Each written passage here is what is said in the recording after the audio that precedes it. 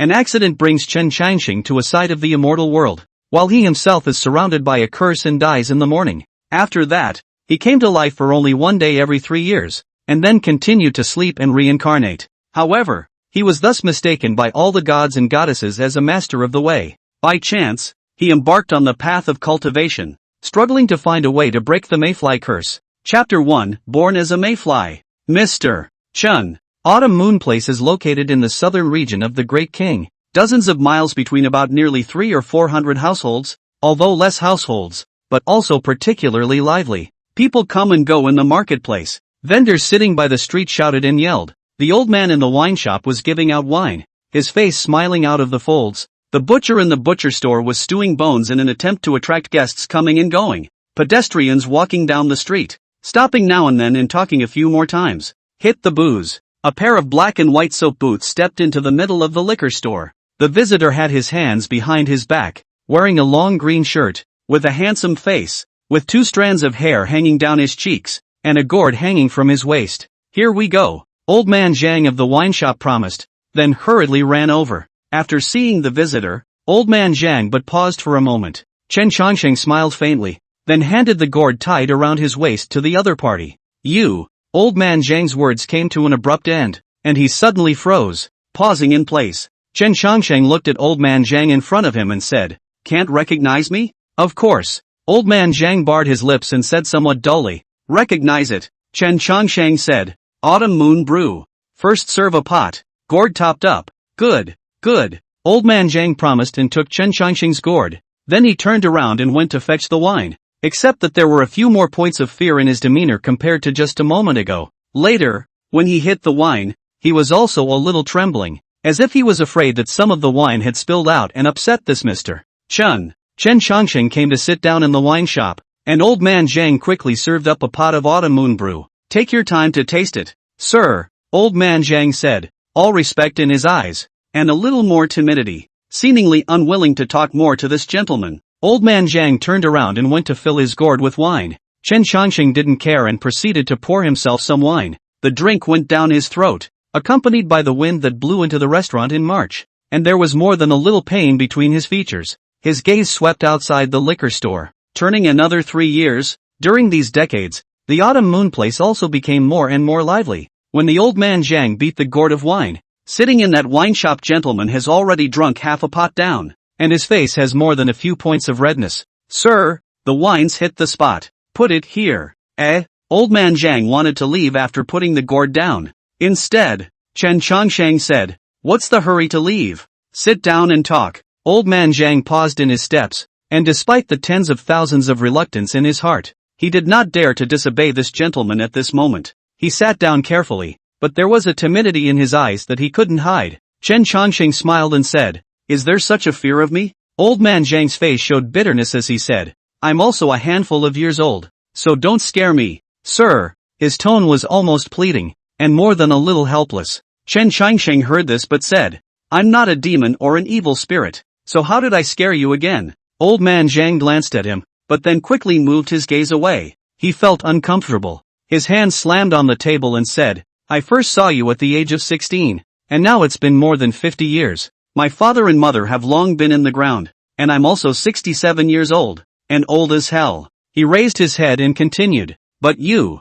Mr. Chen, are still the same as when I saw you when I was 16? How is that supposed to keep me from being scared?" Old man Zhang lowered his head, not daring to look at this gentleman. Chen Changxing took a sip of wine and said, "Look at your wimpy behavior." Old man Zhang puffed and puffed as if he wanted to retort a couple of sentences, but without realizing it, he was unable to say a word for half a day. "I've come to you to do nothing but hit the booze. When did you see me trying to harm you?" Chen Changxing said, "This is true." Chen Changxing came once every 3 years, every time, served a pot, then beat a full gourd of wine, sometimes sat down to chat a few words, sometimes beat the wine and left. Old man Zhang recalled the many things that had happened over the years, and as if he had made up his mind, he gritted his teeth and asked about the doubts in his heart. "So tell me the truth, sir. What exactly are you?" His gaze looked at Chen Changxing with that look, yet he seemed to have a feeling of being at home with death. Chen Changxing was a bit surprised and put down the wineglass in his hand, saying, "This time, how dare you ask again?" Old man Zhang let out a light sigh and said, I'm old beyond my years and don't have 2 years to live. So what else do I not dare to ask? Chen Changqing thought for a moment and said, you and I have met quite a few times. We're old acquaintances. So you might as well guess what I'll be first. Old man Zhang opened his mouth and said, I dare not guess. I don't blame you. Just guess. Chen Changsheng said. Old man Zhang pondered for a moment and gritted his teeth. Mister is a demon? No. Ghosts? Neither. Old man Zhang barred his lips and asked again. So it's a god? Chen Changsheng still shook his head, but did not speak. In fact, he didn't even know if he counted himself. Old man Zhang looked at him with bated breath. Not a demon. Not a ghost. Not a fairy. Then what could it be? He really couldn't think of anything else. Chen Changsheng raised his head to look at him and said, it's a mayfly. Old man Zhang paused for a moment and asked, what's a mayfly? Chen Changsheng shook his head and said,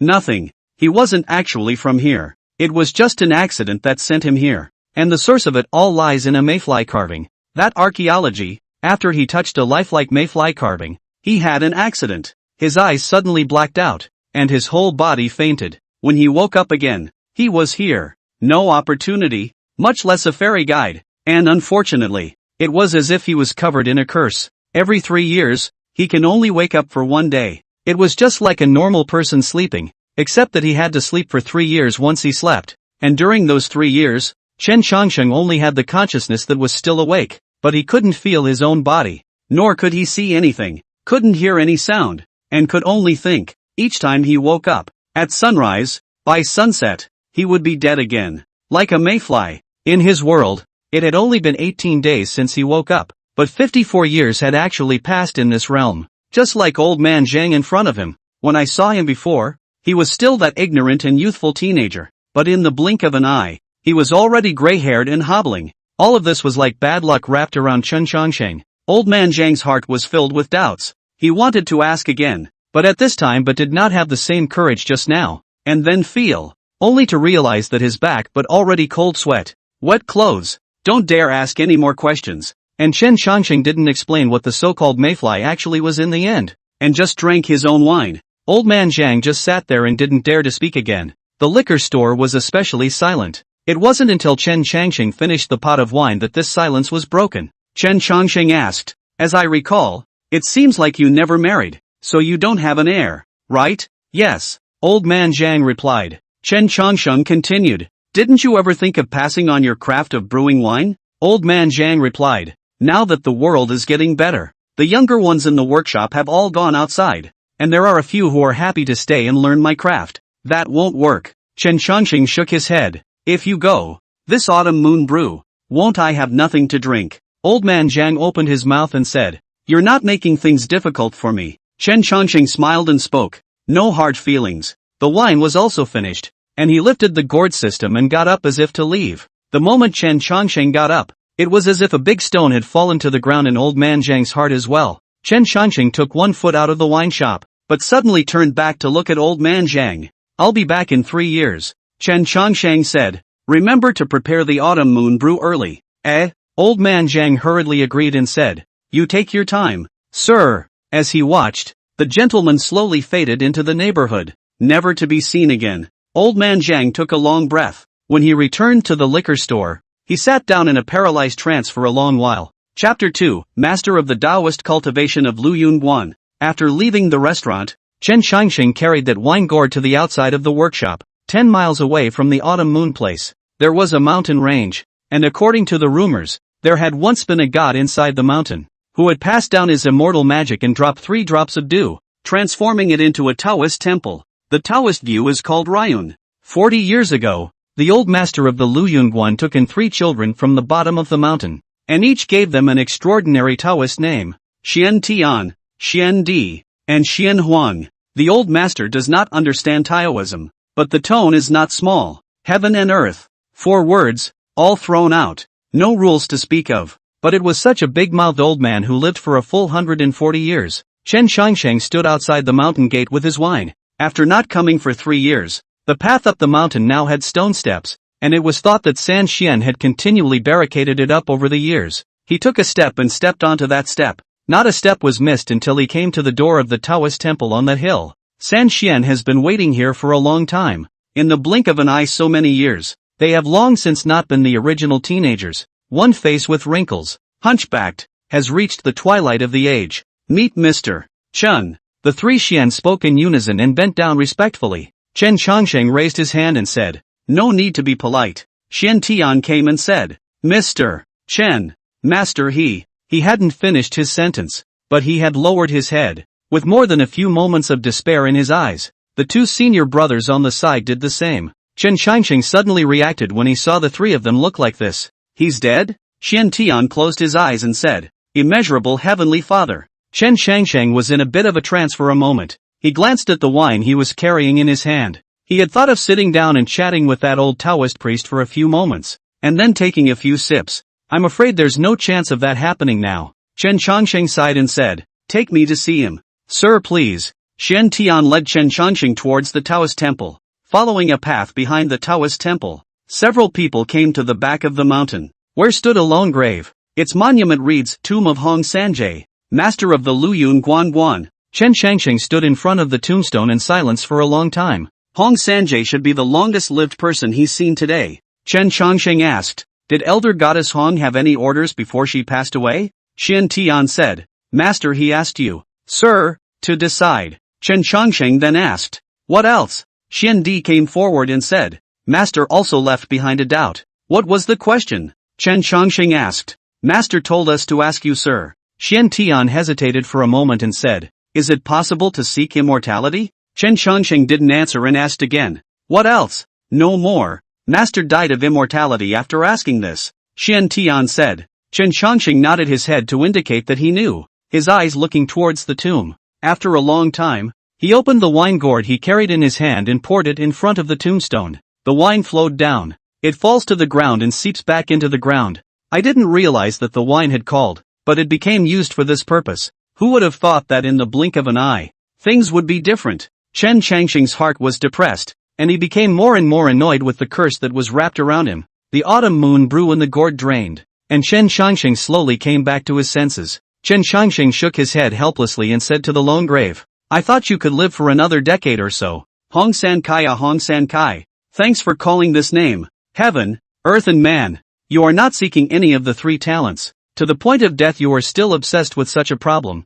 You are not stupid. How could you not think of it? The three Xian in the back looked around, all a bit puzzled. "What did you say, sir? What the hell does that mean?" Chen Changsheng withdrew his gaze as he turned to look at San Xian in front of him. "Your master has cultivated immortality for 147 years, but in the end, he's not as happy as a regular person living a free life, so it's ultimately sad. I am also a former friend of your master, and although he explained down to me to arrange for the three of you, things should never be decided by an outsider. It's not in line with the rules," Chen Changsheng said. "Therefore, the future is up to you to decide, whether you want to leave or stay. It's all up to you." Xian Tian heard this as if a large stone had fallen to the ground. He let out a long breath of relief, arched his hand and bent down. "Thank you, Mr. Chen, for making it happen." Chen Changsheng waved his hand and looked at Xian Di again, asking, "What about you?" Xian Di said, "I am traveling with senior brother Xian Tian to the earth."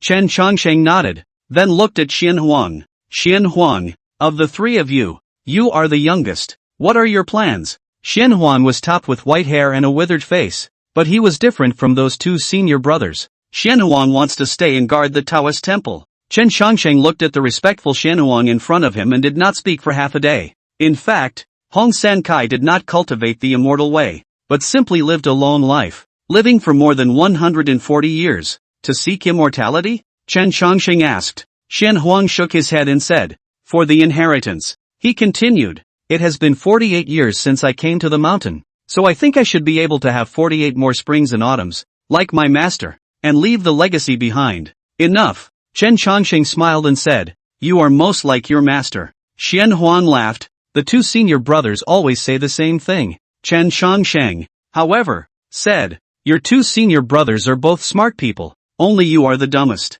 Xian Tian and Xian Di both couldn't help but lower their heads when they heard this. Instead, Xian Huang said, "Sir's lesson is right." Chen Changsheng waved his hand and said, "It's fine if you're willing to do it yourself. I can't control you if you stay in the mountains." Xian Huang breathed a sigh of relief and leaned down. "Thank you, sir." Chen Changsheng's gaze swept over a few people. He took a long breath and said, "Those who should go down the mountain should go down the mountain. Those who want to stay will stay. That's it, so as not to nag." Xian Tian and Xian Di paid their respects to Mr. Chen and did not stay for half a moment before heading down the mountain. Only Chen Changsheng and Xian Huang were left behind in the mountain view. Chen Changsheng and Xian Huang stood at the entrance of the Taoist temple, and Xian Tian Xian Di was already walking on the stone steps of the descending mountain, over 100 years old. Their steps were hobbling, yet it seemed as if they were relieved. "Immeasurable Heavenly Father." Xian Huang let out a long sigh and said, "The two senior brothers will find their way by themselves."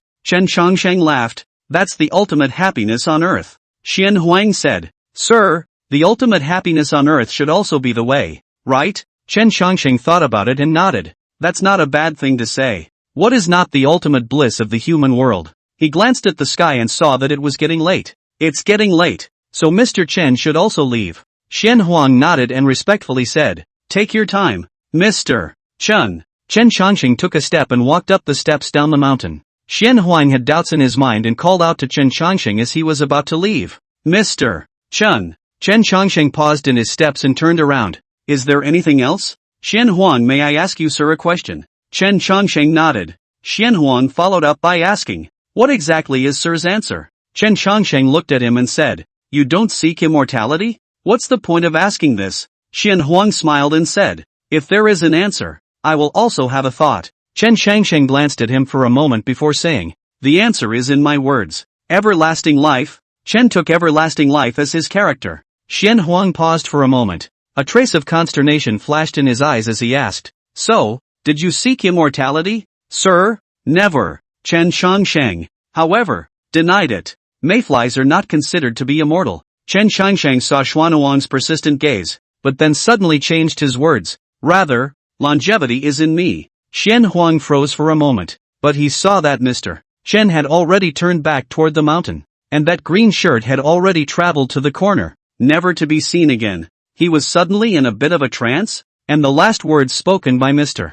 Chen kept ringing in his ears. Xian Huang lifted his head and looked toward the dusk of that sky, seeming to feel something in his heart. He said, "Infinite Heavenly Father." Chapter 3, The Immortal Who Comes and Goes Without a Trace. Chen Changsheng walked on top of that official road. What I could see when I looked up was the dusk that was about to fall and seemingly redden the mountains around here. Chen Changsheng shook the gourd, and there was not a single drop of wine left inside. Autumn Moon Brew was originally called to share a drink with that old Taoist priest, but in the end it was drunk by that old Taoist priest alone, causing me to run out of booze. Chen Changsheng sighed softly, spitting out the unhappiness in his heart. Though he had long expected this day to come, he still felt 1,000 pangs of displeasure when the moment of knowledge came. But birth, old age, sickness and death are the norm on earth, and there is nothing he can do to stop this. It was probably the least painful day he'd ever had. Chen Changsheng simply found a tree and sat down, quietly waiting for the night to fall. When that sunset faded completely, it was time for him to move on to the next 3 years. However, just at this time, a voice came. "How come Mr. Chen is sitting here?" Chen Changsheng opened his eyes and looked over. The visitor was dressed in official robes and soap boots, his face covered with a black raven mask, yet he had no legs, and floated in front of Chen Changsheng's eyes as if he were a wisp of a soul. A trace of consternation flashed through Chen Changsheng's eyes. He was a little confused as to why this thing had sought him out and even called out to him as Mr. Chen. Chen Changsheng forced himself to be calm, got up and asked, "Dare I ask what the parade seeks me for?" What came was not human, but not a ghost either. Instead, it's a parade of the netherworld at the city temple in this autumn moon place. Between the human and the ghost, they are called ghosts and gods. Chen Changsheng had seen it a few times in the autumn moon place when he woke up some years ago, and later went to the city god temple to pay his respects. Only he hadn't struck up a conversation with these man cruisers. The day parade under the mask let out a chuckle, then was reaching out to unmask. The moment that mask was unveiled, Chen Changsheng was suddenly stunned. The parade took the mask and looked at Chen Changsheng and laughed. "Is it possible that Mr. can't even hear my voice?" Chen Changsheng's figure slightly paused, and it was difficult to conceal the shock in his eyes. You. Chen Changsheng came back to his senses as he barred his lips and asked, "How did you become a Yin warrior?" Hong Sankai laughed. "When he was born, his merits counted. So Lord City God promoted Poverty Road to become a Yin division inspector." Chen Changsheng's expression gave a lurch when he heard this. However, in the next moment, he suddenly laughed out loud. Hong Sankai was puzzled. What is Mr. Chen laughing at? Chen Changsheng laughed and said, Mr. Chen thought that you were already dead. That autumn moon brew was sprinkled in front of your grave. Who knows that you suddenly appeared again at this time, and also became a messenger. Hong San Kai Hong San Kai. Mr. Chen was nearly fooled by you Hong San Kai also smiled. Then explained,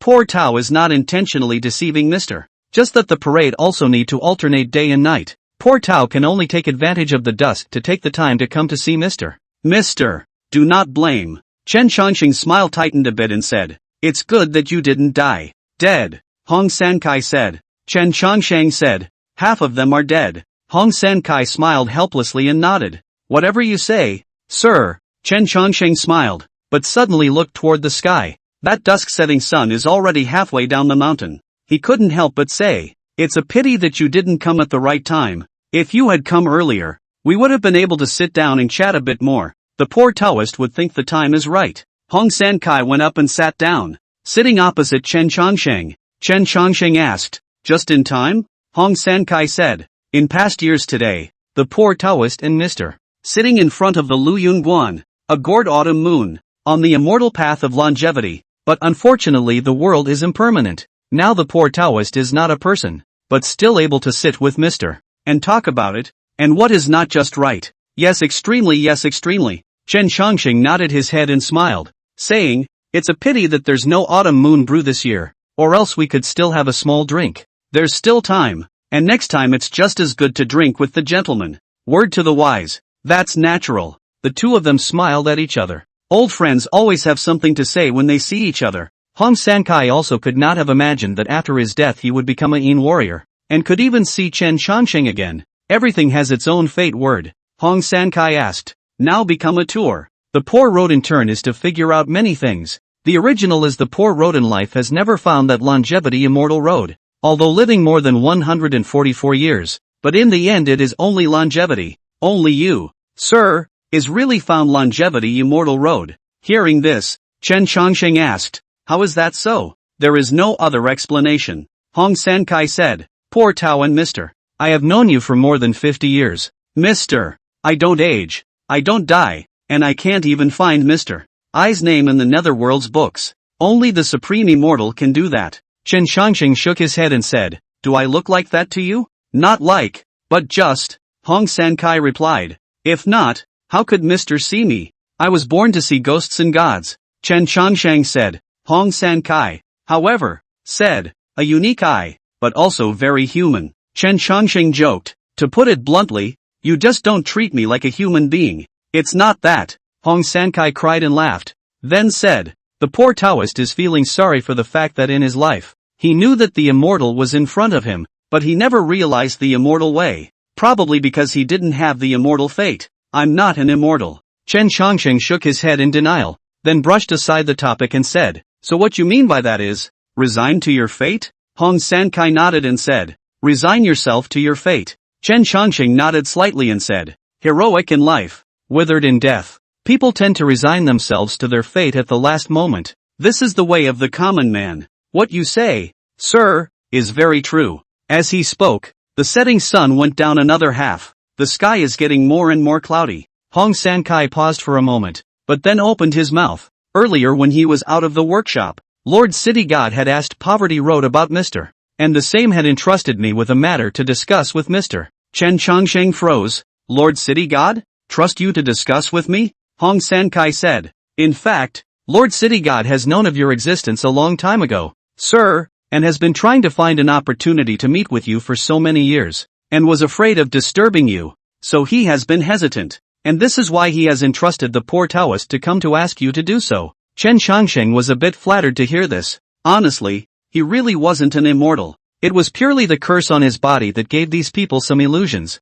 It looks like the city god of Autumn Moonplace also misunderstood. What can be done about this? Hong San Kai laughed. The poor Taoist becoming a parade may also be thanks to the blessing of the gentleman. Chen Changsheng waved his hand and said, it has nothing to do with me. It's because you did good deeds in your own lifetime that you got this opportunity. Hong San Kai, however, disagreed, always believing that he had dipped into Chen Changsheng's light. Hong San Kai didn't continue on, but returned to the main topic. Why don't Mr. Chen give a reply to poor Dao first? so I can also inform Lord City God. Chen Changxing turned his head to look towards the sky. The setting sun had only a few silhouettes left and would soon sink. He would like to meet Lord City God. Firstly, to meet the city god of this world, and secondly to find out if there was any way to break the curse of the mayfly on himself. Time is not waiting for me. Chen Changxing couldn't help but shake his head. Time is not on my side? Hong Sankai blinked, a little confused. Aha! Chen Changxing turned back and said,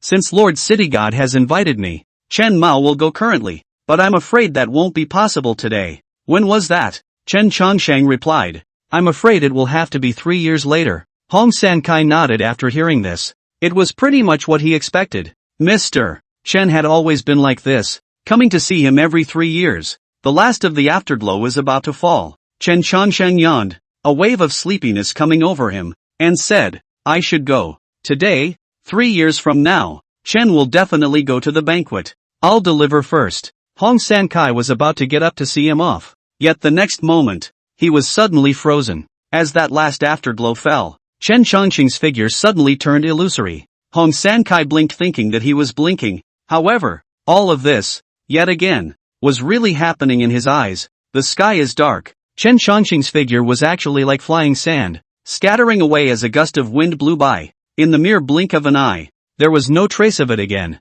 Hong Sankai looked stunned for a good long while before coming back to his senses. Coming and going without a trace. Truly the upper immortal also. Chapter 4, 3 years in a hurry and then back to the liquor store. The hardest time is coming again. Counting. This was the 19th time he had died, and he had long since grown accustomed to all this. Die twice more and you get used to it. Chen Changsheng once again lost his sense of the outside world, and the next thing he knew, it was boundless darkness. Compared to that, this is the hardest part. This is completely different from dreaming, because the consciousness is awake, as if people in the middle of the night would constantly question themselves, and the fear that is born inside is more abrasive than what comes from the outside world. The first time Chen Changsheng was in a state of death, he nearly went crazy, but luckily he got over it, and when he experienced it again later on, he got used to it quite a bit. By now, he was able to face it calmly. From time to time during this time of conscious existence, he would think about philosophical questions,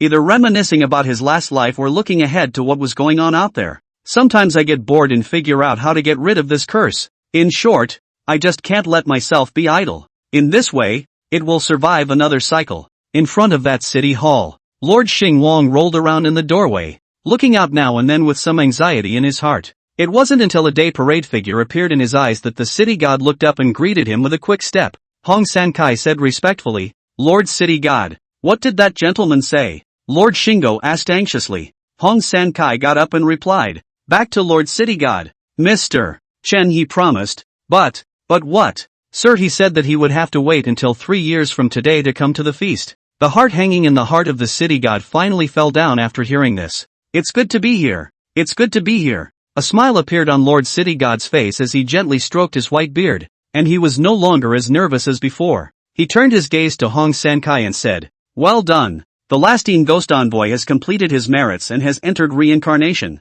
Now the position is just vacant. You next. You will be the Een Ghost Envoy. Under the City God, there are 4 divisions and 3 envoys, and the Een Ghost Envoy is one of the 3 envoys, who is in charge of the day parade and the night parade, and his position is just like the head constable in the government office. Upon hearing this, Hong Sankai hastily knelt down. Thank you, Lord City God, for your promotion. Lord City God put his hands behind his back and said, get up, just do your own thing in the future. Besides, how about you talk to me about this Mr. Chen again? Hong Sankai understood in his mind and agreed. As ordered. He thought to himself that it was true. He himself is just dipped in Mr. Chen's light. Now it seemed that Mr. Chen was much more powerful than he had imagined, even to the point that Lord City God had to go to such lengths to invite him. Thinking of this, Hong Sankai couldn't help but remember the days when he sat down for long talks with Mr. Chen during his lifetime. In this way, it seems that I just don't have this immortal destiny. If you can't catch it yourself, you can't blame anyone else.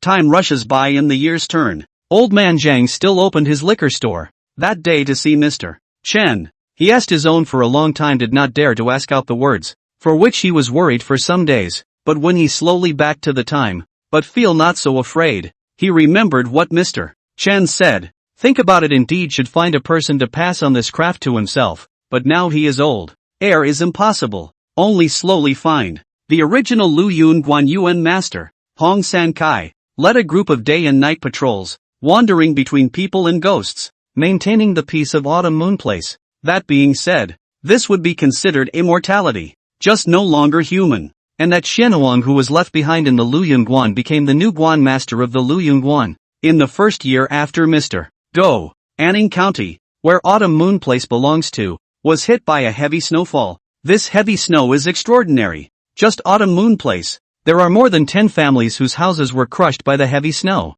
And there are even a lot of people households who never woke up after a sleep, and were frozen to death in their dreams. The government and the people in the community immediately organized to fight against the disaster. And although it got a lot better, a lot of people were displaced because of the heavy snowfall. It was also in this year that the Taoist master in that Lu Yunguan came down from the mountain and brought 5 children up from the bottom of the mountain. 4 boys and 1 girl, all of them children. It's another round. And Hong San Kai, who was a ghost in God, knew about it, and for that reason went back to the mountain to see for himself. Seeing that the Guan was once again revitalized, he could not help but feel a lot of relief in his heart. Winter to spring. Many died in the winter, and those who survived still had to face a new life. Anning County, the various workshops have appeared a lot of beggars. These people are in that snow and the homeless people. Life is good not to be frozen and starved to death. It became a beggar. An old man Zhang in the wine shop in the Autumn Moon Place also took in a small beggar in the beginning of spring this year. The price was half a chaff cake.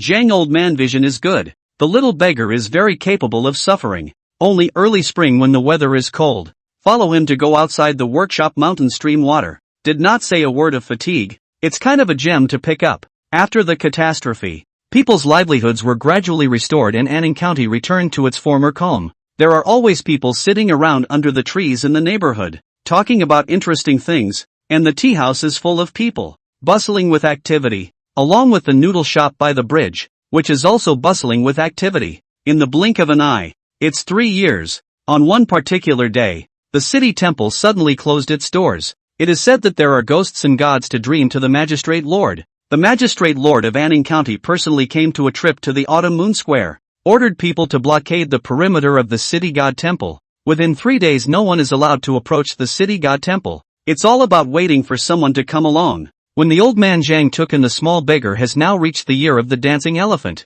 wearing a felt hat on top of his head, a small second appearance, looking stout. The skin is also dark, and after old man Zhang took him in, he gave him a new name, Xiaolu. A pair of soap boots stepped into the liquor store. The visitor placed the gourd on the stage and said, Autumn Moon Brewing. 1 pot first. Gourd pumped full. Xiaolu looked at the wine gourd handed up. See the size. Some for the problem, customer. In recent days to the Autumn Moon Brewing sold more. The rest. I'm afraid to play not enough for this gourd. Not enough? Roku heard this one voice and raised his eyes, only to see the green-shirted gentleman come back and look at him. Xiaolu some trance. In the Autumn Moon workshop so many years, he has never seen this kind of temperament elegant people. Even that face, looking at all give a sense of purity. Seeing that this person was not very old, Chen Chongsheng asked, where is your family's shopkeeper? Xiaolu came back to his senses and said, our shopkeeper has gone to pump oil. He'll be back in a while. Chen Chongsheng thought about it and said, then I will just wait for a while. Xiaolu nodded and greeted Chen Chongsheng as he entered. You sit first. Sir, Xiaolu asked. Tea, sir, or wine? The natural thing to do when you come to a wine shop is to drink. Chen Chongsheng laughed. I can't get enough gourds to beat it, but there's always a pot to serve, right? Yes. Xiaolu promised and said, sir, wait for a few moments. Chen Chongsheng waved his hand and said, go. Xiaolu then went off to get a drink. Chen Chongsheng, on the other hand, sat down in the liquor store and surveyed it. Don't say, the change is quite big. Zhang old man also will this restaurant to repair some. Look at the rules a lot. While Xiaolu was looking at that gentleman from time to time, he thought to himself that with this kind of talk and temperament, this gentleman must be extraordinary, and must not be neglected. Chapter 5, The Joy of Meeting an Old Friend. Xiaolu waited at the side after serving the drinks. Chen Chongsheng tasted a mouthful, and under the fine taste, he tasted something different. The wine was indeed Autumn Moon Brew, but the flavor was a few points worse. He asked, this wine, it's not brewed by your housekeeper, is it? Xiaolu stepped forward and replied, back to you sir. It was the shopkeeper who watched the brewing. So you brewed it? Count on it. Upon hearing this, Chen Changsheng said, "You're the disciple that old man Zhang took in?" Xiao Lu shook his head and said, "The shopkeeper didn't confiscate me as an apprentice. I was picked up by the shopkeeper. Usually doing odd jobs in the liquor store. The shopkeeper managed to give me a mouthful of food." Chen Changsheng understood in his heart. So this old man was quite mindful.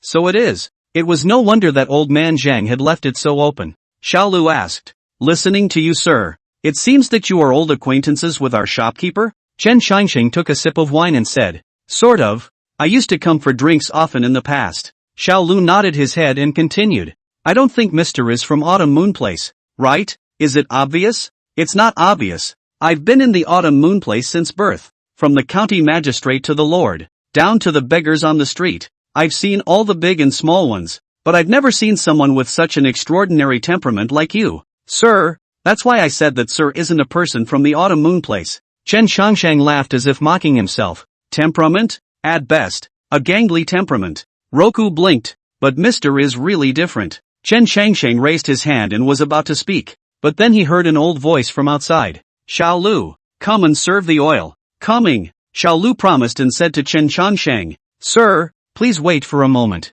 Chen Changsheng nodded and stopped talking. He looked back, only to see an old man with gray hair walk in the doorway of that liquor store, walking with a limp, seemingly injuring his right foot. "Boss, I'll do it." Xiao Lu took the oil altar in the shopkeeper's hand and was about to carry it inside. Old man Zhang handed over the oil altar, but when he looked up, he saw a familiar gourd on the wine shop counter. He froze slightly, and his form shuddered. Xiao Lu said, "By the way, shopkeeper, there is a gentleman who says he is an old acquaintance of yours." Old man Zhang's heart grew a little more uneasy when he heard these words, and as his line of sight strayed, he saw Chen Changsheng sitting in the wine shop drinking. Old man Zhang instantly felt a bit weak in his legs and couldn't walk, and his eyes were sparkling with gold stars. Chen Changsheng looked at old man Zhang in the doorway and said, "Why is the leg still limping?" Old man Zhang opened his mouth as he took a step. Xiao Lu didn't know how. He hurriedly placed the oil altar on the stage and went up to help the shopkeeper. "Boss, be careful." Old man Zhang arrived in front of Chen Changsheng under the support of Xiao Lu.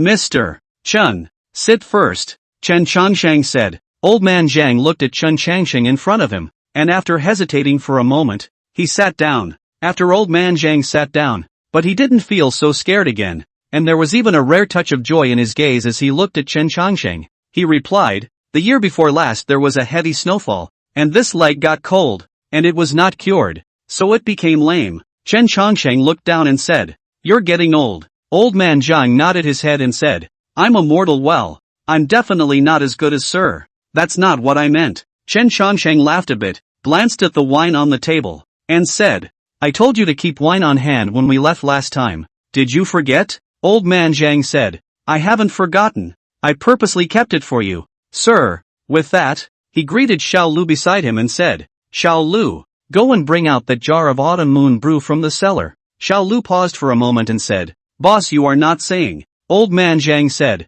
"This gentleman is the one I was talking about." Kuroku glanced at the gentleman and couldn't help but be in a bit of a trance. "The shopkeeper has such an old friend? What are you waiting for?" Old man Zhang said, "I'm on my way." Kuroku looked back, then turned to get the wine. Chen Changsheng looked at Xiao Lu's departing figure and said, "You have a pretty good eye." Old man Zhang grinned and said, "By mistake." Chen Changsheng said, "How long has he been with you?" Full stop. "Over 2 years. It's been so long." "Well, learned it all." Chen Changsheng glanced at him and laughed. "Did he learn the ropes? Or did you purposely leave a handout?" Old man Zhang didn't hide it and admitted, "I can't hide it from you, sir. After all, it's not your own son, so it's only human to keep your hand in the game." Old man Zhang, however, felt a bit surprised and said, "I thought that you, sir, were saying that I had done something wrong."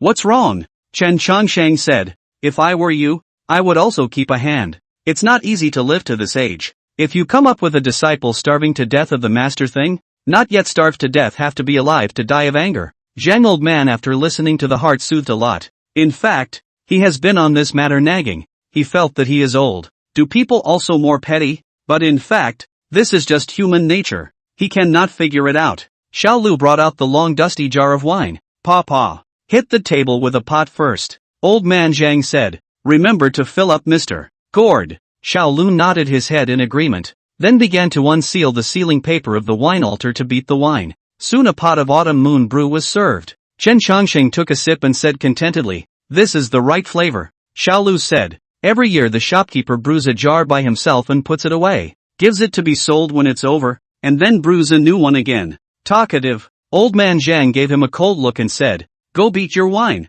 Xiao Lu shuddered and hurriedly walked away to get some wine. Chen Changsheng said, "It's not like it's something that can't be said." Old man Zhang barred his lips and said, "I'm afraid that if Mr. knows about it, he won't come for a drink in the future." Chen Changsheng laughed a bit and said, "Originally, I could have stopped coming, but as soon as you said those words, I had to come." Old man Zhang grinned. "Can't wait for Mr. to come and drink." Chen Changsheng poured a mouthful of wine into his mouth, put that wine jug down, and raised his eyes to old man Zhang. "You really aren't afraid of me at all now?" Old man Zhang said bluntly. "Just now when I entered the door only to see Mr. Chen was a little afraid. I guess it was because I was afraid of getting used to it in the previous years, but after I sat down, I felt that there was nothing to be afraid of. It's true that the older you get, the bolder you get." "Not really."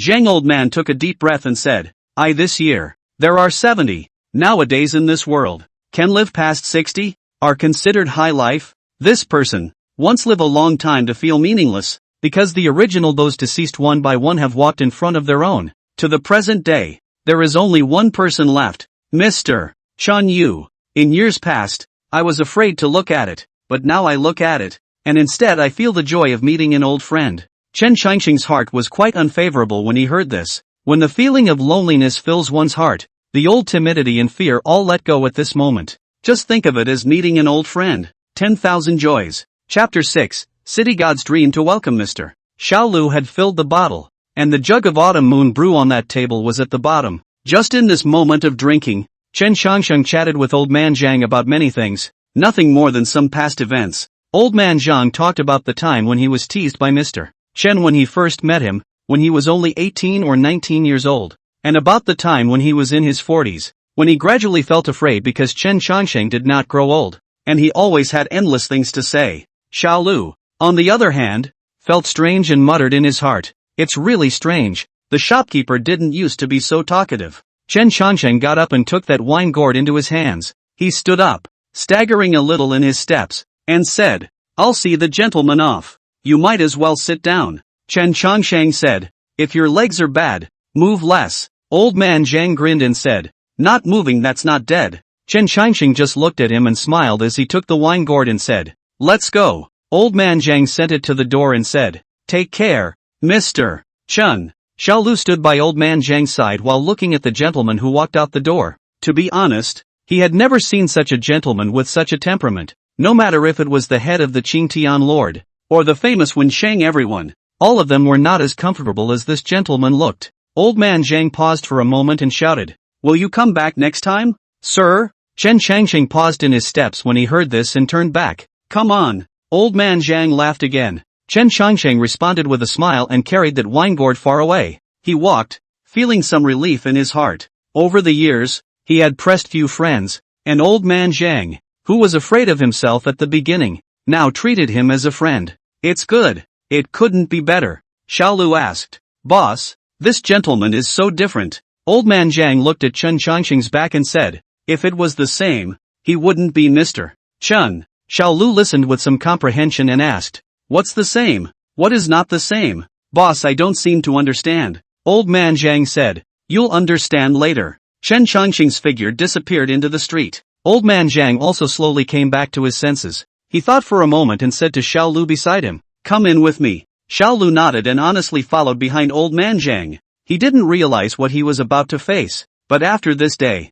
Xiao Lu became Zhang Xiaolu. Chen Changsheng had only been out of the wine shop for a short while. He had planned to go to Lu Yuan watch to see, and he didn't know if Xianhuan was still on the mountain before he could leave the workshop. However, he was stopped by a couple of cruisers. The two masked day cruisers came to Chen Changsheng's front and respectfully arched their hands. "Dare I ask if it's Mr. Chen?" Chen Changsheng looked at the parade in front of him and hurriedly arched his hand. "It is precisely me." When the two rangers saw Chen Changsheng being so polite, they hurriedly put their hands and heads down a bit and said, "Lord City God ordered us to invite Mr. Chen to the banquet." This, Chen Shangsheng was a bit uncomfortable for a moment when he saw these two cruisers being so respectful. City God and personally sent people to invite. He is not good to refute people's good intentions. Just this Lu Yunguan.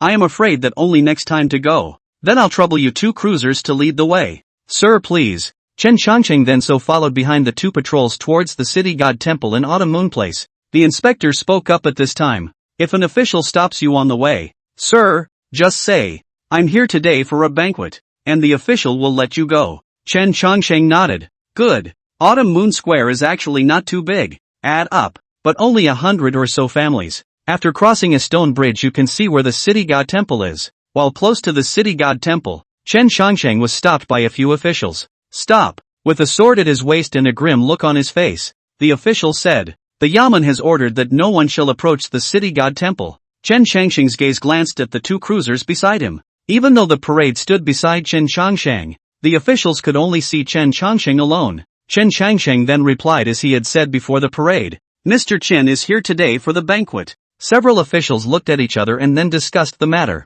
Is he? That should be it. That's what the magistrate said in the first place. So we release it? Chen Shangsheng glanced at them and said, can I go over? A few officials looked around, then got out of the way. Seeing this, Chen Shangsheng said, many thanks. With that, he walked through the crowd of officials. The parade, on the other hand, passed through the official's body and followed Chen Shangsheng's left and right. Chen Shangsheng asked, why would an official stop it? The parade replied, Mr. is not aware of this? The temple has always been full of incense. Lord City God knew that Mr. was coming, so he gave the magistrate a heads up beforehand and blocked off the perimeter of the city god temple. Chen Shangsheng asked, greeted? How do you greet? Can ghosts and gods also appear before the eyes of mortals? Naturally, I can't. The parade replied, it was the city god himself who dreamed the dream. The words of the parade were cloudy and light, as if they were not strange, but Chen Shangsheng was stunned for a moment in his heart after hearing them.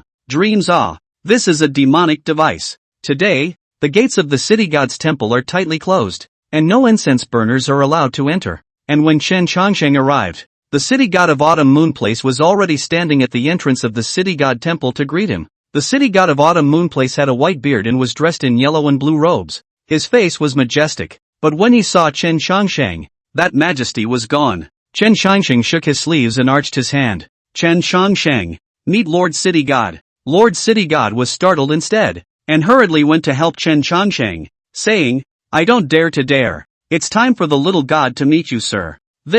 When Chen Shangsheng saw Lord City God's respectful appearance, he was a bit puzzled for a moment. Is there some part of the process that's not right? Even if you mistakenly think I'm some kind of Taoist master, but as a city god, you don't have to do it so politely, do you? The city god then had an invitation. Autumn Moon Place city god Mao Gongzhou invites Mr. Cheng to join the banquet and take a seat. Chen Shangsheng couldn't help but sigh in his heart, thinking that there was a big misunderstanding, but he also hardened his heart and continued to pretend. Lord City God first. No, after you, sir. When Chen Shangsheng saw the situation, he was somewhat in tears. The undertaker pushed open the door of the city god temple, and Chen Shang could only take a step, stepping into the temple first. And the group of officials who had previously given Chen Shangsheng a free pass never turned around to look at him. It was the magistrate who gave the deadly order that all must not look back, so much so, that they saw nothing. But on that distant bridge, there was a child in hemp clothes looking at the scene and rubbing his eyes, thinking that he had blinked. The door opened by itself? The boy in sackcloth froze for a moment and rushed back to the house. He was a little taken aback. After Chen Shangsheng entered the city god temple, he saw that a table of good wine and food had already been set up in the temple. The city god ordered the group of diabolicals to retreat, and in the blink of an eye, only Chen Shangsheng and the city god were left in the courtyard. After sitting down, Chen Shangsheng felt a little less comfortable. As a mortal, he was still under some pressure to face the city god. The city god laughed after taking his seat. It's a blessing for the city god temple of Autumn Moon Place that Mr. can show his face to the banquet today. Lord Shingo has overstated his case. Chen Shangsheng smiled helplessly and said, Mr. Chen isn't that capable. The city god, however, only thought that it was Chen Shangsheng's usual low-profile behavior and modest words, and didn't take it to heart at all. Then the city god poured wine for Chen Shangsheng. It was only at this time that Chen Shangsheng noticed that the city god's hands were solid, and unlike the crowd of nether women parading around, The legs were also real. He was a little puzzled. He didn't seem to see any legs when he entered earlier. That's weird. Ghosts and gods have entities? Chapter 7, All human immortals and ghost immortals are immortals. Chen Changsheng asked,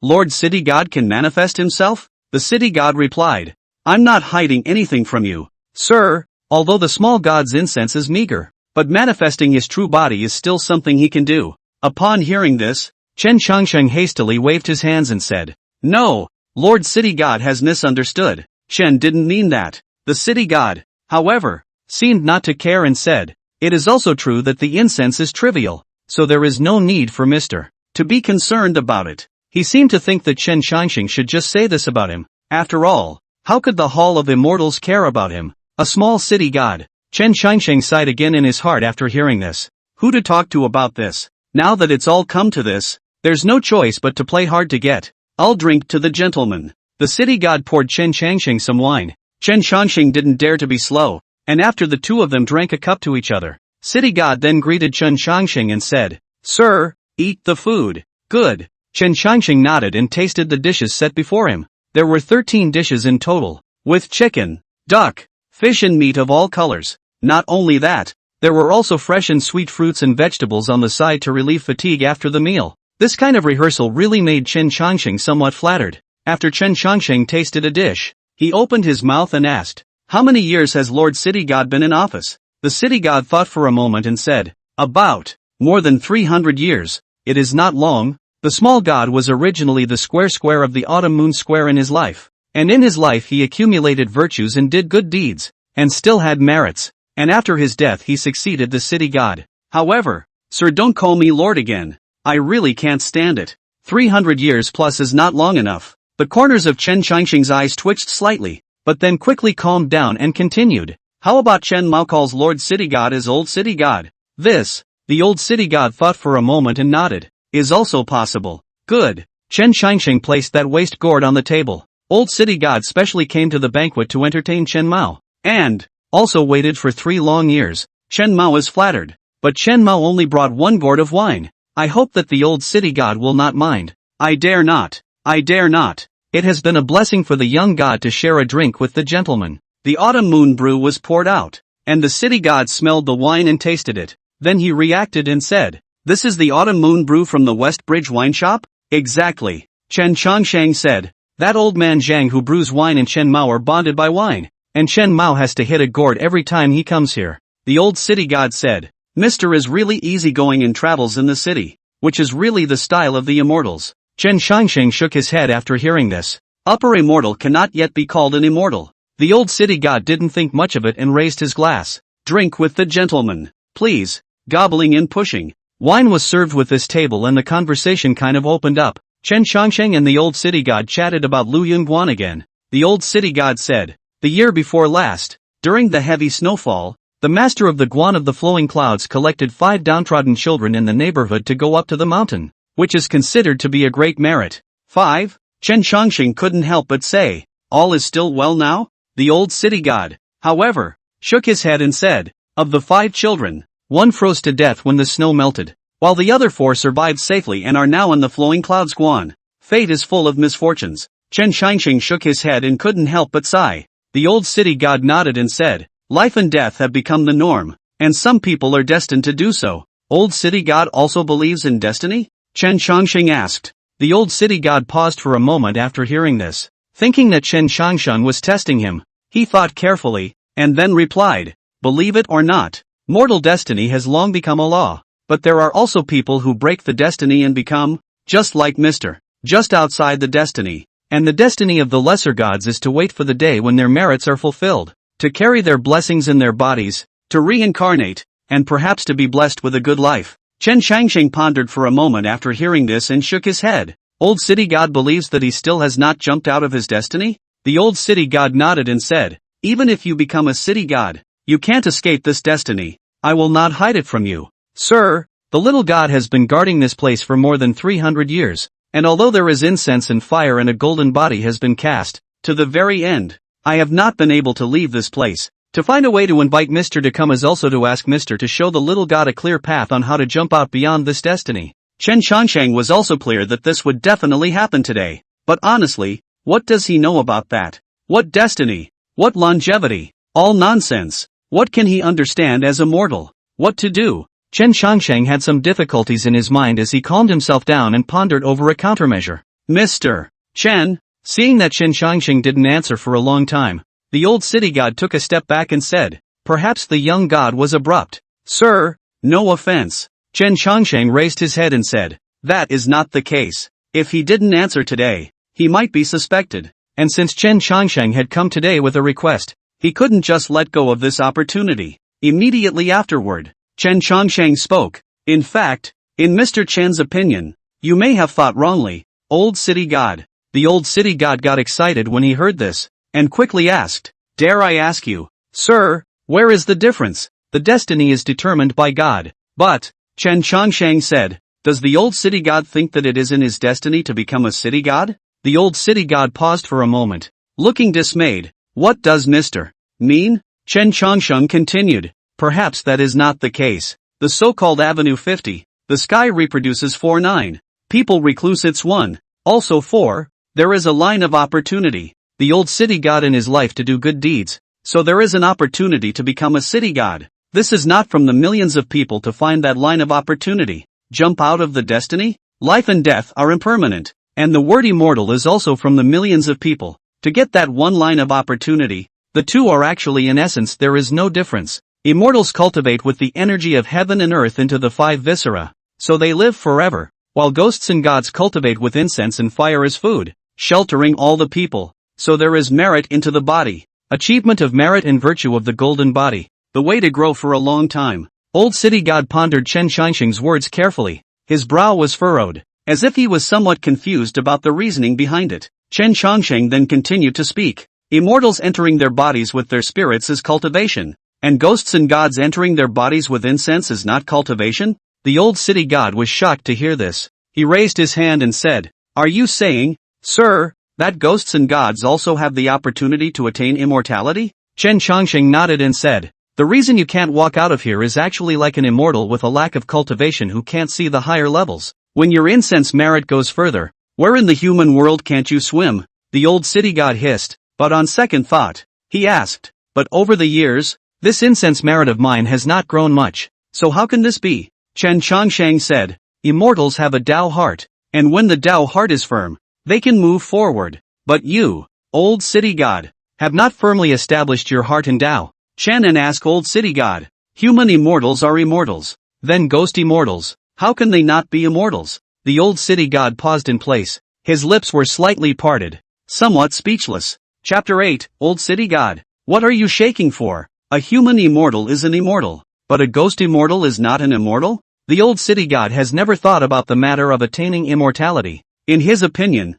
now that he has become a ghost and god, how can he relate to the word immortal? Now Chen Changsheng's words had yet again enlightened him. Chen Changsheng, on the other hand, was relieved in his heart. Should be able to bluff him, right? To put it bluntly, these words are his own understanding. To say true is not true. To say false is not too false. Also true and false things, is the most bluffing? The old city god calmed down and asked, then, Mr. Chen, what should the young god do? Chen Changsheng said, the most important thing in the ghosts and gods course is incense and merit, and both of these things come from the people. Love and protect the people, and collect the people's wishes for incense and fire, so that they can become the great Tao. The old city god sat at the table, his eyes looking ahead, thinking. Chen Changsheng also did not move, while silently watching the old city god's expression, fearing that he would react. After about a few quarters of an hour had passed, the old city god's form shifted back a bit. Chen Changsheng forced himself to stay calm and looked at him. The old city god breathed a long sigh of relief as he stood up and clasped his fists. Little god, thank you for your teachings, sir. He let out a long sigh and said, the little god understands. Chen Changsheng paused for a moment. Understand what? The old city god said, small god left and right thought, only to figure out the gentleman with good intentions. As a city god, I do not think of the people for the neighborhood, but think of how to get rid of here. Mr. First and I talk about the ghost fairy a way to hook up the small god heart desire, and talk about the way of the heart, then talk about the incense and the wishing power. The small god at this moment only to understand that the ghost fairy, but it is only Mr. Lies. Chen Shangxing was startled for a moment in his heart when he heard these words, and the wine glass held in his hand trembled. The ghost immortal is false. The city god is the real thing. The only way to become a Taoist is to walk back to the right path and follow heaven. The old city god suddenly bent down and bowed respectfully to Chen Shangxing, saying, "The young god has been taught." Chen Shangxing was somewhat at a loss in the face of these words from the old city god. As if he didn't mean it himself. Chen Shangxing thought for a second. Since it was all like this, it would be better to go along with it. "You can't show your face." Chen Shangxing raised his hand and said, "Mr. Chen lied to you, and you're still being so polite." The old city god got up and said, "Sir's good intention. If I don't understand it again, I will be a city god in vain." Chen Shangxing smiled warmly and said, "It is your own willingness to walk back to the right path, not Mr. Chen's merit, so why bother thanking me?" The old city god said, "If not for Mr. When would I have to be, to think clearly about all this? Thanks to Mr. for granting a karma. The little god, I am grateful." Chen Shangxing was a little less comfortable being handled by his respectful manner. "It's certainly uncomfortable to have a ghost in your heart." Chen Shangxing laughed dryly and said, "Sit down and eat your food. I'm not full yet." The old city god paused for a moment when he heard this, and immediately a smile appeared on his face. "I salute you, sir. Please." Within a few moments, a gourd of autumn moon brew went down. Chen Shangxing's face also turned a little red. Seeing that he looked a bit drunk, the old city god said, "Why didn't you use your magic power to eliminate your drunkenness, sir?" Chen Shangxing's heart trembled, suddenly tensing up. "It's not going to show, is it?" Chen Shangxing thought for a moment and replied, "Wine comes from the fireworks of the earth, and only the fireworks of the earth are the most appeasing to the human heart, so if the intoxication is removed, what is the point?" The old city god was shaken in his heart when he heard it, and in his mind he thought, "That's what makes an immortal. If not for the immortals, how could they coexist with this mortal world? And if not for the immortals, how could they have such a free will?" The old city god is considered to have had his eyes open today, and said in a loud voice, "What the gentleman said is very true." Chen Shangxing came back to his senses and remembered the business. "I won't hide it from old city god. Mr. Chen also has a favor to ask." "Mr. Chan and say." Chen Shangxing raised his head and said, "Old city god has lived on earth for a long time, walking amongst people and ghosts. Has he ever obtained the immortal Tao's method of refining qi?" The old city god pondered for a moment, and although he didn't understand what Chen Shangxing was looking for this thing for, he still replied, "This is true. Sir wants this thing?" Chen Shangxing lied and said, "In recent years, I've wanted to create a new dharma, and now I'm collecting these." The old city god arched his hand after hearing this and said, "Mr. Great talent." With that, he saw the old city god shake his sleeve, only to see a piece of paper shaking out of that sleeve. The old city god accepted it and handed it to Chen Shangxing. Chen Shangxing swept a glance and saw that the paper had a bunch of messy words written on it. He didn't recognize any of them at all. However, with just a glance, the words were imprinted into his mind as if they were starbursts, and the words that were clearly unintelligible were, in an instant, but they were all comprehended. Chen Shangxing was ecstatic, but didn't show it, saying, "Can you grant Chen permission to make a copy? Transcription?" The old city god paused for a moment and asked, "Mr. Can transcribe what's in here?" Chen Shangxing paused for a moment and asked, "No?" The old city god was puzzled in his mind, but he didn't dare to make a sound. He beckoned and called out, "Someone, go fetch Mr. Chen a pen, ink, paper and inkstone." "Many thanks." Chen Shangxing smiled warmly. In a short while, the undertaker fetched all the brushes, ink, paper and inkstones. "Please, sir." The old city god handed over the quill. Chen Shangxing, on the other hand, was a bit puzzled. He felt that there was something not quite right about the old city god, but can't say what's wrong with it. He picked up his pen and paused. Then he copied it according to that qi refining method. Old city god, on the other hand, had been staring at the contents of Chen Shangxing's paper, wanting to see how it turned out. This qi practicing method is only a total of more than 400 words. Chen Shangxing wrote very slowly. One is not skilled. Although in his last life he practiced writing with a brush, but he has not moved the pen for a long time. Good thing, though, it's still perfectly transcribed. It's just not very well written. As the last word fell, the old city god's heart was in his throat. Chen Shangxing put away the brush and set it aside. He glanced at the transcribed dharma and was quite satisfied. Thanks to the old city god. The old city god paused for a moment. His arm trembled, and he said, "Mr. Chen, Could you show the transcription to the young god? Chen Changsheng was a bit puzzled, but still nodded. Naturally, the old city god took the paper and compared the contents of the two sheets. It turned out to be word for word. He opened his mouth and his gaze toward Chen Changsheng changed. Each chi refining technique was unique between heaven and earth. It was simply impossible to be transcribed. And if it was done, the paper would be burned by the power of heaven and earth. Mr. Chen, on the other hand, had transcribed this piece of chi refining technique in its entirety. This gentleman, just how deep is the Tao? How dare even the heavenly emperor give him a third of his face? The old city god's arm trembled, his throat rolling, his heart more than a little horrified. Chen Changsheng was unsure and blinked. What are you shaking about, old city god? Chapter 9, A child in the corner calls for a child. The meal, of sorts, was rounded off. The old city god originally intended to stay Chen Changsheng rest overnight, tomorrow and then accompany him in the autumn moon place to take a good stroll. If not for Chen Changsheng to excuse himself nearly did not get out of the door. Chen Changsheng walked out of the door and turned back. There's no need to send him off. Mr. Chen has his own place to go. Old city god need not worry. The old city god thought in his mind that perhaps the gentleman didn't want to be disturbed, and didn't dare to take much offense. So he said, then, sir, take your time. The little god won't disturb you. Chen Changsheng breathed a sigh of relief in his heart and walked in the direction of the long bridge. He was now preoccupied with the chi refining technique in his arms. Over the years, he had thought of countless ways to break the mayfly curse, but in the end, the results were unsatisfactory. It also made him realize that there was no way for mortal power to break the curse, and now that he had found the doorway to cultivation, he might be able to find a way out of it as well. The old city god stood in the doorway, looking at the Chen Changsheng who was walking away. He recalled the scene of Mr.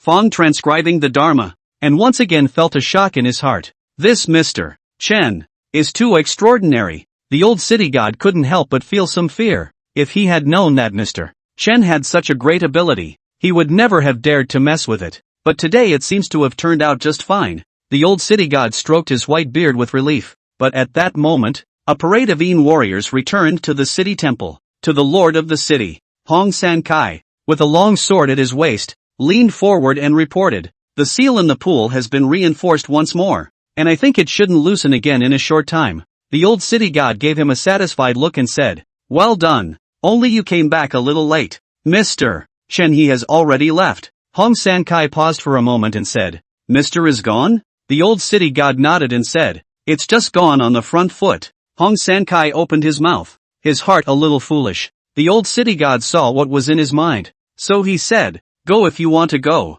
and come back later and follow me to that ancient well. Hong San Sai's face showed joy as he arched his hand and said, thank you, Lord City God. With that said he moved towards catching up after Mr.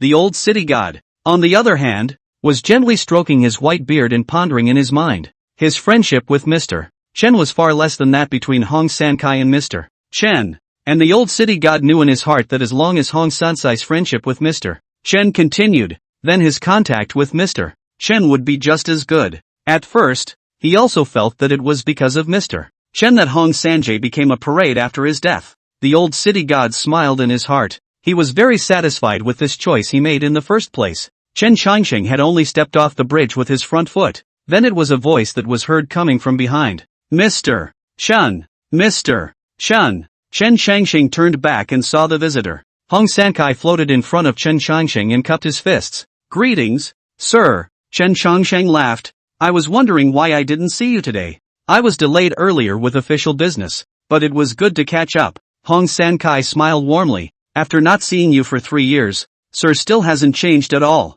Chen Changsheng swept him a glance and said, you've changed quite a bit. You've already accumulated quite a bit of merit and incense on your body, and you're becoming more and more of a Yinsher. After Mr. left last time, Lord City God promoted me to become a Yin Ghost Envoy. All thanks to Mr.'s blessing. Why it's all thanks to me again. Chen Changsheng laughed a bit and waved his hand. But Mr. Chen didn't help you with anything. Although Mr. said so, but the poor Taoist heart is clear why. If it were not for Mr. Maybe I'm not even a Yin messenger. Not to mention the Yin Ghost Envoy. Chen Changsheng just smiled and didn't say anything else. How could he not understand these truths? Then after that, the two found a secluded spot to sit and chat. Hong Sanjay is just like him when he was alive. When he talks, there's no end to it. That snowstorm the year before last was really powerful. A lot of people died in the snowy night, and for several days in a row the workshop was filled with grievances, and it was busy for some days. Last year there was also a matured rat demon that ran into the workshop to steal chickens to eat.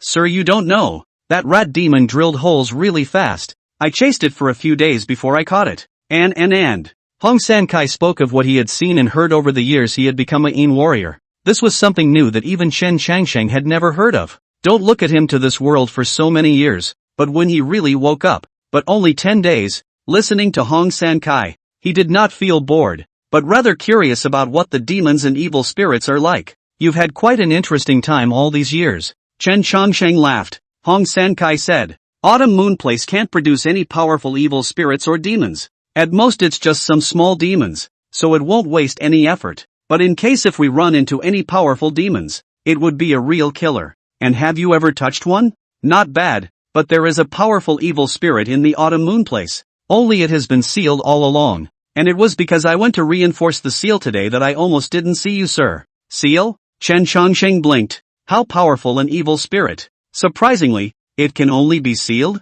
I don't know. Hong San-kai said. I heard from Lord City God that this evil spirit had once killed nearly a dozen people in Autumn Moon Place, and its grievances were so great that Lord City God later personally took action. But the evil spirit was too cunning, and it was only with great difficulty that Lord City God was able to seize the opportunity to seal it. Chen Changsheng was horrified in his heart upon hearing this. More than 10 people. It's a dangerous world. Chen Changsheng couldn't help but smack his lips, thinking that he was lucky that he hadn't run into any of these things. Chen Changsheng and Hong San-kai were chatting so vigorously that neither of them paid attention to the situation around them. Behind that roof, a child peeked out. He had been there for a long time watching. Childish Call quietly followed the scene, apparently recognizing the gentleman.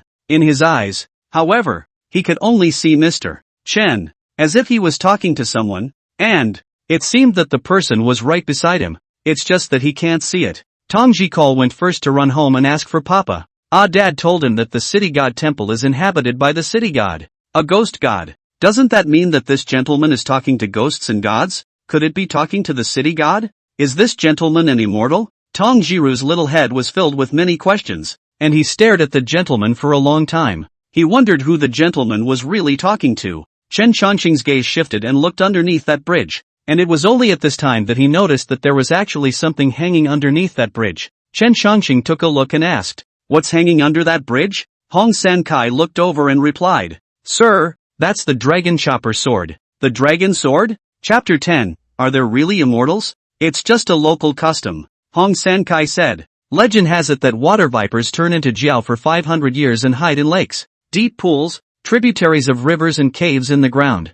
Jiao cultivation for 500 years, after undergoing the tribulation, will be along the river into the East China Sea, can be transformed into a dragon. The process of transforming into a dragon can be referred to as either walking on the jiao or walking on the water. And if the scaly dragon is in the human world to go to the water, if you want to enter the big river, you have to borrow the way. If it passes through the river where the workshop is located, the huge waves rolled up maybe washed away the people's houses, endangering the workshop, so the local people will hang a sword under the bridge, the scaly dragon to go to the water. It will not borrow the way here again. Of course, this is just a legend. Even Lord City God has never heard of a dragon walking on water. Legends? Chen Changsheng asked again. Then is there a true dragon in this world? Hong San-kai listened and said, Yes, true. Aha. Lord Chenghuang said that there is a true dragon living in the great river, sheltering the great view from the wind and rain. And the Dragon King enshrined in the Dragon King temple today is this true dragon.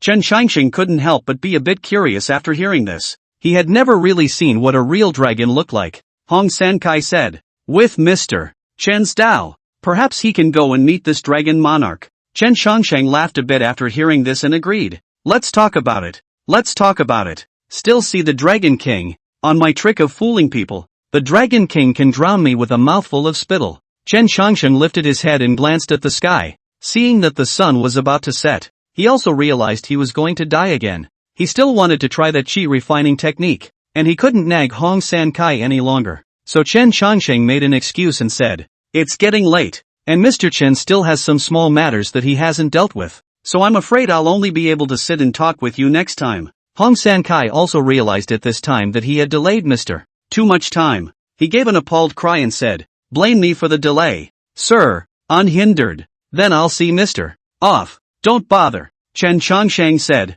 Now that you are a Yin Ghost Envoy, you are no longer the same as before. You need to know that the safety and security of the citizens of the neighborhood are all your responsibility. Chen Mao is just an idler. There is no need to waste time on me. Mr. Teachings, Hong San Kai will certainly keep in mind. I will send you to that bridge. What does Mr. think? Chen Changsheng nodded his head and agreed. Hong San Kai didn't dare to see Mr. Off more than he had to, so he stopped at the end of the bridge, and after saying goodbye to Mr. He hurried back to the city god temple to report for duty. After seeing Hong San Kai leave, Chen Changsheng looked around. He wanted to find a quiet place to try out this qi refining technique. His afterglow glanced behind him, seeming to notice something but not caring, and he turned and walked into an alleyway. Tong Ji Call hurriedly followed and turned into the alley. However, before entering the alley, as he came around the first corner, he saw a hand reach out and lift him up. Who? Tong Ji called out in shock, and immediately afterward he was lifted up himself. He turned his head and nearly scared him out of his wits. It was the same gentleman who caught him. You followed me all the way, haven't you? Tell me, what are you following me for? Chen Changsheng looked at him and said. Tong Ji Call's throat rolled, and at the moment he didn't even know how to explain. Although he was curious, he never intended to come face to face with this gentleman. He struggled. Let go of me. Let go now. Get off me. Seeing how violently he struggled, Chen Changsheng was afraid that he would hurt himself. Snap. Tong Ji Call ran away without looking back after landing. He didn't even dare to look back, trotting all the way to the house. Chen Changsheng also did not go forward to chase. To put it bluntly, it is a newborn calf that is not afraid of tigers. Scaring is. He took a step and turned into another alley, and his figure disappeared. Tong Ji Call's heart was afraid. Running all the way to the front door of the house, he slammed right in. Bang bang. The door to the house was slammed hard against him. In the yard sat the couple shaving ground beans, also startled by the sudden change. Pops, pops. Tong Ji Call rushed into the arms of his father. Tong Kai-jun paused for a moment and hurriedly asked, "What's wrong? Why are you in a hurry?" Tong Ji called with some fear and glanced towards the door. His form trembled, and his eyes were all red, as if tears were about to fall. Tong Jiru's auntie Yu rushed forward and softly asked, "Jiru, who bullied you? You tell a mother. A mother will find him." Tong Ji Call's lips parted slightly, but then he shook his head, not knowing how to explain this. Seeing this, Yu glanced at her husband and then said to Tong Ji-ju, "Ji-ju, don't be afraid. With your father and mother here, no one can bully you. Don't be in a hurry. Take your time to speak." Tong Ji Call looked at his mother's soft gaze. He thought again, and said, "Mother, father, you'll believe what I say, won't you?" The couple looked at each other and nodded. "Sure." Tong Ji Cheng opened his mouth, and then he told all that he had seen and heard today. From the beginning when he was on the bridge and saw the door of the city god's temple inexplicably open, to the later meeting of that gentleman talking to himself, all told his father and mother in his head. Yu and Tong Kai-jang both felt a bit surprised after hearing these words. A look of disbelief passed through both men's eyes. "Did that gentleman give you a hard time?" No, I ran home after he put me down." Tong Kai-jang frowned and thought. He came to Yu's side and asked in a thin voice, "You say this matter?" Yu said, "Jiju never lies." Tong Kai-jang said, "If that were true, wouldn't knowing calling be punching the gods? But are there really fairies in this world? How am I supposed to know if you ask me?" Tong Jiru looked at the two whispering and also understood. He said, "Really, what I said is true. That gentleman must be an immortal. Otherwise how could he speak to ghosts and gods? It must be. Knowing the call, you take it easy. Take it easy. Pops trusts you." Tong Kai-jang gave him an affirmative look. Tong Ji-call slowly calmed down under the gaze of his father. Yu said, "I'd rather believe it than not. This matter has to be considered in the long run." "Nice." Tong Kai-jang nodded, also paying attention to this issue. What if the one who knew the call was really touching a god? Then this is serious. It's a great disrespect to punch an immortal. Knowing the call, do you remember what that gentleman looked like? Remember. You remember. If you run into this gentleman again next time, you must not be so reckless, and even less likely to do such a thing as listening to a corner. Got it? Pops, don't worry, Ji wake. In a moment, Dad will take you to the city god temple to pay homage to the city god. Nothing should happen. Tong Ji-ro heard Dad say this, and his heart settled down quite a bit. His mind recalled the gentleman's face. Fear is fear. However, that gentleman looks really good. Chapter 11. the evil ghost in the pool gets gravel. To test the Dharma sect, it was natural to choose a place that was not populated as well. Chen Changsheng walked around the alley, but how could he not find a suitable place? Seeing that the sun was about to go down, he could not help but feel a little anxious. Instead, he turned his head and saw a yard with a seal on it. He paused for a moment and looked up, only to see the courtyard in disrepair, as if it hadn't been lived in for a long time. It's a good place. He went up to the door and snapped the bolt. Anyone? Is anyone there? When he saw that no one had agreed, he let go. He glanced at the fence, then took 2 steps back, grabbed the top of the fence with both hands, and flipped over with both legs. Only after entering the middle of the courtyard did Chen Changsheng realize that this courtyard was even more dilapidated than he had imagined. The yard was overgrown, as were the slits in the eaves, and the house was even more cobwebbed. There seemed to be a fish pond off to the side of the yard with a boulder pressed into the center, except that it was empty without water. Chen Changsheng didn't care. He found a place with less weeds and sat down, laying the page of the copied chi refining technique in his arms in front of him and reading it. The eye does not wander, and God returns to the heart, which is the basis of stillness. Refining God can be divided into 4 steps. I.e., collecting the mind, guarding the one, stopping the thoughts, and entering the stillness. Chen Changsheng proceeded to read down the page, and he realized that the contents were somewhat similar to what he had known in his previous life. Refining God, refining Qi, and refining essence belong to the latter day. Shun Tian Dao means foundation building, including the 3 kinds of actual gong of refining God, refining Qi, and refining essence, which is the Ho Tian also. Against the heavenly path is the superior immortal gong, the level above Redan, including the transforming gongs of essence into Qi, Qi into God, God returning to the void, and the void merging with the Tao, which is the innate as well. Refining Qi, refining spirit, refining essence, which one should I try first? Chen Changsheng thought about it for a while. He is going to die soon. Then there will only be thoughts. It would be better to start from refining the gods, maybe in the time of death. He can also cultivate. When he said he would do it, he sat down, and so he did it with his legs crossed as described on the Dharma. Hand pinch meridian trick. Left hand on the top, right hand on the bottom. Left thumb pinch the tip of the middle finger. Right thumb pinch the root of the left ring finger. Purify the heart for a moment. Collect the light of God. Watch the end of the nose white. To be white, all night, the eyes, on the sun, moon and the Big Dipper. That is, the eyes and the eyes of the heavens into the product of the upper mouth, with the intention of the need to be light. Chen Changsheng's thoughts calmed down. Hook up your spirit and run your mind. However, but a moment later, another chi cyclone arose at Chen Changsheng's Big Dipper point, and gradually his thoughts seemed to have come into contact with something, gradually forgetting himself, as if he had entered the void. Chen Changsheng violently opened his eyes. He looked at himself in some disbelief. I made it? Chen Changsheng froze for a moment. That easy? Something's not right. It was reasonable to say that such a spell should be difficult to control only, but when he tried this, he actually succeeded? Is it hard to believe that I'm a genius? Chen Changsheng furrowed his brows, as if this was the only explanation. He continued to try, as he had thought. It took but a few moments for him to forget himself and enter that realm of emptiness once again.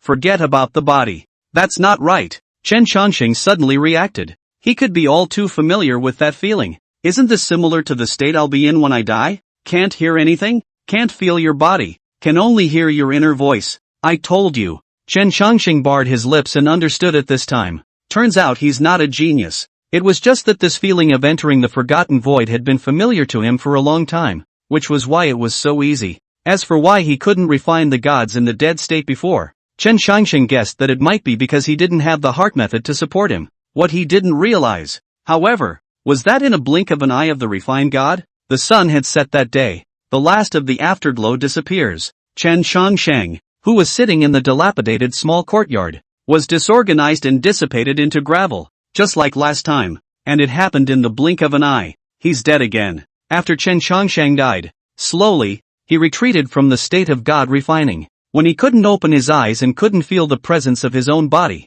he also realized that it was time. 20th. This is the 20th time he's died. I also wonder if I'll wake up sooner after practicing, or rather, live a little longer. As Chen Changsheng thought this, he felt that there might be a chance. So then, he continued to sink into the God refining, waiting for the next time he woke up. Cultivation. It was his last resort. If that didn't solve the mayfly curse, then he didn't know what to do. The moment Chen Changxing's body dissipated, one of the gravel that dissipated from his body was actually pulled by a force and did not pass away with the wind. The force came from the dried-up pond in the crumbling little yard. The gravel fell into the pond and moved slowly underneath the rock. Under that stone, there was actually a mass of black gas surrounding it, and that stone was like a seal, pressing on top of that mass of black gas, so that it could not escape. Roar! A slight roar came from under that rock. The evil sneak seemed to be excited by the fact that he had obtained this grain of gravel, and in the next moment, there was a steady stream of power pouring out of that gravel,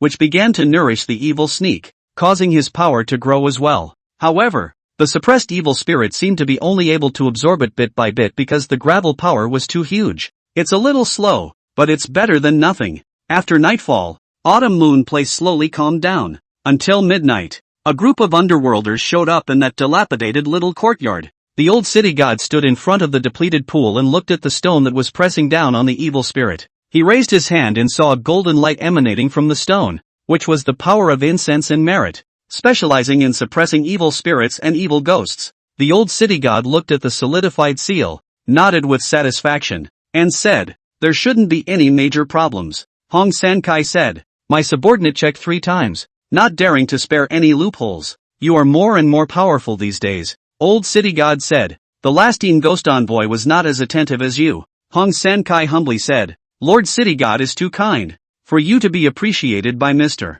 Chen. You must have something to offer." The old city god turned around and said, "Although the seal has been reinforced, but in recent days the parade also need to come here more often to check. Do not let this evil spirit to take advantage of the opportunity. We take orders." Aha! The old city god nodded and said, "Let's go back to the temple." A group of Enin parade followed the city god back to the city god temple. The small, dilapidated courtyard was once again quiet, while underneath that boulder, a bit of bright light suddenly flickered, and it was that one grain of gravel that came from Chen Changxing. Ha! The suppressed evil spirit let out a piercing laugh. With the help of this gem, sooner or later, he will break through the seal. Chapter 12, Just a Gentleman. The years after death are the hardest. Chen Changsheng continuously adjusted his mindset, devoting most of his time into refining his spirit, which also allowed his dead intention to clear up a little bit in a rare moment. In the midst of his constant cultivation, he also felt some subtle changes.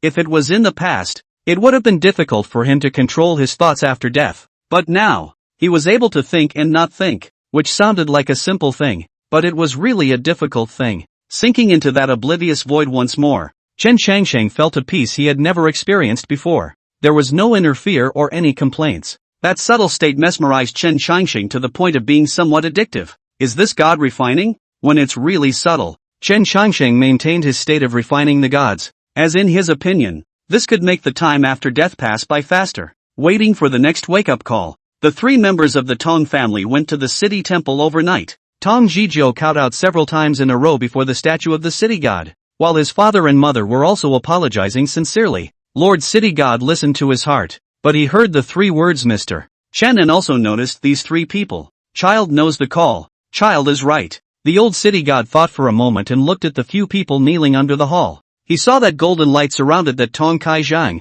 and that was the merit in his body. So it's Dr. Tong from Runji Hall. It's no wonder that he has such merit in him. Tong Ji calling and then 3 incense sticks were burned for the city god. Tong Kai Zhang opened his mouth and said, "My son unintentionally bumped into Shang Xian and committed the crime of great disrespect, and he has come here to atone for his sins." Kneeling and worshipping, Yu was also accompanied by Tong Zhizhu, who was also sincere in recognizing his mistakes and hoping to be forgiven. After spending half an hour in the temple, the family got up and went back. The old city god looked at the departing trio and pondered in his mind. In theory, this was indeed a great disrespect, but since Mr. Chen was willing to let Tong Jiqing go, he thought that he did not care about such trivial matters. And his father Tong Kaizheng is the workshop and the doctor. There are merits in the body. These years also often open charity clinic, so that the autumn moon workshop less a lot of suffering things. It would be better to walk up and save them from thinking too much. Night. Tong Jikal's heart was still afraid,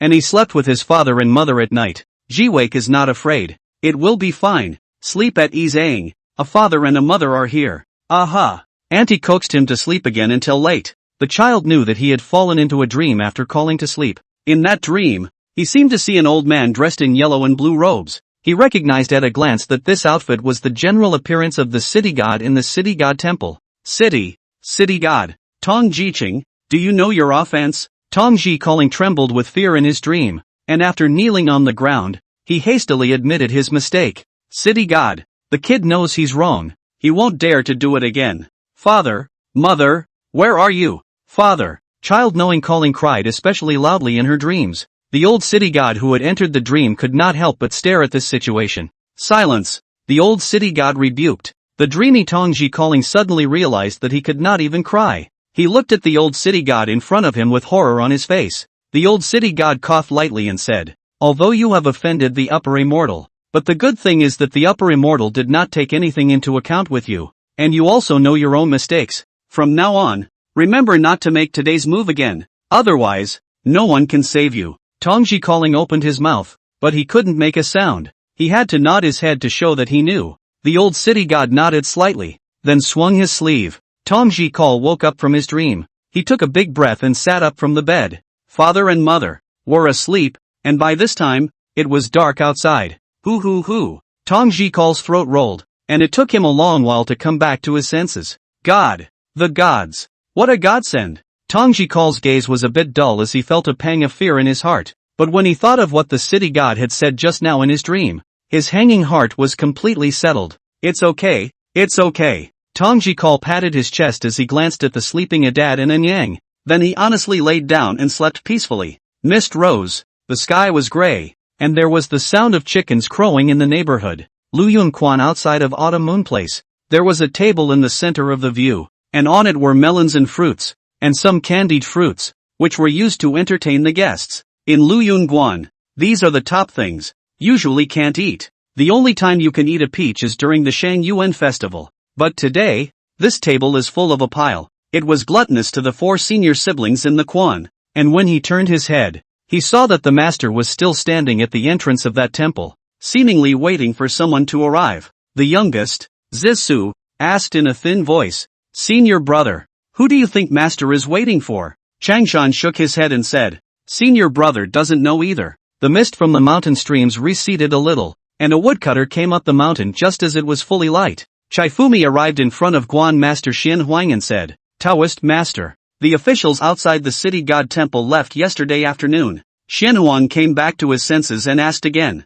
is the city temple open too? Shav nodded, it's on. Xian Huang sighed slightly in his heart. He knew that it was impossible to wait for Mr. Chun. Thank you, please come into the temple for a bowl of tea, and some melons and fruits to try. Taoist Master is polite. Tea will not be drunk. Old man, I still have things not finished, so I will go back first, not to disturb Taoist Master's purification. Xian Huang went into the Taoist temple and took 2 peaches out, and when he caught up, he shoved the peaches hard into the arms of the. Only after a good deal of persuasion did the reluctantly accept it. After sending off the, Xian Huang also returned to the view. He watched a few disciples eyeing him, and it was clear that these few were craving the table of fruits and preserves. Wasn't that tempting? Xian Huang laughed. Go over and get it. Second senior brother Shan Lu blinked and asked, Master, is it really edible? Yes. Xian Huang nodded and smiled, but you have to finish it, no leftovers, otherwise it would be a pity.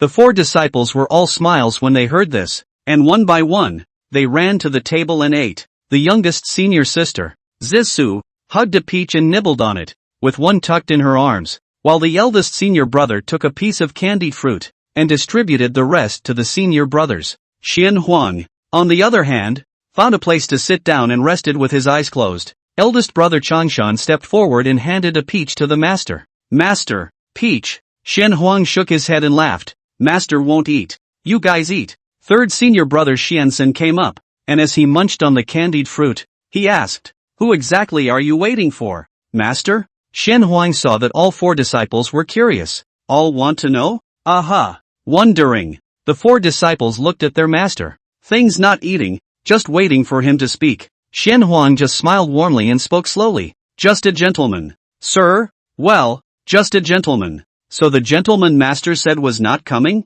It will come. Xian Huang closed his eyes and said, Sooner or later, it will come. Chapter 13, Keeping an Altar Not for Sale. Autumn Moon Place remains as usual. The Tong Ji Ru. who had first bumped into Mr. Tong, is now working as a medicine boy in Tong Jitang, responsible for grabbing medicine for his father and learning the art of medicine in the process. It's grown quite a bit in a flash. The childishness of his face has also faded, and he understands a lot, without the naughty nature of the beginning. But occasionally, when he was idle, Tong Jerome often went to the bridge of the autumn moon place to take a look. Only he knew what he was looking at. Nothing more than to see if I could still meet the gentleman. It's just a shame that it was never seen. In addition, the old man Zhang now also has a son, is taken in the liquor store Xiaolu. Xiaolu is also considered grateful. The old man Zhang treated as a real father. Since then, the affairs of the liquor store have been handed over to Xiaolu to take care of. From brewing wine to making and selling wine,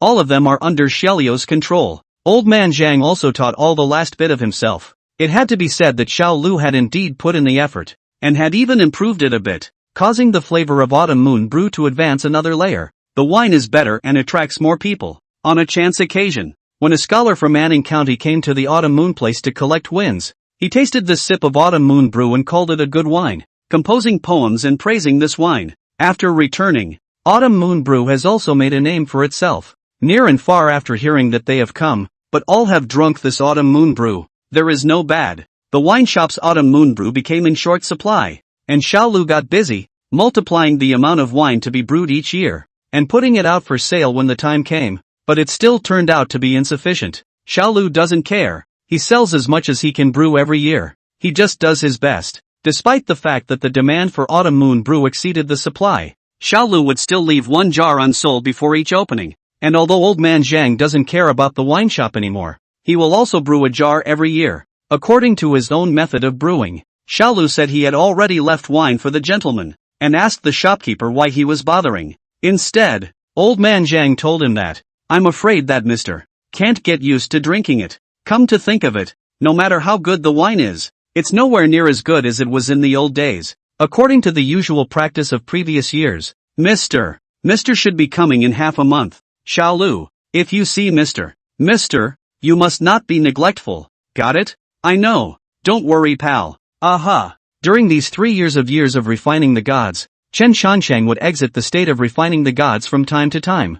To his delight, he was able to feel that he was about to wake up. It was something he had never noticed before. In the midst of that wooded field, gravel suddenly gathered from all directions. The gravel gathered and stacked, taking on human form. However, in that blink of an eye, the gravel actually seemed to transform out of the skin, followed by the appearance of a plain long shirt. Chen Changsheng opened his eyes, and to his eyes, there were rice paddies all over the place. He paused for a moment, looking at the endless rice paddies in front of him. Seems, it woke up a little earlier than before. Chen Changsheng's breath caught. Cultivation really can lift the curse. His gaze looked towards the distance, and in a flash, his divine thoughts covered out, sensing the direction of the autumn moon place. Chen Changsheng froze for a moment and hastily withdrew his divine thoughts. His lips parted in indescribable surprise. Divine sense? Chen Changsheng was stunned for a moment as he tried again. After 3 years of refining the gods, he was now actually able to cover his divine sense to a range of more than 20 miles around him.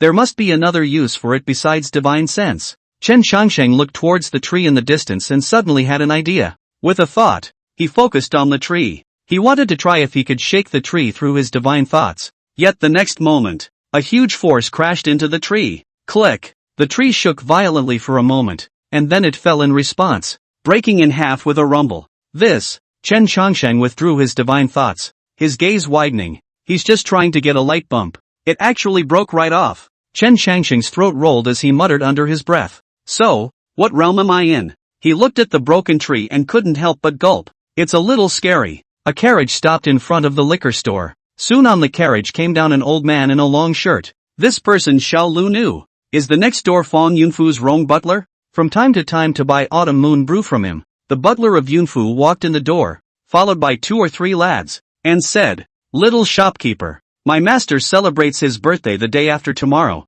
Come 15 altars of autumn moon brew." Xiao Lu greeted them and said after a moment, 15 altars? I wonder if there are still so many. The Yunfu housekeeper paused for a moment and said, "No more?" Xiao Lu explained, "The autumn moon brew has sold extremely well these past 2 years. As you know, I even hired fellows to help me out, doubling the brew every year, and as a result, it's not even enough to sell. No problem. Just pack as much as you have. If not, I'll pack a few other jars of wine. Okay. Kuroku nodded. Come down to the cellar with me and move it. After counting, there were only 12 jars of autumn moon brew left in the wine cellar as well. The Yunfu housekeeper didn't care and ordered a few fellows to start carrying the wine. Xiao Lu said at this time, Butler Rong, of these 12 altars, you have to leave one for me.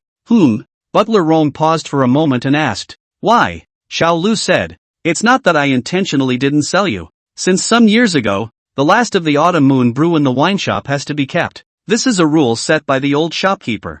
I'm sorry, Butler Wing. Butler Rong saw Xiaolio's earnest attitude, so he didn't make things difficult for him and said, I won't make things difficult for you either, except that you have to take out a few jars of good wine, otherwise I won't be able to go back and deliver. Will I? Xiao Lu sighed in relief and said, don't worry, it's definitely not bad. In the meantime, a pair of soap boots stepped into the middle of the liquor store. Seeing no one in the wine shop, Chen Chongsheng muttered, no one is there? He saw a couple of fellows in that backyard carrying wine in a hurry, all the way to the carriage outside the door. Then I guess there was someone, presumably the shopkeeper, who was busy. Chen Chongsheng didn't shout either, he just sat down and waited. A few moments later, Xiao Lu and Butler Rong returned to the wine shop from the backyard. As soon as Xiao Lu turned his head, he saw Chen Changsheng sitting at the table. With a slight lurch, he called out, Sir, when did you come? Sir, and why did you call out to me? And isn't it neglectful for the gentleman to sit here dry?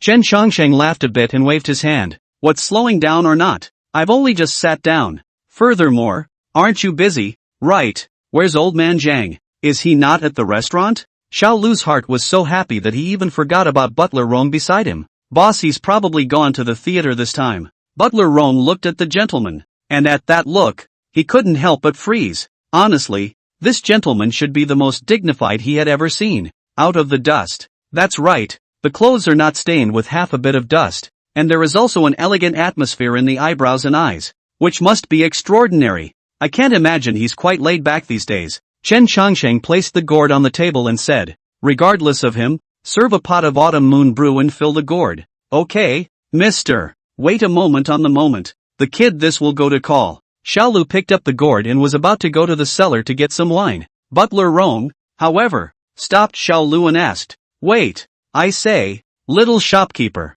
what do you mean by that? Didn't you say you'd leave one altar unsold? Xiao Lu was stunned for a moment, holding the gourd and suddenly a bit at a loss for words. You'll have to give me an explanation. Butler Wing frowned. Chapter 14, Give Me Face. This matter is actually because Mr. Chen came too coincidentally, coupled with Xiaolio's previous explanation. Rong Butler's heart is justifiably angry. Just when Xiao Lu was in a difficult situation, Chen Changsheng got up and came to the duo, asking, what's wrong? Xiao Lu shook his head and forced a smile. It's fine, Mr. Chen, you sit down. I'll bring up the wine in a moment. With that, he turned his head to Butler Rong and said, Butler Rong, we might as well go out and talk. Xiao Lu actually does not want Mr. Chen to get involved. After all, the shopkeeper has long said that you must not neglect Mr. Not to mention stumbling into this mess. Out? Where to? Butler Rong frowned. I say, little shopkeeper, just because I didn't make things difficult for you earlier doesn't mean that I don't have a temper.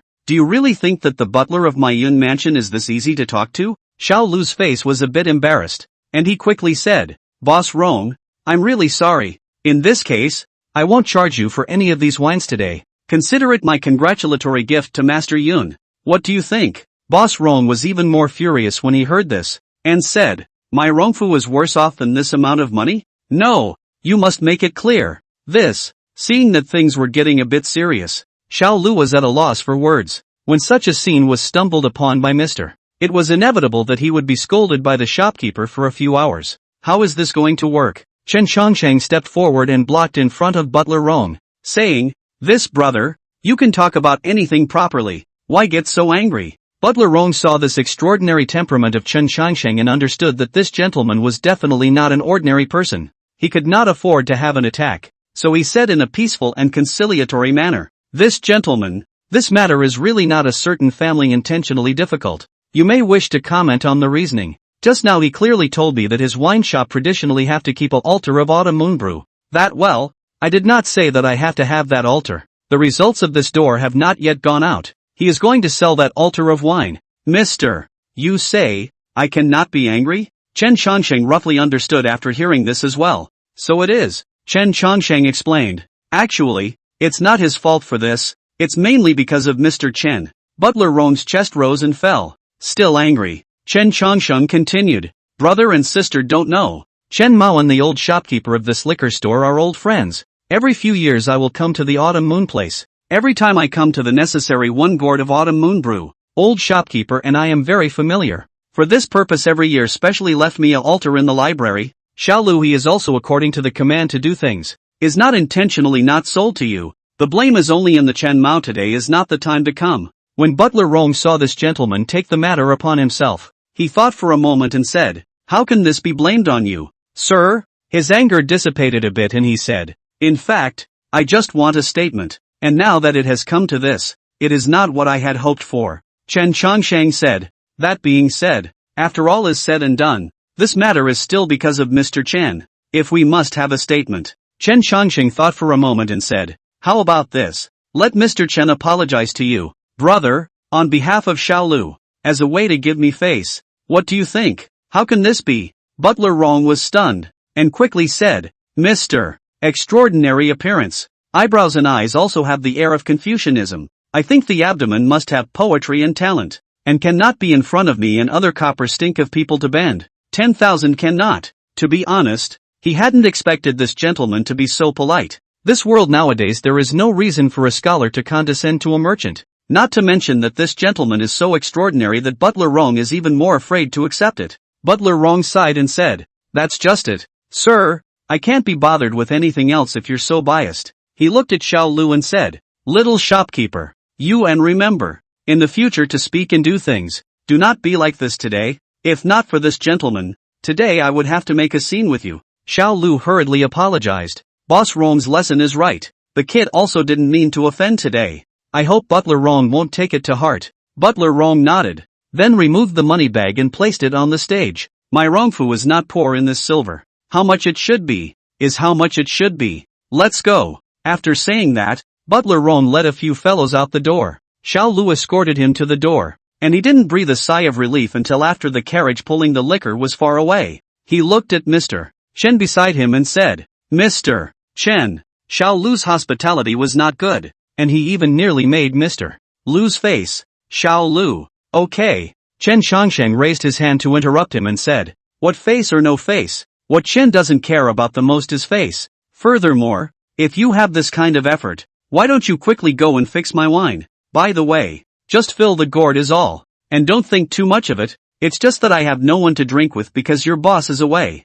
Xiaolu was grateful, but after hearing this he immediately went to fetch some wine for the gentleman. If it wasn't for Mr. He really didn't know how far he was going to go today. Soon a gourd of wine was beaten. Xiaolu said, I'm really sorry for today. It's all my fault for not doing a good job and making such a mess. Sir, don't blame me. Chen Changsheng took the wine gourd and said, people always make mistakes. You don't have to blame yourself for anything. Brew well. This wine shop will have to rely on you in the future. Xiaolu nodded his head in agreement, then asked, is this the time for you to leave? Sir? Aha. Chen Changsheng nodded. Xiaolu opened his mouth and said, but, the shopkeeper hasn't returned yet. Sir, if he doesn't come back, Mr. Chen will find him and go. No need to worry. Chen Changsheng waved his hand, then walked outside the wine shop. Sir, Xiaolu chased after him and said, I haven't said where the shopkeeper is. I can find it. The gentleman raised his hand and continued on his way. Xiaolu looked at that Mr. Chen's back, and for a moment he didn't know what to do. How can Mr. find it? He had not been able to keep the gentleman himself, and when the shopkeeper came back he would certainly be very sorry about it. Compared to the previous farce, Mr. Chen's departure, in turn, made him more worried. There were quite a few people sitting sporadically in the tea house. Guests came to drink tea, listening to the storyteller on the stage to tell the story, each to the climax of the point. Will clap, said a good old man. Zhang today was going to go to the theater, but did not expect today's troupe rested, only to listen to the book. He took a sip of his tea, but suddenly noticed a figure taking a seat beside him. Old man Zhang glanced back as if he didn't care, but it was a sharp turn of the head. Chen Changsheng looked at the gushing storyteller on the stage and said, it looks like you've had a good time all these years, and you have all the free time to listen to the opera. Mr. Shun. Old man Zhang was so startled that his tea bowl nearly fell to the ground. Chen Chongsheng said, "You can sit firmly, don't fall off this chair, or you'll lose your adult." Old man Zhang took a deep breath and calmed himself down. "How did Mr. know I was here?" Chen Chongsheng laughed a bit and said, "How do you think I know?" Old man Zhang couldn't help but be a bit dazed. And yes, how could a gentleman not know that? If he wanted to find someone, he might just know it with a pinch of his finger. Chen Chongsheng shook his head. "I don't know how to tell fortunes." He had merely found old man Zhang through his divine thoughts, but old man Zhang didn't believe him. He just took it as Mr. Modest words. Chapter 15, The Scholar and the Evil Ghost's Tribulations. The teahouse's fellow was very perceptive. Chen Chongsheng sat down and immediately went up to ask, and after getting a reply, he served Chen Chongsheng tea. Old man Zhang thought about the time and day and said, "Mr. Chen seems to have come a few days earlier than in previous years." A smile actually involuntarily surfaced on Chen Chongsheng's face when he heard this and asked, "Is that so?" Old man Zhang nodded. "It's more than half a month early." Chen Chongsheng had initially wondered if his senses were wrong, but now that he had received old man Zhang's accurate reply, it was as if a large stone had fallen to the ground in his heart. Cultivating immortality really removes the effects of the curse. Old man Zhang was a bit puzzled when he saw the gentleman's smiling face, so he asked, "Does the gentleman seem happy?" Chen Chongsheng nodded and said, "Happy." When old man Zhang saw Chen Chongsheng answer in this manner, he knew that he couldn't pursue the matter any further. He wanted to follow up with some words, but he didn't know what to say. In fact, to put it mildly, although he and Mr. Chen had known each other for many years, they were still a bit rusty. Chen Chongsheng asked, "Is this leg of yours any better?" Old man Zhang heard this and said, "No, it's getting worse every year, and it hurts like hell when it gets cold. I remember the last time we met, it wasn't this bad. Last time, it was 2 or 3 years ago." Old man Zhang laughed. "People are sickly when they get old. Mr. is not old, so he can't feel this helplessness. I just hope that Xiao Lu can take over the business of the tavern earlier, and I can also go with peace of mind." Chen Chongsheng paused for a moment when he heard this and asked, "I remember you were on the defensive back then." Old man Zhang said, "After the last time, I let Xiao Lu into the ancestral hall, cut out 3 heads to the old ancestor incense after he took my surname. Think about it, or feel put down than always entangled in the comfort of the much." Chen Chongsheng was pleased to hear this and said, "You are truly looking away." Old man Zhang laughed and said, "All of them are people with half of their legs not in the yellow earth." He smiled a bitter smile, yet it seemed to have a few moments of candor to it. Old man Zhang paused for a moment and then said, "Speaking of which, I would like to ask Mr. for one thing." "Beg me?" Chen Chongsheng felt surprised to hear this and said, "You say, as long as it's something I can do." Old man Zhang was blunt and said, "Now I am also 73. My body is not as good as it was every year, and the diseases on my body are getting more and more. So I would like to beg the gentleman to calculate for me how many years I have left to live." Chen Chongsheng glanced at old man Zhang's heavenly gate place after hearing this. Between old man Zhang's eyebrows, there was a faint mass of qi, and now that mass of qi had very little left, and when it faded away completely, it would be old man Zhang's time to die. "Are you that curious about when you will die?" Chen Chongsheng asked. Old man Zhang said, "I've always wanted to ask. It's just that I've never dared to ask before. The older you get, the fatter your guts get." Chen Chongsheng shook his head and sighed, saying, "But I don't know even if you ask me." Mr. Chen said before that he doesn't know how to tell fortunes. He could actually see it.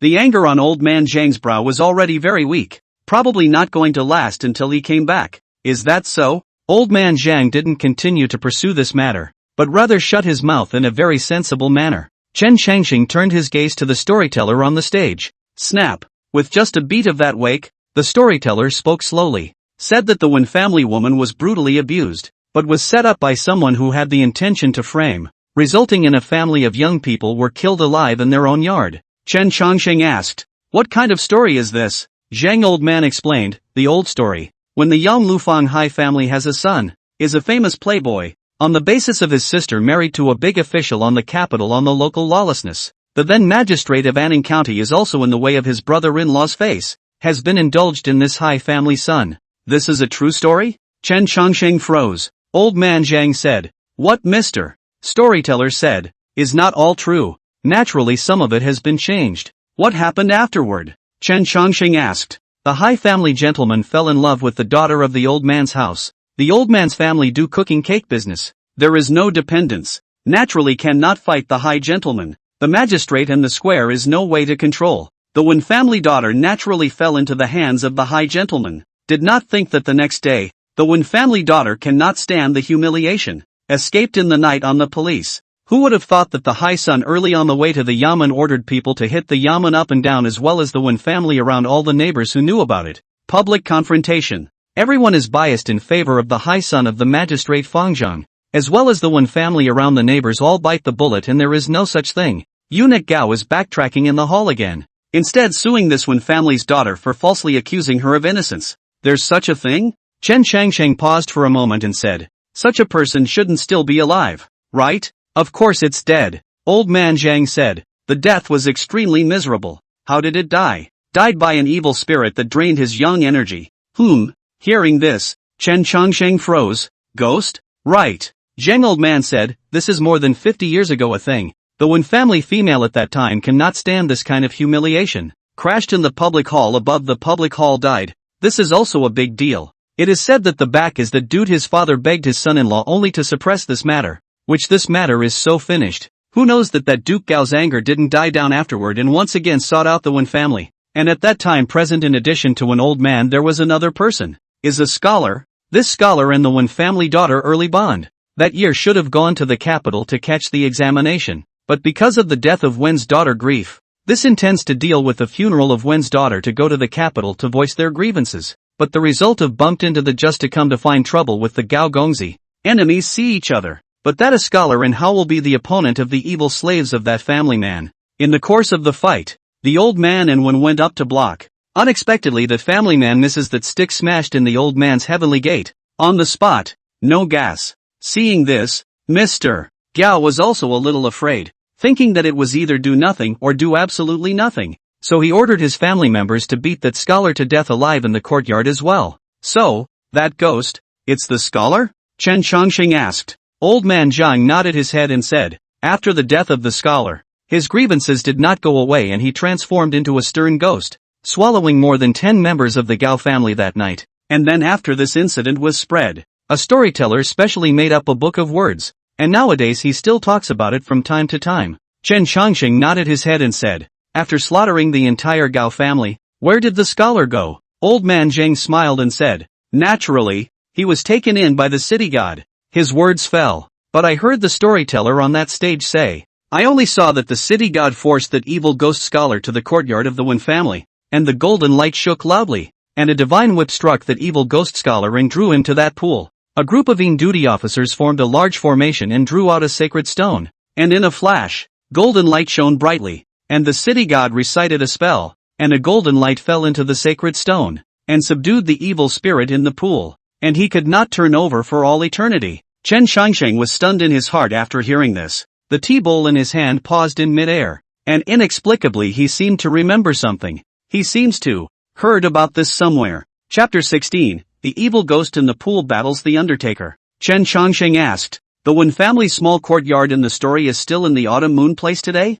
This, old man Zhang replied. I'm not sure, I think it's still there. It's said that at that time, the government even went to put a seal on it. Where? Chen Shangsheng had a hunch that the last place he stayed in last time was perhaps the Wen family's small courtyard. The small, dilapidated yard that was sealed off, and the pond in the yard and the rock that was pressed against it. It all overlapped perfectly with the story. I think it's over the West Bridge. Old man Zhang frowned and said, it seems like it's not. I can't kind of remember. Did you have to go down an alley to get in? And that yard is still very much inside. Seems like it. Old man Zhang reacted and said, you've been there, Mr. Chen, I think I've been there. Chen Shangsheng sighed slightly in his heart. It looked like it was 8 or 9. That dilapidated courtyard is the Wen family's small courtyard, and the big stone in the pool should be the divine stone that was attached with formations and incense by the city god and the NDD. I can't believe I stayed in a yard with an evil spirit. Chen Shangsheng couldn't help but feel a bit scared when he thought about it,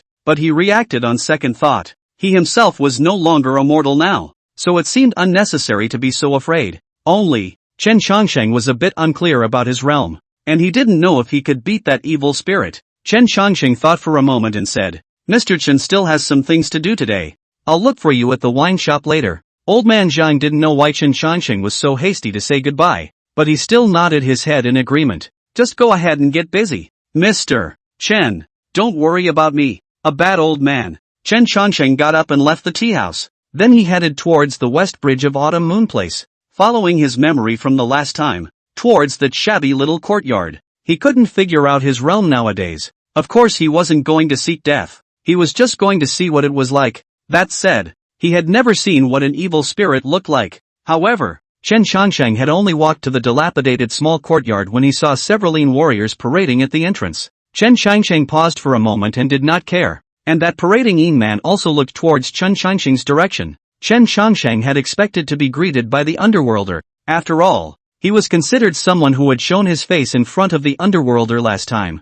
Instead, the few shady cruisers muttered, "Who is this man? How did it get here? I haven't seen it before. It doesn't seem to be from Autumn Moon Place." One of the underworlders cast a glance toward Chen Changsheng and murmured, "Why do I feel as if he can see us?" "You're overthinking it. How can a mortal see us? So what now? Should we drive him away? The thing in this pool is about to come out. We won't be able to protect him then. In a moment the lord of the city will be here. Don't worry." Chen Changsheng heard the murmurings of a few netherworlders, and he instantly reacted as well. Turns out he didn't recognize him. That would be good. Chen Changsheng simply found a corner to sit down and didn't care about the and the parade. He had just heard these few shady cruisers say that the pool was going to run out, which had piqued his interest. Just in time to see what this evil spirit looks like. Even if he couldn't fight, with his strength of 3 years of God refining, running should still be no problem. Chen Changsheng raised his head and looked towards that courtyard. What a heavy chi. Chen Changsheng felt a bit alarmed. It looked like the evil spirit was not far from coming out. He opened his divine sense and enveloped it towards the small courtyard. It was then that he realized that there were already close to 20 or so nether women standing in the courtyard parading around. And it seems that Hong San Kai is among them. A big battle. However, just as Chen Changsheng was lamenting the magnitude of the battle, there was a sudden movement in the courtyard. "Not good. He's coming out," Hong San Kai exclaimed. "Quickly form a formation." "Gotcha." At the command, all the man parade stand to the edge of the pool, hands emitting the smell of incense chains thrown out at once, transformed into a dragnet generally covered in that pool above. The chi in the pool water got thicker and thicker. "Ha!" The voice of the evil spirit came from under that boulder, and it was as if he was mocking the netherworlders around here. Hong Sansai's brows furrowed as his wrist was stunned and the chains in his hand followed suit. Jingle bells. The chains moved with a sound, and a force of incense and fire was injected into them. Buzz. The spider web formed by the chains emitted a burst of golden light, suppressing the chi in the pool. All of the warriors present were staring at each other. However, just when they thought they had it under control, a sudden gale lifted. "Ridiculous." A scoffing voice came. Boom! The boulder suppressing the evil ghost scholar suddenly cracked. Hong Sansai's eyes widened as he exclaimed, "Retreat!" Rumble! A loud bang came from that pool. The boulder shattered and the evil spirit escaped from that pool. At the command of the Undertaker, form the soul-binding formation. Obey the law. Chen Changsheng, who was sitting outside the small courtyard, saw the pouring out of the majestic chis, and a feeling of disgust arose in his heart. The evil spirit rose to the courtyard in a cloud of black gas. However, it was quickly confined by more than 10 chains. Ho ho ho! An eerie laugh escaped the evil spirit's mouth. Immediately afterward, the countless skeleton dead souls that were seen rose up from that pool. Ghost of the devil. Hong San Kai recognized it at a glance. These are the souls of the Gao family who died under the hands of the evil ghost scholar. After death, the souls were swallowed into the belly of the evil ghost and turned into ghosts to do its bidding. More than 10 ghosts of the Devourer launched an attack towards the Undertaker. The Underworlders maintained this soul-binding formation while also guarding against these dead souls, and were distracted by it. "Stabilize the big formation. Steady the great formation," Hong San Kai hurriedly shouted. "Ah!" A miserable scream came out of the mouth of one of the Underworlders, and there was a devouring ghost right at his shoulder that was tearing at him. Clink! The chains came off, and the entire grand formation shook, only to see the evil ghost scholar suddenly stir up a majestic chi. Rumble! All the chains were shattered. The chains shattered, and the warriors all suffered varying degrees of repercussions, and one by one, they flew backwards. The party's grand formation also fell apart as much as it could. Is this the evil spirit? Chen Changsheng felt a bit shocked, but for some reason, a feeling was born in his heart. It seemed that the evil spirit was weak. The black chi that the evil spirits had transformed into broke free of their bindings and turned their eyes to stare at these Een warriors. In his opinion, these netherworlders, they were a great tonic. Roar! With a hiss, the black chi rushed towards the Undertaker. Chen Changsheng intended to make a move to try, but he did not expect a golden light to come from the distance, accompanied by a pale voice. Asshole! Shut up! The golden light struck the body of that black gas. Ho! A miserable cry came out from that black gas. With that kind of miserable scream, even Chen Changsheng couldn't help but feel a bit uncomfortable after hearing it. The golden light dispersed and transformed into a person dressed in a blue and yellow long shirt. The person who came was none other than the city god of Autumn Moonplace. Chapter 17, Ask for your help. Sir, the black gas transformed by the evil ghosts saw the golden light of the city god, and for a moment, they actually felt some fear. After all, so many years had passed, and the evil spirits had been suppressed in the pool for such a long time that their strength had been greatly reduced, plus the fact that they had not yet recovered today made it even more difficult for them to be the city god's opponent. The city god frowned and chided. Where to go? Dozens of devils returned to the mouths of the evil ghosts, and in an instant, they were about to flee outside that workshop. However, he saw that city god flipped his wrist and the incense god whip appeared in his hand. Crack! A regal whip sounded from that courtyard. The golden light of the incense and fire fiercely lashed at the body of the evil spirit. Ho! The evil ghost screamed once again and fell down from that mid-air. The black gas dispersed and transformed into the appearance of a scholar. His face was hideous, with a ferocious aura flowing out of his gaze, and the grievances on his body were long-lasting. Why? The scholar hissed. Why won't you let me go? What is wrong with me? What's wrong with me? The old city god snorted lightly and said, Song Jishu, do you know that evil people have their own bad karma, and that good and evil in this world have their own public judgment? And it is true that the son of that Gafu is not a human son, but is it right for you to turn into an evil ghost and swallow his whole family of 17? On what grounds? Song Jishu said hideously, if people can kill me, I can't? What bull asterisk reasoning? I don't need you to care what I do. With a cry of rage, he suddenly raised his hand. A gravel emitting a golden light suddenly appeared in his palm. The old city god's brow furrowed as he looked over at the gravel, suddenly feeling that something was too wrong. Song Jishu suddenly calmed down again. He glanced at the gravel in his palm, let out a bitter smile, and said, no more is the soul flying away, so it's good. Then they will be buried together. Ah! Suddenly, Song Jishu threw back his head and let out a long roar, and Een Chi emanated from him. What's going on? The old city god felt bad. Compared to just now, the Een Chi on this evil spirit had actually grown more than 3 times. Is that gravel? Chen Changsheng, who was sitting outside the dilapidated small courtyard, suddenly stood up. He was particularly shocked when the evil spirit took out the grit.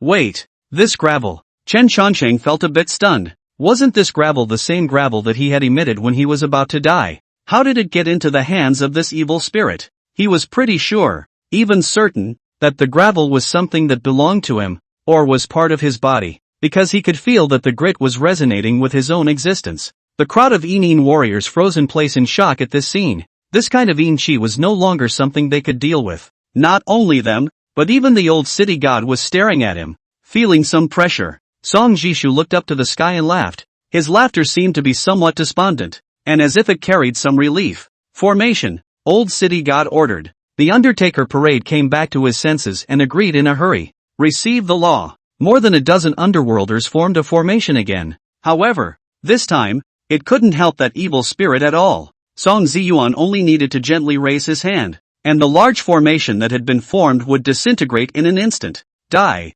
All die. Ha ha ha. Song Ziyuan's laughter was almost maniacal. Affected by the grievances, he had long lost most of his sanity, to the point where he was unable to control his behavior. The old city god stepped forward and said in a cold voice, there is a way in the world, so why seek your own death?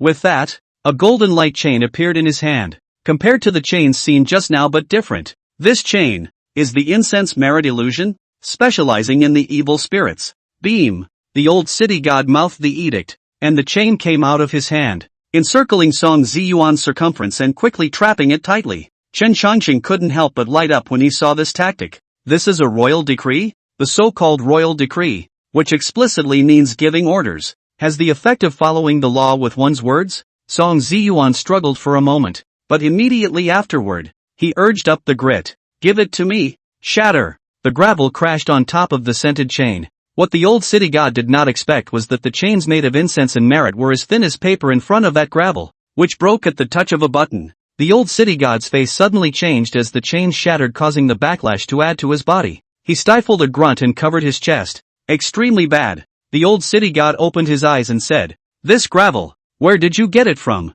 Song Jishu obviously didn't expect this either, and was slightly stunned. "This grit, I'm afraid, is more powerful than he thought. God help me." "What a help." Song Jishu laughed maniacally. "With this gravel in hand, I'll see how you can defeat me." At the command of the Undertaker, form the formation of 10,000 locks. Lock its in chi and trap its ghost body. Obey the law. Hong Sankai rushed at the front, pulling up the ghostly chain and quickly combining it. A large net covered the small, dilapidated yard. The chains exuded a chilling aura that made the In souls timid, but to Song Jishu nowadays, it was like scratching an itch. Chen Xiangxing could not help but smack his lips at this scene. He felt like he couldn't stay any longer, and it didn't look like the old city god had much of a chance of winning. He didn't want to be swallowed by this evil spirit in time. Fragrant golden body. Now, the old city god poked out his 2 fingers, and behind him, he revealed his fragrant golden body Dharma, the city god of Autumn Moon Place. Lord Mao Gong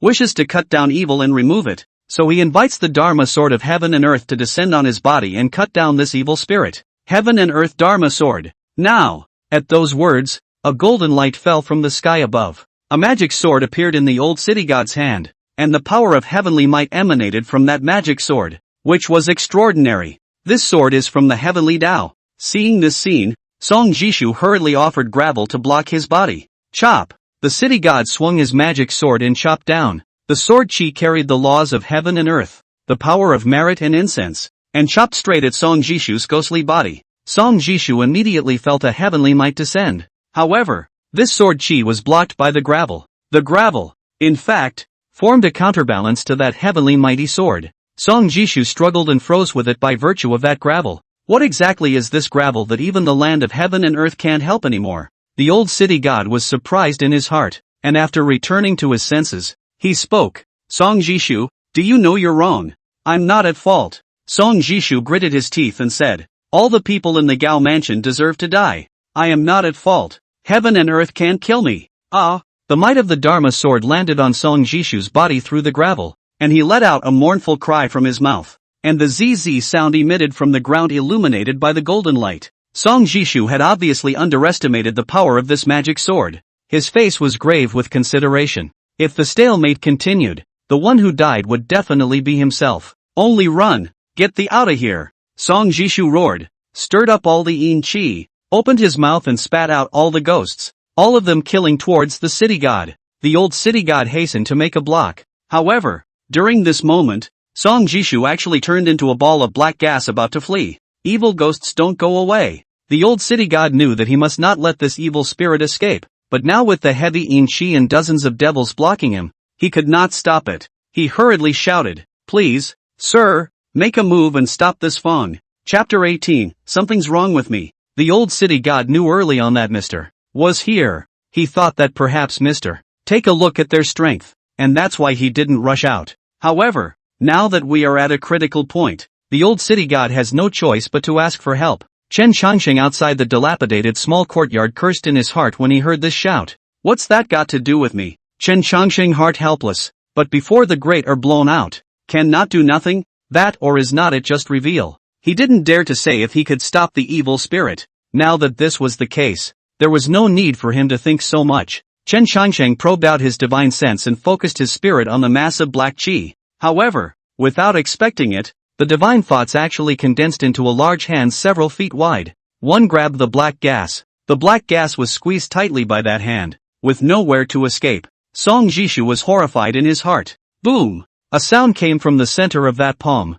and that massive black chi was instantly pinched and crushed, without even uttering a scream. Chen Changsheng's face was shocked, and all the city gods and Yin men present were staring at this scene with wide eyes in disbelief. When that giant hand dissipated and went away, where there is still the figure of the evil spirit, has long been under that palm. The spirit is gone. Chen Changsheng retracted his divine thoughts and snapped back to his senses. His lips were slightly parted, and disbelief was all in his eyes. This evil spirit, why is it so hard to beat? The magic sword in the old city god's hand dispersed, and the nether women in the dilapidated courtyard sat down one by one as if they were relieved. But then he saw a gravel floating down in that sky. The old city god watched as the grit floated towards Chen Changsheng. Chen Changsheng's heart paused slightly as he stretched out his hand and caught the gravel. Buzz! Only a shimmering light emanated from the grit, transforming it into a strand of hair. It's still really on me. Chen Changsheng frowned slightly, suddenly feeling somewhat strange. How can a hair of one's own be so powerful? This is just too unbelievable. The golden phantom behind the old city god then disappeared as he floated down from midair and landed in front of Chen Changsheng. Little god. Thanks to Mr. Chen for making a move. Hong San-kai also walked out of the small courtyard with a group of in parade. Meet Mr. Chen. Hong San-kai arched his hands and bowed his head, his face showing respect. Chen Changsheng hurriedly put away the strands of hair and hastily reached out to help the old city god up, and then said to the crowd of diffusers in front of him, "The old city god is polite. All of you diffusers, please rise." Hong San-sai's gaze towards Chen Changsheng had changed now. He had, today, seen what immortal means were. Old city god said, "Mr. Chen, why don't we talk about it somewhere else?" Chen Changsheng swept a glance at the dilapidated small courtyard and agreed. Good. Old city god led Chen Changsheng out of here. Hong San-kai and a group of warriors stayed behind to clean up the mess. Head, who is this gentleman? A shady man asked.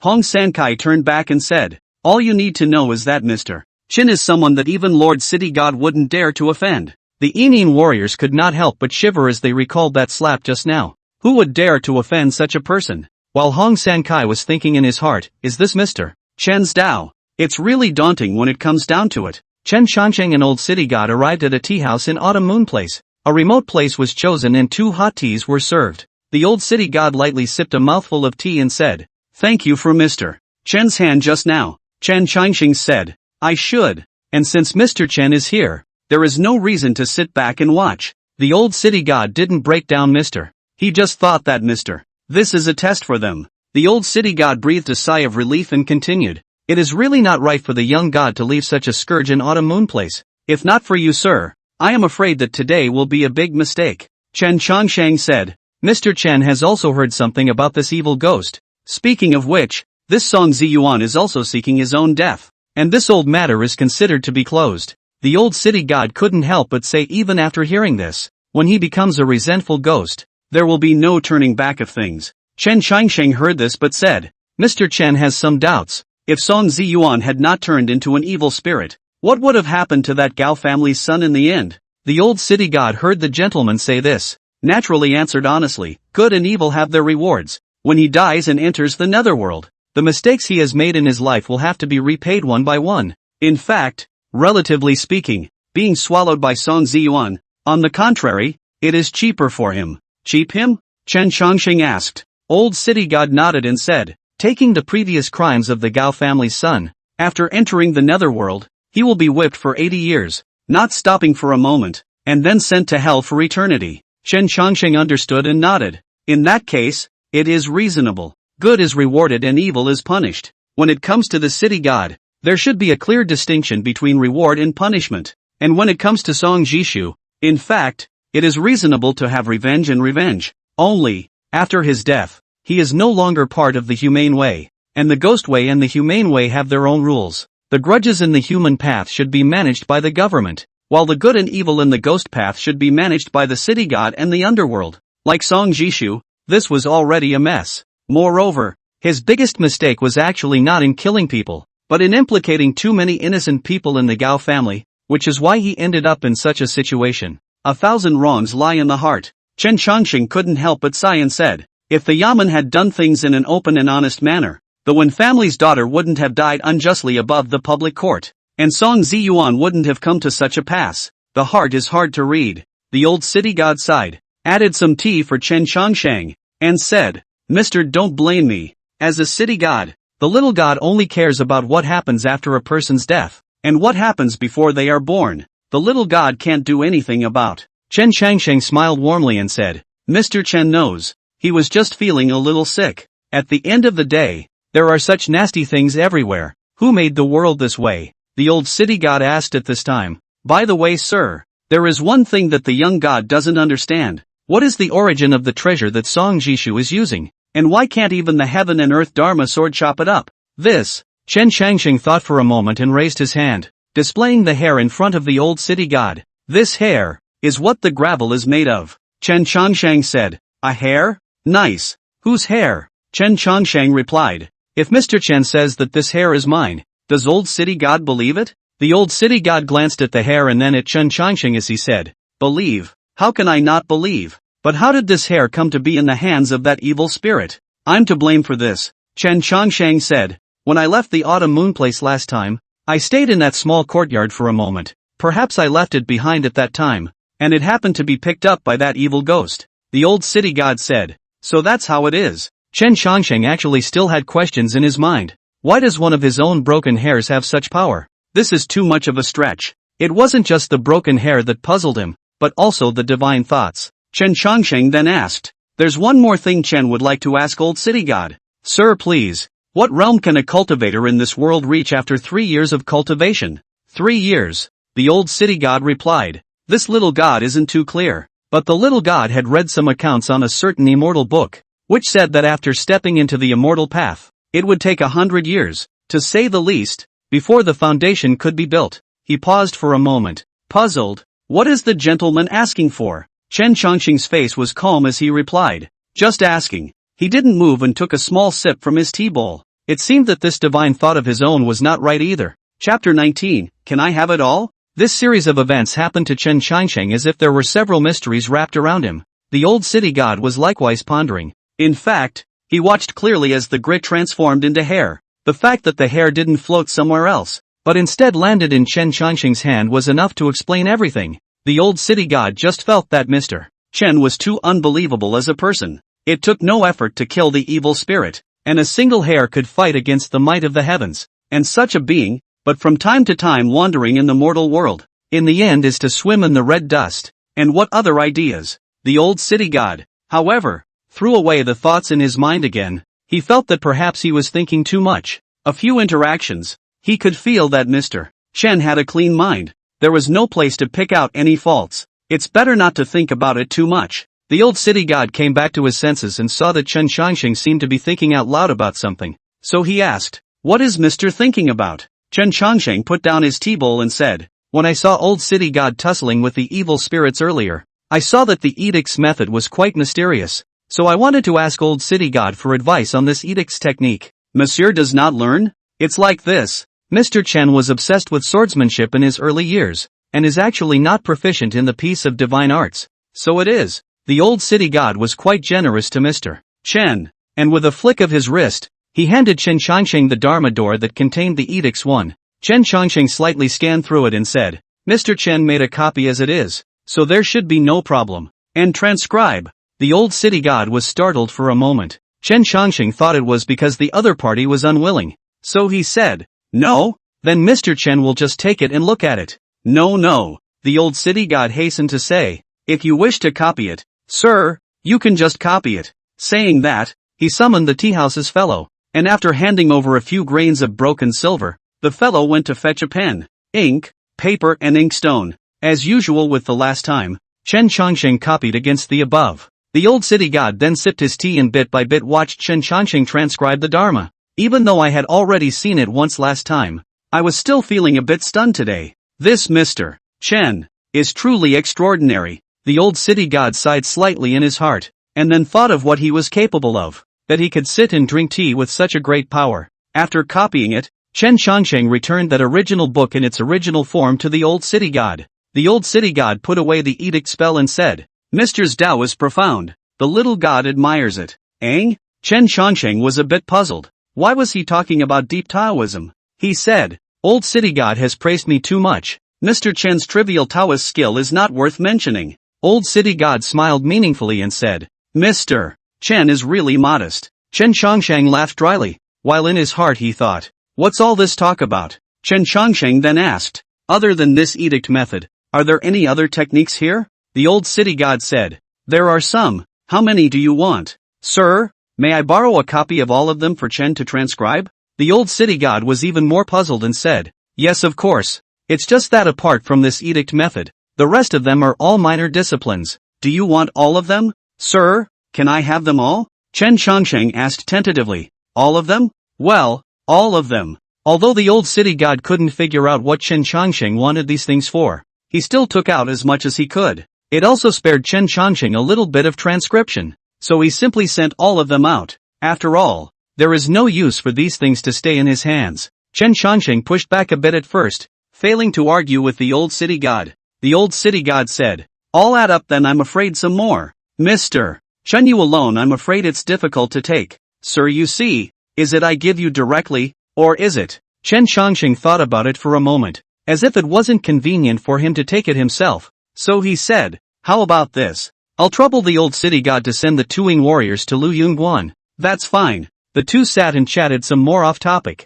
just a few pleasantries, asking Chen Changsheng how he has been over the years, and asking the old city god if he has encountered any interesting things lately. With the words, nearly half an hour passed. Chen Changsheng got up to take his leave, while the old city god sent the gentleman off. After learning that Mr. was going to Lu Yunguan, he was sent all the way out of the autumn moon place before turning back. Chen Changsheng glanced back after walking out of the autumn moon place. He couldn't help but read. The old city god is really talkative. Chen Changsheng smiled and turned back before heading in the direction of Lu Yunguan. Some clouds surrounded the mountain, obscuring the Taoist temple on the hill. Chen Changsheng stood at the foot of the mountain. Speaking of which, he had intended to come and take a look last time, but missed out because of the qi refining technique. After 6 years, I don't know how the mountain looks like. Chen Changsheng was about to take a step onto the steps, but suddenly he felt something and looked back. I saw a small Taoist priest dressed in Zhonghua picking 2 buckets of water. Changshan stopped his steps and looked at the person who had gotten in his way. When he saw Chen Changsheng's face, he couldn't help but freeze for a moment and couldn't help but secretly think, how could there be such a dusty person in the world? Little Taoist? Chen Changsheng voiced out to wake him up. Ah. Changshan returned to his senses and asked, is the resident going up the mountain? Chen Changsheng nodded and said, precisely. Changshan picked up the water and said, the monk followed me. The road up the mountain has stone steps, but it is not easy to walk, and pay attention to your feet. Good. Chen Changsheng just followed behind Changshan on the path up the mountain. How long has the young Taoist master been practicing? More than 5 years. May it reach the age of weakness? Not yet. Still in the year of the dancing elephant today. Only past 18. Who? Changshan talking are a bit out of breath. Picking water up the mountain is a labor of strength. He usually have to walk for a while to rest for a while. Chen Changsheng saw that he was struggling to pick, so he went forward and took over the flat burden on Changshan's shoulder to pick water. Guru may not. Changshan was startled for a moment and rushed to block it. Instead, he saw that the gentleman had already set his stretcher on his shoulder. Chen Changsheng said, according to your picking method, you won't be able to go up the mountain for half a day. It's better for Mr. Chen to come, so the little Taoist master can accompany me to have a casual chat. Changshan also knew that this gentleman did not mean to say that he was walking slowly, and said, I appreciate your good intentions, but picking up water is also a part of my practice, so I hope that you will return it to me. Chen Changsheng, however, ignored him and picked the water and headed up the mountain. Guru! Guru! Changshan hurriedly chased after him. He kept chattering in that gentleman's ear, but he still didn't see the gentleman put down his stretcher. He couldn't help but get a little irritated and tried to stop it, but that gentleman's stride happened to be a little larger than his, making it somewhat difficult for him to catch up to the front. You'd better put it down quickly. If the master knows that you're carrying water for the poor Taoist will be punished. Guru! Guru! Alas! Changshan sighed, and a helpless look appeared on his face. This gentleman, that's very kind. Chapter 20, sooner or later. Changshan was ultimately unable to argue with the gentleman and had to follow him up the mountain. Chen Changsheng asked, is your master Taoist Xian Huang? The resident has been here before? Changshan asked. Chen Changsheng laughed, I've been here. Not only that, I also know your master ancestor. Shifu? Changshan froze for a moment and said, the abbot has met the master ancestor? Aha! Chen Changsheng nodded his head and said, your master ancestor was called Hong San Kai, and his Taoist name was taken from the word San Kai, and he was often called San Kai Taoist master during his lifetime. Changshan had a glance at the gentleman and asked, has the resident really met our master ancestor? The master is 62 this year. The master's ancestor should have gone long ago. This gentleman looks not too old, and how could he have seen the master's ancestor? Naturally, I've met and am still friends. Chen Changsheng said, has your master ever told you about your senior uncle? Changshan paused for a moment and said incredulously, "Poor Tao. There is still a senior uncle? Why haven't I ever seen it before, nor have I heard master talk about it?" Chen Chongsheng said, "Your master is the youngest of the 3 master brothers, while your other 2 master uncles went to the mortal world after your master ancestor's immortal death, and only your master stayed behind to succeed the goddess of mercy." Changshan opened his mouth, still somewhat skeptical, and asked, "Do you know, then, what the names of the 2 master uncles are?" "Xian Tian, Xian Di," Chen Chongsheng said. "If you don't believe me, you can ask your master." Changshan believed most of it and asked after him, "Then why did the 2 master uncles go to the mortal world in the first place?" Chen Chongsheng asked, "Then why stay here?" Changshan said, "There is a master in the Quan, and there are brothers and sisters in the Quan, and there is food and clothing, so why don't you keep it?" Chen Chongsheng laughed when he heard this, and he joked, "Your 2 uncles are actually the smart ones, while your master is the dumbest, so he stayed behind." Changshan frowned when he heard this and huffed a bit. "Master is not stupid. And who are you to say so? How can you stay on the mountain if you're not stupid?" Chen Chongsheng said, "If you weren't stupid beyond belief, how would you choose to spend the rest of your life in misery on this mountain?" "Master is not bitter," Changshan said angrily. "Master has us with him, the mountain tits with him, and the moles in the forest with him, and he lives well every day. So how can you call it suffering for the rest of his life again?" When Chen Chongsheng saw Changshan defending his master like this, he couldn't help but laugh. "That's because your master has never enjoyed any blessings. Having lived to more than 60 years, he hasn't enjoyed a single day. The master never felt like suffering." "That it does," Chen Chongsheng agreed, but then turned to say, "But you know what? Some people in this world feel that they are satisfied even if they can eat chaff and hoe cakes,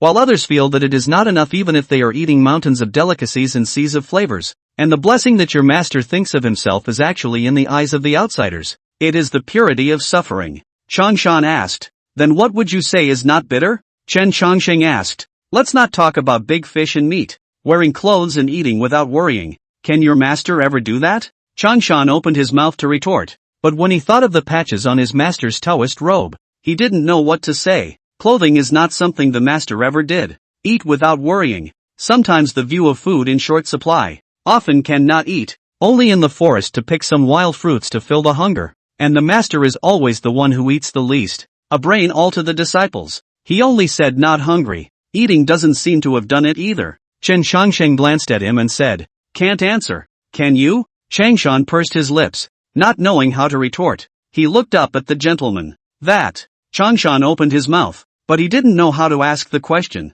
Chen Chongsheng asked, "Are you asking how to dress and eat without worrying?" Standing Mountain nodded in agreement. "Aha." Chen Chongsheng grinned and replied, "I was just explaining the problem. I didn't say I could solve it." Changshan's head bowed again. There seemed to be more than a little despondency in his demeanor. The feeling of powerlessness when one tries to change something but can't do anything about it is quite torturous. Chen Chongsheng picked the water and slowly walked towards the mountain. Changshan also stopped talking as he pondered the question. He felt that this gentleman must know. He just didn't really want to tell him. He watched the gentleman along the way, and suddenly realized that the gentleman had carried water for such a long distance up the mountain without taking a breath. Changshan was somewhat impressed, but in his heart he had an unspoken dislike for the gentleman. For this gentleman said that the master had led a hard life, and had convinced him of it in a few words. It didn't take long to get to the entrance of the view. Chen Chongsheng glanced at the Taoist temple. Compared to the past, the Taoist temple is even more dilapidated. Several years of wind and frost is now somewhat out of shape. "Drink!" A fist-swinging gulp came from the Taoist temple. Chen Chongsheng raised his eyes to look, only to see that the master of the Taoist temple was staring at the 3 disciples in front of him, and if he made the slightest mistake, the branch in his hand was going to be smacked onto his body. Changshan stepped forward and said, "Master, I'm back." Xian Huang's gaze focused on the disciple and said without turning his head, "Then come and practice together." Changshan glanced at the gentleman beside him and turned his head to his master. "Master." "Whom?" Xian Huang turned his head, and he also saw that gentleman in his line of sight. His figure slightly paused, and a bit of shock showed in his gaze, but it quickly subsided again, returning to its usual warmth. "Mr. Chen." Chen Chongsheng stepped into the Taoist temple and asked, "How have you been?" Xian Huang smiled warmly and nodded. "All good." Chen Chongsheng and Xian Huang walked inside the Taoist temple. All 4 brothers and sisters collected their kung fu. Junior sister Zissa looked at the gentleman and asked, "Senior brother, Who is this gentleman? Changshan shook his head, not knowing how to explain. So it seems that what this gentleman said before may be true. He's really from Shifu's generation. Chen Changsheng and Xian Huang arrived at the pavilion behind the Taoist temple. Xian Huang ordered Changshan to make 2 bowls of tea. This is the wild tea that I picked earlier in the mountains. The taste is quite delicious. I hope that you do not mind. A little bit of tea is the best he can get right now. Chen Changsheng laughed. Mr. Chen isn't picky. It's fine if you don't have one. It's naturally best if you do, let alone if you dislike it. Xian Huang pushed the tea in front of Chen Changsheng and then said, Mr. used to come around the 22nd of June in previous years, and this time he seems to have come a few days earlier. Chen Changsheng said, it's the same sooner or later. It's all coming. Xian Huang listened with a slight sigh of relief. As long as it's Mr. Chen who doesn't ever forget this broken Taoist temple. Chen Changsheng sized up Xian Huang. Compared to 6 years ago, Xian Huang was getting older and older, and there were many more wrinkles between his eyebrows, while the top of his head was full of white hair. When really the years wear on you. Chapter 21, I'm actually not dead. 2 teas later, Chen Changsheng unhooked the wine gourd from his waist and placed it on the table. Chen Changsheng said, as usual in previous years, 1 gourd of autumn moon brew. Xian Huang saw that wine gourd could not help but pause for a moment, then laughed. Once upon a time when the master was still around, Mr. Every time he came, he brought a gourd of wine. At that time, I also had a craving, but I did not dare to go up and ask for it. But I did not think that the years had changed, and now I can drink Mr. S wine. Changshan stood by and waited. As he listened to his master's conversation with this person, he always felt that something was strange. This wine is also a workshop hit. Chen Changsheng said, nothing unusual. That's naturally different when brought by a gentleman. You. Chen Changsheng couldn't help but sigh and said, what's the point of always looking at Mr. Chen so highly? When your master, his old man, was still around, he was never polite to me. Xian Huang explained, speaking in accordance with the rules. Mr. and Master are of the same generation, and as a junior, I should be respectful. Mash a couple less sentences. Chen Changsheng brushed aside the topic and said, drink, eh? Xian Huang agreed, grinning like a child. At this time, junior sister Zissou suddenly rushed in. Master, there are suddenly a lot more books outside the door. I wonder who put them there. Book? Xian Huang paused for a moment and looked at Chen. Chen Changsheng replied, it should be for Mr. Chen. I asked them to send it to Lu Yunguan. I didn't expect it to be so fast. Xian Huang and Chen Changsheng got up and headed towards the door. As expected, a pile of books was neatly stacked at the door, but outside that door, the person who delivered the books was nowhere to be seen. But in reality, there stood 2 inin. Just the master and disciples in the Taoist temple could not see it. Chen Changsheng walked up to the undertaker. The one who came was no other than Hong San Kai. Hong San Kai stepped forward and said, Sir, all the books you wanted are placed here. With pleasure. Chen Changsheng asked again, have you finished cleaning up in the small courtyard? Thanks to Mr. Hong San Kai said. When that poem went down, there wasn't even a remnant soul left. Chen Changsheng snickered. Then I'll strike a little lighter next time and find you guys something to do as well. Hong San Kai laughed. That's not good. It's better to settle it cleanly. Chen Changsheng couldn't help but smile as well. Xian Huang was standing in the Taoist temple. He saw that the gentleman was empty in front of him, yet he seemed to be talking to someone. He was a little surprised at first, but quickly figured it out. Roughly the ghosts and spirits of this place. There is no other explanation than that. And in the corner of that Taoist temple, 4 heads peeked out at the scene. Who was he talking to? Not talking to a ghost, are you? The youngest, Zissou, was a bit scared and said, second senior brother, don't scare me. Hong San Kai at the entrance of the Taoist temple did not stay much longer, and after exchanging a few pleasantries with Chen Changsheng, he excused himself and said,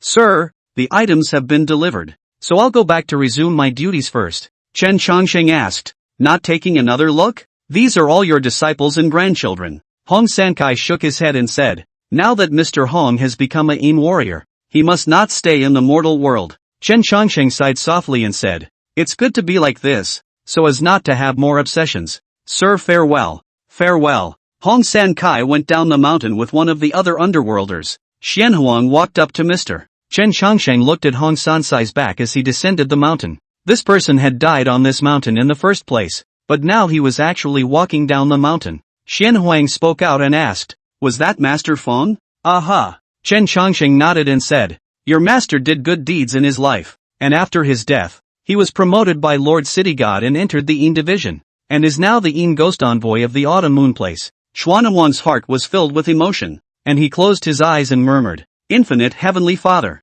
and do not think deeply. Chen Changsheng said, Your master didn't even enter to watch a single glance. What your master can figure out, you should be able to understand as well. Xian Huang nodded and said, Xian Huang understands. He looked toward the pile of books sitting in the doorway and said, These books, put it here with you. Chen Changsheng said, If you can't finish it this time, it's the same if you come back next time. Xian Huang understood in his heart. Then he turned back and said, Don't look. Don't come over and help Mr. carry the books. The 4 disciples had no choice but to come out when they saw that they had been discovered. Third senior brother Xianshan scratched his head and explained, Master, we were just passing through. Xian Huang smiled helplessly and said, Move your books. Changshan asked, Master, where to move to? Just move it to the book loft and put it away. Good. A few people carrying some each soon had all the books in the doorway. While on the road, Xiansen was curious in his mind and muttered, What are all these books? Why don't they have a title?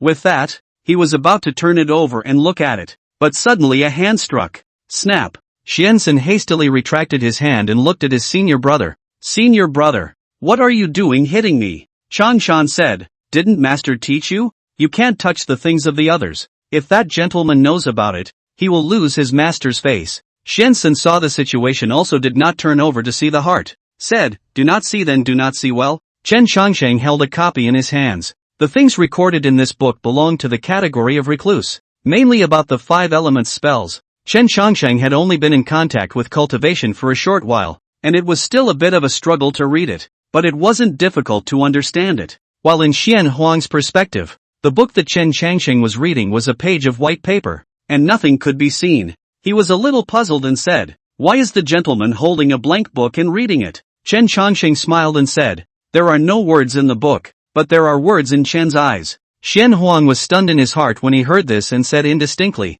Mr. Great talent. Chen Changsheng closed the book and said, Go in and talk. After returning to the gazebo, Xian Huang then sat down and drank wine with Chen Changsheng. A gourd of autumn moon brew is enough to chat until dusk falls. Xian Huang's words were too much less than his master, but it was being good for Chen Changsheng. At least it wouldn't be boring. If it was like his master's that had too many words, instead of listening to the brain more raw pain. In a flash, it was sunset. The sky was also flooded with a dusky color, gradually yellowing to finally become a fiery red. And the gourd of autumn moon brew on that table had reached the bottom. Chen Changsheng suddenly remembered his previous appointment with old man Zhang, but looking at the color of the sky, I'm afraid he won't be able to make it. Looks like it will have to wait until next time. Chen Changsheng then chatted with Xianhuang about his several disciples while waiting for this death. It's going to be dark, Xianhuang said. Is Mr. leaving? Chen Changsheng looked towards the edge of the sky, where the last remnants of light were about to fall.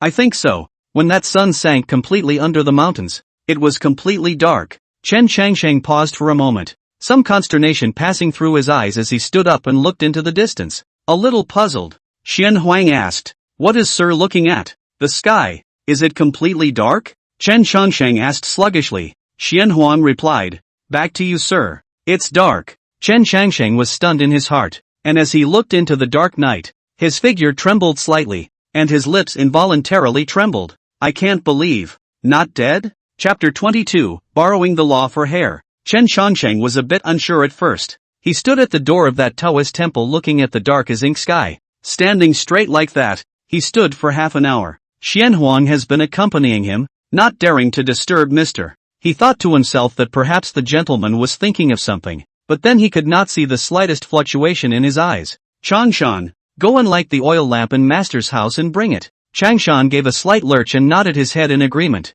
Yes, master. After coming to his master's room and seeing the oil lamp, Changshan could not help but sigh lightly in his heart. This oil lamp, to and from the master never spare to light. It seems that the master has been generous since this gentleman arrived. The light from the oil lamp was reflected in Chen Changsheng's afterglow. Chen Changsheng, who had been standing at the entrance of the Guan for a long time, also slowly came back to his senses. His body paused slightly and looked at Xian Huang beside him. Xian Huang held the oil lamp in his hand and blocked it with his hand, afraid that the wind on this mountain would blow it out. Why bother lighting the lamp? Chen Changsheng asked. Xian Huang said. It's cold on the mountain at night, so an extra oil lamp will also provide more warmth. Chen Xiangxing glanced at the oil lamp and saw that it had some dust on it, thinking that it hadn't been used for a long time. You can see how frugal Xianhuan usually is. If he were alone, he might not have to live in such misery. But there were 4 other disciples in the Quan, and the responsibility naturally fell on him.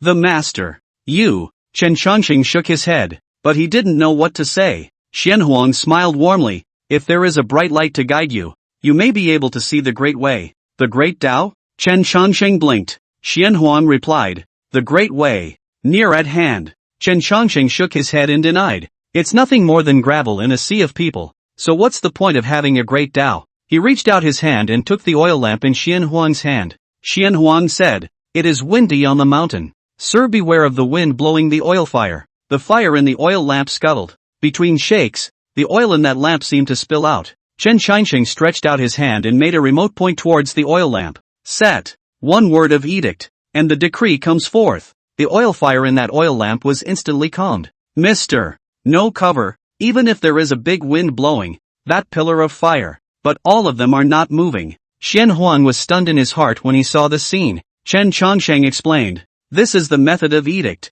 Fixing the fire, which is actually a small path. Then what is the Great Tao? Xianhuang asked. Chen Xiangxing looked outside, and underneath that lamplight, his hair could be seen fluttering, and there was a breeze blowing. Chen Xiangxing once again raised his hand and pointed remotely. Wind stops. With a royal command, the blowing breeze stalled and the gentleman's hair fell again. The light illuminated the 2 of them. A look of shock passed through Xianhuang's gaze, and he was half speechless. Chen Xiangxing turned his head to look at him and said, The so-called Shao Dao only lies in itself, like this oil lamp in general, although the candle flame is fixed. But the root cause of the influence of the candle flame scurrying has never changed. But if you can influence the outside world, there is no wind. The candle flame is naturally fixed, and the so-called avenue. You have stayed in this mountain for more than 60 years. You are used to living a life of purity and misery, but keeping the status quo is ultimately not good. You still need to make changes. Even if you don't think about yourself, you need to think about this Taoist temple, and think about these disciples under your door. Isn't that right? Xianhuang naturally knew what Mr. The situation of Lu Yunguan is not as good as a year, when the master was alive. There are still some incense will come up to the mountain, but now after he succeeded the Guan master. But even the incense is almost no longer there. The Taoist temple is broken in several places, not to mention that there is no money to repair it, so even food and clothing have become a problem. Sir's lesson is right. Xianhuang sighed softly. Chen Xiangxing thought for a moment and said, If there is water in the mountain, why not dig a well? If there is a field behind the mountain, why not cultivate it? If there is a land in front of the viewer, why not plant a tree? And there will be fruits in the coming year as well. Cultivation is not just sitting in meditation, and your disciple thinks better than you do. Is the gentleman talking about standing mountain? I helped him carry water on the way up the hill, and do you know what he said? Chen Xiangxing continued. He said that picking water is also his cultivation. Do you understand? Xianhuang took a deep breath and chanted with his eyes closed. Immeasurable Heavenly Father, thank you for your teachings, sir. Chen Xiangxing lifted his hand and said, Rest and go. Xianhuang continued. I have already had my disciples pack out an empty room, so sir, please follow me. Chen Xiangxing waved his hand and said, There's no need. I'll sleep in the book pavilion tonight. How would that work? What doesn't work? Chen Xiangxing said, Sleeping anywhere is the same. Xianhuan was ultimately unable to convince Mr. Chen, and after sending him to the book pavilion, he retired and returned to his room. Chen Xiangxing set the oil lamp on the floor of the book pavilion. He casually picked up a book and proceeded to read it. The books given by the old city god are all real divine spells. Although in the eyes of some great powers these small doors and small arts are not up to par, but for Chen Xiangxing, these are rare treasures. Alas! Chen Xiangxing looked at it but sighed. You can only look at it empty without mana. Although he was able to read these spells, he had been refining the gods for the past few years. While he had half of his mana on him, edicts of the art can be performed entirely because of this piece of magic is mainly borrowed from the divine mind, and then hooked up with heaven and earth. To put it bluntly, is the face of heaven and earth reward? However, Chen Xiangxing was unable to use any of the real spells. The only way to have mana in your body is to continue refining your chi and essence. But how much mana could he refine when he lived and died and lived again? Although it was said that he didn't die after dark this time, Chen Xiangxing could feel that he was still going to die. It was just that this time, the time to live had been extended a little bit. Maybe tomorrow, maybe just tonight. Thinking about this, Chen Xiangxing couldn't help but feel a bit of a headache. He put down the book in his hand and remembered the day. Right, the hair. Chen Xiangxing carefully rummaged the strand of hair from his coat pocket. He placed it in front of the candle flame and looked at it carefully. God's thoughts also gathered on that hair, but the results were mediocre. Chen Xiangxing was a bit puzzled as to why this hair would be so powerful in the hands of that evil spirit, yet he could not see any mana in it. Chen Xiangxing thought for a moment and decided to give it a try. Maybe there is mana inside the hair. I just can't use it directly, but I have to borrow it. He probed his fingers and held the hair between them. Borrowing the law from the hair, the art says, the earth is also dustless, and the house is also dustless. Net. Only a golden light suddenly emitted from that hair.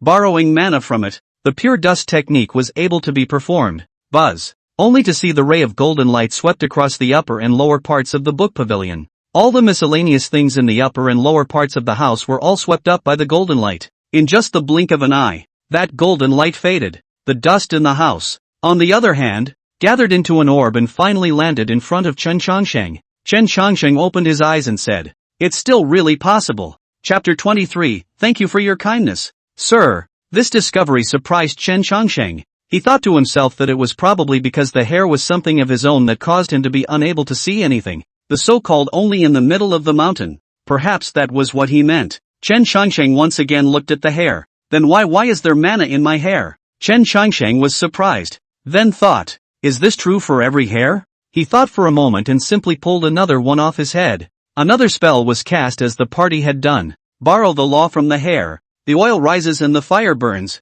Chen Xiangxing held his hair in his hand and flicked it against that oil lamp. Only a golden light gushed out from the hair and fell into that oil lamp. And then the oil in that oil lamp was seen to rise in the blink of an eye. Chen Xiangxing opened his mouth, feeling somewhat incredulous. From where? All this mana. Where did it come from? He had never refined his qi in essence. And where did the mana in his hair come from? Chen Xiangxing was puzzled. The only explanation, perhaps, was that the mana itself existed in his hair? From the very beginning. Is it a traveler's benefit? Chen Xiangxing shook his head, again feeling that it was not quite realistic. Maybe things. It wasn't as simple as he thought. But in today's case, trying to figure out why is probably a no-brainer. Except to say we'll see afterward. Chen Xiangxing sighed, looked at the hair in his hand, and murmured, then won't I have to pull out my hair often in the future? And a few more times. Won't that make me bald? Chen Xiangxing couldn't help but feel a bit of a headache. He rubbed his brow and didn't think much about it anymore.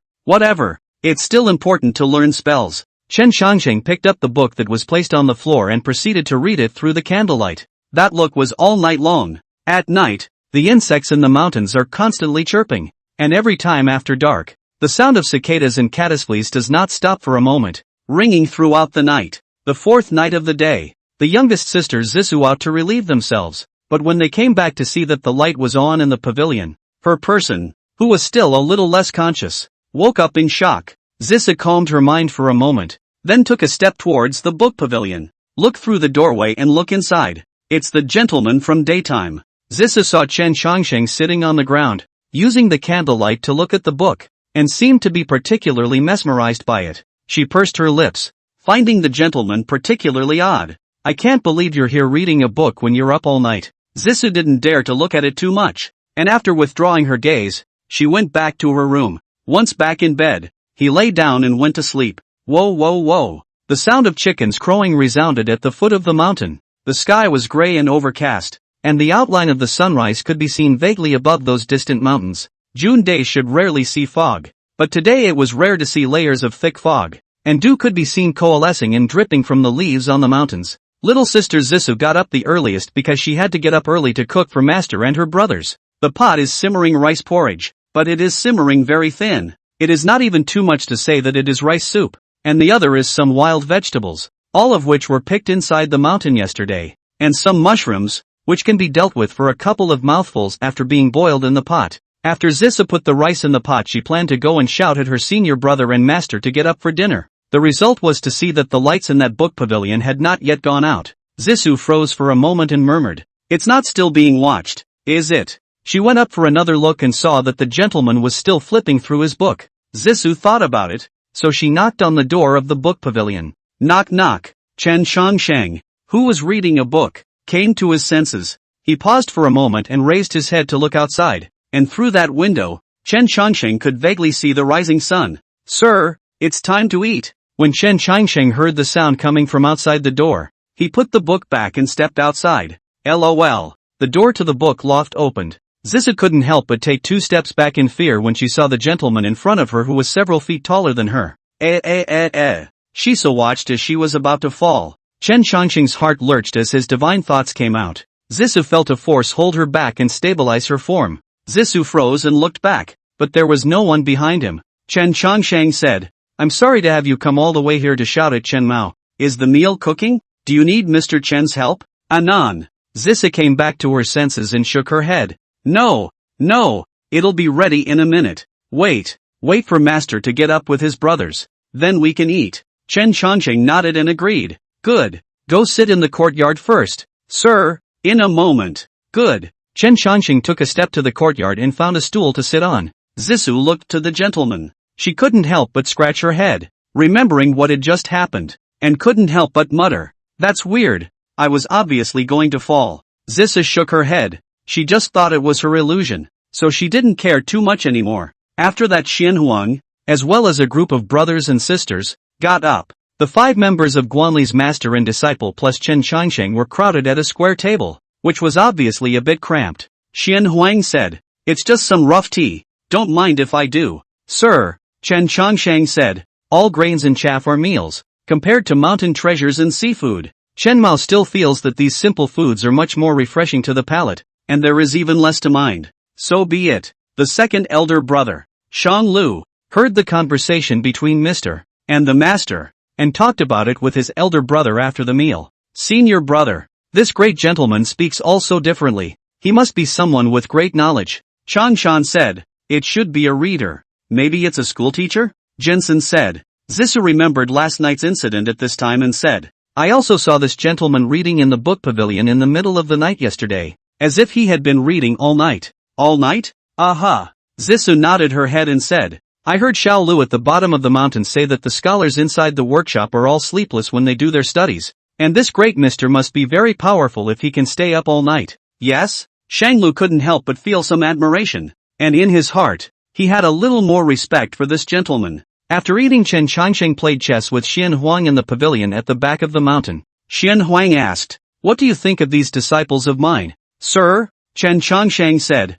Changshan understands etiquette and knows the numbers. Zissou was virtuous and capable, and the remaining 2 have had little contact and have yet to come to a conclusion. Xian Huang nodded his head and said, Actually speaking, Xian Huang knows that it's hard to have an immortal fate in this life, even if he knows that an immortal is in front of him. But there's only one wish that he would like to plead with you, sir. Chen Changsheng placed the pieces in his hand back into the altar and looked over at him. Xian Huang said, If any one of these 4 disciples can enter the eyes of Mr. I still hope that Mr. can take care of them. Chen Changsheng laughed. I thought how big a deal. Mr. Chen may stay here from time to time in the future, and since I've borrowed the place, I naturally have to take care of them a bit. It was as if a large stone had fallen to the ground in Xian Huang's heart. On behalf of the 4 of them, Xian Huang thanked you for your great kindness. Sir, Chapter 24, What kind of sorcery are you using? Chen Changsheng finally had some free time. In the beginning, every time he woke up, he especially cherished the time to meet those who should be met,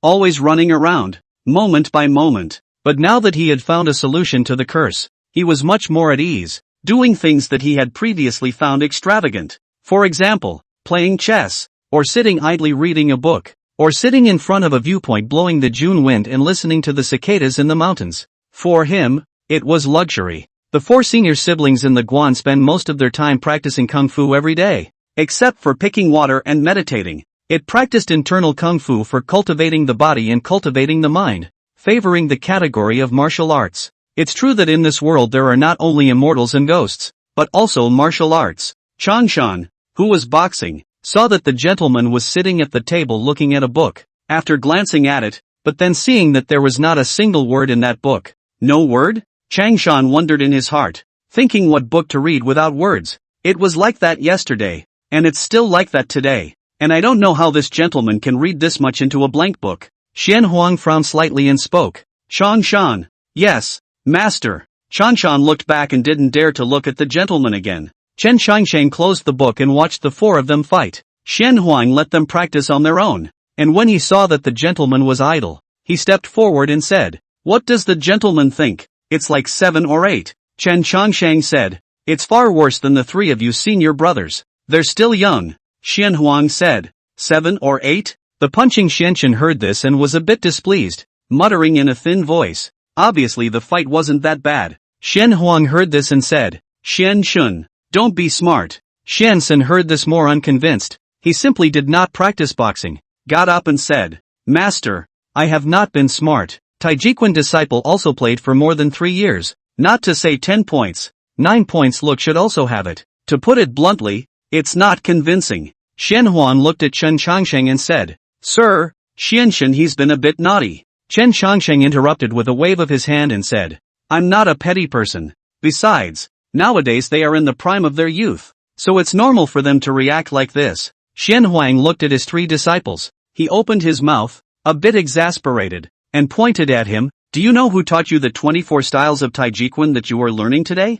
Xiansen said. "Wasn't Taijiquan handed down from the master's ancestors?" Xian Huang shook his head inside, saying, "Then do you know that the Taijiquan that your masters and ancestors, including your master me, learned was all taught by Mr. Chun, Shifu?" Zissa stepped forward and tugged on Xiansen's coat, trying to get him to stop. But Xiansen has always been a strong nature. Do not know how to avoid things, which can listen to persuasion. Xiansen glanced at the gentleman and saw that he was dressed in a green shirt as if he was weak. So he said, "I don't believe it. You." Exasperated, Xian Huan was about to open his mouth, but Chen Changsheng stopped him. Chen Changsheng stepped forward and said, "A young man has the pomp and circumstance of a young man." "How you talk about Mr. Chen? Mr. Chen feels indifferent, but it's not right for you to contradict your master. You'll have to take the board." Xiansen took a step forward and said, "Getting a slap on the wrist is getting a slap on the wrist. You don't look as if you're a few years older than me, and you're weak.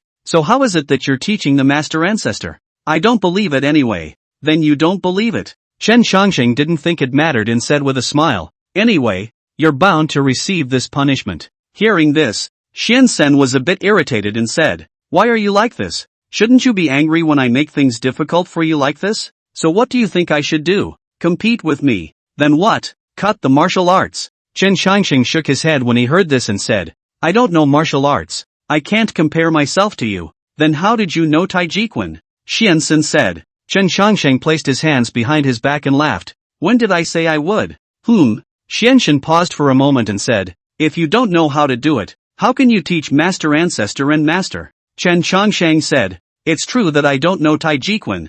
Although it was said that both Hong Sankai and San Xian were taught by him in Taijiquan, Chen Changsheng did not actually know Taijiquan. He had only learned a few moves from the old man in the park in his previous life. Xiansen said, "I don't care if you can or can't. No, you just say. Do you dare to spar with me?" When Chen Changsheng saw that he wouldn't relent, he couldn't help but say, "Do you have to compare yourself to me?" Xiansen nodded his head. "If you win over me, I will not say another word. You're rather like a martial artist that way." Master said the same thing. Chen Changsheng sighed, thinking to himself that it looked like he couldn't do it without a comparison. He then said to Xian Huang beside him, "Then I will compete with this disciple of yours?" Xian Huang sighed in his heart and said, "I still hope that Sir will stay his hand. I don't know martial arts. I can't hurt your disciple." Chen Changsheng said. Chen Changsheng stepped forward, holding a scroll behind his back with one hand, while the other hand was extended out to the Xian senator. "I don't know martial arts, so it's not exactly bullying."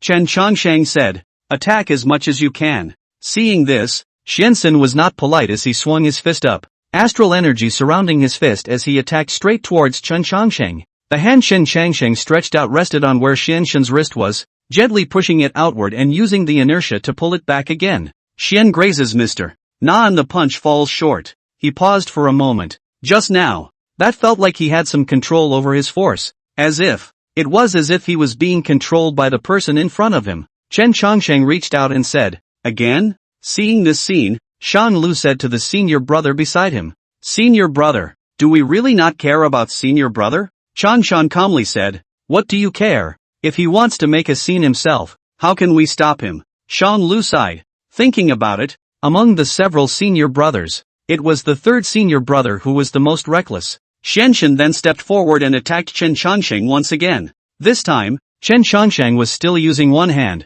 using the same means of Taiji Quan. To put it bluntly, it's just the kung fu of borrowing power and hitting power. Only need to use these well, even if he hasn't practiced martial arts, as well as being able to defeat Xianxin. Chen Changsheng once again received his punch, using the force to pull and push forward again. That fist energy was returned to Xianxin as much as possible. Snapped. Xianxin took several steps backward before stabilizing himself. He looked at his hand in some disbelief and said, "What kind of sorcery did you use? Demon magic?" Chen Changsheng shook his head. "This is not a demonic technique, but Taiji." Xianxin gasped and said, "You're talking nonsense. Where does Taiji Quan look like this?" Taiji Quan and Taiji are not the same. Chen Changsheng said, "The Taiji that I used in the party was nothing more than a technique of borrowing power to fight with power. He could be a fist or a sword." Chapter 25, How can I see then? Xianxin rolled up his sleeves, still somewhat unconvinced. "I don't believe it." Again. He once again attacked towards Chen Changsheng. This time, he did not hold back at all, using all of his kung fu. But the result was that every punch and every leg were all neutralized by the other party's dexterity, and sometimes they were even pushed out a few steps away by the force returned to them. The two faced off again. By now, Xianxin was already panting, one hand propped up on his knee, and his forehead was covered in sweat. What a subtle maneuver. Changshan recalled Mr. Fang's movements as if it was like opening the door to a new world. So that's how Tai Chi works. Changshan's perception was excellent, and just by watching some of the fight, he understood what kind of Kung Fu Tai Chi really was. The fusion of dexterity and borrowing power to the extreme. Even without using half of his blood chi, he could still win over Xianxin, who had practiced martial arts for several years. Dang awesome. Shanlu and Zissou, on the other hand, were looking a little confused, not even quite understanding where Mr. Big's power originated from. Chen Changsheng looked at the Xin Jinseng in front of him and said, "Still coming?"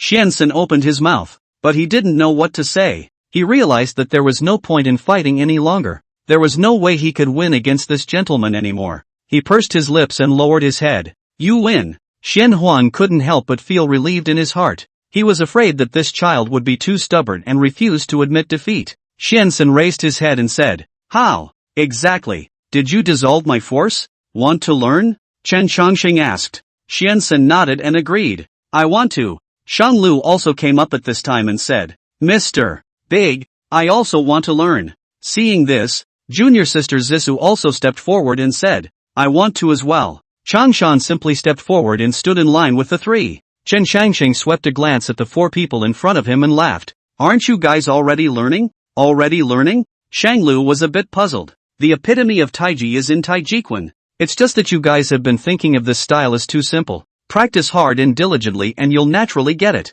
Chen Changsheng said. Furthermore, it's easy to pass on the Dharma, but difficult to teach it, and Mr. Chen isn't good at teaching people, so it depends on your master. Several people's gazes went to Xian Huang. Xian Huang stepped forward and said, "As I told you earlier, this fist technique is extremely difficult to learn, not just by following a cat and mouse." "Master," Shang Lu spoke up, "Master, you only pass on the form, not the meaning, so how can we know Taiji Quan?" "No, it's Taiji, that's right," Chen Changsheng said. "Shape is to quiet the mind. If the mind is not quiet, where is the intention to come from? And don't blame your master. Your master, he also came this way in the beginning." Once again, Changshan felt strange as he listened to the gentleman's words. Why is it that when this gentleman speaks, he always gives the impression that he is very old? Changshan was a little puzzled. Is it hard to believe that this gentleman is really old? He glanced at Chen Changsheng's face again and couldn't help but shake his head, putting these thoughts behind him.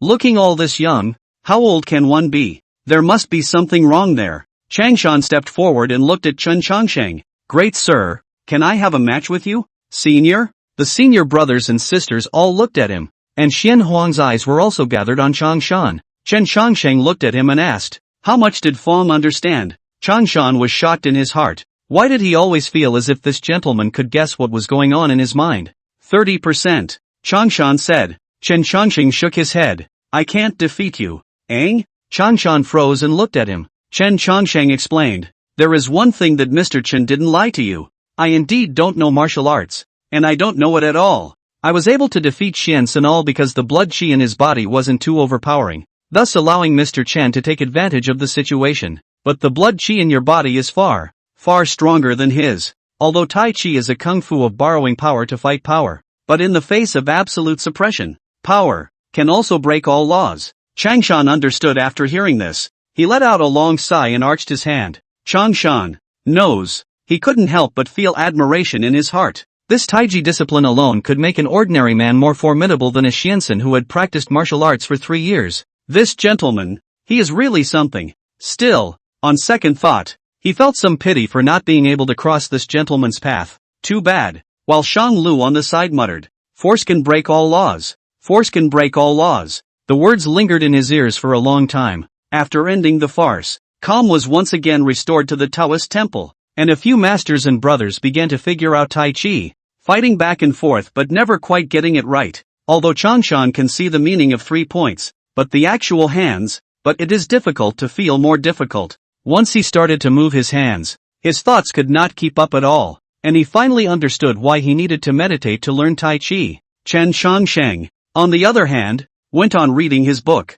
After Xian Huang finished teaching his disciples, he found Chen Shangsheng to discuss the well drilling. After all, it was too much of a hassle to go up and down this mountain. Chen Shangsheng couldn't help but laugh. "I'm just casually talking about a reason. You still really want to dig a well?" Xian Huang said. After thinking about it all night yesterday, Xian Huang thinks that what Mr. said is extremely reasonable. The well must be there. The field must be there. And then plant a peach tree in the small courtyard. The Taoist temple can be self-sufficient, and will not starve a few apprentices. And when Mr. next time he comes, he will be able to come up with something decent to entertain him. Chen Shangsheng was very pleased to hear. Said, "Go to the mountains to buy some soybeans.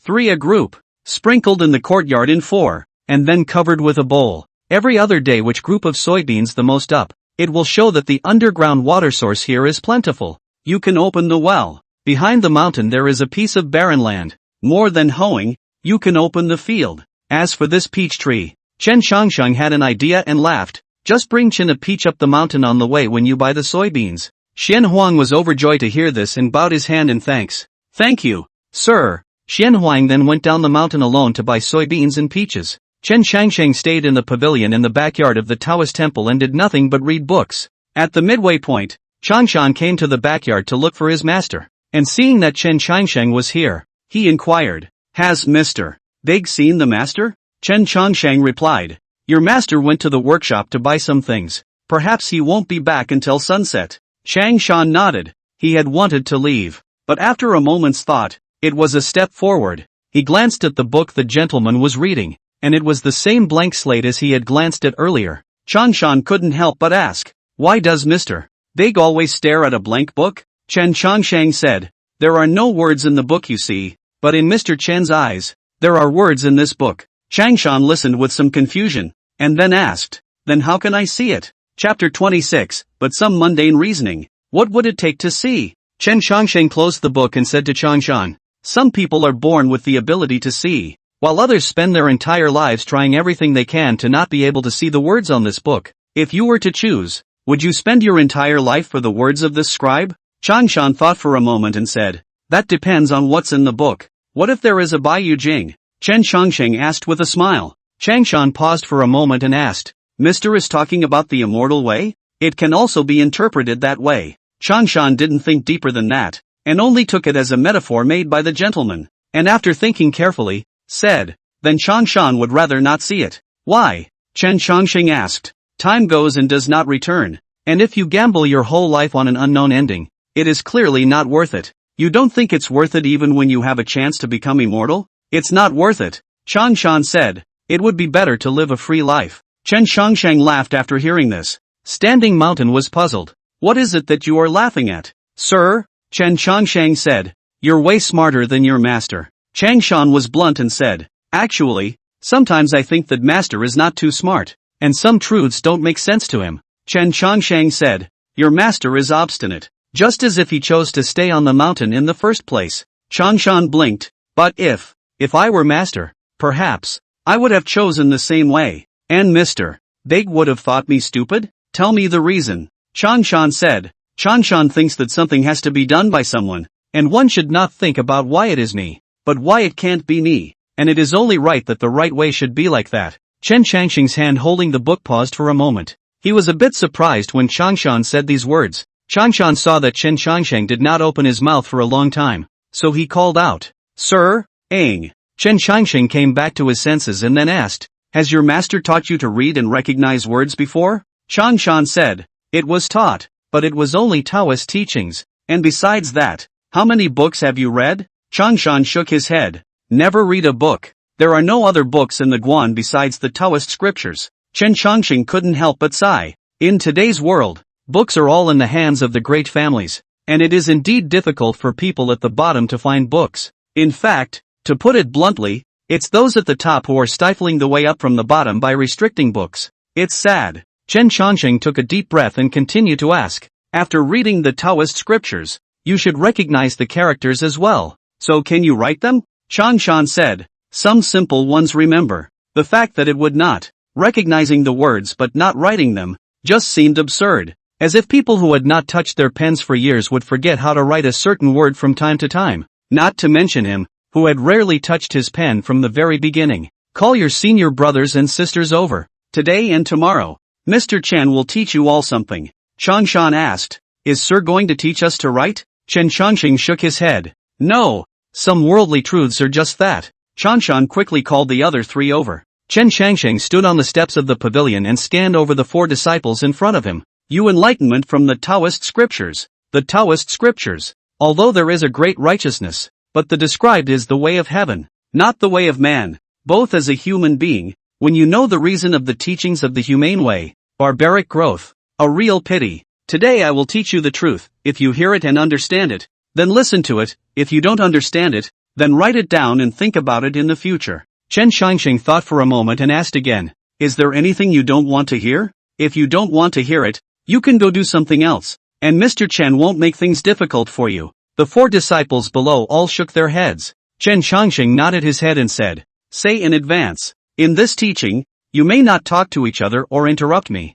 Wait until it's all quiet in this backyard." Chen Shangsheng then opened his mouth and spoke. "The reasoning begins in the book and ends outside the book. The reasoning in the book is called the Great Righteousness. But the great righteousness does not lie in the world. You need to know that the world is dangerous. The hearts of the people are complicated. What is said today are all the three views of Chen Mao. Do not spread it out. The body is in the matter. When the good and evil are from the heart, but it is difficult to judge the former so-called righteousness for the good. But, right and wrong, good and evil are difficult to judge. Under verbal attack, the true good can also be evil. Evil can also be distorted. Under the big picture, do not follow the current. When the clear right and wrong." Changshan looked at the great gentleman, and he felt that what came out of the gentleman's mouth was particularly piercing. Yet it was the true truth. But if you do not know the good and evil, the heart should have doubts, and then find the root. Clearly determine the right and wrong. However, the bright people do not distinguish between good and evil.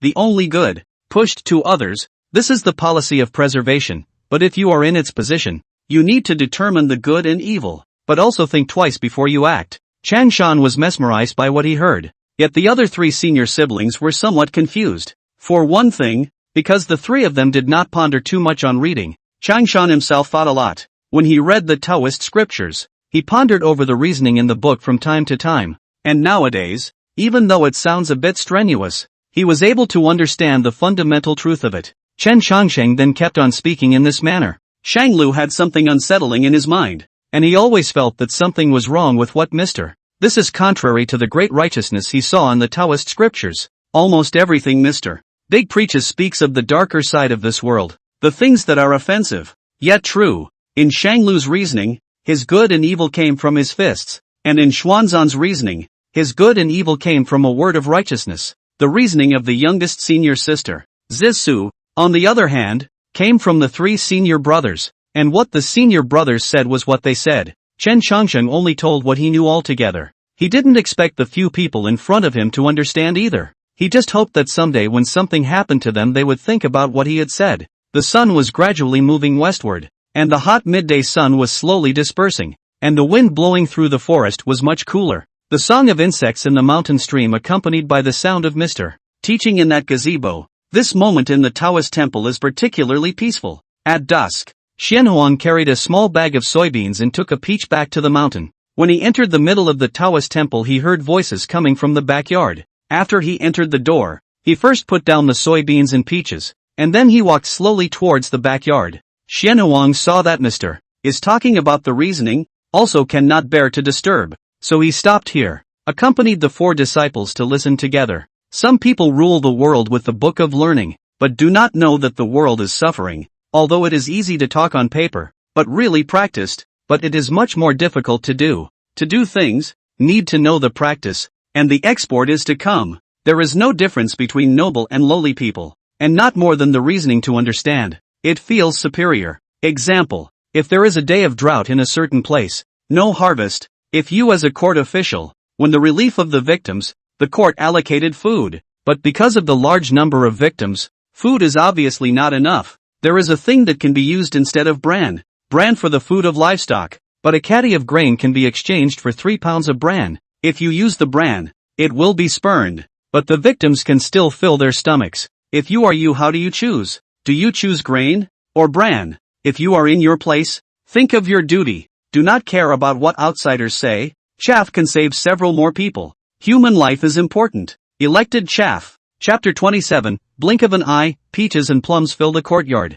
Bran, Changshan murmured, and for a moment he was actually in a bit of a trance, thinking that the grain was the right thing to do, but on second thought, he felt that the grain bran was more right. Human life is important. The Xianhuang who had stopped by also felt greatly baffled in his heart. It could be this. Xianhuang could not help but sigh, thinking that Mr. Mind is really extraordinary. Vision is even more extraordinary. The sky was overcast as the sun was setting. Chen Chongshang said, "It's getting late, so let's stop here today." Shanglu had a million questions in his mind that he wanted Mr. Big to answer. So he asked, "Mr. Big, is there anything I don't understand that I can ask?" Chen Chongsheng thought for a moment and said, "Ask your eldest senior brother." Changshan froze when he heard this and pointed at himself. "Ask me?" Chen Chongsheng waved his hand, took a scroll and left, not caring about the 4 people behind him. "Mr. Big." Shanglu tried to go after him, but Changshan stopped him.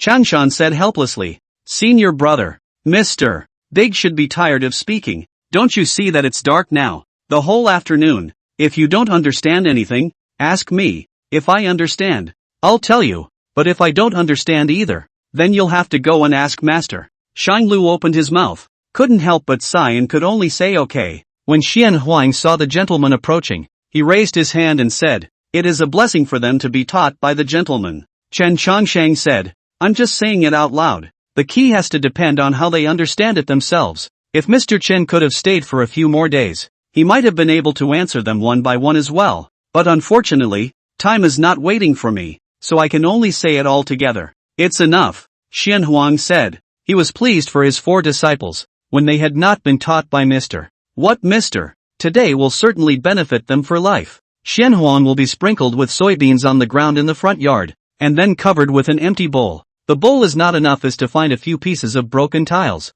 paved about 16 or 7 places. Busy also have a small half an hour. Chen Chongsheng didn't help, but stood aside and nibbled on a peach. Autumn Moon Place has a pleasant climate, and the peaches grown there are even sweeter and more delicious, so it's very enjoyable to take a bite of the juicy peaches and enjoy the evening breeze. Xianhuang pressed the last tile down and when he looked up, he saw that Chen had almost finished that peach. "Peaches are good." Chen Chongsheng laughed. Xianhuang heard this and said, "I should have known to buy 2 more. In fact, it's not that he forgot, but really shy. I thought I had enough money, but after entering the workshop, I realized that this year's peaches sold 0.5% more expensive. After buying soybeans, the last few money is only enough to buy this 1 peach." Chen Chongsheng laughed and didn't break him down, then asked, "Do you think it's good to plant this peach tree in that place?" Xianhuang replied, "I originally thought of planting it at the entrance of the Guan, but if the peaches fall in the coming year I'm afraid they'll roll down with the mountain, which would be a pity,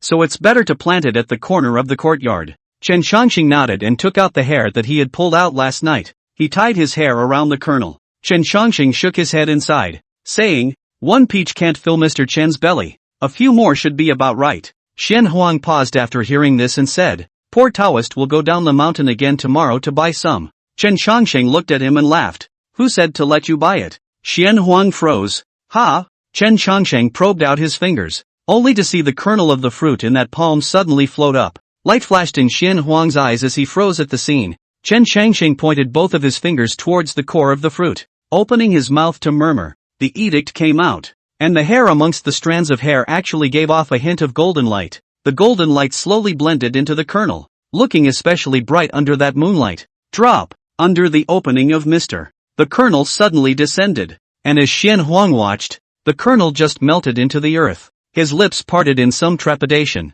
but then he saw the green-shirted gentleman speak again. Long. As soon as the words fell, there was actually a sudden movement in that earth. Put. Between them a seedling broke out of that earth, and in the twinkling of an eye it transformed into a sapling and drew out branches. The dirt on one side kept tumbling out as well. Xian Huang's gaze was fixed on the peach sapling, not daring to blink. Saplings grow taller and thicker in the blink of an eye. 1 foot, 2 feet, 1 foot. Xian Huang couldn't help but take 2 steps back, and he nearly fell to the ground without standing still. Although he had seen Mr. Words follows the law before, it was far less shocking than this time. In just a few breaths, a peach kernel grew into a peach tree, branches of green leaves, and then grew stamens, the tree in a breeze after the peach blossom as much as floating down. And then, you can see the peach tree fruit. 1, 2, 3, in the blink of an eye. It's spring and summer. Seeing the peach tree full of peaches, Chen Changsheng nodded in satisfaction and said,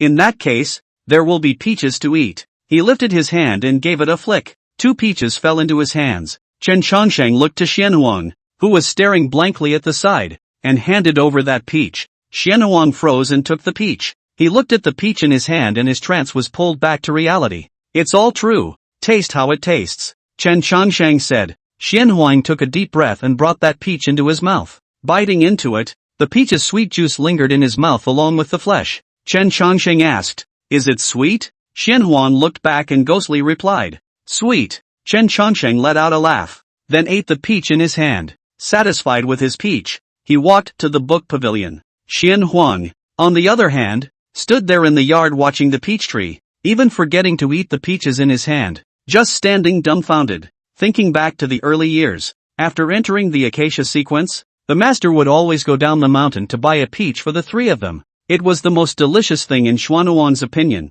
but his elder brother would always grab his to eat. At that time he was thinking, if only he could plant a peach tree in the Guanliang, that way every year there would be endless peaches so that his elder brother wouldn't grab his either. Now, it's kind of fulfilling that wish, and I don't know how much time has passed. The breeze blew up the peach blossom petals scattered in the courtyard, and the petals fluttered with the breeze like a butterfly fluttering in the courtyard, and finally landed on the shoulder of the Taoist priest in the courtyard. Xian Huang drifted back to his senses, his gaze looking over his shoulder to see the piece of petal, reaching out to remove it and placing it in the palm of his hand. A grin spread across his face. Eating this moment, he actually smiled like a child. So innocent, so rotten. He took another bite of the peach. Looking at the peach tree, he said, sweet, this is probably the sweetest peach he'd ever eaten in his life. Chapter 28, this bowl is drinkable. Mr. Big, did you really change that peach tree? No, it grows out of the ground. You're lying, mister. How can you grow so tall in one night? Zissou ate a peach and looked at Mr. Chen in front of her with big watery eyes. She was certain in her mind that Mr.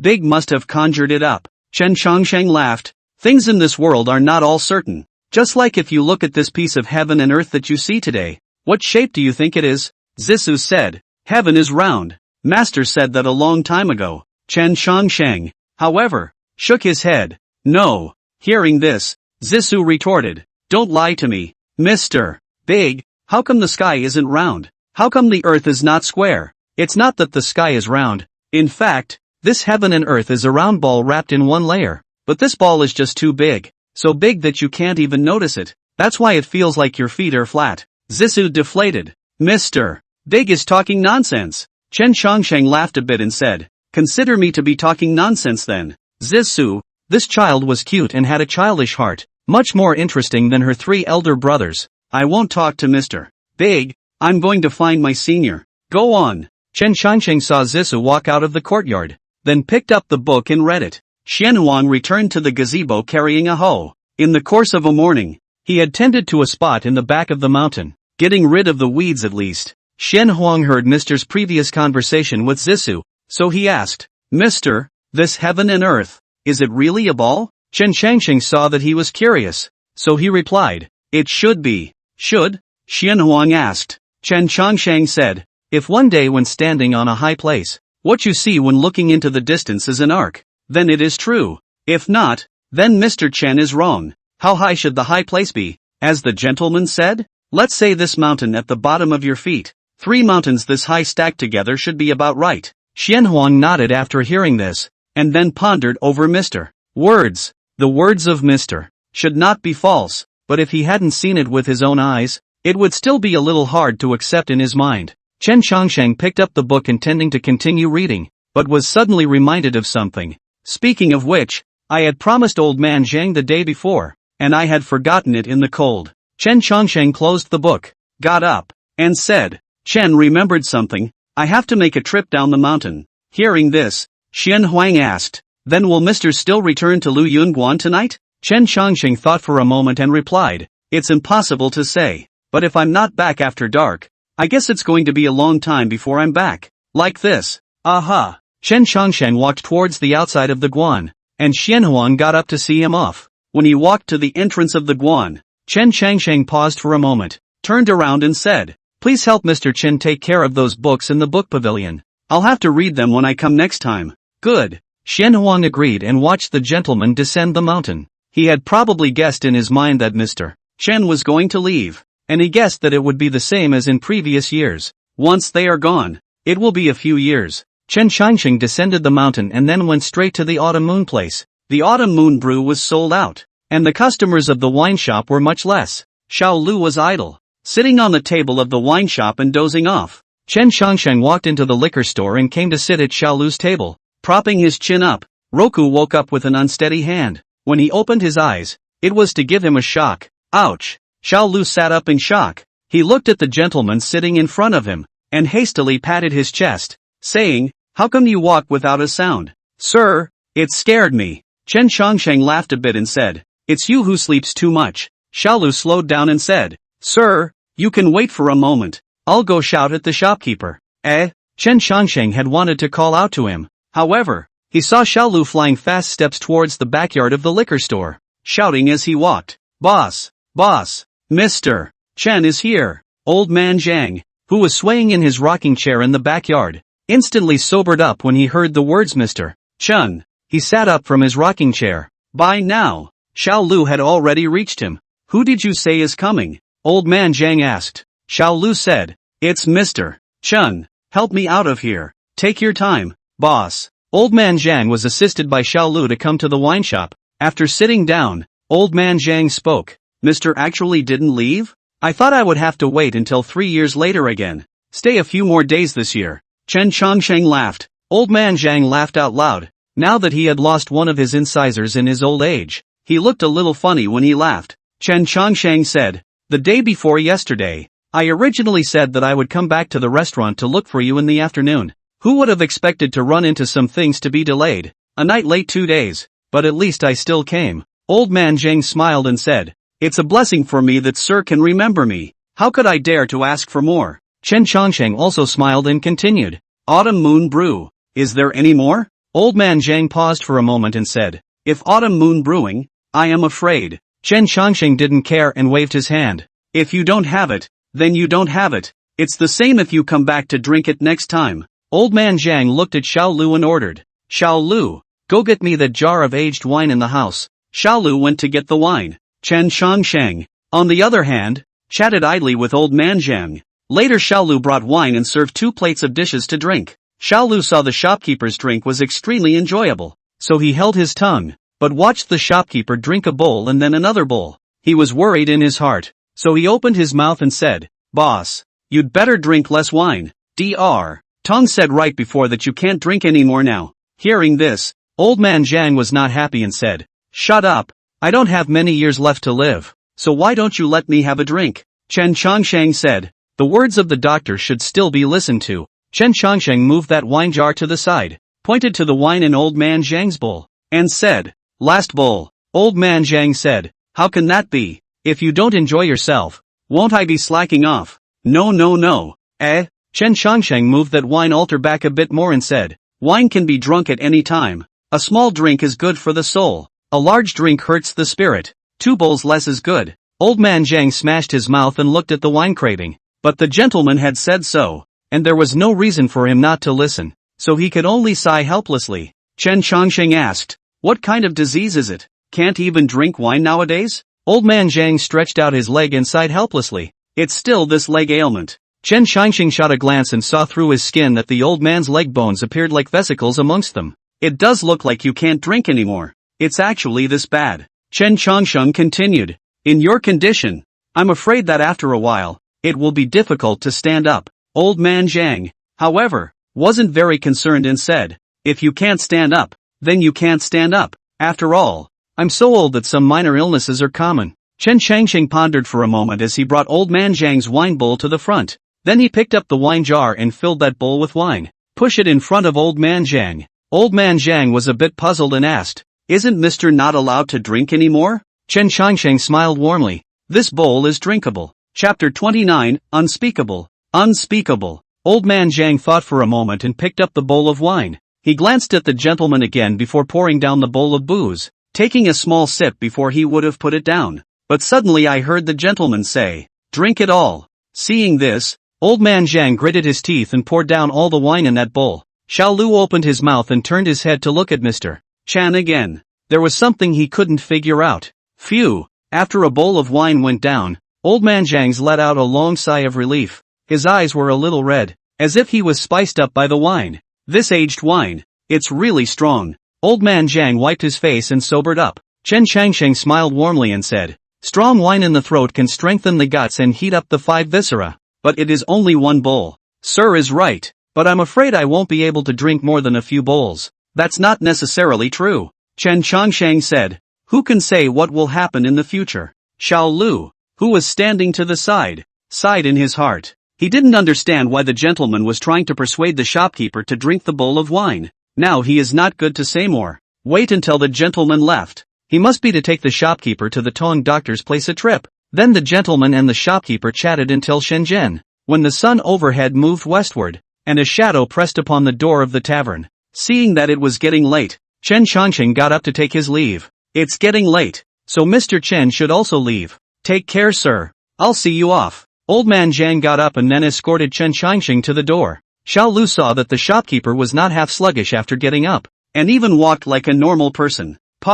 He couldn't help but freeze for a moment and rushed to catch up. Chen Changsheng traveled to the entrance of the wine shop and raised his hand. Just send it here. Old man Zhang nodded and said, when Mr. comes back next time, I'll keep a few more jars of autumn moon brew. Chen Changsheng smiled a bit and nodded. That's a good feeling. Take care, sir. Gone. In old man Zhang's eyes, the gentleman was walking in a green shirt. I think it is also, Mr. is not very human. Swimming in the world, but not stained with red dust. Should be dashing is. How is it not a blessing for a bad old man like him that Mr. can talk to someone as vulgar as he is? Paw. Little Six opened his mouth a little dumbfounded and looked at him. Your leg, eh? Old man Zhang paused for a moment and asked, my leg? Xiao Lu pursed his lips and said, boss, take 2 more steps and see. Old man Zhang reacted violently. He hurriedly took 2 steps, and after taking 2 steps, the tingling in his legs completely subsided, and the stiffness was gone. Boss, your leg is healed? Xiao Lu exclaimed. Old man Zhang's eyes widened as he gazed towards the distance. However, the figure of that gentleman was long gone from his gaze. He took a long breath and it all made sense. I see. Old man Zhang smiled helplessly. He then said how could Mr. purposely let him drink that bowl of strong wine? So that's it. Old man Zhang smiled, revealing his leaky incisors, while his eyes suddenly flushed a little red again. A word could not tell the gratitude in his heart. Xiao Lu, on the other hand, stood on the sidelines. There were too many doubts in his mind. Boss, is your leg really healed? And how is that good? It all felt a little less real to him. Looking again at the shopkeeper's expression, Xiao Lu realized that there must be something he did not know. Go back. Old man Zhang smiled happily and waved his hand before walking into the liquor store. Xiao Lu caught up with the shopkeeper and said, Shopkeeper, is your leg better or not? Old man Zhang smiled and shook his head, saying, Unspeakable. Ha! Xiao Lu paused in place as he saw the shopkeeper walk into the backyard with a big smile. He couldn't help but scratch his head, a little confused. Chen Changsheng walked down from the bridge. He was going to wander around the autumn moon place. Something that had occurred to him last night while he was in the book loft. Pulling out your own hair from time to time is just too much of a hassle. And it doesn't keep well. And you might lose it easily. So he wanted to find a place to see if there was something that could help him store his hair. Preferably something convenient. The Tongji Hall is situated along the West Bridge corridor of Autumn Moon Place. The Tongji Hall in the medical center has already faded away from his childishness. He skillfully grabs the medicine, weighs it according to the portion, and then wraps it in oil paper and packs it up. These are the medicines the patient is going to pick up tomorrow. Phew, Tongji Hall breathed a sigh of relief. It's finally done. He walked out of the healer's office, intending to rest for a while in the breeze at the entrance, but when he looked up, he saw a figure on that bridge. That's... Tongji Hall froze for a moment. His pupils snapped shut and his eyes stared at the gentleman walking down from the bridge without blinking. He snapped back to his senses and turned his head to look at his dad, who was looking at the medical books in the medical center. Pops, I'm going out. Tong Kai-zhang nodded his head in agreement after hearing this and said, come back before nightfall. Good. Tongji called and ran out the door. He jogged all the way to where the bridge was. After catching his breath, he looked around for the gentleman. Where to go? Tongji Cole muttered as he was about to take a step forward to continue his search. But suddenly, he heard a voice from behind him. It's you again. Tongji Cole was startled for a moment as he jerked his head back, and after seeing that gentleman's face, a memory floated to the surface of his mind. It's him. It's really him. Chen Changsheng looked at the Tongji calling in front of him. Speaking of which, it was already the second time he had met this child. Tongzai hastily backed up 2 steps, bowed his head and arched his hand. Divine Master. Little. The kid did not mean to offend. Just. Cold sweat ran down his forehead. How could he not expect to run into this gentleman this time? He thought he had been careful. Chen Changsheng was a bit surprised and couldn't help but laugh. When did you offend me? Tongzai also froze when he heard this and looked up. There was incomprehension in his gaze. No. Childish Call froze. Chen doesn't think so. Chen Changsheng looked at him and said, say, why do you call me Divine Master? Tongji Call opened his mouth, then he explained. He talked about listening to the wall some years ago, and then about the city god's dream. Is that so? Chen Changsheng nodded. No wonder you're so afraid of me. Tongji Call pursed his lips, then said, Divine Master, the kid was still young and didn't know the rules. That's why he offended you. It wasn't intentional. I hope Divine Master will be gracious and spare the kid. Chen Changsheng saw that he was on the verge of crying as he spoke. He couldn't help but ask, I say, what exactly did the old city god tell you? The city god Tongzai hastily said. No, it's none of city god's business. Chen Changsheng laughed a bit and said, alright, things aren't as serious as you think. Not only will I not take your life, I won't make things difficult for you or anything. Mr. Chen isn't so petty. Chapter 30, Cast Immortal Sword from Mundane Iron. Tongzai swallowed his saliva. To be honest, he was a little afraid of this gentleman in his heart. Chen Changsheng couldn't help but sigh in his heart when he saw him looking so vigilant. Looks like he's psyching the kid out a bit. Fairy Lord. Can I? Tongji Call originally wanted to open his mouth and say go, but on second thought, he kind of wanted to stay. Fear is fear, but it's a real Fairy Lord in front of him. Chen Changsheng blinked. Tongzai dryly laughed twice and said, no, it's nothing. Chen Changsheng said, it's fate that I can run into you twice. It just so happens that Mr. Chen intends to buy something in the workshop. You might as well show me the way? Lead the way? Aha! Tongzai was a bit reluctant in his heart, but he didn't quite dare to refuse the Immortal Master's request. So he walked ahead to show him the way. What is it you want to buy? Fairy Lord? Small objects. Small objects that can hold things. Similar to bamboo tubes or something like that. And don't call me the Fairy Master. It sounds weird. Just call me Mr. Chun if you're happy with that. Mr. Chun. Aha. Tong Jirong took Chen Changsheng to some stores that sold small objects. But most of the stores that sold objects of this type were expensive, as many of them were antiques or some famous objects. Guessed you have a good eye. This pen basket is made by Zhang Qiuwen, a literati of the former dynasty. Chen Changsheng interrupted the shopkeeper and asked, this pen basket, what is the selling price? 5 taels of silver. Chen Changsheng paused for a moment after hearing this. He did look at it, but this price, it was really a bit expensive. He set that pen basket down and said, I'll take another look at it. Guessed, it can be less. No need. 4 taels. Guessed, 3 taels. Sir, Chen Changsheng walked out of the doorway but did not half stay, not to mention 3 taels, but he can't even afford to pay 1 or 2 pieces of silver nowadays. Going to the next store? Childish Call asked. Chen Changsheng nodded and said, next house. Tongji Call nodded and continued on his way. After browsing through several houses in a row, Chen Changsheng did have a few that looked right to him, but after asking the price, he lost his mind. Expensive. One more than the other. Chen Changsheng also couldn't help but sigh in his heart as he thought it would be better to make one himself and waste this money. Tong Zai seemed to see his helplessness and spoke. Is Mr. Shy in his pocket? Chen Changsheng didn't try to hide it, but said, indeed. I can't get out even 1 or 2 silver pieces nowadays. Tong Zai thought for a moment and asked, so, still continue shopping? Chen Changsheng sighed and said, let's not shop. As he was speaking, he was suddenly hearing a clanking sound. Ding! Ding! As soon as he turned his head, Chen Changsheng saw a blacksmith in the blacksmith store across the street swinging a hammer and pounding the iron embryo. Sparks flying everywhere. Chen Changsheng's eyes lit up, suddenly having an idea. Tong Jiru followed Chen Changsheng's gaze as he asked, is Mr. looking for a blacksmith to beat one? Chen Changsheng shook his head and laughed.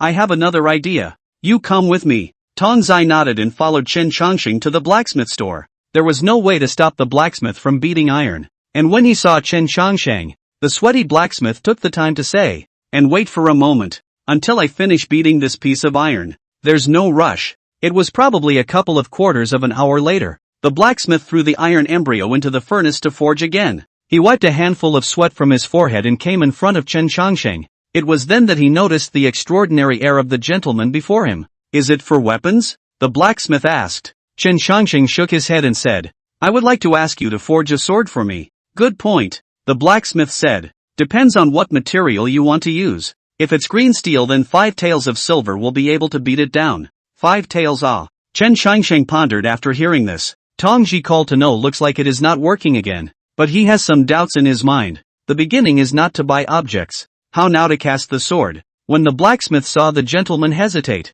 he said, 5 taels is still the minimum. Maybe a little more. After hearing this, Chen Changsheng said, can there be another one with a lower price? The blacksmith shook his head, indicating that there were no more. Well, Chen Changsheng thought for a moment, then looked at Tong Jirong and said, could Mr. Chen borrow some silver from you? Ha! Tong Jikal paused for a moment and said, sir, I didn't bring much either. He took the money pouch out, and when the forest came down, it was only a few grains of broken silver. Chen Changsheng picked up his hand and waited, saying, Chen will return it to you when the time comes. It's fine, just take it and use it. Sir, Tong Jiru thought to himself, how dare he ask this immortal master to return it. Chen Changsheng mixed the 2 piles of silver together and looked at the blacksmith and said, Chen Mao came out today with less money. These silver together is probably only 1.5 taels. I'll press the silver on you first, then I'll come to fetch the sword and give you the rest. What do you think? The blacksmith waited and confirmed that it was about 1.5. He hesitated for a moment and said, that's fine. It's reasonable to charge you 2 taels as a set-off, but 1.5 taels is fine. The sword casting will probably take about half a month. Just bring the silver to pick it up at that time. Chen Changsheng sighed in relief in his heart and said, many thanks. He then added, also, I have one more request. Just say it. Chen Changsheng stretched out his hand and twisted where the roots of his hair were with his hand. His fingertips moved lightly, and about 100 strands of hair broke off and fell into his hand. Chen Changsheng said, strike this hair into the sword embryo along with it. Ha! The blacksmith froze for a moment. But this hair becomes ashes when it meets fire.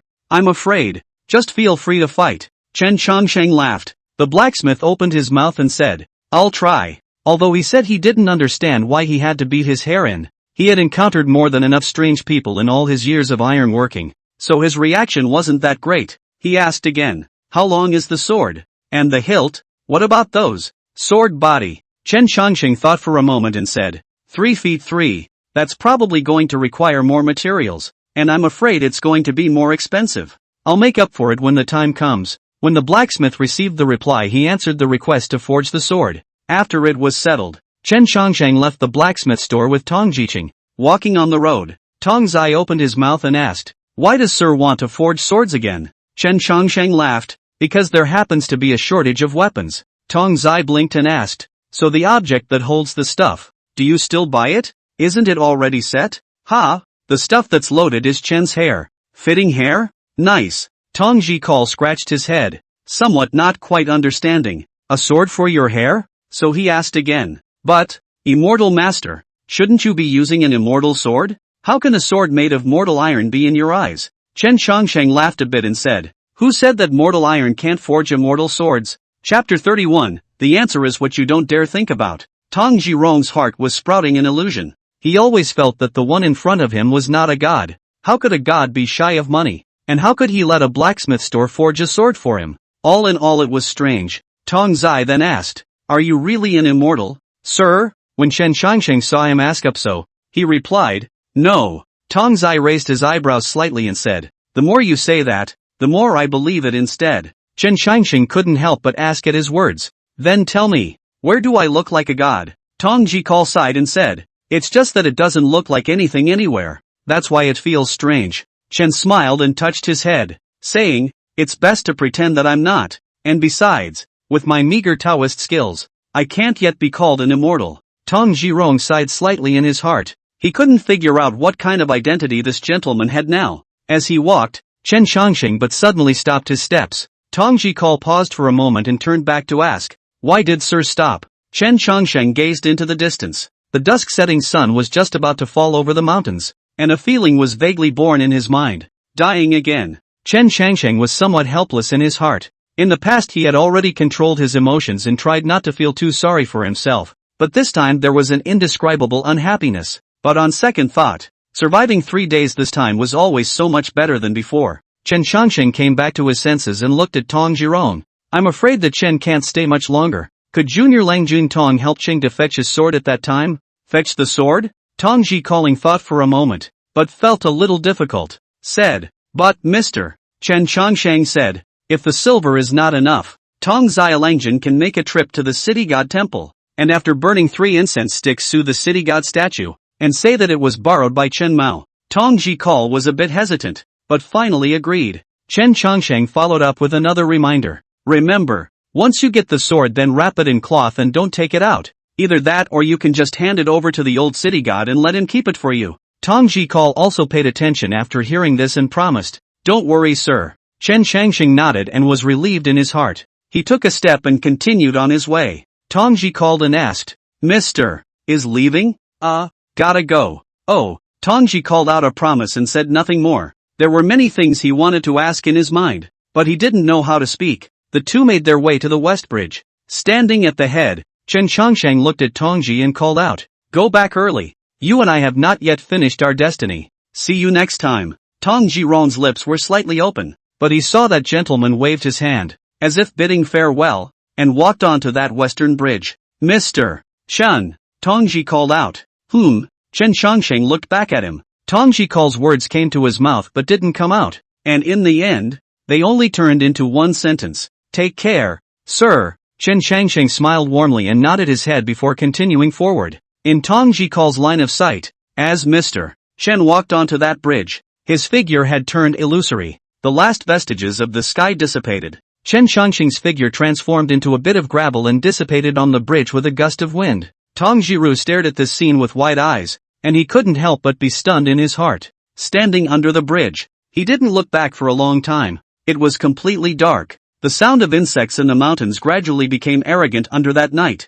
and a layer of moonlight shrouded this heaven and earth. Xian Huang, who was standing at the entrance of the view, saw the blackness. He couldn't help but sigh in his mind, as he had expected. Mr. I'm afraid it will be a long time before he returns. Chang Shan came to the entrance of the Guan and asked, Master, is Mr. Big still coming back? Xian Huang replied, it will come back, only it will be a long time. A long time? Well, about 3 years or so. So long. Changshan was shocked to hear this and asked, what is Mr. Big going to do? Xian Huang reached out his hand and touched Changshan's head, smiling. People like Mr. always have a lot of things to be busy with and can't stay on the mountain all the time.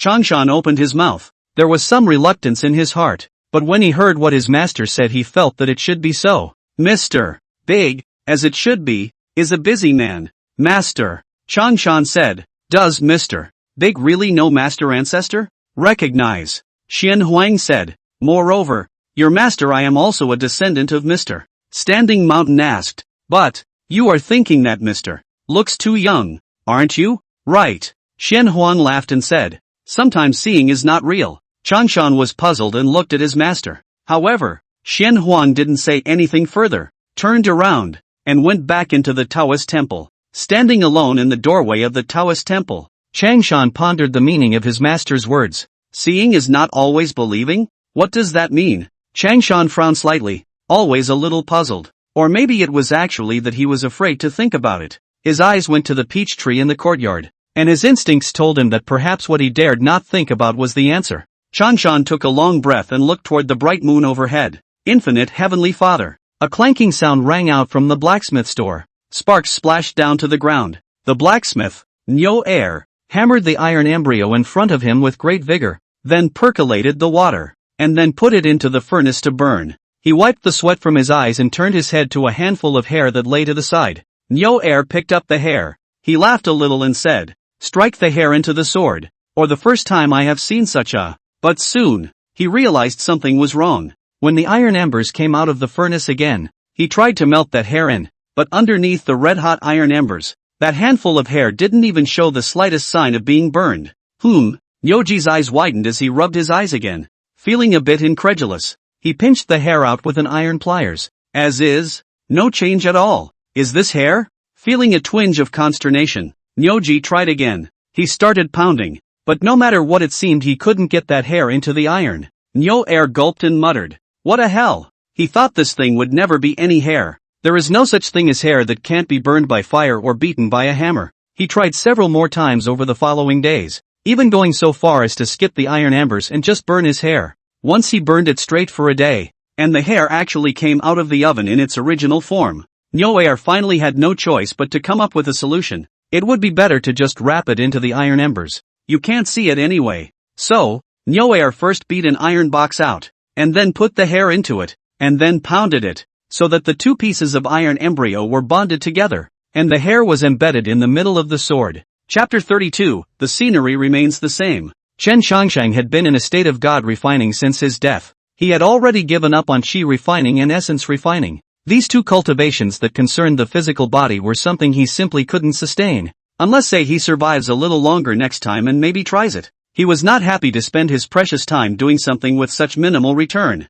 Furthermore, nowadays, he didn't lack mana. A head of hair was enough for him. Dying Tianshan 21. The third day of the 7th month. There is a Jianghu martial arts passing through the autumn moon square, resting in the tea store, a lift of the eyes, but saw the blacksmith store put a sword. He later bought the sword for 100 taels of silver. After scrutinizing the sword for a long time, he put the sword into the sword case. This sword shall be the main sword in the box. After buying the sword, he rode on his fast horse and proceeded on his way. And that blacksmith store's Nyo Air was holding those 2 silver ingots with his mouth wide open with smiles. July 7th. Tongji called the door to fetch the sword. After delivering the silver money, Nyo Air gave a beaten sword to Tongji Chang. However, what Tong Zai didn't know, what he was holding in his hands now was no longer the sword that Mr. According to the instructions of the gentleman, Tongji Call wrapped that sword in a sword box and hid it in his own home. Only after doing this did Tongji Call breathe a sigh of relief.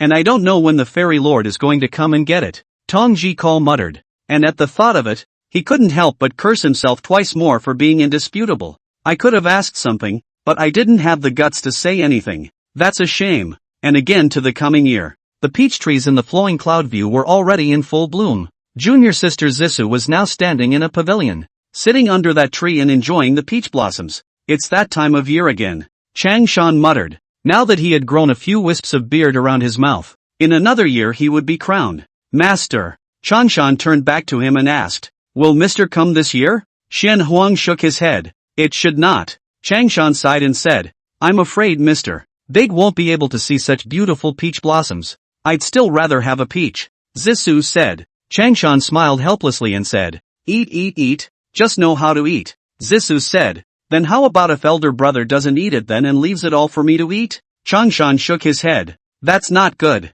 You see, there was constant laughter in the courtyard, and Xian Huang's heart was filled with relief as he looked at his disciples who continued to grow up. Zissou smiled, but sat under the tree looking at the peach blossoms in a daze. Changshan walked up and asked, what's on your mind? Thinking about senior brother Nanxing. Zissou said, Changshan was stunned in his heart when he heard this name. Zissou continued. Since senior brothers all think peach blossoms are beautiful, senior brother Nanqing must also like to see them. But it's a pity he can't see them. Changshan let out a long sigh, reached out to touch his senior sister's head, and said, Senior brother Nanqing saw it. He's watching us from the sky. Zissou also knew that these words were a lie, but she was happy to believe them. As a way to give herself some comfort, she said, should have seen it. A field had already been reclaimed in the back of the Luyunguan's mountain, and later Xianhuang found a water source in the mountain, dug a canal down, and introduced it into the field. Now the seedlings are in the field,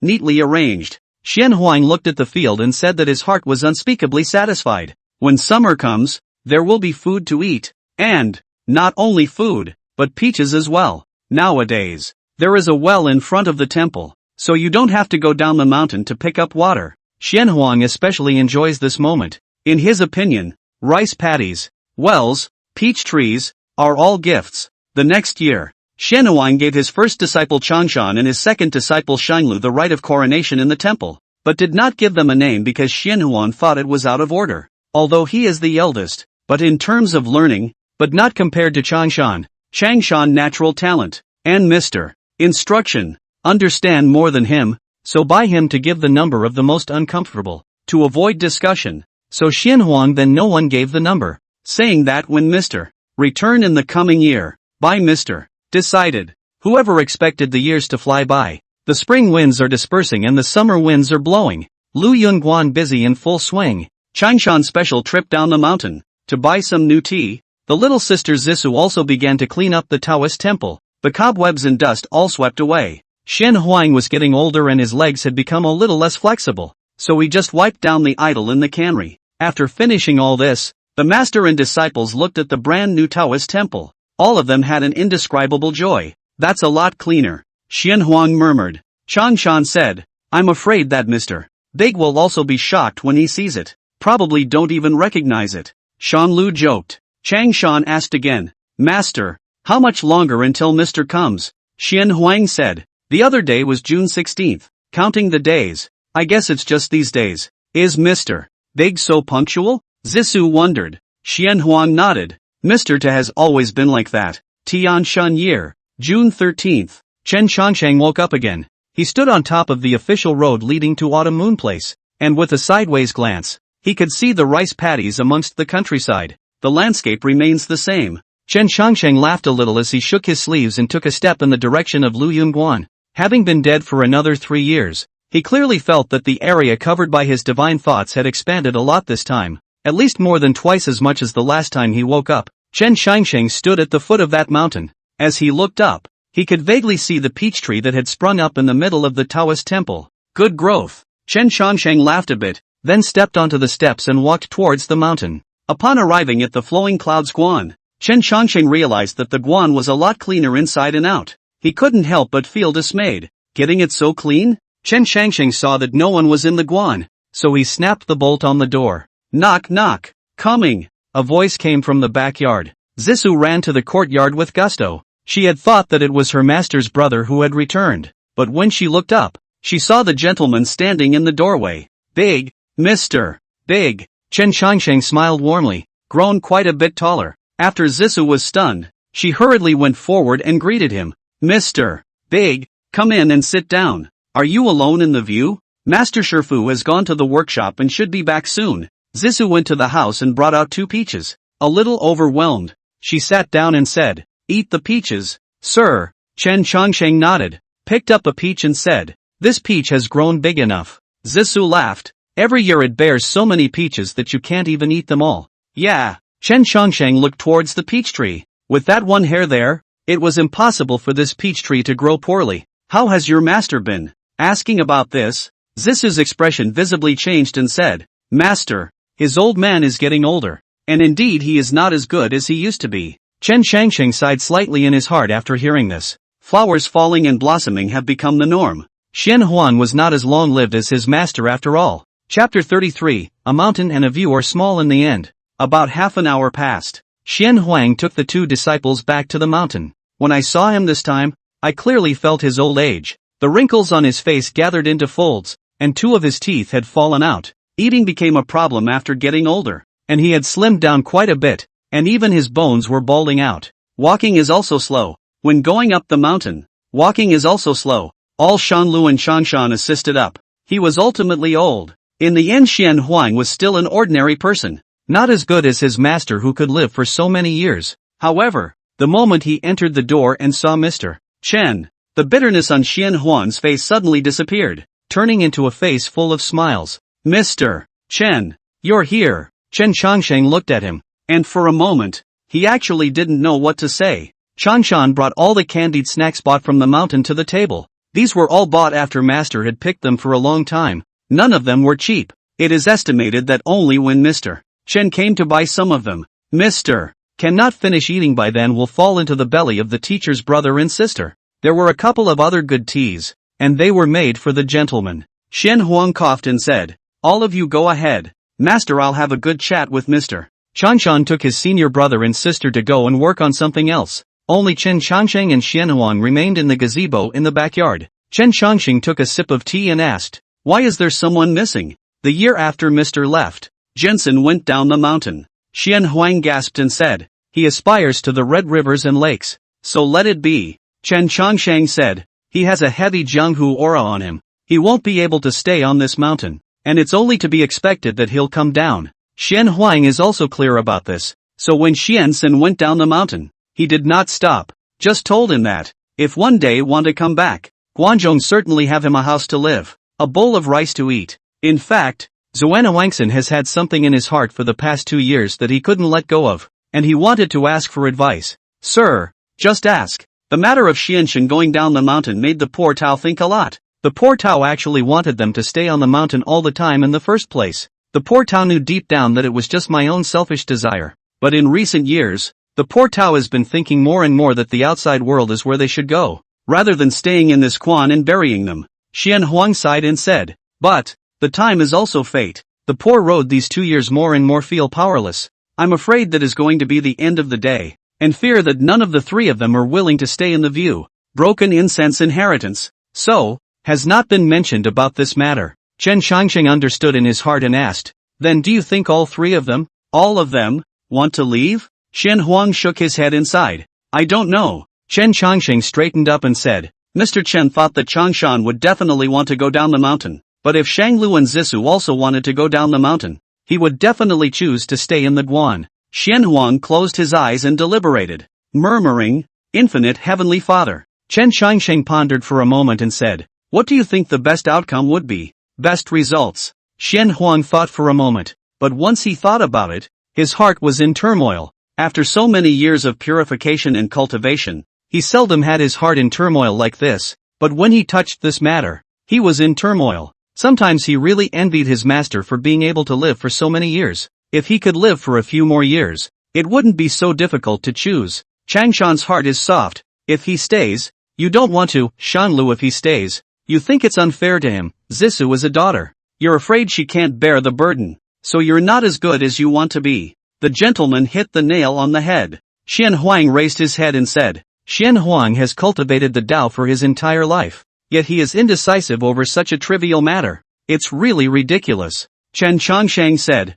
you have a soft heart, to the point that you have always been like this. Xian Huang smiled helplessly and said, Sir also knows that I am of this nature. Chen Changsheng shook his head and said, actually, if someone goes down the mountain, someone will eventually come up. And you don't have to worry that the incense of Lu Yunguan will be cut off in your hands. Xian Huang paused for a moment. What does Mr. mean? Chen Changsheng laughed a bit and said, even if they all went down the mountain, years later, they might still return here. Of course, Mr. Chen doesn't say yes to everything, but if no one really comes back, the big deal is to find another heir. This little favor, Mr. Chen can still help. How dare you trouble Mr. Why say labor between you and me? Poor. Xian Huang paused in place, slow to speak. Chen Changsheng laughed. What do you think? Xian Huang got up and actually knelt down right away. Both knees knocked in the middle of that gazebo, forehead knocking to the ground, respectfully bowing. This worship comes from the heart. Chen Changsheng did not bother to stop him this time.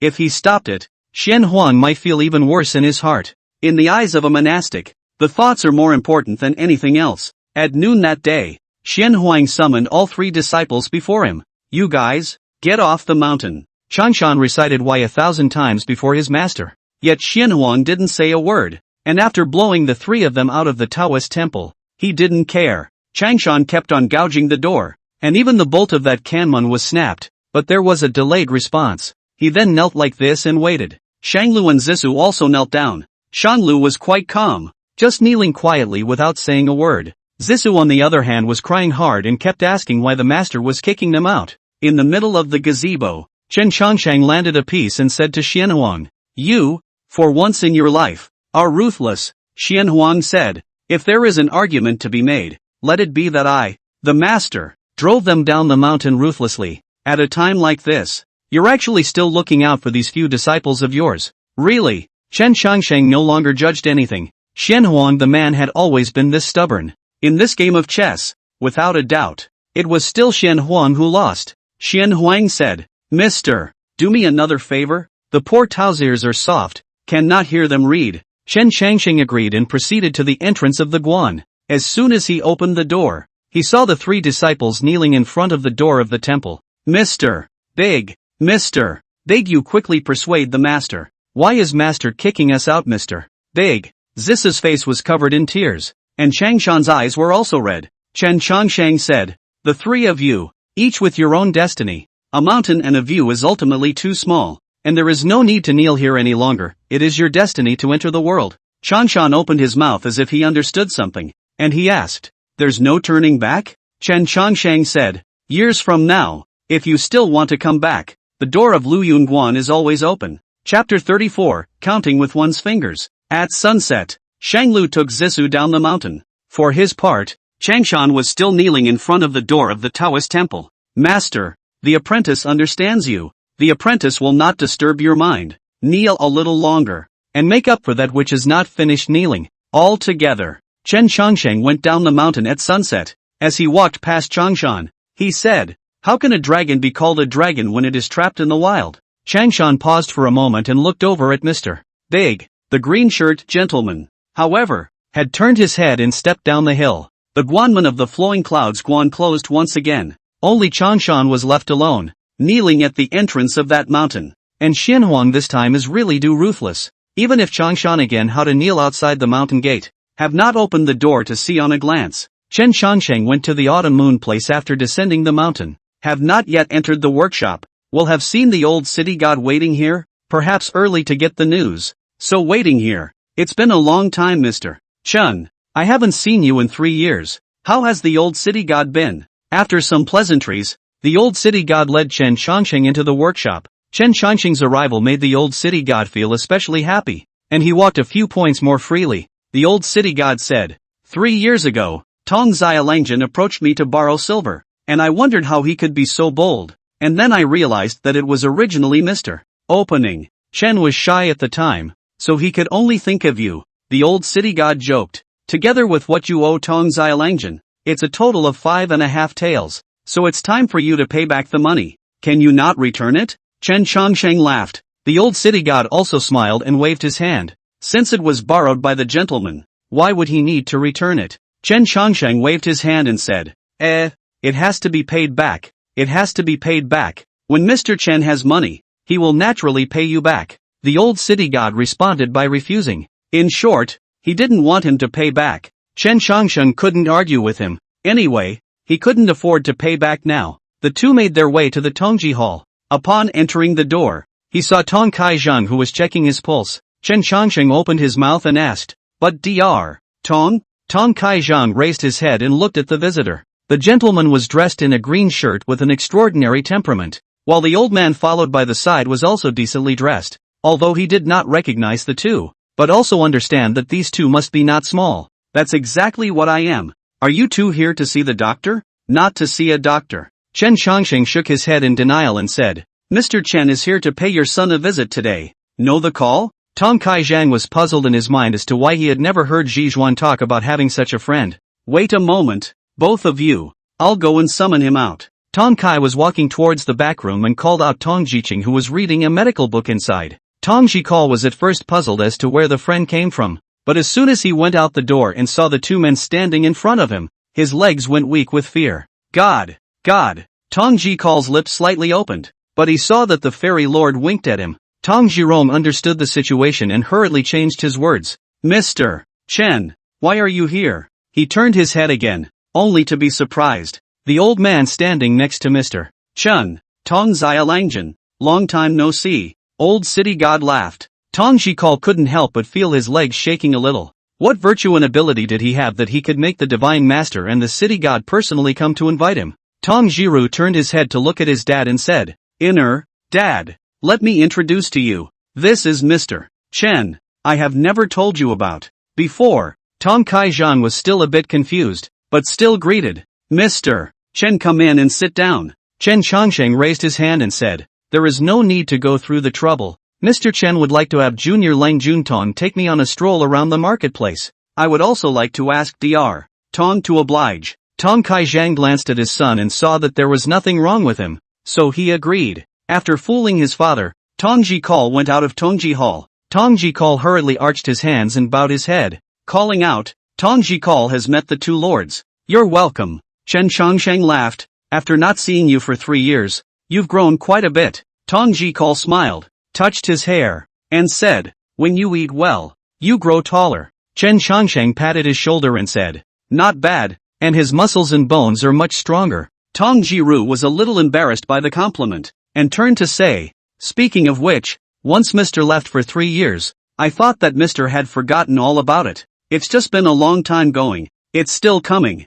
Speaking afterward, the two had talked about the sword. Tong Zai said that he had already taken the sword and had kept it at home all along. And with that, he led Chen Changxing to fetch the sword. After he sneaked into the house, he took the sword out, and it wasn't discovered by Auntie. Sir, this is the sword from back then. Chen Changsheng uncovered the cloth and took the sword in his hands. A golden light flashed across his brow. With just a glance, he realized that there was something wrong with the sword. The old city god seemed to be able to see something strange about Mr. Chen and asked, is there anything wrong? Tong Zai heard this and his heart thumped as he asked, is there a problem with the sword? Chen Changsheng pondered for a moment and said, no. He put the sword away and then said to Tong Jijiu, I'm grateful to you, Junior Lang Jun Tong. Mr. Chen will next accompany the old city god for a casual walk around the autumn moon place. If Junior Lang Jun has something to do at home, he should go back first.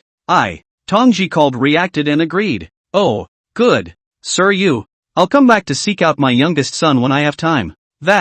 Take your time. Sir, Tong Jirong watched the gentleman and the city god leave. He always felt that something was not right. After Chen Changsheng walked away, he once again took out that sword. The old city god said, it looks like there is indeed something wrong with this sword. Is it because you don't want to make things difficult for that Tong Jiqing? That's why you said there is no problem? Chen Changsheng nodded. Indeed. It's impossible for Tong Jirong to have thoughts about that sword. The problem is definitely not with him. That would be, mused the old city god. However, he saw Chen Changsheng raise his hand and pinch his fingers to count. Speaking of which, he had only learned a rough idea of this way of divination, but calculating the whereabouts of a sword was still a breeze. So it is. Chen Changsheng withdrew his hand and said, Mr. Chen's sword was actually sold to someone else. How dare you? The old city god gave a cry and said, the little god would like to see who dares to tease the gentleman. Chen Changsheng raised his hand and stopped, saying, that blacksmith is at fault, but it's not so bad that you're so angry at the old city god. It's just a matter of finding the sword when it's lost. The old city god said, how can that be? The autumn moon place is under the jurisdiction of the lesser god, and when something like this happens, there's no place for the lesser god's face to go. Chen Changsheng smiled helplessly and said, it's just a matter of Mr. Chen resolving this on his own. Why should old city god get angry? The old city god took a long, calming breath. Mr. Sword is not a very human sword, and this sword, actually lost in the autumn moon place. This matter is not big, not small, but the old city god heart is still a little angry. Difficult to calm down. Chapter 35, 10 Square Sword Box Yen Bayan. Has Mr. Chen ever figured out where the immortal sword is now? In the middle of the jungle, Chen Changsheng looked into the distance and couldn't help but sigh. Gotta make a trip. He also felt a little helpless in his heart. He died so long before living so many days, but there are still these things to bother him. Is it far? The old city god asked. Chen Changsheng said, to say that it's close is also close, but it's always not out of the Grand View. Being in the northern region of the Grand View, where the border is. A few hours should be able to arrive. Half a day. The old city god was a little surprised at first, but on second thought reacted. Mr. Who is it? 1,000 miles but a step. The big king in the eyes of Mr. Perhaps it is just a small place. Chen Chongsheng said. This sword is extraordinary. Mr. Chen will have to retrieve it sooner rather than later. I'll see you off, sir. Don't bother. Chen Chongsheng held a strand of hair in his hand, mouthed the spell, and a golden light attached itself to his body. I'll chat with old city god after Mr. Chen retrieves the sword. A voice fell, and Chen Chongsheng's figure transformed into a golden light that flew up into the sky, disappearing from the eyes of the old city god in just the blink of an eye. The old city god's heart slightly paused, looked at the empty and silent sky dome, and murmured, sure enough. Ah, why do you need to use your feet when you're in a hurry to get to the top ferry? Chen Chongsheng had his hands behind his back as he traveled with the celestial dome. In just the blink of an eye, he was out of Anning County, and with his head down, he could see the great rivers and mountains. Speaking of which, this was the first time he had seen the appearance of this land. The mountains and rivers overlapping with the clouds, the mountains and forests contrasting with the snow, none of which could not be described as a word of beauty. Chen Chongsheng's gaze looked toward the great king's northern domain. In that side of the land of Guan, the fury and death aura permeated the area, and the dead souls of the sands crashed into this place, and over time, formed a situation of conquest and killing. About 2 hours passed. Chen Chongsheng stalled in midair as he raised his hand and pinched it, turning his head to look to the northwest. In the middle of the desert hundreds of miles away, there were Jianghu martial artists with their faces wrapped in cloth walking on top of the desert dunes with their sword cases on their backs. His lips were dry and cracked, but his gaze was especially sharp, like an eagle in the sky gazing at the desert. The heavy sword case caused him to sink into the sand with every foot, and between lifting his feet he lifted the sand and dust, leaving deep ravine footprints on top of that desert. Yan Beiyan put that sword case down. Bang da! The sword in its case clanked and sank into the sand. He breathed a sigh of relief, sat down, removed the water pouch hanging from his waist, and poured a small amount of water into his mouth. Yan Beiyan's gaze looked into the distance. Some tranquility soothed his heart, and the hot winds that scraped people on the desert seemed to stagnate because of him. He recorked the wine bag and after a short rest he was going to continue his journey. However, Yan Beiyan suddenly paused for a moment.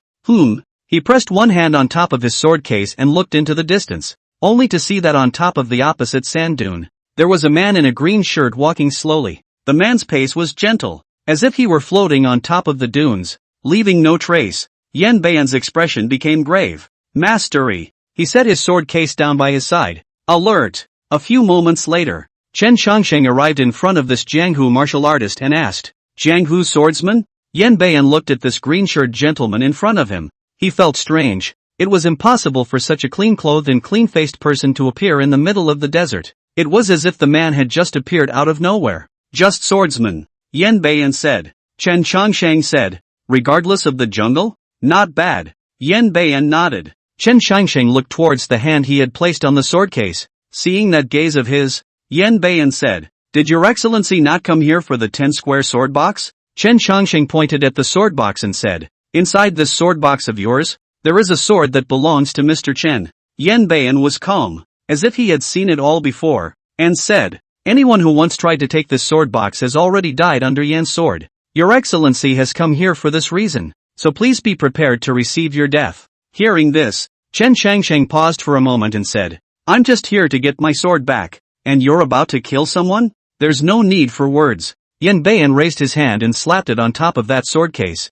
Bang! A dust stain stirred on the sword case, followed by the sound of a mechanism. Sword box from the center axis to open present fan-shaped. Each side of the 4 swords. The swords scattered cold. Each extraordinary. Chen Chongsheng's heart paused slightly, frowning as he said, what's wrong with you? Yan Beiyan opened his mouth and said, Xuanqiu. A bronze ancient sword on the left side of the sword box came out in response to this sound. The flying sword hung in the air, weaving in and out of Chen Chongsheng's eyes like a flying sword. Chen Chongsheng frowned, once again sizing up Yan Beiyan. A golden light flashed in his eyes. However, he did not see any fluctuation of mana on Yan Beiyan's body. Instead, it was filled with blood qi. It was not true that he was a martial artist. Both martial artists. And how they can manipulate flying swords. That's a bit of a stretch. Buzz. The flying swords were straight to the face. Chen Chongsheng, however, did not scatter or hide, as if he was thinking about something. Yan Beian frowned slightly, wondering why this person did not hide. The next moment, however, the gentleman seemed to look back and raised his head. The spring and autumn sword was no more than half an inch away from Chen Changsheng when it suddenly came to a standstill. Clang clang clang. The spring and autumn sword's blade emitted a faint sword chirp, as if it was resisting. Yan Beian frowned, but he realized that the spring and autumn sword had actually escaped his control. Chen Changsheng reached out his hand and took that spring and autumn sword in his hand. He took it down and watched. Within that sword body, the fluctuation of mana was actually found. And that weak bit of mana within it made Chen Changsheng feel especially familiar. This mana, isn't it in his hair? Chen Changsheng's gaze once again looked towards the sword box. And this time, he finally understood the reason why this person was able to catalyze the flying sword. I see. Seeing this, Yan Beian simply abandoned Chuanqiu and raised both fingers. Prisoner Winter. What Ari? Juju. A sword of winter snow trapped and killed. A sword of river waves. A sword of silence. The three swords came out in unison. And the sword box was half empty. The three flying swords under Yan Beian's control headed straight for Chen Changsheng to kill him. However, things were once again out of Yan Beian's expectation. Only seeing that person gently raise his hand, all three swords lost control at the same moment. Yan Beian suddenly felt a dazed, trance-like state. He hastily stabilized himself and took a big breath. Chen Changsheng skimmed over the three swords one by one and looked at Yan Beian. Continue. Yan Beian was a bit flustered at the moment. For the first time, he had encountered someone who was able to break open the 10-square sword box. Who the hell is this guy? Yan Beian took a deep breath and slapped his palm on top of the sword case. Blood had appeared in his gaze as he shouted, "Jiao Long," only to see a sword with augur dragon scale pattern slowly come out of its sheath in that sword box. The swords were more than a little loud. Chapter 36, The Ninth Sword. It had to be said that every sword in this sword box could be described as superb. The four left handles were both offensive and defensive, while the four right handles should be only for killing. I have a sword that scales the sea and covers the yellow court. Sword intent swept over Chen Changsheng, and he could not help but feel his eyes light up. Speaking of which, this was the first time he had seen a swordsman in the Jianghu. Is this sword intent? The dragon roamed up, its sword intent catalyzing the sword chi, wrapped in that chi and blood, carrying a stern killing intent as it killed Chen Changsheng. This sword is extraordinary. However, this flying sword method required the swordsman to invest a considerable amount of mental energy. Mortals might be helpless in the face of this flying sword method, but in front of Chen Changsheng, he could seize control of the flying sword with just a thought. Not to mention the fact that the sword flew entirely through the mana in his hair. Ding! A crunch. Chen Changsheng placed one of his fingers against the tip of that augur's sword, and as before, the sword stopped once again. Scatter. An edict. The intermingled sword chi and sword intent shattered at this moment. Put. A mouthful of blood spurted out as Yan Beian's throat became sweet. He dropped to one knee, his hand over his chest, and in his eyes was a surprise that was hard to hide. Yan Beian stared at the green-shirted gentleman in front of him, a possibility that came to him violently. You're not a martial artist. Chen Changsheng blinked. Just reacted? Yan Beian staggered up, his complexion grave. At this moment, the blood chi in his body was taut and scattered, and his sword intent was also difficult to coalesce under the gentleman's rebuke just now. He also understood that it was impossible for him to defeat this person in his current condition. Can we talk properly if we don't fight anymore? Chen Changsheng asked. Yan Beian fell silent. He had some difficulty deciding. He actually still had one last sword, but if he made it, he might still be able to gamble. But even if he won the gamble and survived in the end, this martial art would have to be ruined. Still want to fight? Chen Changsheng found it a bit hard to understand and said, Are all you martial artists so jerky? You have to draw your swords at the drop of a hat? Did I say I want you dead? Yan Beian ultimately didn't go for that worst outcome. He put away his blood chi and sword intent and calmed down. Talk about what? Chen Changsheng couldn't help but smile after hearing this. Pointing at the sword case and saying, Talk about this sword case, and Mr. Chen's sword. He took a few steps forward and approached Yan Beian. Yan Beian, on the other hand, blocked the sword box behind him, not allowing Chen Changsheng to approach. Chen Changsheng glanced at him and said, 9 swords you can mobilize out 5. You should be able to be invincible on Earth as well. 9 handles? Yan Beian felt a bit puzzled when he heard this. When Chen Changsheng saw his puzzled gaze, he suddenly reacted. You don't know? Yan Beian frowned and asked, What does it mean? Chen Changsheng reacted and said, Thinking about it, that person probably wouldn't have told you that there was a 9th sword inside when he gave you the sword box. Yan Beian saw that this person did not seem like he was lying between his words. Is it possible that there really is a ninth sword? Why, he never knew it for the past 2 years. Chen Chongqing pointed at the sword box and said, The ninth sword is in the center. You should be able to see it by opening the outer iron piece. Yan Beiyan glanced sideways at the sword box beside him, And as he looked at the iron box in the center that separated the two sides, the idea of opening it up and taking a look could not help but rise in his heart as well. But there is one thing I must remind you of, Chen Chongsheng said. If that sword in the center is taken out, this sword box will be ruined, and you won't be able to use the flying sword technique anymore. Yan Beiyan seemed to believe this person's words and asked, Why? The other 8 swords in this sword box of yours are all cast from mortal iron, and the blood and chi of the martial artist has no spiritual rhythm, so how can you use this flying sword technique? Chen Chongsheng said, You were able to manage to command a flying sword, but only because you borrowed the mana from the ninth sword in this box. Yan Beiyan's heart lurched as he asked, What kind of mana? Did Chen not speak plainly enough? Chen Chongsheng asked. Yan Beiyan was a bit disbelieving as he asked, Then how do you know all this? Chen Chongsheng pointed at the sword case and said, That sword. It's mine. Yan Beiyan, however, looked at him without a word. Seeing that he didn't say anything, Chen Chongsheng didn't want to dawdle any longer and said, You have to know that it's not me discussing with you right now. Yan Beiyan once again turned his head to look at the sword case. He sighed slightly in his heart, knowing that he could not resist. He raised his hand and called out, Springer. The flying sword responded and fell into his hand. Yan Beiyan held the sword in his hand as he glanced at the person in front of him, then turned his head and swung his sword down. Clang! The box in the center of the 10-square sword box was chopped open from the top. The hilt of a sword revealed itself to his eyes. Yan Beiyan reached out to pull out the sword, but he heard Chen Chongsheng say, You can't pull it out. Yan Beiyan tried to pull it out, but the result was the same as what that gentleman had said. He couldn't pull out the sword. I'll do it, Chen Chongsheng said. Yan Beiyan let go of his hand and watched how this person drew his sword. Sword out. Chen Chongsheng raised his hand, and an edict came out immediately. Buzz! In an instant, the surrounding dunes suddenly rose and shook. A hurricane suddenly lifted above the desert,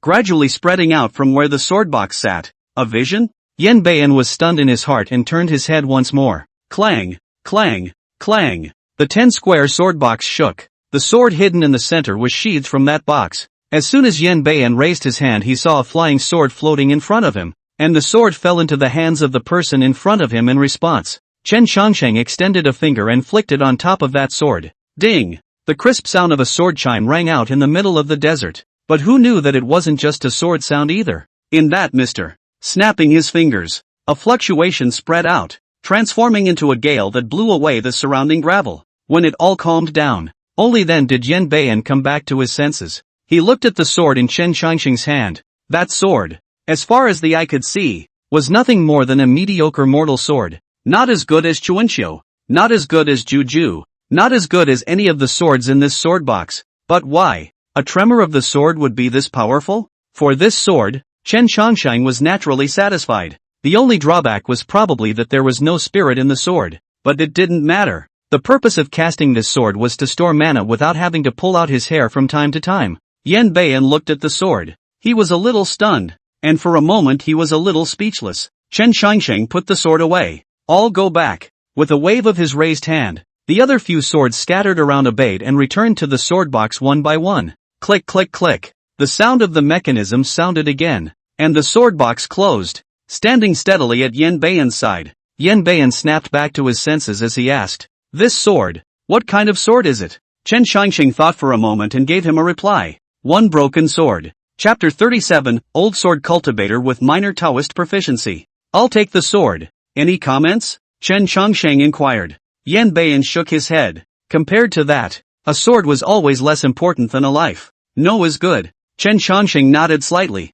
It seemed that this person was not very bad to talk to. As Yan Beiyan watched, he watched the gentleman's figure disappear above that desert dune. He guarded the sword case and stood there motionless for a long time, until that sun shifted and took on a fiery red color above this desert. The flaming clouds seemed to be heralding something, guiding Yan Beiyan. His lips parted slightly as he spoke. Originally an immortal sword. No wonder. No wonder. Chen Chongsheng retrieved the sword, turned around and left the northwest desert. As for the swordsman, he didn't have that much heart to care. He was going to look for another person. The one who gave the sword case to the desert swordsman. The capital city is bustling with people. See that the sun is about to set. The marketplace is still not dispersed, just compared to a little less energetic. Many restaurants and inns hung lighted lanterns at the entrance as a way to recruit their own business, and the guests of the Painted Boat restaurant were inundated with guests, listening to the ditty and drinking the wine. The city of Upper Capital was filled with music and songs night after night,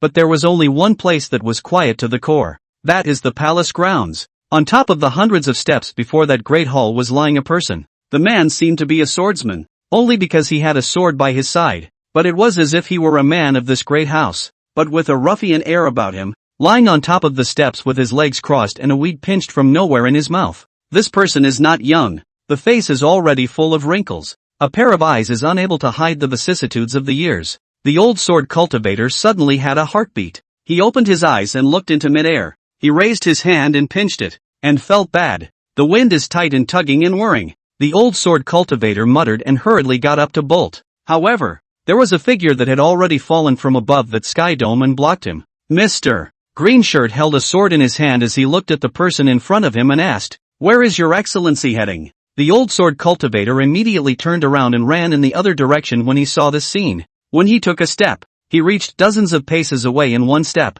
Shrinking? Chen Changxing's eyes lit up as he said, "Not coincidentally, Mr. Chen can do it as well." He took a step, seeing that the mana in him was sacrificed, and with a single step he actually arrived in front of that old sword cultivator, blocking his way. The old sword cultivator's face suddenly changed as he said, "How did you run so fast? Can't you slow down a bit?" Saying that, he hastily reversed his direction again and ran in the other direction. Chen Shangsheng found it interesting for a moment, so he followed the old sword cultivator and played along. No matter where he ran, Chen Shangsheng would be the first to catch up and block him. The old sword cultivator seemed to have realized that he couldn't run away from this person, so he simply stopped. Chen Shangsheng asked, "Not running?" The old sword cultivator blankly glanced at him, sat down and said, "I can't run anymore. If you want to kill or die, do as you please." Chen Shangsheng smiled and sat down beside him. He asked, "Do you know why I'm looking for you?" The old sword cultivator glanced at the sword in his hand and said, "What do you think?" Chen Shangsheng nodded slightly and said, "It's good to know." The old sword cultivator muttered, "If I had known, I wouldn't have taken this sword. I knew I'd get into trouble." "If you know, why do you still want to take it?" Chen Shangsheng asked. The old sword cultivator looked at Chen Shangsheng and said, "With such pure mana, who could not be moved?" Chen Shangsheng sized up the old sword cultivator and said, "If your heart is moved, why did you hide your sword in the sword box again and give it to someone else?" The old sword cultivator opened his mouth as if he was unwilling to talk about this matter. Seeing that he was unwilling to speak, Chen Shangsheng raised his hand to count, then laughed. "Oh, so it's a favor owed to someone else." The old sword cultivator scratched his hair and said, "Just tell me what you're here for. Whether it's to raise an offense or whatever is up to you. I can't fight you anyway. How do you know you can't beat me? This sword is yours. The mana in the sword must have come from you as well. With such pure mana, I don't want to come over and seek death." Chen Shangxing felt that this person was quite interesting, and once he sat down towards this ground, he directly did not resist. "Interesting, really interesting." Chen Shangxing then asked, "Mr. Chen is a bit curious. Now that you have returned the favor, as a cultivator, why do you still want to stay in this imperial palace?" The old sword cultivator looked at him and asked, "You're not going to trouble me? To find, talk first, account for the aftermath? It's not that serious," Chen Shangsheng said. "At most, it's just sealing your mana." The old sword cultivator's eyes widened when he heard this and said, "Then you'd better kill me." Chen Shangsheng let out a laugh and said, "What's the matter? You can't live without your mana? I'm a cultivator. How can a cultivator live without his mana? Makes sense. I'm going to seal your mana." "Don't." The old sword cultivator got up and said, "I say, Supreme Immortal, I'm just a small cultivator with just a little bit of mana. Why do you need to be general with me? Don't you think so?" Chen Shangsheng looked at him and smacked his lips. "You're really quick to bow your head here. A great man can bend. It's not worth it. Never seen a cultivator like you." The old sword cultivator grinned, revealing a row of large yellow teeth, and said, "Whether it's a mortal or a cultivator, being shameless is the only way to live long." Chen Shangsheng waved his hand and said, "You'd better answer my question first. Gotta go." The old sword cultivator lowered his head like a junior, and after sitting down, he spoke with Chen Shangsheng. "Shang Xian does not know my lineage. For generations, to eliminate demons as their duty, Back then I also just came here. So, the old sword cultivator slowly explained. And Chen Changsheng roughly understood. Chen Changsheng paused for a moment and said, The human emperor's consort was transformed by a fox demon? Nice. The old sword cultivator nodded his head. Spirit fox origin.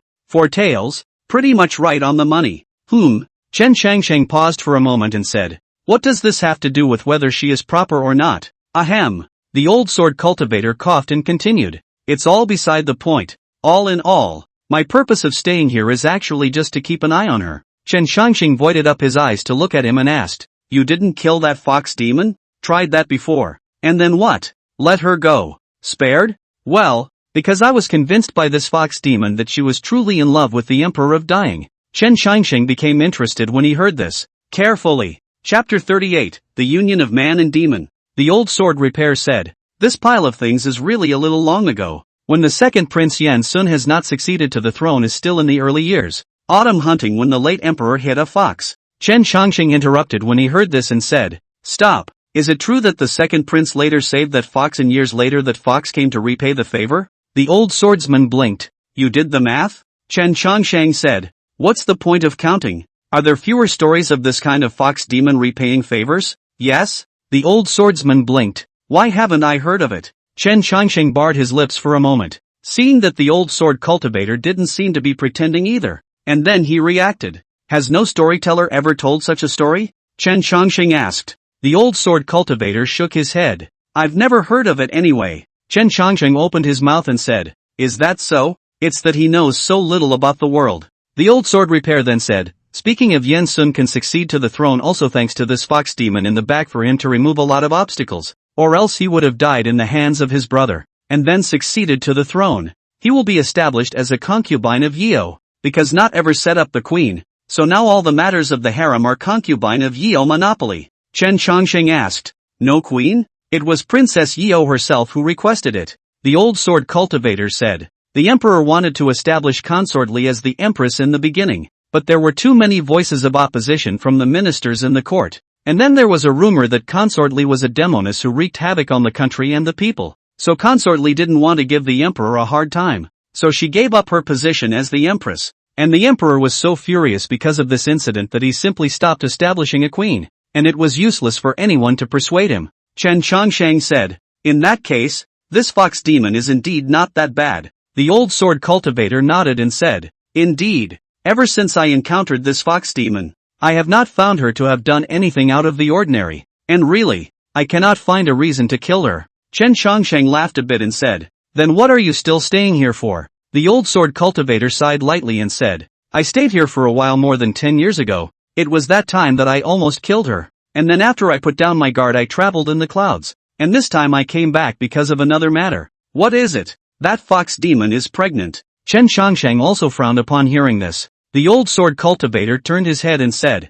It's just too ridiculous. At first I was worried about this, so when I was leaving I purposely put a spell on concubine Yeo. It's impossible for her to get pregnant in this life, but who would have thought that this fox demon somehow unlocked the spell, and now that she's pregnant, heaven knows what kind of sinful seed she'll give birth to. It would have been contrary to the laws of heaven for humans and demons to be in harmony. Chen Changsheng said, But you're still here. You should not have beheaded the fetus in her womb, right? The old sword cultivator opened his mouth and said, Without having seen it with my own eyes, how do I know exactly what will be born? That fox demon and kowtowed in front of me. I had a moment of weakness and did not do anything. Stay here also want to wait for the child to come out of the world. If it's a sinful obstacle, I will be a sword to chop it. Chen Changsheng couldn't help but take a high look at this old sword cultivator. Although this person has no face, but do things is quite reasonable. If it is another person, see that fox demon the first face will be chopped it. How long before the fetus in her womb is born?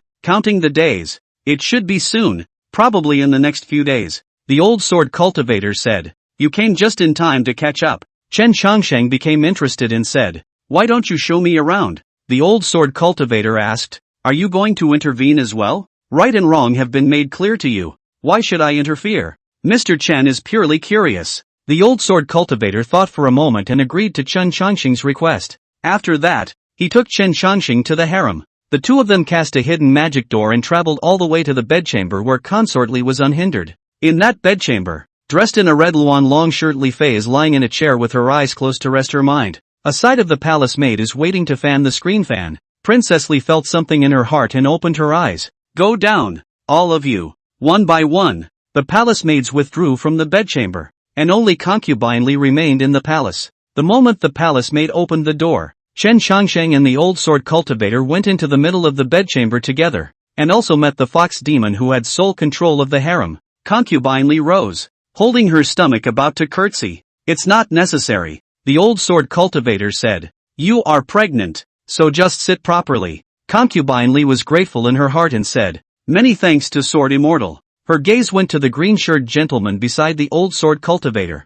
Su Xiaoxiao inexplicably felt that this person was somewhat familiar, as if she had seen him somewhere. This is, when Chen Changsheng saw that she was looking at him in a somewhat strange manner, he asked, Mr. Chen is an idler. Don't worry about it. Greetings, Immortal Elder. Su Xiaoxiao bowed her head. You're welcome. Su Xiaoxiao frowned slightly as she continued to look at Chen Changsheng in front of her. She couldn't believe it was an illusion. She must have seen this person somewhere. She just couldn't remember. Have I, by any chance, seen the Immortal Master somewhere? Chen Changsheng was slightly stunned when he heard this, and after thinking for a moment, he replied, Chen has never seen you before. Su Xiaoxiao nodded slightly and said, perhaps she remembered it wrong. Chen Changsheng also thought at first that it should be that this fox demon had misremembered, but on second thought, he attached importance to this issue. Chen Changsheng asked, why did you say you had seen me? The old sword cultivator could not help but be stunned when he heard Chen Changsheng ask about it. Do we have to keep asking?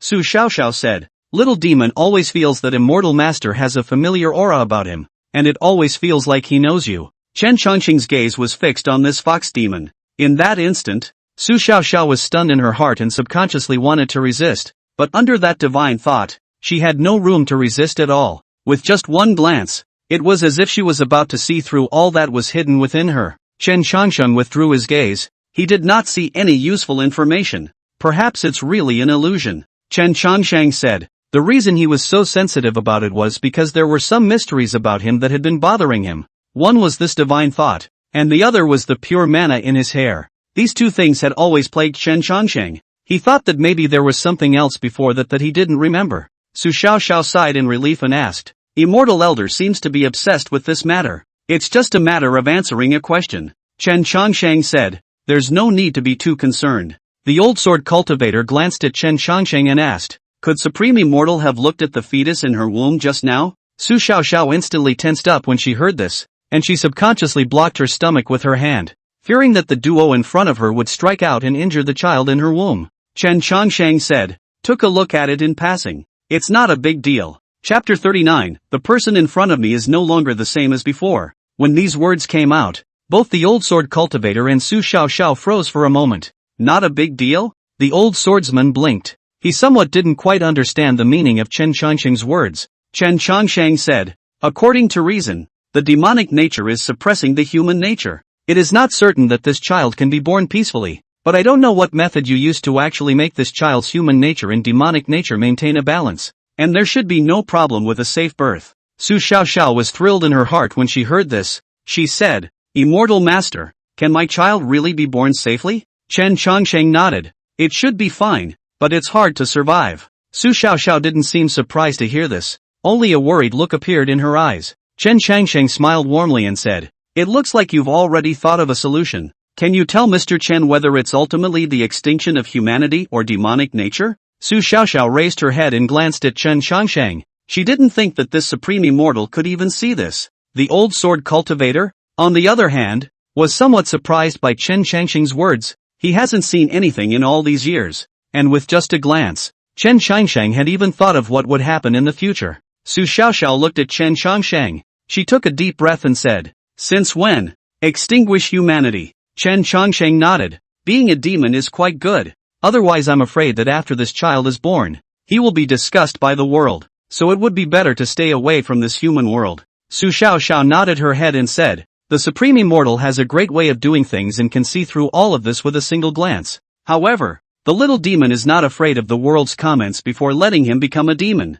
but rather, this palace's great interior is just too overwhelming and I don't want him to be like his father, sitting on that human emperor's throne, gradually forgetting about himself and forgetting about everything beside him. When the old sword cultivator heard this, he spoke. You're disappointed in the emperor? Su Xiaoxiao was silent, sometimes not answering, but also answering. The answer is yes. The old sword cultivator continued. But, it was you who pushed him into that position. That's the only thing that makes him happy. Su Xiaoxiao's face was calm as she said, I used to naively think that he would always be that little Yen Sun, but the truth is always unsatisfactory. Nowadays his eyes are all about the immortal way of eternal life, and that dynastic reckoning, and the rest of it can't fit in anything. The old sword cultivator sighed slightly in his heart, but his face did not show a trace of sympathy. The road was chosen by himself, and the result was so. What is there for people to sympathize with? Chen Chongsheng asked. And how do you plan to do that? Su Xiaoxiao raised her head.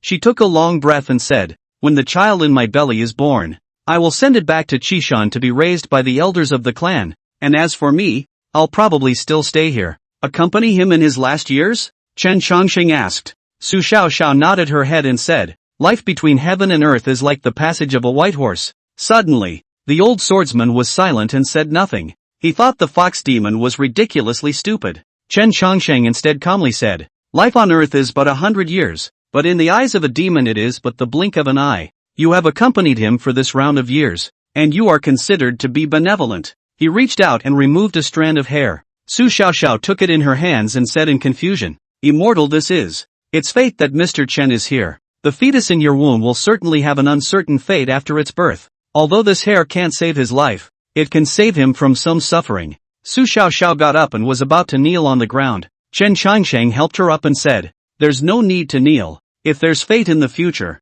maybe we'll see each other again. Su Xiaoxiao froze for a moment. She looked at this Mr. Aoyama in front of her, and for a moment she was in a trance. A hazy figure suddenly appeared in her mind. The figure overlapped with the gentleman before him. It seems as if this instant has spanned thousands of years. Chen Chongsheng looked at the old sword cultivator beside him and said, let's go. The old sword cultivator nodded, then left the place with Chen Chongsheng. Su Xiaoxiao looked at the back of the green-shirted gentleman. She had a feeling she would see this gentleman again. For a moment, she found that this gentleman seemed to be someone important, but when she thought deeper, she couldn't remember anything. The two traveled through the palace. The old sword cultivator was still worried in his heart and asked, the fetus in her womb, is it really okay? Of course there's a problem. How can there be no problem with a human-demon match? Chen Chongsheng said, it's just that she found the person who solved the problem, and as she said, she thought that it was the elders of her clan who helped her balance down the humanity and demonic nature of the fetus in her womb. Won't this be innate? Of course I will. Chen Chongsheng said, human souls and demon souls coexist, and although they are balanced in the fetus, after they come out in their lifetime, each of the 3 souls and 7 spirits return to 2 places, and in the end, they are also monsters that are inhuman and not ghosts. But this fox demon seems to have a method of coping with this, and it feels like there is a set of mature processes. The old sword cultivator's eyes widened when he heard this. What the immortal means is, Chen Chongsheng said, a long time ago, there must have been someone who did this, and perhaps among the fox clan nowadays, there are fox demons who were once demon bodies that were achieved by extinguishing the humanity of humans and demons after they merged. The old sword cultivator opened his mouth, somewhat unable to return to his senses. How dare you? This kind of thing that goes against the way of heaven. There is even a predecessor to show the way. This, the old sword cultivator said, this is too unreasonable. But it's true. Chen Chongsheng said, sometimes as long as you dare to think, there is nothing you can't do. But you shouldn't have to stay in this palace anymore. And whatever is wrong with that child in her womb, there should be someone out there to help. The old sword cultivator shook his head and frowned. I was thinking about where each of the 3 souls and 7 spirits belongs to, and if you cut off your humanity to become a demon, the 3 souls and 7 spirits should be damaged as well. So how do you live? If you're really curious, you might want to wait until after her child is born to see if you can find the answer. Aren't you staying? Chen Chongsheng waved his hand and said, I'm here to fetch the sword. It's just a spectacle. Why put myself through it? The old sword cultivator smacked his lips after hearing this and said, by this, the Supreme Immortal is saying that I'm meddling in my own business. I didn't say that. Chen Chongsheng laughed a bit and said, in fact, although you are a bit shameless, your judgment of some things is still pertinent, and has already surpassed many people. The old sword cultivator laughed when he heard this and said, I can't imagine that there would even be someone who would praise me for being this old and uncultivated. Ha ha ha. It's really rare. Chen Shangsheng laughed a bit and said, Mr. Chen was just being honest. The old sword cultivator felt that this person wasn't as difficult to get along with as he had imagined, and on the contrary was somewhat to his liking. Chen Shangsheng raised his eyes to the outside of the palace and said, Speaking of which, it's not easy for Mr. Chen to come to Shangjing, so why don't you take me for a stroll? The old sword cultivator was naturally happy to hear this. He held out his hand and said, Please, Supreme Immortal. Chapter 40, Seeking Pleasure in Getting Caught Repeatedly. Only then did Chen Shangsheng take a step, but then it suddenly stopped.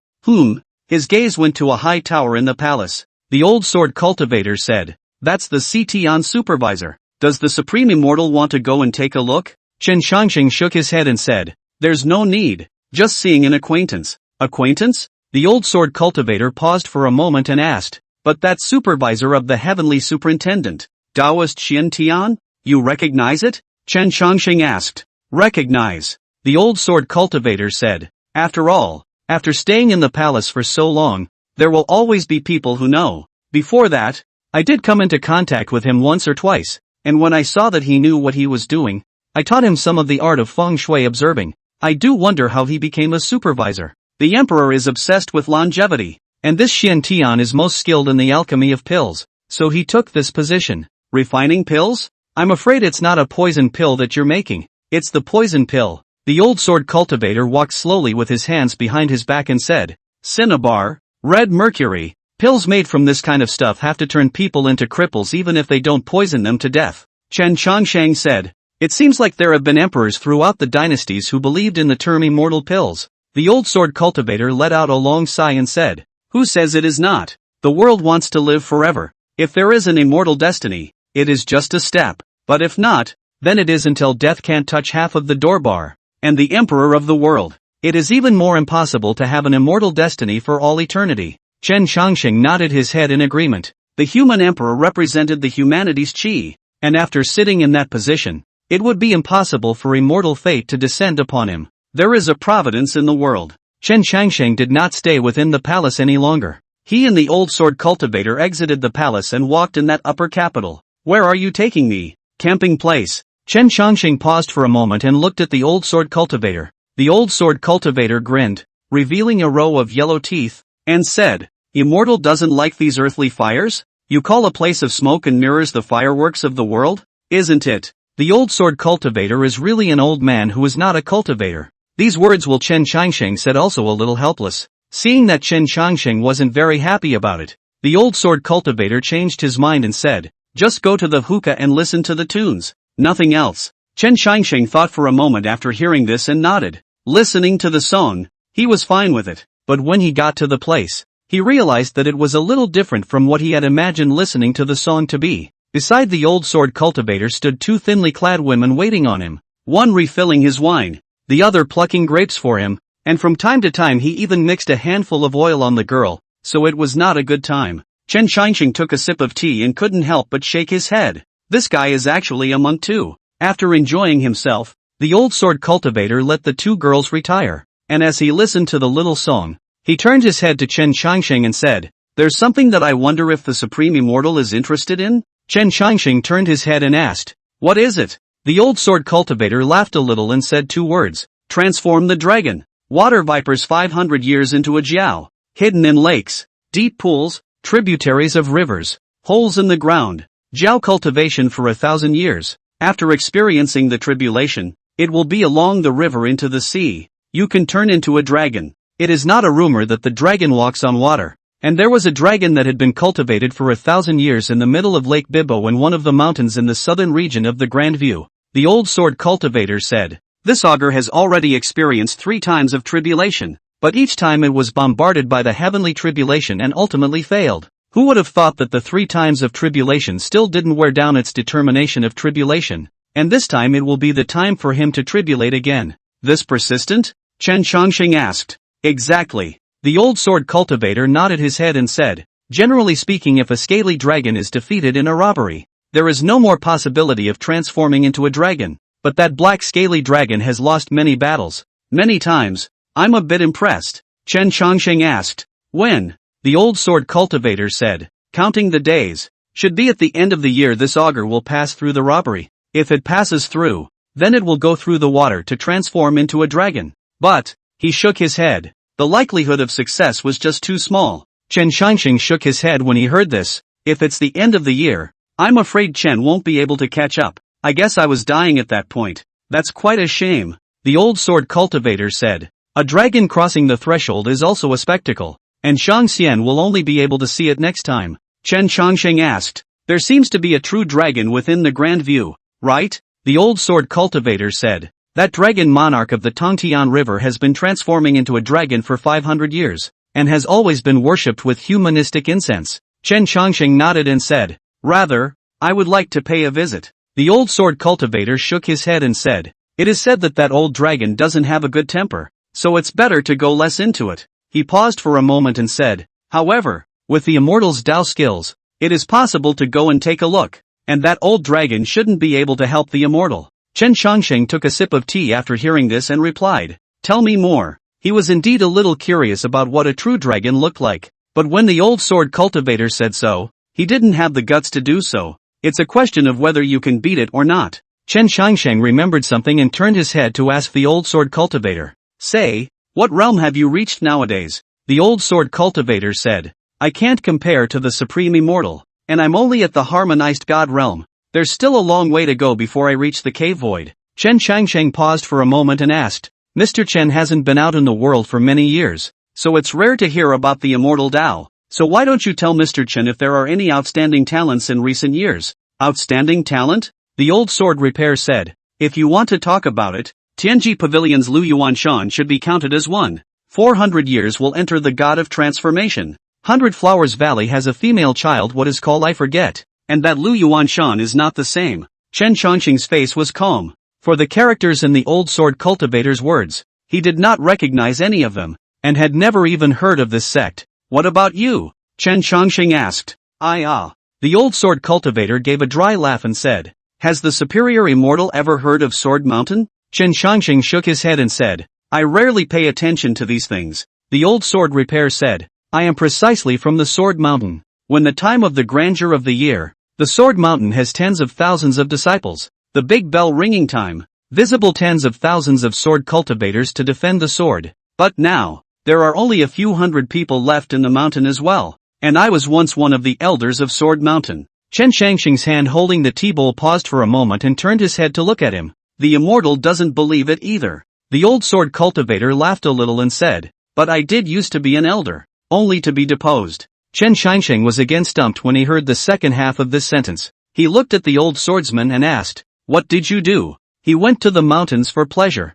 and when he repeatedly failed to do so, and was caught again and again, he was removed from office. Chen Xiangxing was a bit speechless for a moment, but once he thought about the expression on the old sword cultivator's face when he doped the oil just now, it was kind of reasonable to think about it. It's a bargain that you weren't expelled from the division. It's not that bad. Anyway, it just won't let me go back to the mountain gate. Otherwise I wouldn't have come out to cloud travel. The corners of Chen Xiangxing's mouth twitched as he said in his heart, really? Extinct. Chapter 41, Mr. Chen's Vulgarity. The old sword cultivator drank a tea, said, in addition to thick skin, but also so a bad habit, other people are not accustomed to see, that is not accustomed to see it. Cultivate immortal cultivation of the mind. What is the meaning of that? Chen Xiangxing couldn't help but smile and said, there's no one else who can be so refreshingly colorful as to be described by you. The old sword cultivator shamelessly laughed and said, originally it is. Cultivating immortality to cultivate immortality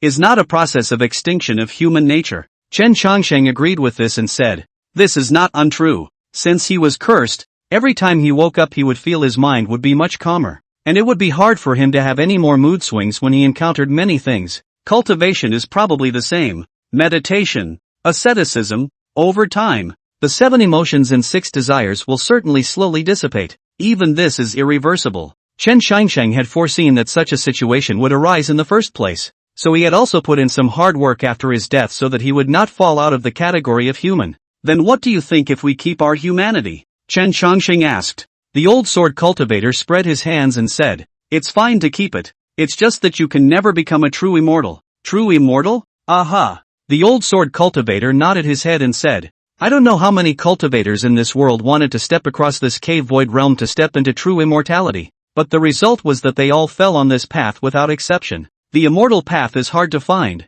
and true immortality is even harder to achieve. And those who walk the path end up being nothing more than a tombstone. There are 50 great roads, 49 heavenly derivations, and 1 human recluse. Chen Changsheng put down his teacup and said, "There is definitely a chance, but before that chance has even appeared, even if any effort is made, it will be in vain." The old sword cultivator gave a slight lurch when he heard this and asked, "Is the supreme immortal also from that road?" Chen Changsheng shook his head and said, "In Mr. Chen's opinion, the 7 emotions and 6 desires are all earthly escapades. Mr. Chen is too vulgar to become a true immortal." The old sword cultivator laughed out loud after hearing this. He nodded his head a few times in a row. "It's the pole! It's the pole!" Chen Changsheng laughed along with him, but on second thought, he suddenly realized that there was something he had forgotten to ask. He had wanted to show the old sword cultivator what realm he was in, but it looked like it would only be next time. The bright moon hangs high in the sky. Though the city of Shanjing is full of music and songs at night,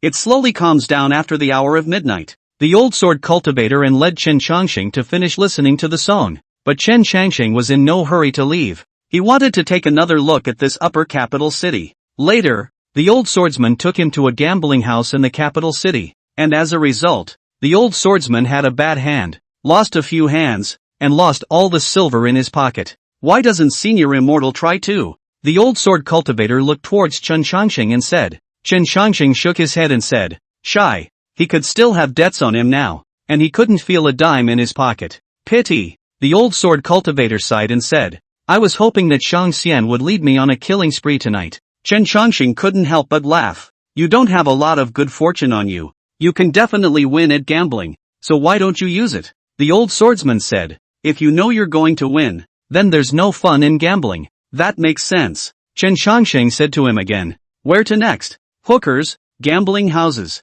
and the rest is greenhouse? Worthy of a superior immortal. Right on the money." The old sword cultivator smiled, his eyes glowing as if he was looking forward to it. Chen Changsheng asked, "You don't have half a penny left in your pocket, so what's the point of going to a greenhouse?" "I don't pay to go to a greenhouse." The old sword cultivator smiled and said, 9 out of 10 of the greenhouses and boats in the upper capital are run by people from the palace. And Yen Kid gave me a belt tag back then. And since then, I've never paid for it." "Yen Kid? Yen Bayan, the upper immortal you've met before." Chen Changsheng recalled the swordsman in the desert and said, "The great king's imperial prince actually went to the northern part of the desert. It's quite refreshing." The old sword cultivator nodded and said, "It's stupid to say, but this kid's sword heart is through and through, and he will definitely have some achievements in the future. You passed on the flying sword technique to him as well, right? Nice." Chen Changsheng suddenly understood and said, "You want to take him as your disciple?" The old sword cultivator nodded. "That's not true. I just think he a good seedling, but do my disciple." He shook his head and said, "He's not even close." The old sword cultivator waved his hand and said, "Where are you talking about? Is the upper immortal going with you?" Chen Changsheng shook his head and said, "You can go to the greenhouse yourself. Mr. Chen will just casually stroll around." The old sword cultivator put his hands behind his back and said, "It looks like I'll be the only one enjoying this alone. Old and unashamed." Chen Changsheng said. Instead, the old sword cultivator hemmed and hawed, not caring at all. After agreeing with Chen Changsheng to meet again at dawn, the old swordsman hoofed it towards a certain greenhouse, not knowing which girl inside he was attracted to. Chen Changsheng, on the other hand, strolled around this upper capital city. The capital city hundreds of workshops. Into the night lively places only a few. The night is still open only restaurants, inns, hook bar, gambling houses and greenhouses. Chen Changsheng felt a bit bored as he strolled around. He simply went back to the palace, intending to go to the place where books were hidden in this palace to read books, just to pass the time. After applying a spell, Chen Changsheng walked into the palace in such a grand manner that the forbidden soldiers guarding the palace's perimeter did not see Chen Changsheng at all. Chen Changsheng stirred his divine thoughts and checked the layout of the palace, and after finding the book depository, he quickly walked over. Guarding the book depository is an old eunuch, with a face like a withered man, with eyes open in that dark night. So scary. Chen Changsheng arrived in front of that old eunuch and raised his sleeve. The old eunuch yawned, feeling a wave of drowsiness, and after shaking his head he collapsed on the table and fell into a deep sleep. Chen Changsheng lit an oil lamp and came inside the book depository. I have to say, The books inside the Grand View book depository are really too many to count. A glance is dozens of neatly arranged shelves, which are piled up with books. Not only that, there is a second layer above. The third layer. Chen Shangsheng swept a glance at the books on the first floor. Most of the books on this floor were some ancient books or manuscripts, favoring the category of the 4 books and 5 classics. He found a history book in the corner and proceeded to read it. However, only turned not 2 pages, but suddenly heard some movement at the entrance of the book depository. Chen Shangsheng blew out the oil lamp and put down the book before heading towards the door. Walking over to the side of the bookshelf, he saw a small half-grown girl tiptoeing into the cache. She had snuck in to look for a book. She looked around and after picking up an oil lamp she began to search the shelves on the first floor. Finally, she stopped in front of the bookshelf that housed some folklore books. So here it is. The little girl's eyes lit up, and then she started rummaging around for what she wanted to see. Chapter 42, Meeting a Little Girl in the Book Depository. The little girl opened the talking book, and after taking a look at it, she seemed to be mesmerized and refused to move away. Just as she was watching, a voice suddenly sounded from behind her. Is the talking book good? Good looking, the little girl replied, snapping to attention. As soon as she turned around and saw the person standing behind her she was scared to yell. Well, Chen Shangsheng covered her mouth to prevent her from letting out a scream,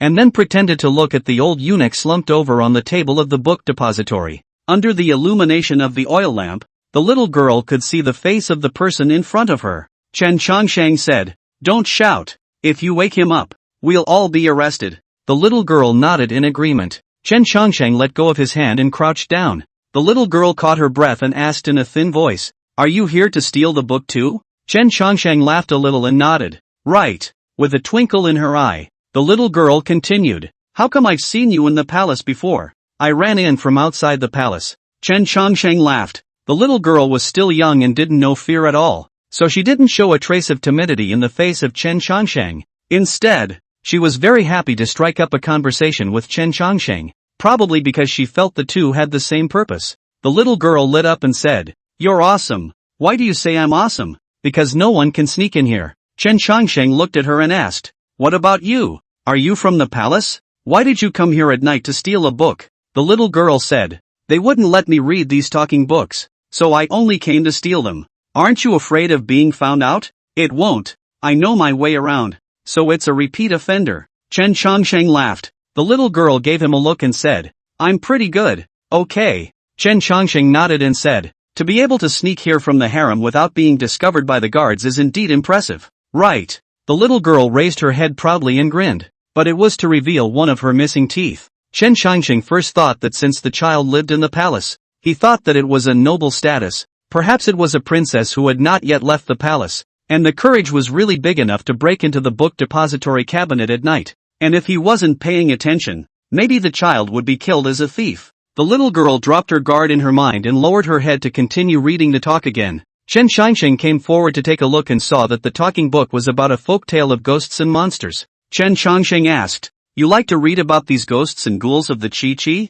The little girl stared intently at the book and said, It looks good. Chen Shangsheng swept a glance at the contents of the talking book, which told a story about a fish demon becoming a spirit and then being eaten. The little girl seemed to have thought of something and asked, You're from outside, so you must be very knowledgeable? How is it considered insightful? Chen Shangsheng asked. The little girl thought for a moment and said, Been to a lot of places? Then I should have been a bit short-sighted. Chen Shangsheng said. The little girl waved her hand and said, It's okay, I just want to ask if all these stories are true? Are there really demons out there? Why is it that I've never even seen one in the palace? Chen Shangsheng thought for a moment and replied, Yes, there are. Outside are some big man-eating demons that can swallow you in one bite. Not only was the little girl not scared when she heard it, but she also said with a look of surprise, There really is. Chen Shangsheng found it interesting and laughed. You're not afraid? The little girl shook her head and said, The book says that demons like to eat pretty women. I'm still small,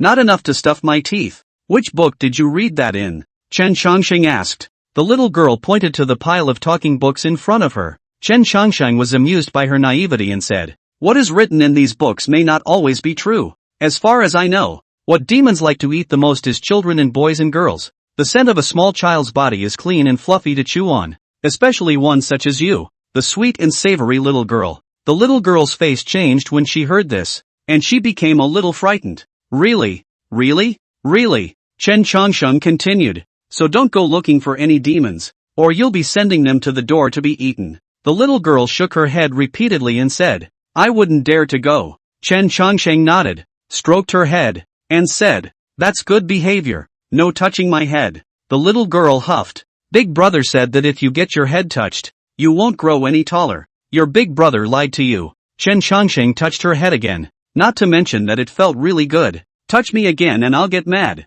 The little girl muttered and looked exasperated. Seeing this, Chen Changsheng lowered his hand and stopped touching her head. With a soft grunt, the little girl turned her head and picked up the talking book to continue reading. I'm reading a story. Don't bother me. She did not feel tired. Sitting on the ground to look at the non-stop, has been looking at nearly half an hour, only to finish the book in hand. And Chen Changsheng didn't bother this little girl to read the book anymore, and went to the other side to check up on the history books of the Grand View by himself. Learn to understand the world. The little girl finished the talking book, put it back on the shelf as it was, and picked up another. She ended up turning the first page and her face changed. This one's been read. Watching it again made it pointless for her. Taking it further down. Again. I've seen it. I can't believe I've read all of them. One by one. The little girl muttered up a little upset. Not having a story to read was worse than killing her. She thought for a moment, then got up and searched the book pavilion for the figure of the one who had just been there.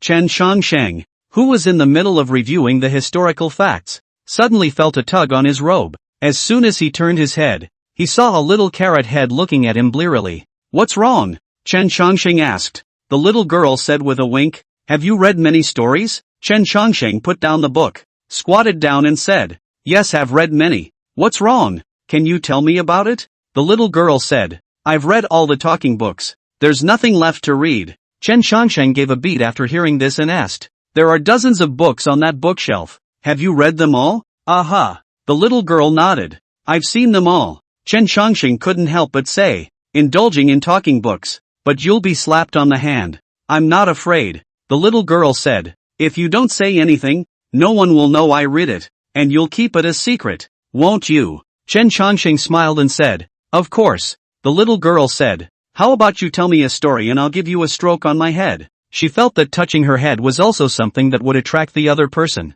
Chen Changsheng laughed, then reached out and placed his hand on her head. It's a deal. Chapter 43, Xian Tian, Supervisor of the Heavenly Supervision Bureau. Where is the Eastern Victory? A very far away place. Is there really a spiritual platform Square Mountain?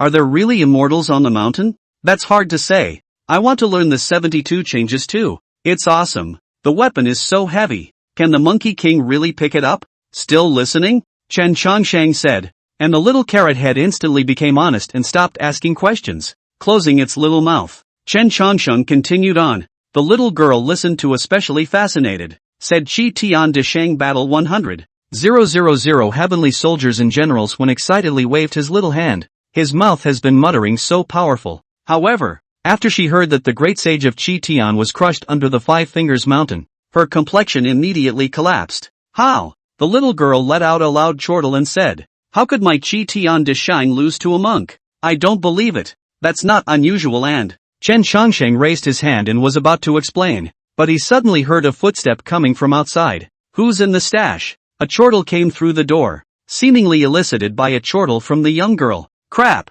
The little girl instantly became nervous. A worried look appeared on her face as she pushed Chen Changsheng before saying, You go. What about you? Chen Changsheng asked. I'll go out and deal with them. Don't worry. They won't dare do anything to me. The little girl said. You run. If you get caught you're done for. With that, she walked forward to be alone to deal with the palace guards who had entered the book depository. As she walked, she turned back and didn't forget to bark. Hurry up! After saying so, she went resolutely to the door. Chen Changsheng smiled warmly and shook his head before casting a spell on himself. When the little girl turned back again, she could no longer see Chen Changsheng's figure. Relief washed over her. Then she turned her head to the door and yelled, I'm here. This way. A group of inner guards surrounded the little girl. They were dumbfounded when they realized who was in front of them. Your Highness? The little girl sighed softly in her heart. This time she was caught in a trap. According to reason she should have left a long time ago. That time the inner guards changed shifts. She will be able to quietly return to the bedchamber. Today is to listen to the story to listen to too fascinated to forget. The inner guards won't be able to do anything to her, but I'm afraid they won't be able to avoid a beating tomorrow. Chen Shangsheng stood at the entrance of the book collection pavilion and watched as the little girl was taken away by a group of inner guards. That's a lot of nerve. Chen Shangsheng laughed a bit, but he did find this little carrot head quite interesting, bold, naive and a very funny little girl. The little girl was just taken away, but the old eunuch who guarded the book depository could be miserable, and was inserted away by a group of inner guards, and was expected to receive a board, and was soon replaced by a new eunuch. Chen Shangsheng did as he had done. And with a move of his sleeve, the new eunuch also slammed down on the table and fell into a deep sleep. Chen Shangsheng lit the oil lamp and went straight up to the second floor. The books on the second floor of the collection are much different. What was hidden here were mostly books on martial arts, even more so than downstairs.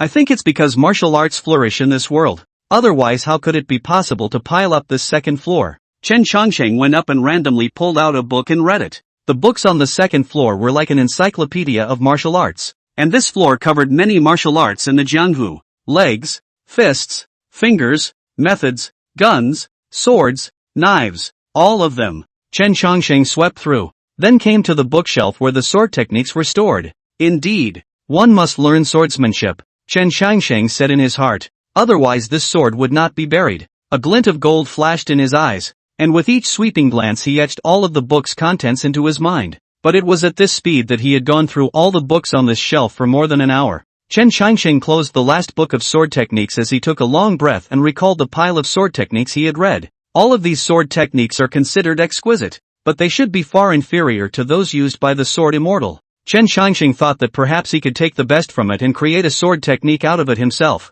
which should be able to fulfill his requirements. However, I guess this will take a lot of time. He certainly wasn't going to do any of those things now. He'd have plenty of time to think about that when he was dead. Subsequently, Chen Shangsheng read some more canonical books on qi and blood, but they were all somewhat poorly written. Go to the third floor. Chen Shangsheng had thought that the third floor housed some important book. As a result, after arriving at the third floor, it was a fool's errand. This is where several books were placed, mostly written by the royal forefathers, similar to the female precepts written by the former empress, and the Tianshan canon, which was halfway written by the current emperor, and so on. Chen Shangsheng felt uninterested after scanning it, so he went downstairs. As soon as he left the book depository, he saw that the sky was already slightly white in the distance. I didn't realize it was going to be dawn in a flash. He originally wanted to go out of the palace to find the old sword cultivator, but after thinking about it, he thought that this old sword cultivator was probably lying in which gentle land.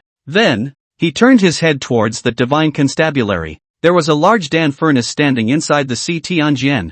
Xian Tian, who was wearing a Taoist robe, kept putting some materials into it, such as vermilion sand, and a faint black smoke came out among the additions, as well as a pungent smell. He fanned himself to make the fire a little brighter and stared at the Dan furnace, fearing that something would go wrong. After a long time, the Dan furnace opened and the contents slowly went cold. Xian Tian nodded in satisfaction as he fisted those residues into a ball. He was about to turn his head to rest, yet suddenly he realized that a man was sitting in a chair in front of him, surveying him with interest. When Xian Tian couldn't help but rub his eyes, the next moment his legs went soft and he actually knelt straight down. Chen, Mr. Chen. Chen Shangsheng looked at Xian Tian, who was kneeling on the ground in front of him, and asked, I see that you've been busy for half a day. Are you too tired for your legs to go soft? Xian Tian was a bit overwhelmed for a moment, not knowing whether to continue kneeling or get up. Chen Shangsheng said, so, is it tiredness that makes your legs weak? Or did you do something wrong? Xian Tian was stunned in his heart as he hurriedly bowed his head and said, don't dare. Chen Shangsheng looked at the trembling Xian Tian in front of him and couldn't help but shake his head. In the early years when your master was still around, your master had instructed the three of you that no matter where you went, you needed to be kind-hearted and never go and do anything harmful. But you're so good that you know that this elixir is poisonous, and you even have to make up that it's an immortal elixir to coax others. Mr. Chen. Mr. Chen. Xian Tian hastened to explain, not pour road intention Is the emperor must pour road alchemy? Not refining to be my death I have no choice. Chen Shangsheng stared at him and asked, did the emperor really force you? Xian Tian met Chen Shangsheng's gaze, and it was as if that gaze was able to see through his mind, and his body trembled as a cold sweat broke out. Chapter 44, Zhang Wu Di. Xian Tian trembled and spoke. Yes, yes, yes. Yes or no? Chen Changsheng continued to ask.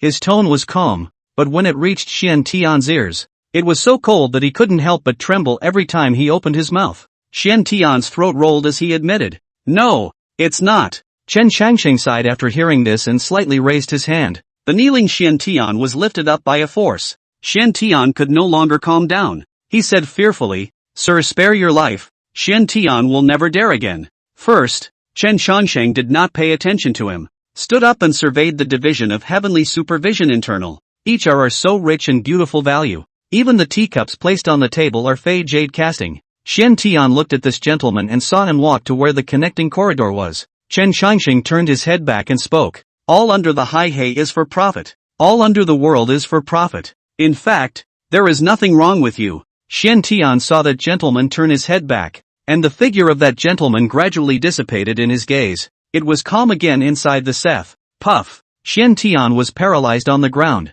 His eyes were indescribably terrified, and the clothes on that back had long been soaked in cold sweat, as if after a robbery. Chen Changsheng did not take his life, much less punish him for anything, because too many such people existed in this world. It is often said that if a man does not live for himself, he will die for himself. Xian Tian was able to step into this city and supervisor, and it was also his skill. It was more of a willingness to fight and a willingness to be beaten, so there was no one to blame. Chen Changsheng couldn't help but nag a couple of sentences, and only because this person was an old acquaintance from the past. Seeing his master's face, so he reminded then, to listen or not to listen is his business. That elixir folded is the emperor's life. The life of the human emperor. How expensive. This karma is not he Xian Tian can afford. And so Xian Tian died into the netherworld. Naturally understand the reasoning. After exiting the C Tian supervisor, Chen Changsheng saw that the old sword cultivator had been waiting here for quite some time. The old sword cultivator had his hands behind his back and was smilingly looking at Chen Changsheng.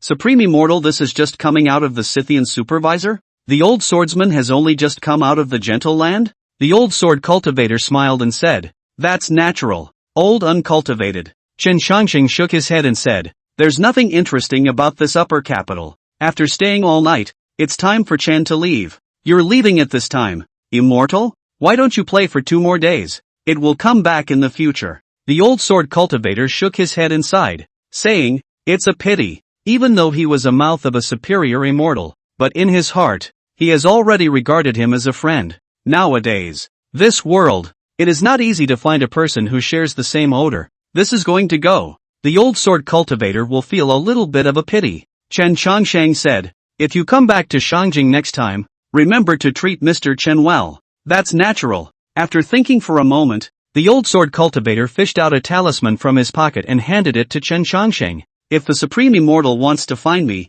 activate this talisman and within 1,000 miles, I will be able to know of the Supreme Immortal's presence. Good. Chen Changsheng put away the talisman and said, When the time comes, Mr. Chen will buy you a drink. The old sword cultivator nodded with a smile and said, Then I really want to taste what Shang Xian's wine tastes like. Chen Changsheng smiled warmly, then raised his hand and said, Let's go. The old sword cultivator nodded, and then he saw Chen Changsheng raise both of his fingers, and the flying sword he carried behind him hovered in the air. Chen Changsheng took a step and stepped on it, transforming into a stunning sword. That green shirt out of the dust. Not a sword immortal, but godlike. The immortal of immortals. The old sword cultivator grinned, thinking that this superior immortal was truly extraordinary. It is a blessing to be associated with the sword. Chen Changsheng rode his sword across mountains and rivers. In his eyes was the great river that rushed into the still sea of boundless light. Chen Changsheng, however, was not attracted by this beauty. He returned to the autumn moon place, which was nothing more than a projectile compared to the grand scenic river, but it carried many of Chen Changsheng's memories. After returning to the autumn moon place, Chen Changsheng arrived in old man Zhang's wine shop.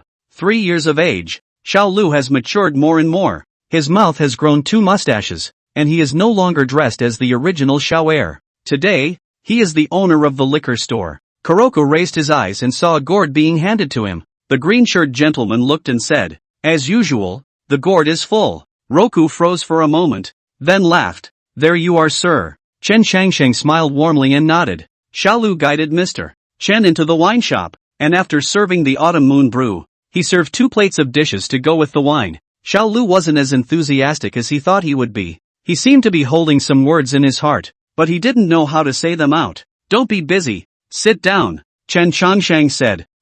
Kuroku agreed and sat down. Xiao Lu hesitated and hesitated for a long time before he made up his mind and opened his mouth. The shopkeeper Chen Changsheng took a sip of autumn moon brew and said, I know. Xiao Lu lowered his head and said, the shopkeeper he was born a few years ago when Mr. cured his leg disease, but also the end of life. It is also complete. Can he leave any words? Chen Changsheng asked. Xiao Lu said, the shopkeeper told me to run the restaurant properly and not to close the doors, lest you, sir, come back without wine. Chen Changsheng sighed and said, your family's shopkeeper is a loner. Most of his life is empty beside him. He picked you up in his later years and has enjoyed a few years. Don't fail your family's shopkeeper. Xiao Lu said, sir, Xiao Lu remembers, I've worshipped the ancestral hall, and my surname is Zhang for the rest of my life. It's Zhang Xiaolu. Chen Changsheng nodded after hearing this and said, take me to see your family's shopkeeper. Xiaolu closed the door of the wine shop and led the gentleman to the outside of the square.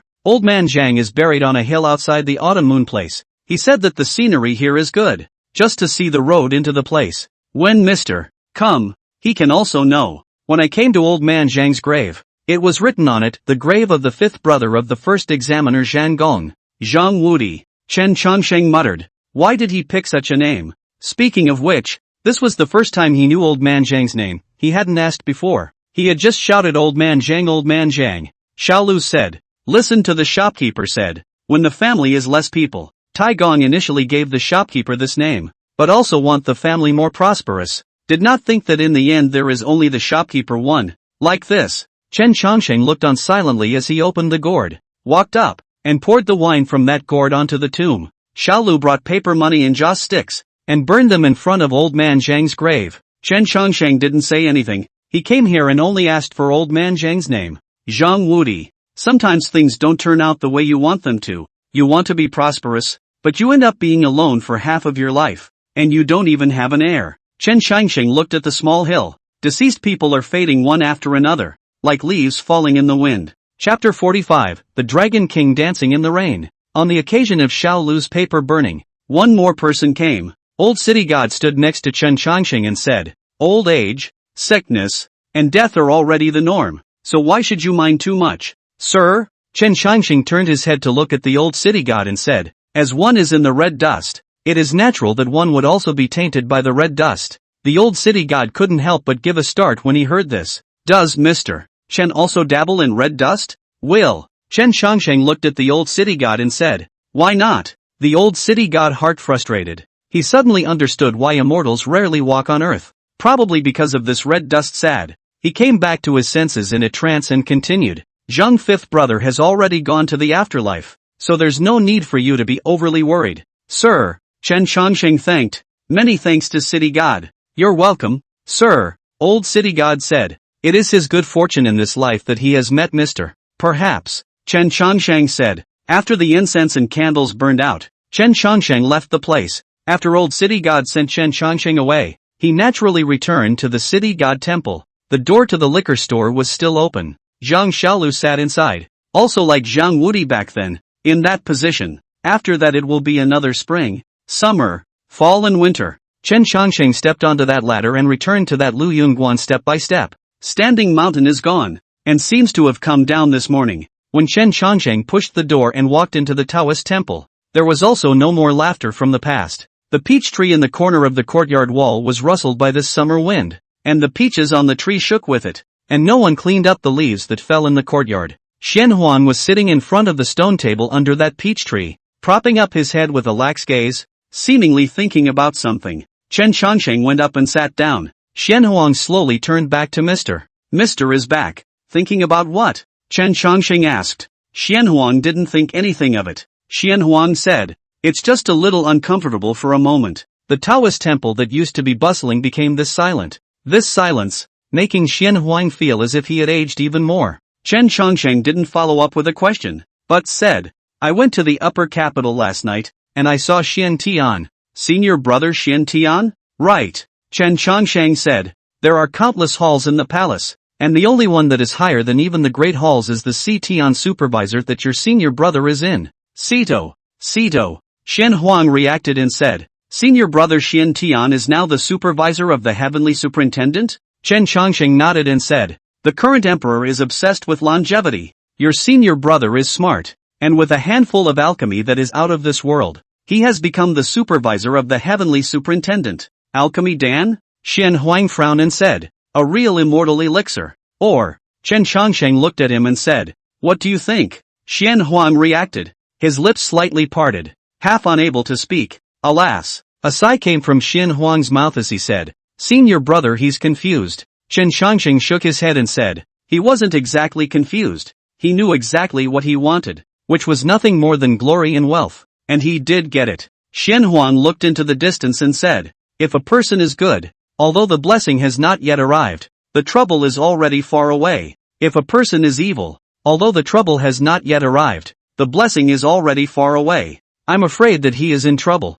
Senior brother, he chose it himself. Chen Changsheng said, He is destined to have a calamity. It's just a matter of sooner or later. Xian Huang shook his head helplessly as he lowered his head and said, Let him be. It rained heavily during the night. Xian Huang went back to his room to rest early, seemingly because a few disciples left his heart a little not too good. Wow. The rain poured down and rustled on the peach trees in that courtyard. Chen Changsheng stood on the eaves of the house with a volume of books. He looked at the rain and thought that perhaps the heavens could not stand it any longer and sent down this rain to bring some life into this Taoist temple. Old man Zhang is gone and the Taoist temple is no longer bustling. There was some confusion in Chen Changsheng's mind. He actually understood that such emotions could be easily calmed down for him, but he was not happy about it. The 7 emotions and 6 desires are all gifts, so how can they be given up? Chen Changsheng put that book down, raised his hand to beckon the oil lamp in that book pavilion, and placed it on the roof. He raised his hand and the long sword entered his hand. He reached out and flicked his hand over the sword.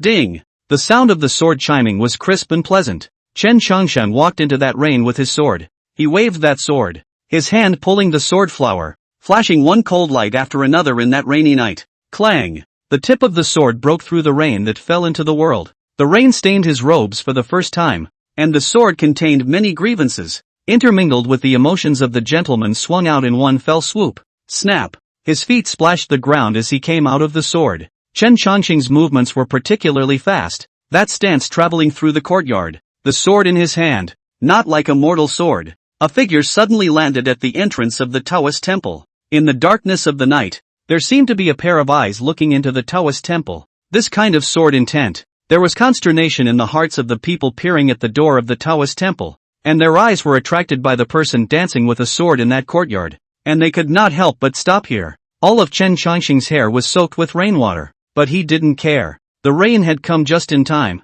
as if it was washing over him, and under the blistering sword strokes, there was more than a few sword chimes. The peach trees in the courtyard seemed to be a little afraid of the sword in that gentleman's hand, shaking in that rainy night, and a number of unripe fruits fell down. Clang! An inexplicable momentum rose around Chen Changsheng. This is the sword intent. Something that countless swordsmen in the Jianghu have dreamed of. The sword has intent, and only then there is the way of the sword. And Mr. Sword intent was accompanied by a strong sense of loneliness. In that sword intent, it was as if there was only one person standing there, while the surrounding area was a vast fog where nothing could be seen clearly. Clang! The tip of the sword points to the ground. The rain on the mountain of swords ran down the blade to the tip and fell low to the ground. Chen Changsheng was already drenched. He took a long breath and looked up. The rain dripped into his eyes, as if dropping the murkiness of the world along with it. He would have been muddy, not clear. Chen Changsheng raised the sword in his hand and once again flicked it on that sword. Time to give you a name. He thought about it for a moment, and couldn't help but lurch at the sight of the roiling rain. After returning to his senses, Chen Changsheng looked at the sword and said, Let's call you Listening Rain. Chen Changsheng put away his sword and was about to return to the book pavilion.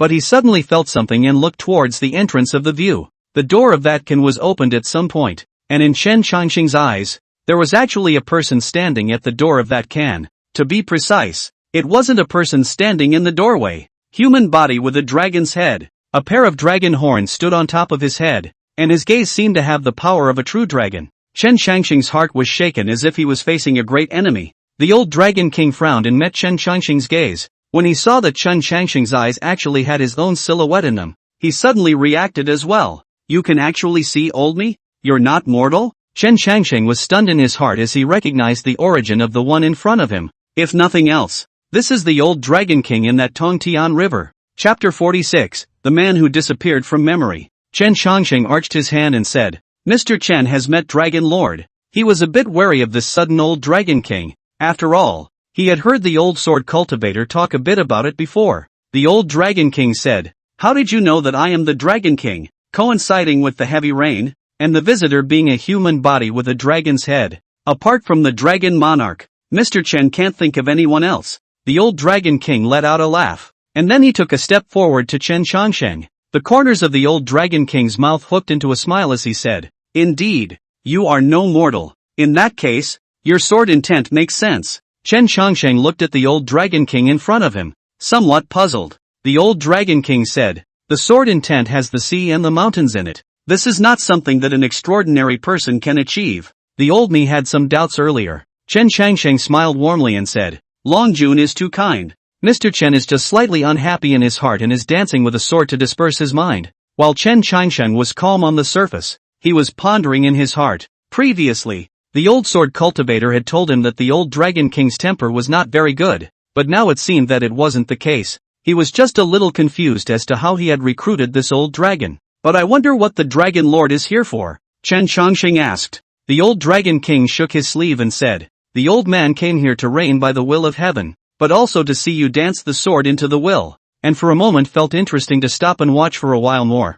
So it is, Chen Changsheng said. Dragon Monarch may as well please come inside. There is some tea and a few ripe peaches in the guan. Although they are a bit shabby, they are still quite tasty. The old Dragon King shook his head and said, Don't bother. The old man can't stay here for long. The old Dragon King once again looked at Chen Changsheng, his gaze just as somewhat strange. Chen Changsheng felt weird and didn't know where to start. From the moment he entered, this old dragon had been sizing him up, over and over again, and he didn't know what there was to see in him. The old dragon caressed his white beard and said, The body has no power, but the divine idea has reached the three heavens. The old man seemed to have met someone just as strange as with you back then. Chen Changsheng couldn't help but feel a beat in his heart as he asked, Mr. Chen hasn't been here for more than 100 years. The old dragon nodded at that and said, Then it's not you. Chen Changsheng, however, felt strange in his heart, so he asked, Dare I ask Dragon Sovereign, are there no cultivators in this world who only cultivate divine thoughts? The old dragon said, The divine idea resides in the physical body, the three doors of essence, Shi, and God. One is indispensable. Even those bald asses of the Buddhist sect will eventually have to give up their physical bodies. It's impossible for the divine idea to be as unique as you are. Chen Changsheng's heart paused slightly after hearing this and asked, Then what will happen if the divine idea rises again? The old dragon thought for a moment and said, Then the only way is to give up the physical body. However, he suddenly changed his words. Divine thought 5 heavens? You can't force and you haven't hammered your flesh. It's reasonable to say that after the second heavens your flesh will not be able to carry divine thoughts. You're really an aberration. And you even still retain your flesh. Chen Changsheng understood after hearing this. He was able to retain his physical body. It should be because of the curse. Chen Changsheng asked. Dragon Sovereign said that he had once seen someone like me. So does Dragon Sovereign know what step that person ended up taking? The old Dragon King recalled, but was suddenly frowning.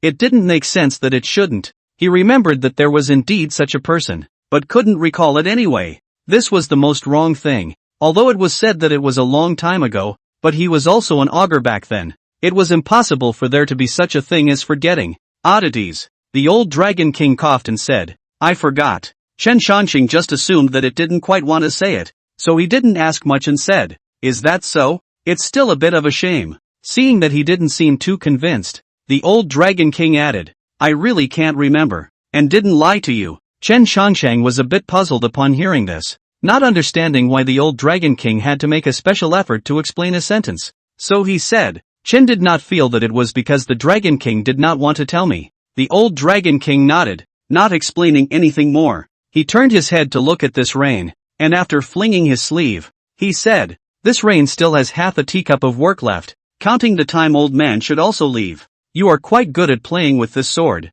If one day you arrive at the Tongtian River, don't forget to go to the temple and honor the old man with some incense. Chen Changsheng couldn't help but feel relieved in his heart when he heard him say he was going to leave and said, That's natural. The old Dragon King's body was disorganized, and under Chen Changsheng's gaze, he transformed into his true body to roam the heavens. Jin. Rumor has it that the real dragon in the sky has horns like a deer, head like a camel, eyes like a rabbit, neck like a snake, belly like a mirage, scales like a fish, claws like an eagle, palms like a tiger, ears like an ox, whiskers next to his mouth ran, a pearl under his jaw, and reverse scales under his throat. Now that I've seen it, it's true. Chen Shangxing's first glance was also stunned by this true dragon gesture, and he muttered under his breath, "Is this a true dragon? It's really better to hear about it than to see it." It wasn't until after that dragon's shadow disappeared into the blackness of the night that Chen Shangxing slowly came back to his senses. He raised the hearing rain sword in his hand and surveyed it.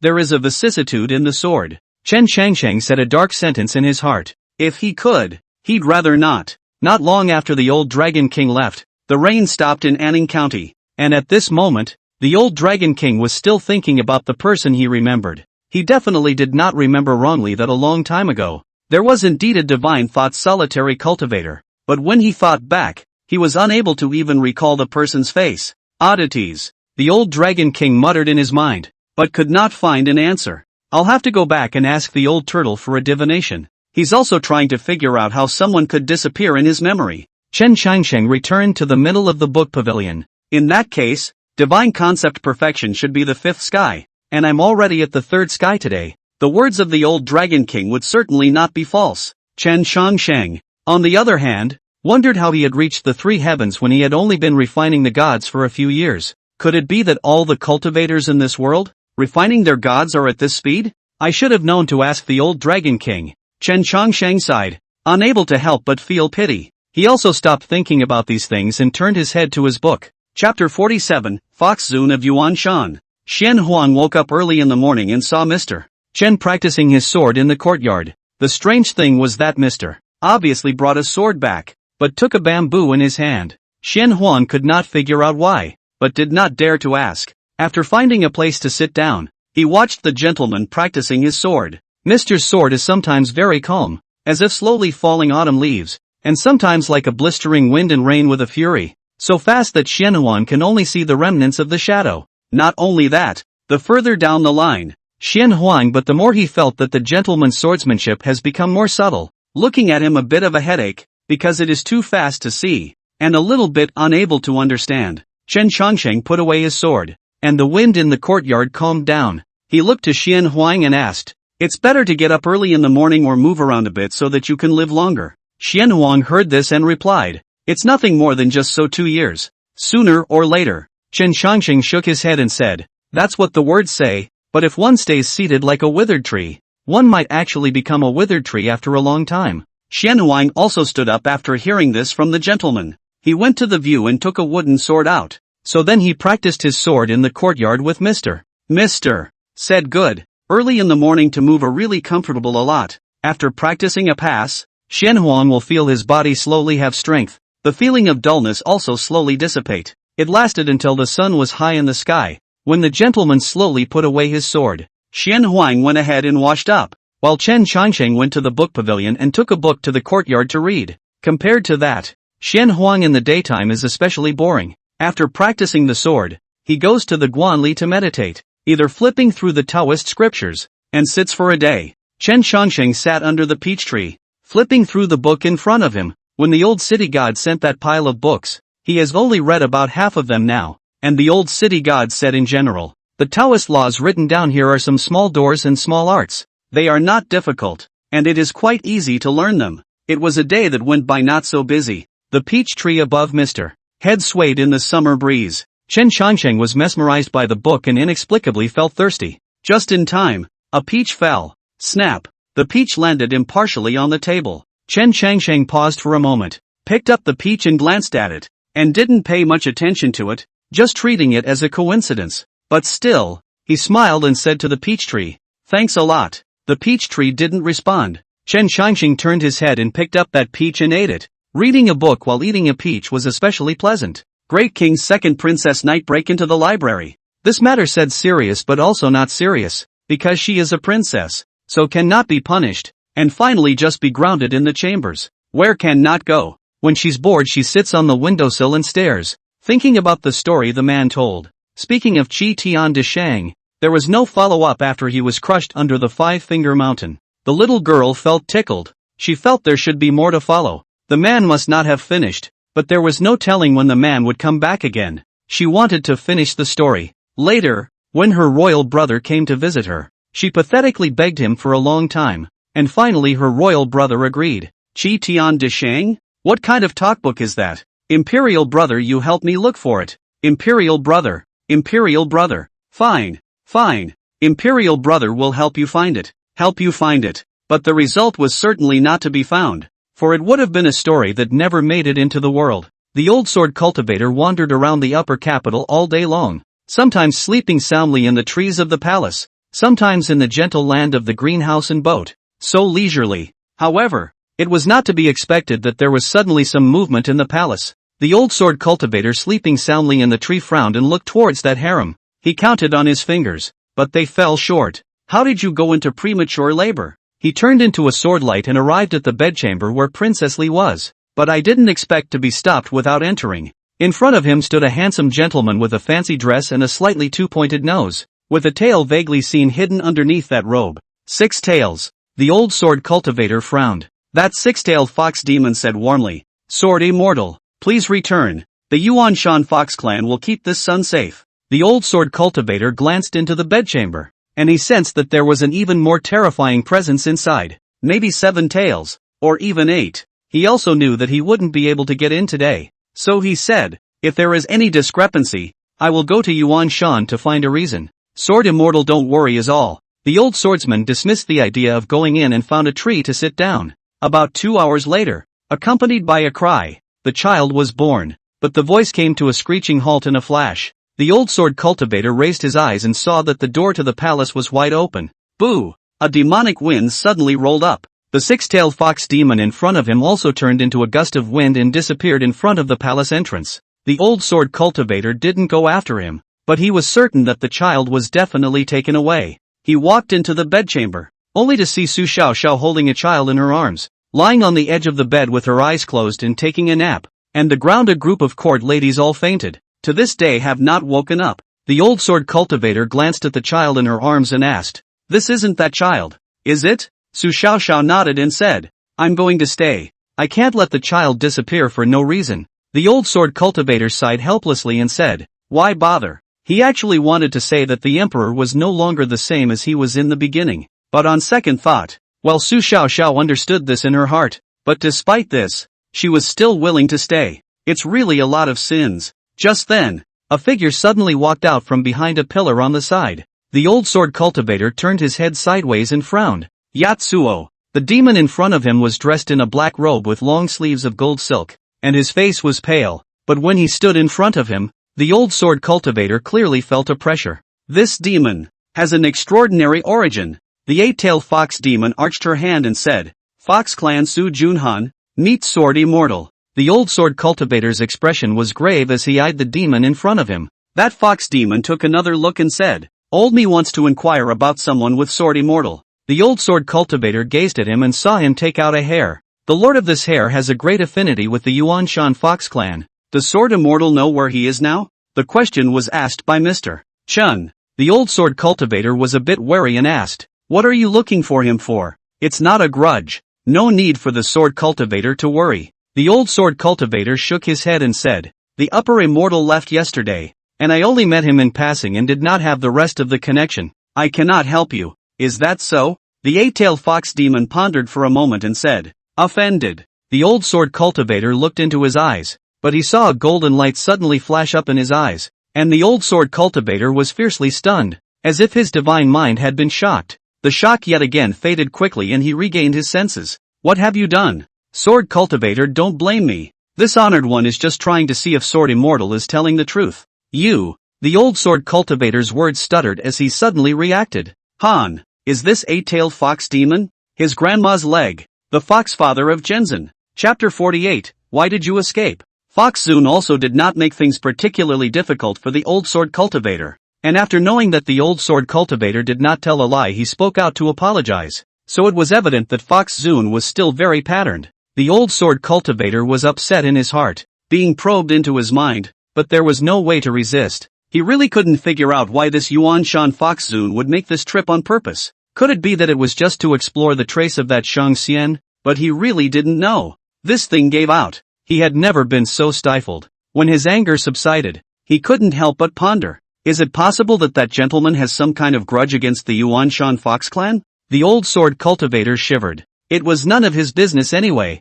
He was just a little curious as to what exactly was going on that actually made Fox Zun personally come to ask. Chen Shangsheng, who was sitting under a tree reading a book, suddenly sneezed. He huffed and raised his head to look at the floating clouds outside the Taoist temple, not caring much, and lowered his head to continue reading. And in that dragon palace at the bottom of the Tongtian River, there was a white-bearded old man with an Ursa hat on his head, dressed in a plain coat, with a tortoise shell covering his back. This is the 9,000 years old of this dragon palace, Turtle Prime Minister. Snap, snap, Turtle Prime Minister walked back and forth, and copper coins fell to the ground in the turtle shell. 3 copper coins fell to the ground. Turtle Prime Minister looked at the 3 coins and frowned. The old Dragon King put his hands behind his back and asked, "Have you counted this person?" The Turtle Prime Minister raised his head and said, reporting back to the Dragon Lord. The old turtle did not count the person the Dragon Lord was talking about. No? The old Dragon King frowned and said, "Old turtle, count more carefully." Turtle Prime Minister saw that look on the Dragon King's face, so he nodded his head and divined again. Still 3 coins dropped. The final calculation was exactly the same as just now. Dragon Lord, there is still no one to be found. The old Dragon King thought deeply, and instantly realized that this matter was not simple. If we talk about the way of divination and calculation, in this heaven and on the earth, there are few people who can compare with the Turtle Prime Minister. But even it cannot calculate. The Turtle Prime Minister spoke up at this time. Perhaps the person the Dragon Lord met at the beginning has now reached a higher level and is hidden beyond the heavenly chance. Which is why the old turtle I couldn't calculate it. It's the only possibility. The old Dragon King remembered again the person he saw last night in the middle of that Anning County Taoist temple. No harm done. You count one more person for me. The old Dragon King waved his hand and then said, "This person's surname is Chen, and he is now in the Luyunguan outside of the Autumn Moon Place in Anning County." The old turtle nodded, and then he divined again. Clank, clank. 3 coins landed. The old turtle looked again. He barred his mouth and looked up somewhat helplessly. Dragon King, old turtle. The old Dragon King paused for a moment and asked, "Didn't count on it?" The old turtle nodded and lowered his head. Dragon Lord, it is true that this person cannot be counted. The old Dragon King frowned. Count again. The old turtle was helpless, so he did the math again. The result, however, was the same as just now. This cultivator surnamed Chen, he still couldn't count. Bang! The old Dragon King clapped his hands after hearing this and said, "You old turtle, you haven't divined for hundreds of years. Your turtle shell has rusted. Can't even count a person with no magic power. Dragon Lord, spare your life." The old turtle crouched to the ground and said, "Dragon King, the old minister really didn't count on it. Please be clear about it." Dragon King, "Yeah." The old Dragon King took a deep breath and said, "What if there is this man?" The old turtle's lips trembled as he said, "Old minister, minister, Dragon Lord." The old minister only counted that there is only one mortal Taoist called Shenhuang in that Luyunguan nowadays. And there is really no cultivator with the Chen surname. What should I do if I have this man? The old turtle thought that the Dragon King was purely intent on making things difficult for it, and it couldn't figure out where it had offended the Dragon King, and with anger in its heart, it just didn't do anything about it, and opened its mouth and said, "If there is." The old Dragon King looked toward it. The old turtle was instantly absent, and opened his mouth to say, "If there is." The old minister himself lifted the turtle shell as. The old Dragon King laughed a little and said, "That's what you said." With that, the old dragon grabbed the old turtle's shirt in one hand. In the blink of an eye the old Dragon King grabbed the old turtle and left the dragon palace, and in another blink of an eye he was out of the Tongtian River and in the sky. There was inexplicably some worry in Turtle Prime Minister's heart, but then again, he was sure he couldn't be wrong in his math.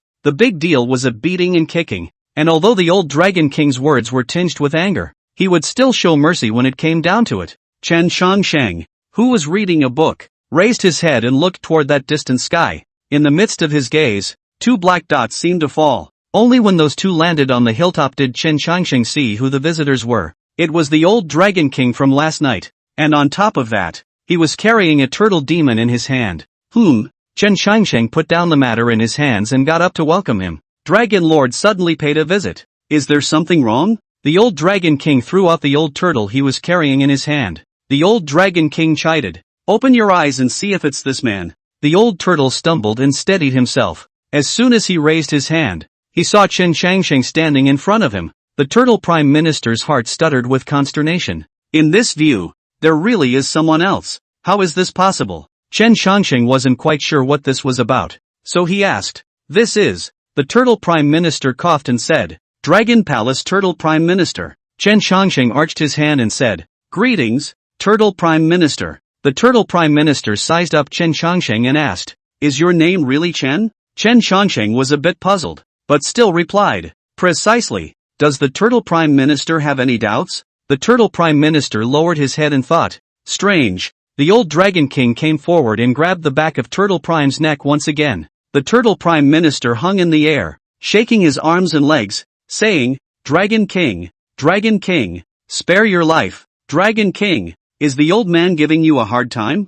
No, it isn't. The old dragon king snorted coldly and kicked over. Get the hell back to the Tongtian River. Ah! Accompanied by a miserable scream, Turtle Prime Minister was actually kicked directly into the sky, and looking at the direction of the flight away, it was precisely the Tongtian River. Chen Shangsheng couldn't help but smack his lips at this scene. He suddenly reacted. It seemed that what the old sword cultivator said wasn't false. This old Dragon King was indeed a bit grumpy. The old Dragon King withdrew his gaze and looked at Chen Shangsheng. Chen Shangsheng also came back to his senses and looked squarely up at the dragon monarch in front of him as he blinked, seemingly asking what was up. The old Dragon King looked at him with a slightly more kindly gaze and asked, "The old turtle is well versed in the way of divination and can know 8 or 9 things in the world. I'm a bit puzzled as to how on earth you were able to dodge through." Chen Shangsheng froze for a moment and asked, "Hide over?" The old Dragon King stared at him, voiding his eyes. Chen Shangsheng suddenly felt the old Dragon King's gaze sharpen somewhat.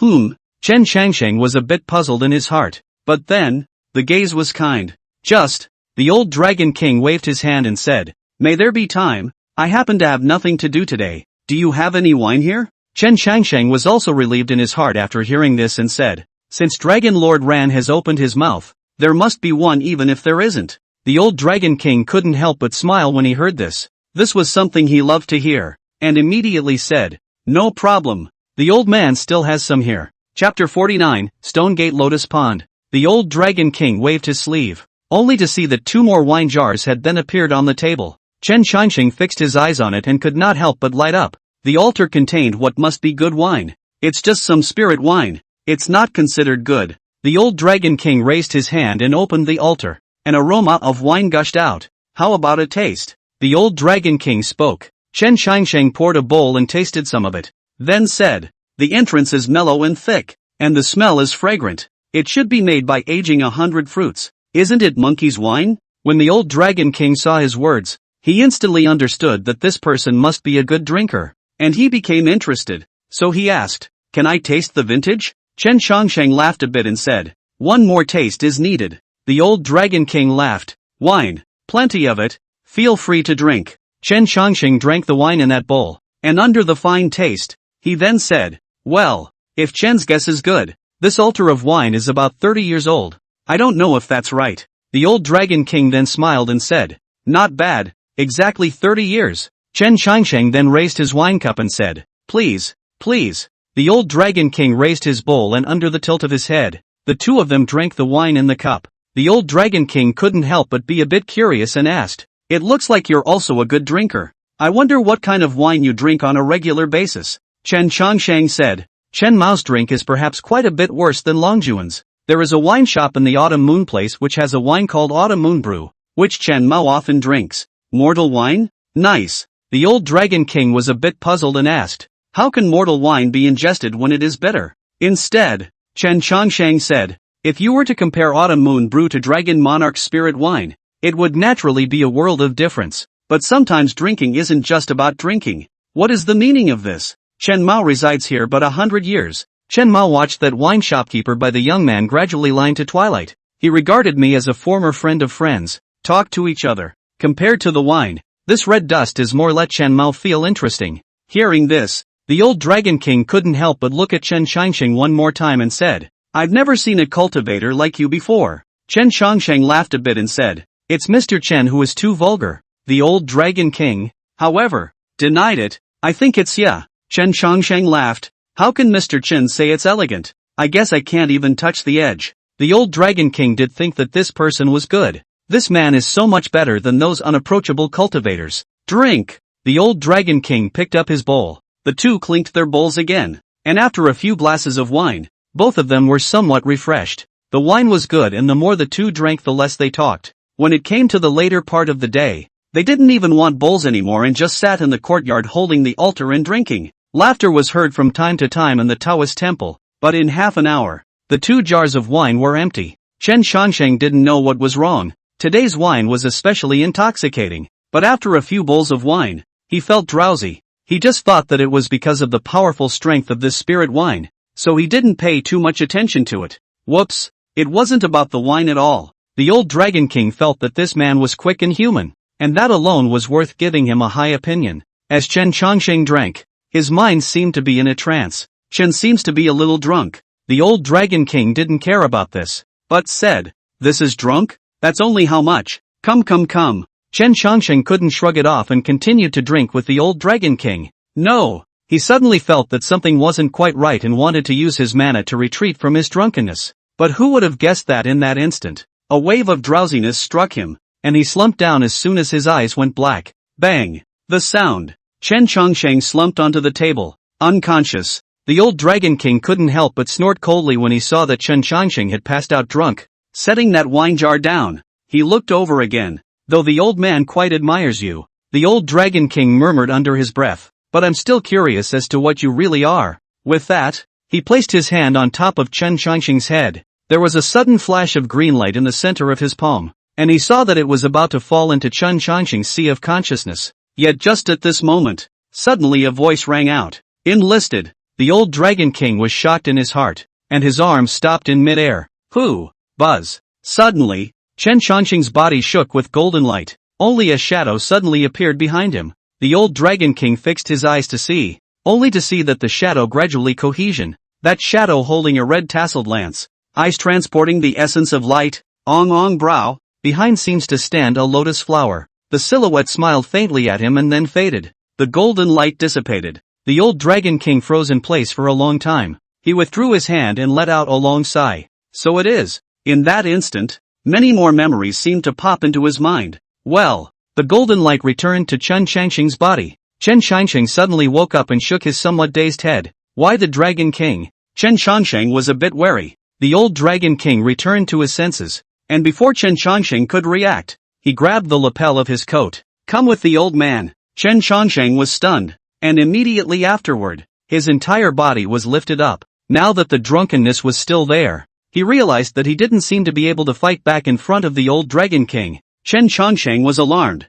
but he also sobered up a bit and asked, why did Dragon Lord intentionally get Chen drunk? And where is this taking Chen? The old Dragon King looked at him and said, go where you need to go. The place to be? Chen Shangsheng froze for a moment and asked, what is the meaning of this? Go and you'll see. The old Dragon King didn't explain anything and led Chen Shangsheng straight to that Tongtian river. Puff! With a sound, Chen Shangsheng was brought into the river. He urged his mana to wrap himself up, and when he opened his eyes again, he saw that his surroundings were dim. I don't know how much time had passed, but a little bit of light came on underneath. After gradually getting closer, Chen Shangsheng finally got a full view of the bright light. It's an opulent palace. Dragon Palace? Chen Shangsheng paused for a moment, glancing sideways at the old Dragon King, vaguely visible in the Dragon Palace around the Water Demon Guard. Every 10 steps there will be a post, all over the Dragon Palace every corner. After entering the Dragon Palace, the old Dragon King set Chen Shangsheng down. Follow the old man. Chen Shangsheng stabilized his stance and after thinking for a moment, he followed behind the old Dragon King. In front of them was a deep road with almost no end in sight. In the beginning, there were water demons to be seen, but when it came to the later part of the day, there was not even a single living thing to be seen. Chen Shangsheng had doubts in his heart, but he could only follow and keep moving forward. When he reached the deepest part, the old Dragon King also stopped his steps. Chen Shangsheng's expression paused slightly as he looked ahead. Only a stone door stood in front of him, on which a formation was carved with many obscure runes. The old Dragon King said, once you enter this door, you will know. Chen Shangsheng frowned and hesitated. Seeing the hesitation in his mind, the old Dragon King simply grabbed Chen Shangsheng's hand directly. He reached out and formed a claw, slashing at Chen Shangsheng's palm. Put! This, Chen Shangxing's palm scratched out a bloodstain as he snapped. Frowning, what does the dragon monarch mean by this? However, without waiting for the old Dragon King's reply, Chen Shangsheng felt a sudden force pushing him forward. Chen Shangsheng let out a muffled grunt as the slashed hand pressed on the exact center of the stone door. Blood spilled out, staining that stone door red. Immediately afterward a sudden vibration rang out. Rumble. The entire dragon palace at the bottom of the river shook. Chen Shangsheng was a bit stunned for a moment, not understanding why there was such a big reaction. However, the next moment, the stone door slowly turned. A burst of golden light lit up, and the runes on the stone door were all reduced to nothing at this moment. A gap parted in the middle of the stone door. Chen Shangsheng looked towards the light emanating from the gap, but with just one glance, he lost consciousness. Chen Shangsheng felt a bit dull. He shook his head and slowly got up from the floor. What's wrong with? Chen Shangsheng looked around, but realized that he was actually within a void of space. There was a blanket of fog around them, and beyond that, nothing could be seen. Where is this? Chen Shangsheng's brows furrowed as he looked behind him, still filled with an unreadable fog. He wanted to probe his divine thoughts, but he was surprised to find that he was unable to activate his divine thoughts here, and the same was true for his mana. Chen Shangsheng opened his mouth. He didn't understand why he had come here. Is this where the stone door leads to? Chen Shangsheng had many questions in his mind, but could not find the answers. Chen Shangsheng stayed where he was and thought for a long time. Only after a long time did he take a step toward the front. He wasn't sure where to go, but he had a vague feeling that perhaps this place would unlock part of the mystery in his mind. Not knowing how long had passed, Chen Shangsheng suddenly realized that the fog around him was actually slowly dispersing. He paused and looked ahead. Only a lotus root pond was presented to his eyes, with jasper cascading in the pond and lotus flowers competing for color. But the most conspicuous one was the one in the very center of the pool. The surrounding lotuses seemed to be avoiding that one lotus, as if he was the master of the pond. Chapter 50, The Order of the Gods, Part 2. Chen Shangsheng looked towards the lotus flower in the center of that pond. His gaze remained unchanged for a long time, as if he had seen something. A few moments later, only the lotus flower suddenly flickered with some silver-white shimmering light. When that shimmering light dispersed, only to see that the top of the young man sees the scarf light brilliant. Hydration robe bundle tiger and dragon pattern. Eyebrows and eyes. Sharp angles. Skin like jade. And in his wrist place also with a gold bracelet. Does not seem to be a mortal thing. Sir, you're here. Chen Shangsheng couldn't help but give a start when he heard the other party's words and asked, You recognize me? Chen Shangsheng took a glance at the other party's attire and inexplicably felt that there was something familiar about it, but he was somewhat unsure. How dare I forget? The young man's words were calm as he came to the gentleman and bowed his head in obeisance. Chen Shangsheng furrowed his brow, sizing him up once more and asked, What's your name? The young man raised his head and replied, The name of Neza was still bestowed back then. Have you forgotten? Sir, your name is Neza. Chen Shangsheng was suddenly a bit speechless when he heard this. Neza's third prince? Are you kidding me? Neza raised his head and said somewhat helplessly, No matter, it's not the first time that Sir has forgotten anyway. Chen Shangsheng came back to his senses and asked, Do you really know me? Neza did not reply this time, but instead stared tightly at Chen Shangsheng, a smirk suddenly appearing on his face. A smirk that Chen Shangsheng did not even feel he could understand. Neza chanted, Another reincarnation. Reincarnation? Nice. Neza was halfway through his sentence, but didn't explain, instead saying, Sir, please follow me. Seeing that he did not explain, Chen Shangsheng did not pursue the matter and followed him forward. The lotus pool in front of him suddenly dispersed under a gust of wind, and when that wind dispersed, an altar was transformed in front of him, and in the center of that altar, a tome was being placed. The tome hung in mid-air, and it seemed to have a seal on it. Neza said, Please, Sir. Chen Shangsheng looked toward the book on the altar and asked, Let Mr. Chen go get it? Exactly. Neza replied. Chen Shangsheng asked, What's inside that book? Neza said, There is something inside that Mr. wants. Chen Shangsheng hesitated for a moment as he turned around and asked, There is one more question. Neza lowered his head and said, Please ask. Sir. Chen Shangsheng said, When you were at the flowing cloud view, did you show up? Not bad. Neza replied. Chen Shangsheng didn't worry too much after knowing that, and took a step towards the center of that altar. He distinctly felt that he had passed through a boundary. Chen Shangsheng turned back to Neza and asked, Aren't you coming in together? Neza said slightly helplessly, I can't get in. As Chen Shangsheng had guessed, this boundary was presumably only accessible to designated people. Or was it meant for him? This is so weird. Chen Changsheng walked towards the tome, wondering if it could be that the answer he wanted was in this booklet. Chen Changsheng stood before the tome and hesitated for a moment. He reached out and touched the booklet. Buzz. Suddenly, a golden light drilled into Chen Changsheng's mind. An extra spell was added to his memory. The Book of the Binding Order of the Gods, Part 2. It recounts a method of invoking the gods and has several pages of names of the gods at the end. Among them, Chen Changsheng found the name Neza the Third Prince. On top of that, there were many other names that were familiar to him. Erlang Jinju and Yang Jian, Lei Zhenzi, the son of the Lacewing, Pure Yan Laozu Lu Dongbin, and Li Ning Yang, the head of the 8 immortals. Chen Changsheng slowly came to his senses as he turned his head to look at Neza waiting outside. His complexion was grave as he asked, "This Dharma, what does it mean?" Neza looked at Chen Changsheng and said, "Haven't you read it, sir?" Chen Changsheng paused for a moment, feeling absurd. He tried to pick that book up, but in the twinkling of an eye, the tome on that altar was turned into flying dust and dissipated. A little puzzled, he turned his head to Neza and said, "This book, if you look at it, you will be destroyed?" Neza said, "After a number of years, it will reappear." A number of years? Maybe hundreds, maybe thousands of years. Chen Changsheng smacked his lips and turned around to exit the altar.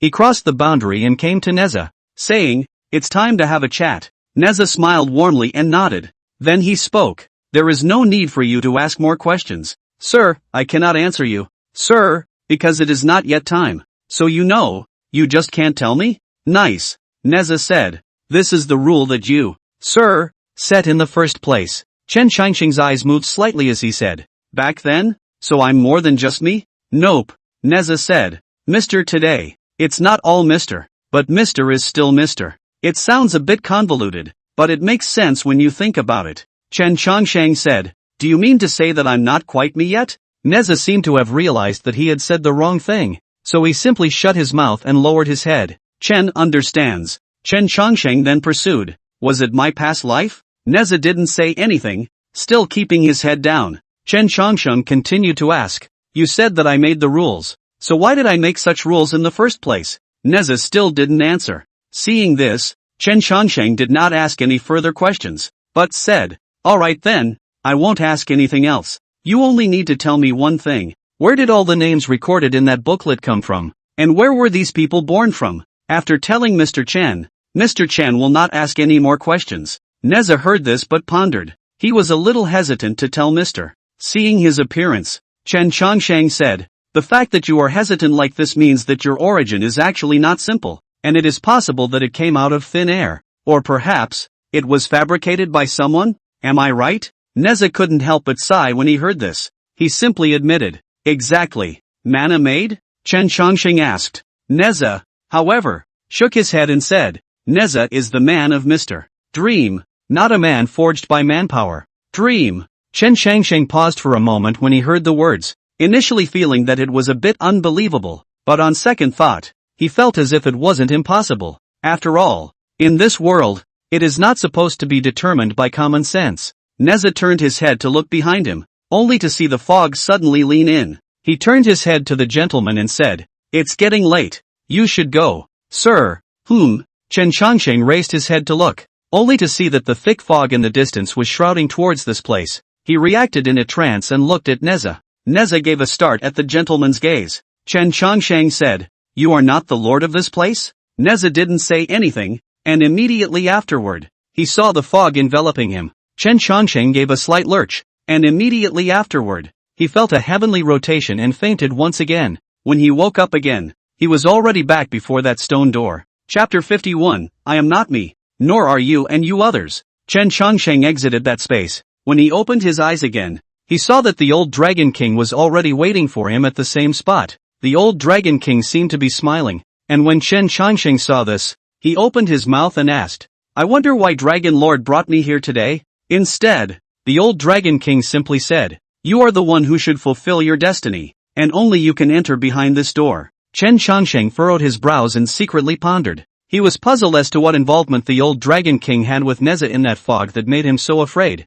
The old Dragon King he had seen before was not like this. Chen Changsheng then asked, "I don't know if there is any kind of origin between the Dragon Lord and the third prince?" The old Dragon King, however, said, "Mr. Chen doesn't need to ask me. I don't know anything about the rest. Chen Changsheng then understood and asked, and also can't talk about it? The old Dragon King nodded and did not speak again. Chen knows. It doesn't look like there's anything to ask. There seemed to be a fog wrapped around all the truth in the underworld just to keep it from him. Neza had said that he wasn't quite him. Chen Changsheng recalled the tome on the altar. The Book of the Binding Order of the Gods, Part 2.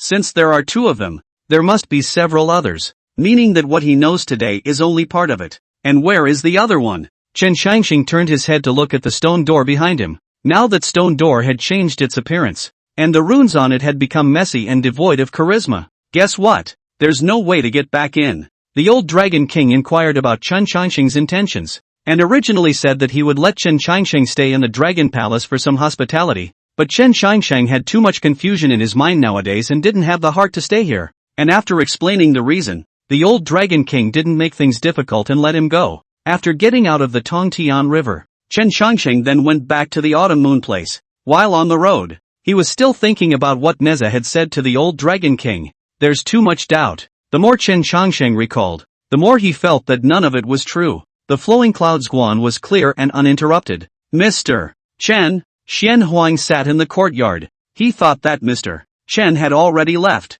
but he didn't expect that he would come back at the end of the day. Chen Changsheng replied, "Just rest, don't worry about me." Chen Changsheng walked into the book pavilion after he finished speaking. Xian Huang saw that there was something wrong with Chen Changsheng's face, so he did not dare to ask more questions. Chen Changsheng closed the door after entering the book pavilion. He took a deep breath to calm himself. Chen Changsheng was certain of one thing. The present day him had definitely forgotten something. Perhaps he existed on this earth for more than just the short period of 100 years. So what exactly did you go through that all these memories were forgotten? Chen Changsheng suddenly gave a start. Remembering that God binding order, he removed the sword behind him and picked up a splash of sword. Mana surging out of that sword. By my law, I bind the gods. Proclaim, Neza the third prince. Under an edict. Only a figure was suddenly revealed in front of Chen Changsheng. It was Neza, the third prince, who was seen in the lotus pond. The third prince holds a long spear. The top grips the scarf light brilliantly. Wearing a hydration robe bundle tiger and dragon pattern. Between the eyebrows and eyes seems to have a divine fire burning. Third prince, meet sir. Chen Changsheng froze in place as he stared at Neza in front of him and said, "What the hell are you?" Neza, the third prince of Neza, was a bit puzzled and looked at the gentleman, asking, "Neza is Neza. Why does the gentleman ask?" Chen Changsheng once again sized up Neza in front of him and said, "Dharma phase?" It didn't feel right to say that it was a phantom, because this Neza did indeed have his own divine mind. Chen Changsheng frowned, seemingly seeing something, and said, "You're not Neza from the lotus pond." Neza's third prince was a bit puzzled in his gaze when he heard this. He didn't seem to quite understand what Mr. was talking about. "What do you mean by that, sir?" Chen Changsheng sensed that this Neza was not the same Neza as the one he had seen at the lotus pond. Chen Changsheng once again picked his sword, working his mana and calling out the edict again. "I bind the gods by my law. Declare, Erlang Jinju and Yang Jian of Gunku." As soon as the words fell, a shadow suddenly appeared in front of Chen Changsheng. The visitor was clad in silver armor, 8 feet tall, holding a 3-pointed, 2-bladed sword, with a ferocious aura in his eyebrows, and a black dog following at his side. "Yang Jian, answer the body." A trace of dismay flashed across Chen Changsheng's eyes. The two in front of them were not human, not gods, not ghosts, not immortals, not even within these 5 elements. Chen Changsheng had at least read some Taoist texts, but he had never seen anything this bizarre. "Is the Lord in any danger?" Yang Jian asked. Chen Changsheng looked at Yang Jian and asked, "I summoned you out because I want to ask you something." Yang Jian put away his 3-pointed 2-bladed sword and said, "Please ask." "Sir, where did you come from?" Chen Changsheng asked. Yang Jian thought for a while, but it seemed like he couldn't find an answer. When Chen Changsheng saw this reaction from him, he instantly understood. "Sure enough, I'm not quite me." "And you're not quite you." Chen Changsheng let out a long sigh. Now it seemed like the only way to find the results was to rely on himself. He wondered what he had done in that lost memory, and who he really was. Chen Changsheng waved his sleeve. In front of them, Neza's third prince and Erlang Jinjuan dissipated. Chen Changsheng raised his eyes and looked out the window. Today's sky was a bit overcast, and a bit of white mist had risen from the mountain stream. It all seemed like a sign that a heavy rain was coming. Chen Changsheng understood in his heart that when he met the third prince Neza, He was caught up in a chess game, possibly as a pawn or as the person who was executing the chess. Mountain rain. Chen Qiangsheng walked forward and closed up the window of the book pavilion. Not wanting to ponder on such things, he returned to that shelf and picked up a book and flipped through it. Chen Qiangsheng felt a bit of resistance. He didn't seem to be willing to touch these things. Compared to that, he still preferred to walk around casually in this world. Something too big for him to want to get involved in. But the matter did not seem to be within his control. Chapter 52, Perfumed Guests. Xianhuang hesitated in front of the book pavilion for a long time that night, thinking that perhaps Mr. Chen needed someone he could talk to. But seeing that there had been silence in that book pavilion, he thought again that Mr. Chen might prefer to be alone for a while. After thinking it over, he didn't linger and went back inside, as he had expected. When he got up the next day, the gentleman was sitting under the peach tree looking at his book, resuming his usual appearance. Chen Qiangsheng seemed to have forgotten about yesterday. He wasn't happy about all this mess spoiling his mood. There's a lot of fun in this world and there's no need to compromise yourself by doing that. The peaches on the trees, the cicadas in the forest, the well in the view, and the breeze from the acacia order. It's all so much better. Good morning, sir, Xianhuang said. Chen Qiangsheng lifted his head and smiled. Good morning. Xianhuang nodded in response, and then began his busy day. Some mortals in this world cultivate longevity, sitting like a withered tree, while others cultivate the nature of the heart, sunrise and sunset, leisure and relaxation. Xianhuang suddenly realized that the gentleman in front of him seemed to be a bit different compared to before. The difference is that the divine charm in Mr. is more intense. When he first saw Mr. he could still see that Mr. is immortal, but now a glance, he feels that Mr. is the heavenly descent. Chen Qiangsheng had been reading all morning. Instead, at midday, the Taoist temple was visited by guests. It's an incense burner coming up the mountain. Chen Qiangsheng sensed that there were people coming down from the mountain. So he asked, there are still incenses coming up the mountain today? Mr. didn't touch it when he came in the past. Xianhuang explained. Incense users usually come up to the mountain to offer incense on the 1st or 15th day of the lunar calendar. And Sir has staggered in the past. That's why he hasn't seen it. Lu Yunguan incense is not much, but there are always a few incense. The 1st and 15th of each month on the mountain to honor the incense, which is the belief and the custom of the rules of the Taoist people. Like this? Chen Qiangsheng understood, so he didn't care and lowered his head to continue reading. Xianhuang heard the gentleman ask about the incense, so he took a step towards the entrance of the Quan. Unsurprisingly, there should be incense on the mountain. Mr. Chen's words will not be false. Tong Jiru followed behind his father. He had walked this mountain road countless times. He had long been familiar with it, remembering that when he was very young, there were no stone steps on this mountain, and it was much easier to walk after that.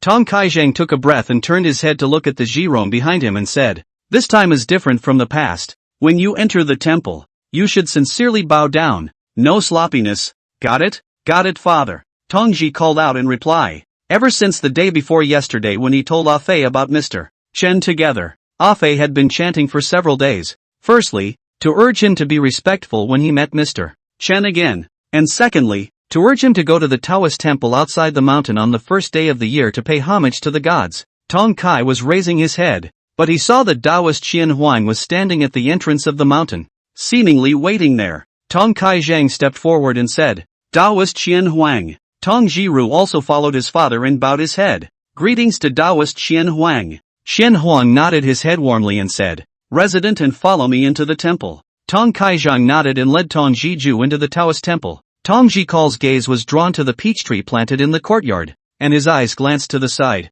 I couldn't help but gulp at the sight of the tree bearing fat peaches, but when his eyes suddenly moved downward, it was with a sudden pause in his steps. Xianhuang and Tong Kai were walking ahead. Tong Kaizhang stopped, looked at his son who had fallen behind him, and said, Jiru, what are you freezing for? He followed Tong Jiju's gaze, but suddenly froze. I saw a green-shirted gentleman sitting under that tree, holding a book in his hands and looking at it. Tong Jikal opened his mouth and called out, Mr. Chen. Chen Qiangsheng turned his head to the Tong's father and son and said, go and honor the incense first. Mr. Chen is here to read a book. Don't mind me. Tong Jikal's lips parted slightly as he looked over at his dad. Tong Kaizhang had heard Tong Jijie talking about it before. And this gentleman should be the immortal. Completely different from what we saw last time. It was but a few days, and how a sense of mystery had come over this gentleman. Tong Kaijing momentarily somewhat at a loss. To see the gods he did not know how to address. Some hesitation, before arching his hand and said, Tong Ji Tang Dr. Tong Kaijing, see Mr. Chun. Chen Shangsheng looked at Tong Kaijing and smiled warmly. You're welcome, go and honor the incense. Tong Kaijing paused for a moment, and was about to say something, but seeing this gentleman say so, he closed his mouth as well, and said to Tong Ji Jia behind him, Tong Mao will find the gentleman to nag him again after he finishes paying homage to the incense. Aha! The Tong family's father and son followed Xian Huang into the view. Xian Huang asked, the resident knows Mr. Chen? Tong Kaijing said, my son has had a few encounters with Mr. Chun. Xian Huang glanced at Tong Jiju and said with a smile, your son's fortune is not shallow. Tong Kaijing was stunned in his heart when he heard this. What Taoist Xian Huang means to say is, thou shalt not speak, thou shalt not speak. Tong Kaijing's throat rolled, and for a moment he was somewhat unable to return to his senses. It seems that knowing Call did not tell a lie. That gentleman is really. The two of them paid their respects by offering incense in the guan. And Tong Ji calling was especially serious this time. In past years, when he came to Lu Yun Guan, his father had only brought him here once a year, right at the beginning of the year, and if it hadn't been for that whole thing with Mr. He wouldn't even be here today. Tong Zai felt a bit surprised. How could he not expect to run into Mr. Chun here? Taoist? Has Mr. Chen always been here? Tong Ji called out to ask. Xian Huang shook his head and said, Mr. only occasionally stays in the mountains. Tong Ji Call nodded his head to show that he knew, and then bowed to the idol above his head. Incense curled up and filled the entire Taoist temple. After the three obeisances, Tong Kaijing chatted with Taoist Xian Huang for a while, and then the father and son went to the courtyard to look for Mr. Chun. Tong Kaijing hesitated for a moment and led Tong Jiju to step forward and arrive under the peach tree. Chen Chongsheng closed the book, looked at Tong Kaijing, and said, Dr. Tong, we just met 2 days ago.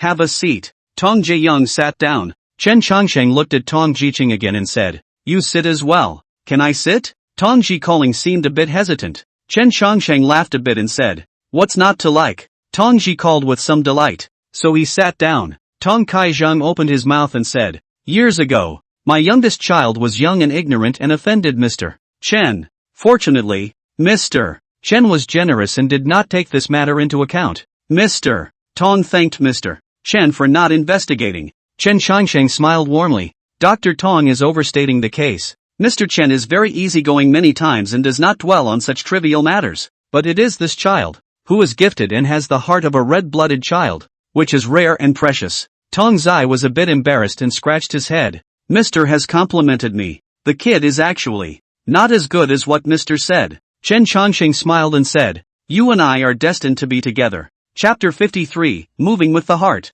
Tong Kaijing's heart was especially apprehensive. He could not understand this gentleman's temperament, fearing that he would say something wrong. But when this gentleman talked about having a destiny with the Ji calling, he could not help but be emotionally agitated again. Immortal's edge. That's a fairy's edge. Tong Jirong also could not help but be stunned in his heart, but he was obviously more open than Tong Kaijing, perhaps because he had been in contact with Mr. before. Tong Kaijing trembling said, Mr. My son, really have this fortune? Chen Chongsheng said, the cause does not lie with me, but with yourselves. Dr. Tong, you often open charity clinic, save suffering, practicing half a lifetime of medicine, own blessings accumulated. Your son thanks to your blessing, since childhood has been blessed with fortune in the body, so few disasters and fewer difficulties. This is to do good and virtuous too, in accordance with the way of heaven, since the heavens favor. Tong Kaijing long sighed, said, truth be told, Tong Mao, since I think the medical skill is shallow, although saved some people, but there are many others, Tong Mao, but are unable to do anything, just have to watch them pass away. Chen Chongsheng said, this is not true, both out to save, will have made good karma. If you can't save, that's no excuse. Good thoughts in the heart, over time, there are blessings and fortunes to come. Why would Dr. Tong, and why do you think of yourself truly ashamed? Tong Kaijing bowed his head. Chen Chongsheng smiled warmly, turned his head to look at Tong Jirong, and said, in the future, no matter if you are still practicing medicine, you need to keep in mind that having a good heart and making good karma will never go wrong. Tong Jirong blinked and said, Mr. Chen, can it be that I won't become a great doctor in the future? Chen Chongsheng said, isn't it up to you? Tong Jikal barred his lips and turned his head to look at Dad. Tong Kai-jang immediately responded and said, Mr. Bright Eyes, in the medical arts together, my son is indeed a bit strenuous. Can you please ask Mr. to point out a clear path for my son? Chen Shangsheng, however, shook his head and said, you'll have to ask him yourself. Compared to that, moving with the heart is the clear path. The eyes fell on Tong Jikaling's body. Tong Jikal's lips parted slightly as he glanced at Mr. and then at Father. He realized that what he said next might affect him for the rest of his life, so he couldn't help but get a little nervous. Tong Jikal calmed his mind and lowered his head and thought, follow your heart. Follow your heart. He closed his eyes, but after thinking about it over and over again, he was still a little confused as to how to follow his heart. Tong Zai raised his head and asked, Sir, what is considered to follow the heart? Chen Changsheng said, without going to consider any external objects, your first thought would be considered to follow your heart. Tong Ji called again thoughtfully, but quickly raised his head and said, Mister, I still want to be a doctor. Tong Kai-jang couldn't help but be stunned in his heart when he heard this. His own son, how can he not understand? In terms of learning medicine, Ji Ju's talent is really not considered good. Some of the medical theory of fate to the next person twice the time to understand. Ji Call, you have to think about it. Tong Kai-jang said. Tong Jiru looked at Dad and said, Dad, but I just want to be a doctor. When I was a child I practiced medicine with you in the neighborhood, and the townspeople all respected you, and in my impression, you were the most powerful person, and at that time I was thinking that when I grew up, I also wanted to be a doctor, and I've always thought that way. Tong Kai-jang couldn't help but feel a pang of emotion in his heart when he heard this, and he understood that there was actually a better path that Ji Rong could choose. Some pity, but Tong Kai-jang thought but also feel that this is good. Some people are doing their whole life is not happy to do things, and some people do a thing even if they do not reach a high level. They are happy. This life is also happy. That's fine. Chen Chongsheng smiled. All choices are not as good as one's own pleasure. The heart of a bare child, when it comes to that. Tong Jikal saw the gentleman smile and couldn't help but smile himself. He felt an overwhelming sense of relief in his heart. Being able to choose what he wanted was better than anything else. Chen Chongsheng looked at Tong Kai-jang and said, I have a destiny with your son, so I will let him stay in the Guan tonight. What does Dr. Tong think? Tong Kai-jang was stunned in his heart and hurriedly got up. Dad? Tong Jikal froze for a moment, not reacting. Tong Kai is pulling Tong Ji calling to kneel under that peach tree. Tong Kai-jang worshipped and thanked him. My son being able to be instructed by Mr. is his good fortune in this life? Tong Mao has thanked Mr. for his instruction on behalf of my son. Tong Jikal also understood at this time and worshipped. Thank you for your great kindness, sir. Chen Shangsheng helped the two of them up and said, think of it only as a fate. Tong Kai-jang went down the hill. When he was going down the mountain, he urged the boy to listen to the words of Mr. Zichio, and not to miss any of Mr. Zichio's words. The stakes were so high that they even dictated a sentence 3 times. Tong Jichang also memorized all these words in his heart, not daring to forget a single word. Tong Kai-jang went down the mountain with apprehension, and when he had to pass the corner, he still did not forget to look back at Tong Ji calling, and finally put it down. Before going down the mountain, Chen Shangsheng stood beside Tong Jiching and said, don't let down your father's hard work. Tong Jikal nodded his head and said, kid will definitely learn well from sir. Hearing this, Chen Chongsheng asked, how old are you? Why do you still call yourself a brat? Tong Ji called out and replied, only up to and including the crown. Oh, Chen Chongsheng asked again, is there ever any writing? Tong Zai shook his head and said, not yet. Father said that although I have reached in crown, my insight is still a bit shallow, and said that he would wait for another 2 years before giving me the word. Chen Chongsheng nodded and said, this is reasonable. It's good to pass 2 years, but in the future, don't call yourself a kid in front of me. It sounds weird. What should we call it then? Call me whatever you like. Tong Jikal nodded to show that he knew. He barred his lips, but said, speaking of which, father wants to find the Dan Fuji of a Ningfang to give me the word. With a beat of his words, he turned to say, I'm actually not quite willing to do that. I was thinking of asking Mr. Chen to give me the word. Me? Chen Shangsheng pondered for a moment and said, according to the theory, such a matter as giving a word has to invite the elders of the family or a respected gentleman to come. I am afraid that Chen is not suitable. Tong Ji called out with a wink. Isn't Mr. also a senior? Chen Shangsheng laughed a bit and said, I have no reputation and no skills, so where am I related to seniors? Tong Ji call see Mr. So say. Then understand, mister. This is modest words, so did not force, just feel some regret. This regret overflowing, inexplicable frustration. Chen Chongsheng reached out his hand, patted his shoulder, and said, if you really don't mind, you should ask your father. And if your father agrees, Mr. Chen will help you take this word. Tong Jiru heard this and instantly smiled with joy, hastily thanking him. Thank you, sir, daddy. He will definitely be willing. Chapter 54, I want to learn this. Chen Chongsheng led him into the book pavilion. Tong Jirong surveyed the books in the book pavilion. Many of the books inside were very old. Looking at some of the ones that were about to be turned over, and among them, most of them were some Taoist scriptures, presumably stocked by Lu Yunguan. Chen Chongsheng walked to the innermost part and pulled out a book from that shelf. This book, you shall keep it, Chen Chongsheng said. Tong Jikal took it with both hands and asked, sir, can I read it now? Could be. Tong Ji called to open the book, but as soon as he opened it he froze and continued to flip back. The more puzzled his eyes became. Tong Ji called out with a wink. No words? Chen Chongsheng simply said, in a moment.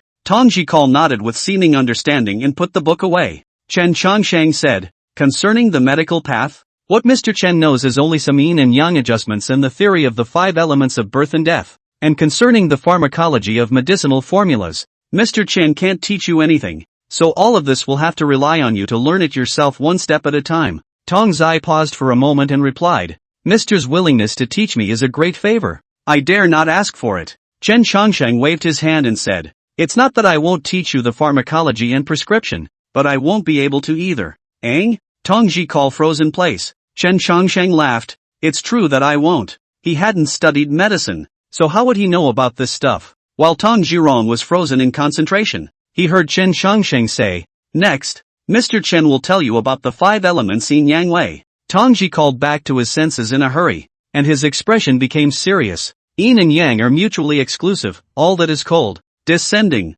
internal, obscure, and subdued is classified as yin, and all that is inflamed, ascending, external, bright, and moving is classified as yang. There is yang and yin, and yin and yang. Heavy yin will be yang, and heavy yang will be yin. Extreme cold gives rise to heat, and extreme heat gives rise to cold. Medical science believes that the balance of yin and yang is a sign of a person's well-being, and once this balance is broken, and there is a bias toward yin and yang and a bias toward decline, it will cause physical discomfort. There has been a medical saying that the deficiency is supplemented. The reality is diarrhea. The cold is warmed, the heat is cooled, and it is also the way to balance yin and yang. Simply put, the yin and yang of a person, with yang as the heat, which is fire, and yin as the body's fluids, which is water. If the yang heat is too much, the body will show dryness, fever, and a dry throat. The 5 elements are divided into gold, wood, water, fire and earth, corresponding to heart and fire,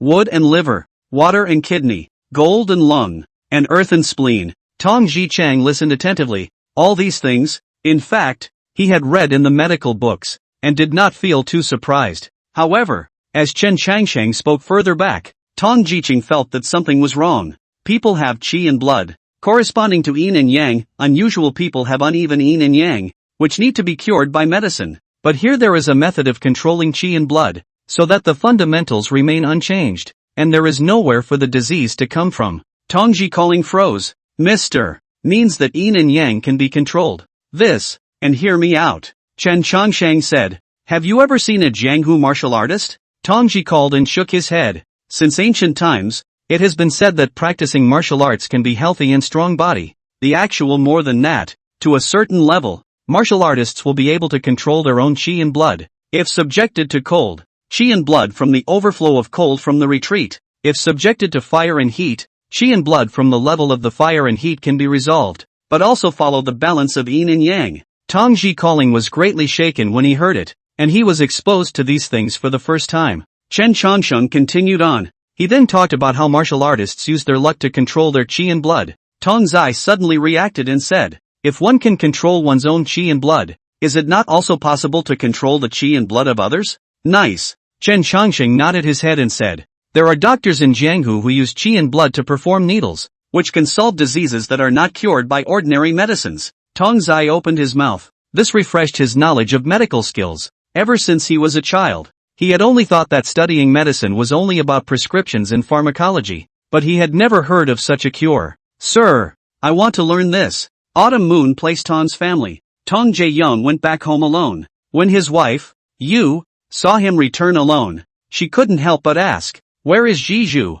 Tong Kai-jang walked up and pulled the lady into the house. "What's wrong?" A puzzled look appeared in Yu's eyes. Tong Kai-jang sat down before explaining. "This matter is a long story. Do you remember the gentleman that Ji Wake talked about?" Yu nodded, naturally remembering. Tong Kai-jang then went on to tell you about everything that had happened since he went up the mountain, so that you would know why Jiju had stayed on the mountain. Yu was quite shaken by what she heard. Her lips slightly parted and she couldn't stop the horror in her eyes. Slightly dumbfounded, she asked, "Is this not, like, a fairy pointing the way?" Tong Kai-jang nodded and said, "It's a great joy for Ji Rong to be instructed by the immortal." Yu gripped the lapel of her coat and became agitated as well. "Great, great," Yu murmured under her breath. She was even a little incoherent, but on second thought, she got a little worried and said, "But if it's studying medicine?" Yu looked at her husband and said, "Will Ji calling, cause that gentleman to be disliked?" Tong Kai-jang was also worried about this. He reached out his hand to pat Yu's back and said,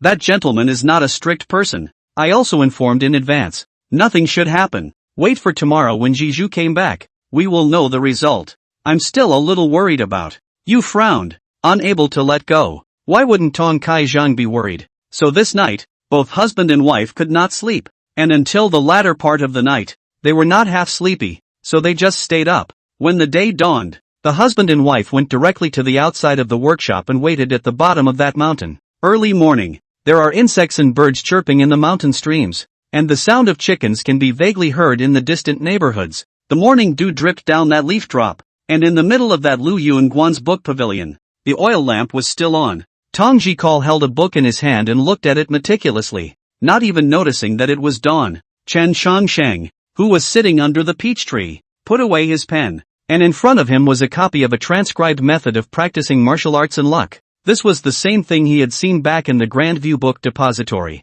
Chen Shangsheng flicked his sleeve. The ink on that paper faded away as much as it could. He turned his head towards the book pavilion, got up and walked over. LOL. The door to the book loft was opened. Tongji called up his head and looked at Mr. Dawn. Chen Shangsheng said, "It's time to go down the mountain. Your parents are still waiting at the bottom of the mountain." Tongji calling paused for a moment. A father and mother? He lifted his head and looked out, and it was then that he realized it was actually dawn. He got up in a hurry, came to the gentleman, and said, "Sir, can I still come up to the mountain tomorrow?" Chen Shangsheng shook his head and said, "Tomorrow, Chen will not be on the mountain." Chen Shangsheng stretched out his hand and handed the piece of transcribed Qi and Blood Dharma to Tong Jiqing, saying, "This is the Qi and Blood Dharma. If you don't understand it, in the future, you can come to the mountain to find Master Xianhuangguan. He'll teach you how to be lucky." "Thank you, sir." Tong Jikal accepted it with both hands, then asked,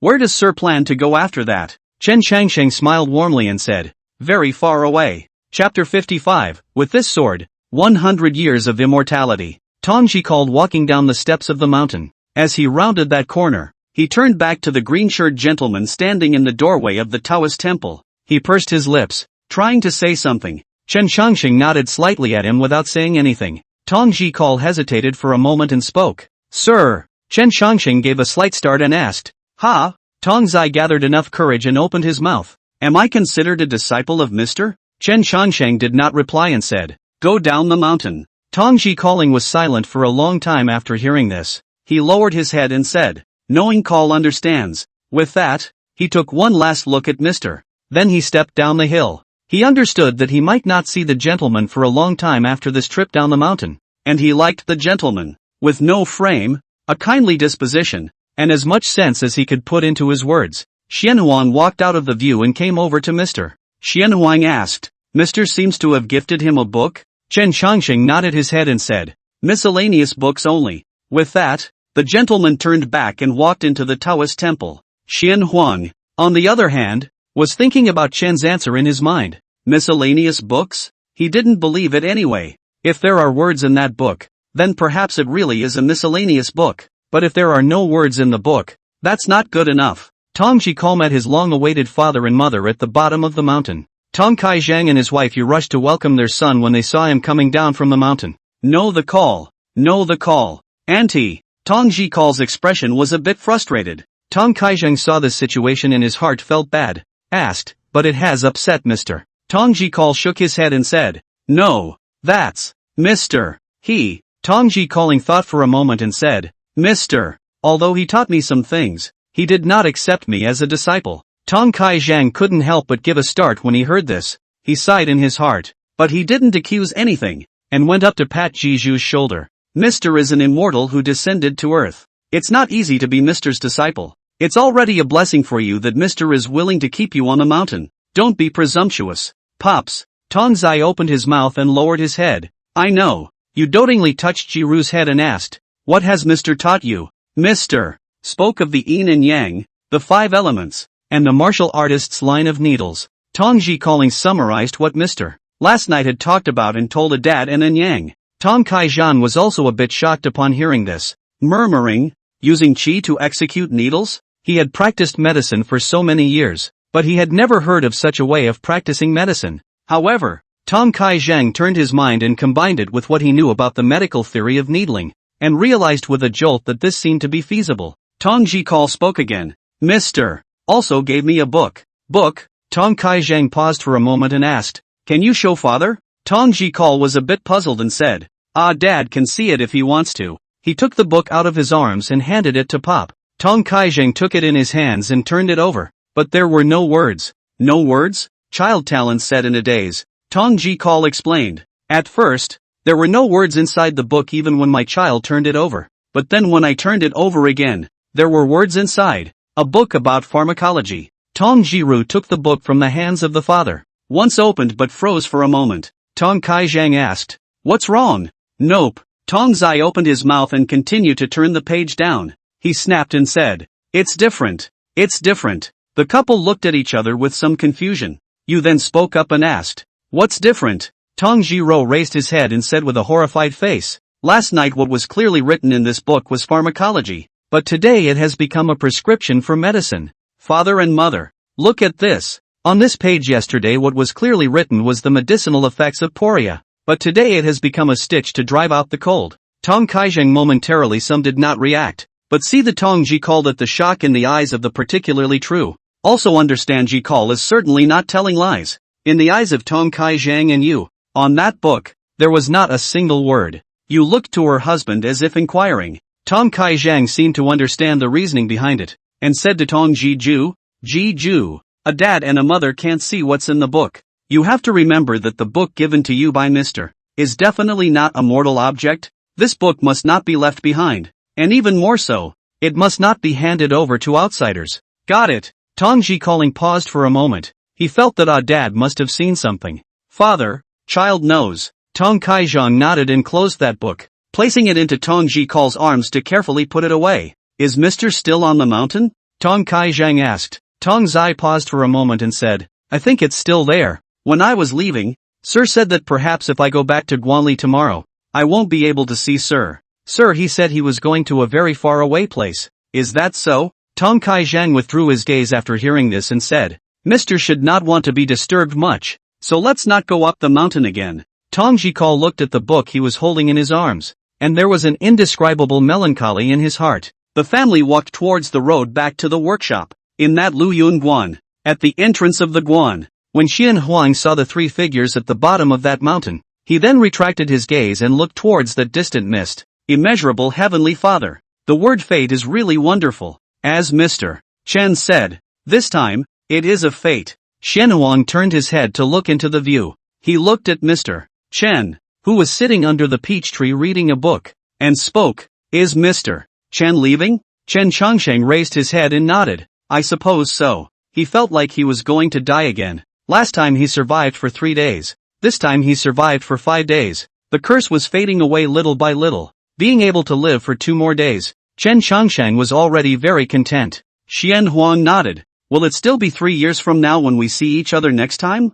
Chen Changsheng nodded. Not bad. Xian Huang looked at the gentleman and suddenly said, I don't know if the poor Taoist will still be able to see the gentleman the next time he comes back. Chen Changsheng's heart slightly paused when he heard this, and he looked at Xian Huang without answering again. Xian Huang saw the gentleman's gaze and instantly understood. It should be unseen. Xian Huang, however, was not frustrated, but his face showed some relief. Although not as long as the master of his old man, but lived to this age, he is also content. At least before he died, he saw the Lu Yun Guan gradually prosper. Have Mr. In, he is no longer worried about breaking the inheritance. He was content. Chen Changqing couldn't help but shake his head inside as he spoke. If there is a path to immortality, will you go or not? Xian Huang smiled warmly and asked rhetorically, Sir, when has Xian Huang ever sought immortality? Chen Changqing first gave a start after hearing this, and nodded slightly after returning to his senses. He looked to the Taoist temple in front of him,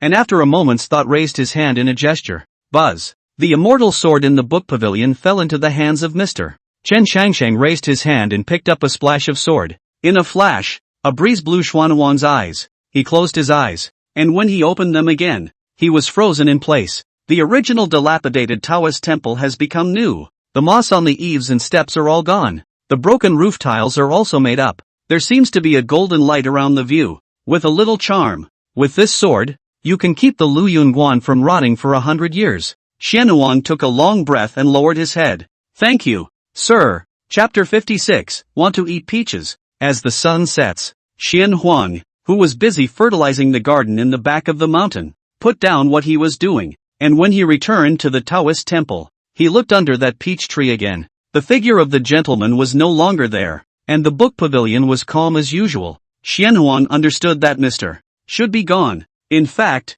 it is reasonable to send off Mr. But he himself is not happy. In the view of Xianhuang, noiselessly go less sentimental. After all, this is the last time. Xianhuang took a long breath and came to sit at the stone table under the peach tree. In front of him was the unadulterated Taoist temple. Above his head was the fruitful peach tree, and there was not a fluctuation in the well within the courtyard, and the fallen leaves were all gone. He watched this with a look of relief on his face. Lu Yun Guan, it's getting better by the day. It was what he, the stupid man, had been waiting for. Xianhuang returned to his senses and let out a long breath, but when he turned his head, he suddenly froze. Mr. Sword? Xianhuang froze for a moment, only to see that there was a sword stuck right under the peach tree, which stood there peacefully, looking so plain. How come Mr. even forgot to take his sword? Xianhuang walked forward and picked up the sword. He couldn't see through the divinity of the sword, but he understood that Mr. S sword was definitely not simple.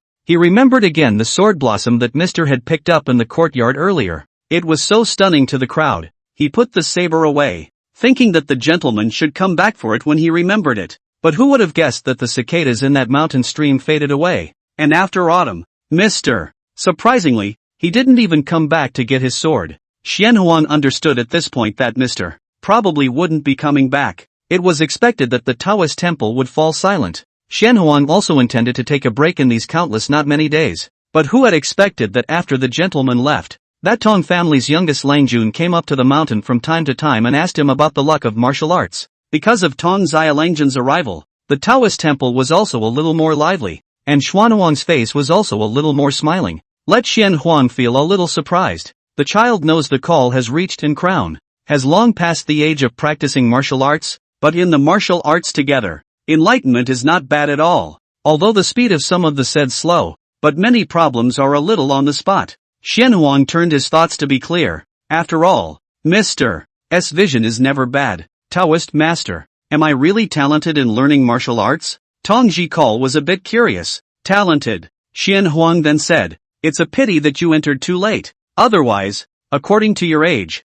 it is estimated that you can also become a first-class expert in this Jianghu. Tong Zai shook his head and said, but Taoist master, I learned martial arts to be able to luck practicing medicine and saving people, not mixing with the Jianghu. Xianhuang, however, shook his head and said, if you enter this Jianghu door, you will be subjected to the suffering of the Jianghu. You still have a long way to go in the future. Tong Ji called to listen to seem to understand, and then asked down the Xianhuang Taoist long but also did not say, and then go home after he went to ask the father. The father after listening to seemed to be very calm, as if already expected in general, but the same also did not explain to him what is the meaning of the word, only to say that the long set is not bad. He was the only one left in the dark. There was no one else to blame. Mr. had once said that he was a redneck and always had to be a bit dumber than others, although he didn't know what redneck meant. But whatever Mr. said was what he said, I guess. Since then, Tong Ji-chang had often come to the mountain,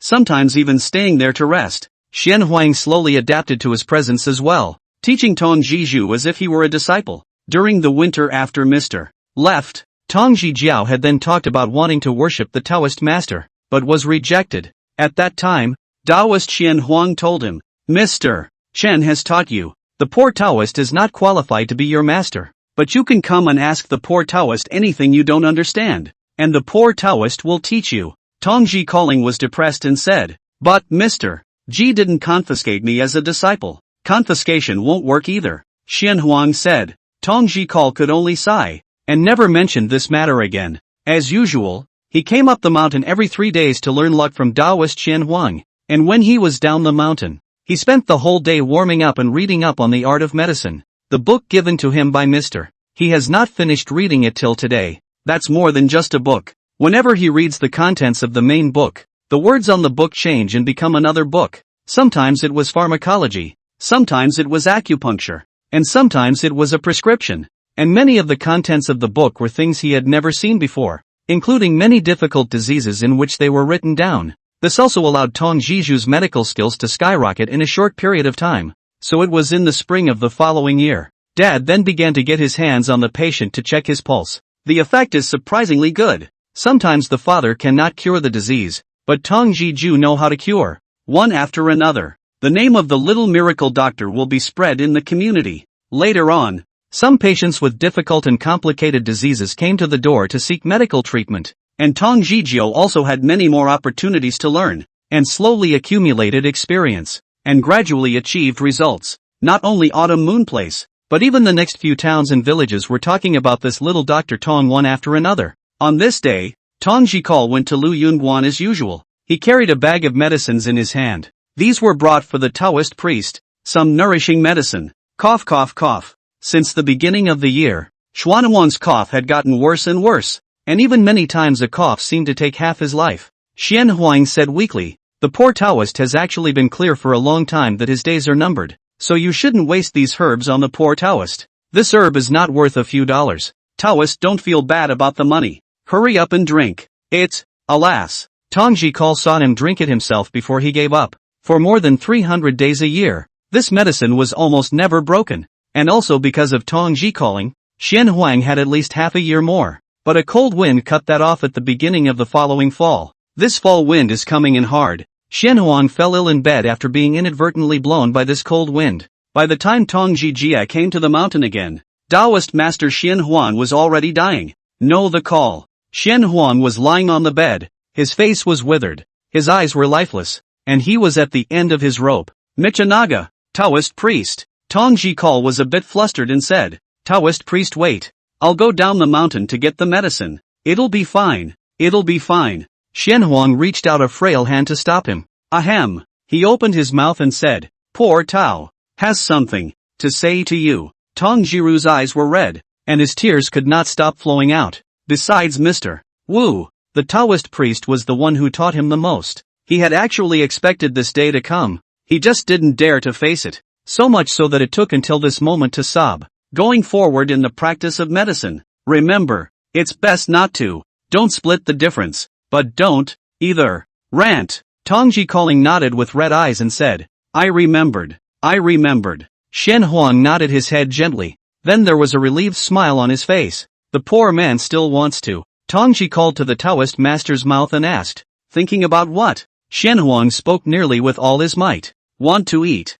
peach. Tong Ji Ro heard this and hurriedly got up, anxiously saying, I'll go buy it. I'll go now. Taoist master, wait for me. Wait for me. He got up and rushed out the door. But as soon as he turned his head, he paused in place. At the beginning of fall, the peach tree in that Lu Yunguan somehow managed to produce a peach. It was the peach that was born when Taoist Qian Huan uttered those words. Sasha. Tong Jiru walked forward. The peach tree shook a little. The peach above it was impartial, and fell into Tong Jiru's hands. Tong Jikal's heart was greatly shocked, but Kai Ke didn't care about this, and took the peaches and walked into the house. Tong Jikal scooped off a piece of peach flesh with his hand and sent it to Xian Huang's mouth. The Taoist each. Xian Huang's jaw twitched slightly. His eyes were closed, yet a look of satisfaction could still be seen on his face. A breeze blows through, blowing up memories for over 70 years. It was something he used to crave as much as he does today. His breath broke off and there was no more regret. Taoist.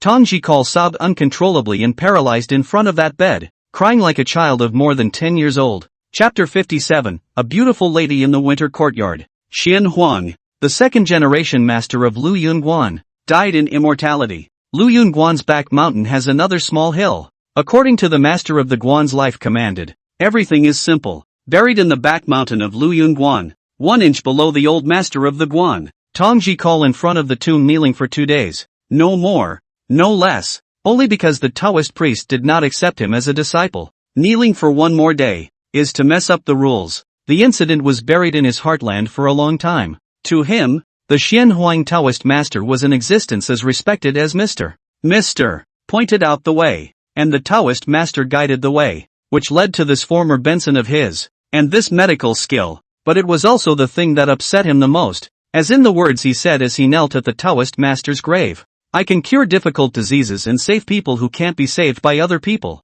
but only I can't save the Taoist master. This is the helplessness of the healer and the helplessness of these millions of people. Birth, old age, sickness and death are now the norm on earth. After dealing with all the aftermath of the Taoist master's death, Tang Jizhou rarely returned to Tongji Tang anymore and simply moved to the mountains. He wanted to stay on the mountain for some more time, for this was the place that the Taoist master had been thinking about for the longest time in his life. Since then, there have been a lot of people seeking medical treatment on the mountain. The supposedly silent Lu Yunguan was also once again bustling with activity. But at the same time there are rules. Non-suspicious and miscellaneous illnesses are not treated. The pulse does not charge a penny but need to be in the view of 3 columns of incense. But also because of this, Lu Yunguan to this incense fire. More than green smoke. This was the only thing Tong Zhiruang thought he could do to repay the Taoist master. And in these 2 years, Tong Jiju devoted himself to learning medicine, coupled with the books that Mr. once gave him. In the medical arts together is even more rapid progress,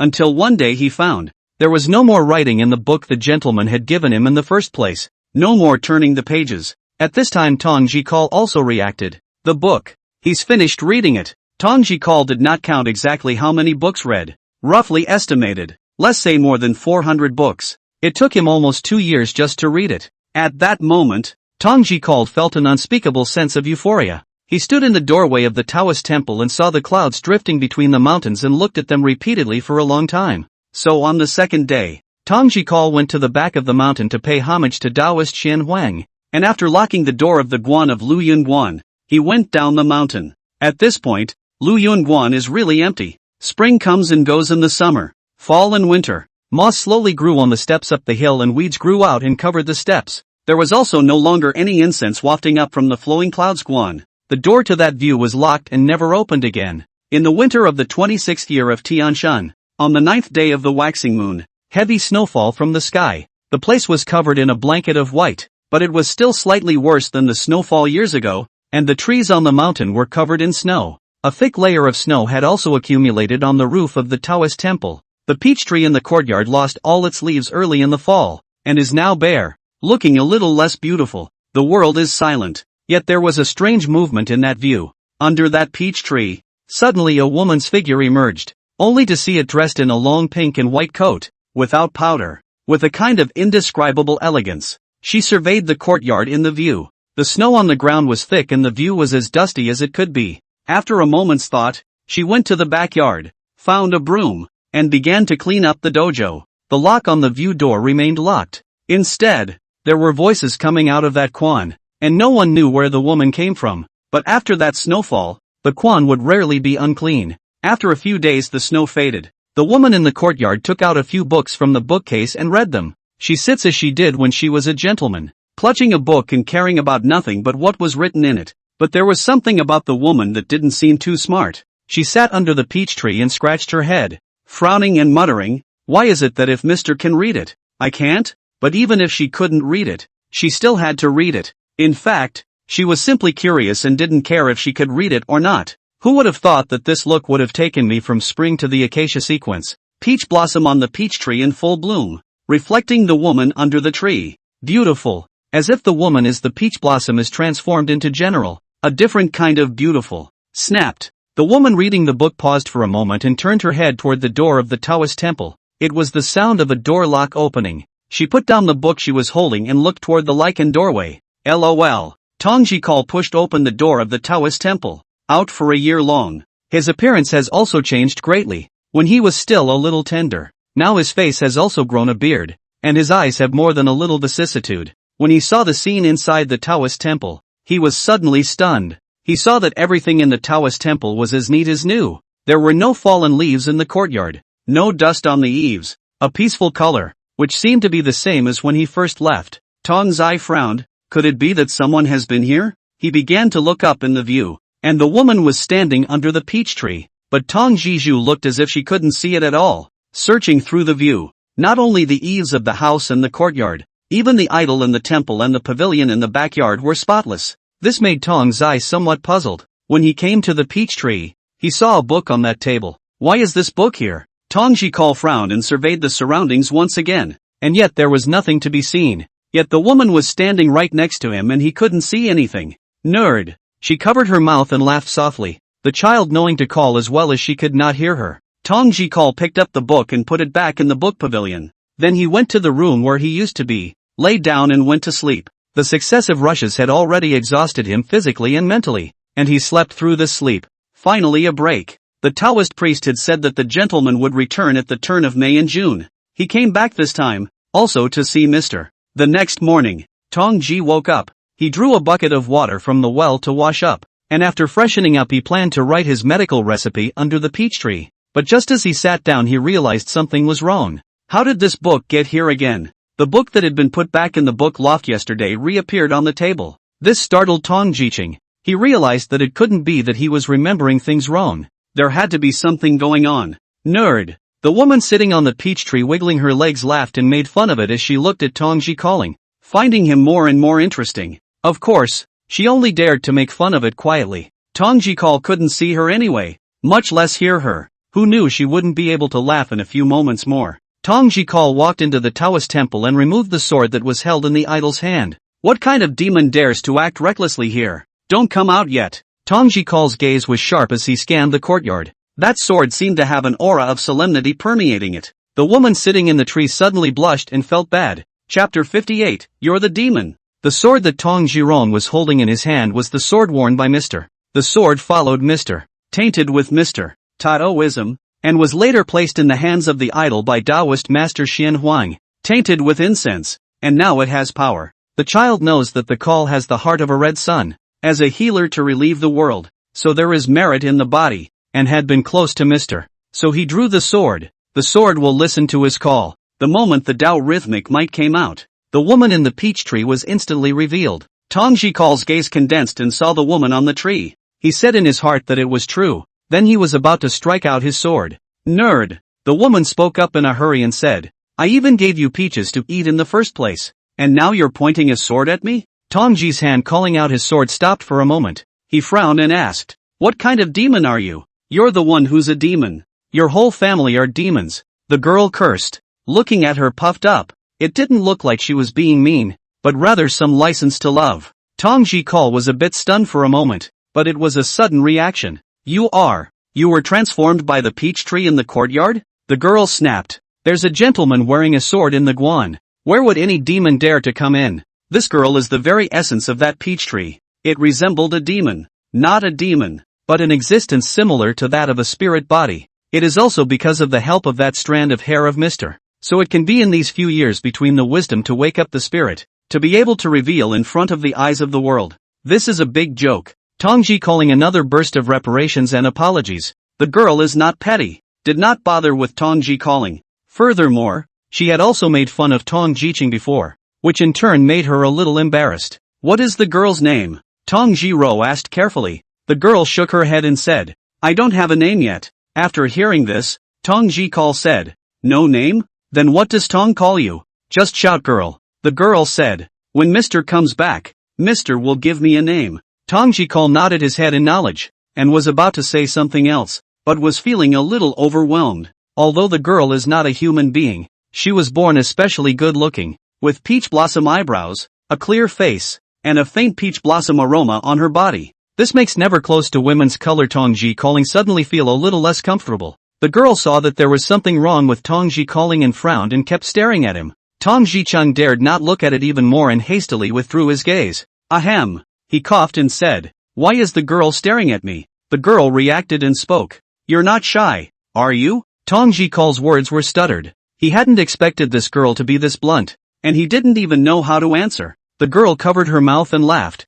"That's pretty shy." Tongji Called even said, "Girl, don't talk nonsense. Tong Mao is only is a series of hard work, not enough sleep, so some chest tightness and shortness of breath. Can't breathe just." The girl oohed and awed, clasping her hands together. "You're full of chi and blood right now, and there's no fatigue between your brows, you're just blushing and shy, and you're trying to trick me." Tong Zai didn't expect to be able to fool her, and for a moment he panicked even more. Tong Mao, Tong Mao. The girl couldn't help but cover her mouth as she looked at him handily and said, all right, I didn't mean to make fun of you either. You have been out for more than a year, and come back with no growth. Shy when you see a girl, how are you going to practice medicine and cure diseases?" With that, she raised her hand, a little bit on that peach tree. In the blink of an eye, only a peach was born on the branch of that peach tree. The peach falls and lands in the girl's hand. "Here, I'll buy you a peach." Tongji Call looked at the peach she handed to him and he froze. It was at this moment that he was able to see the girl's face. The girl saw him froze, so she said, "Take it." Tongji Call took the peach from the girl's hand. He looked at the peach and a few smiles appeared on his face. "That's right." The girl laughed. "Relax.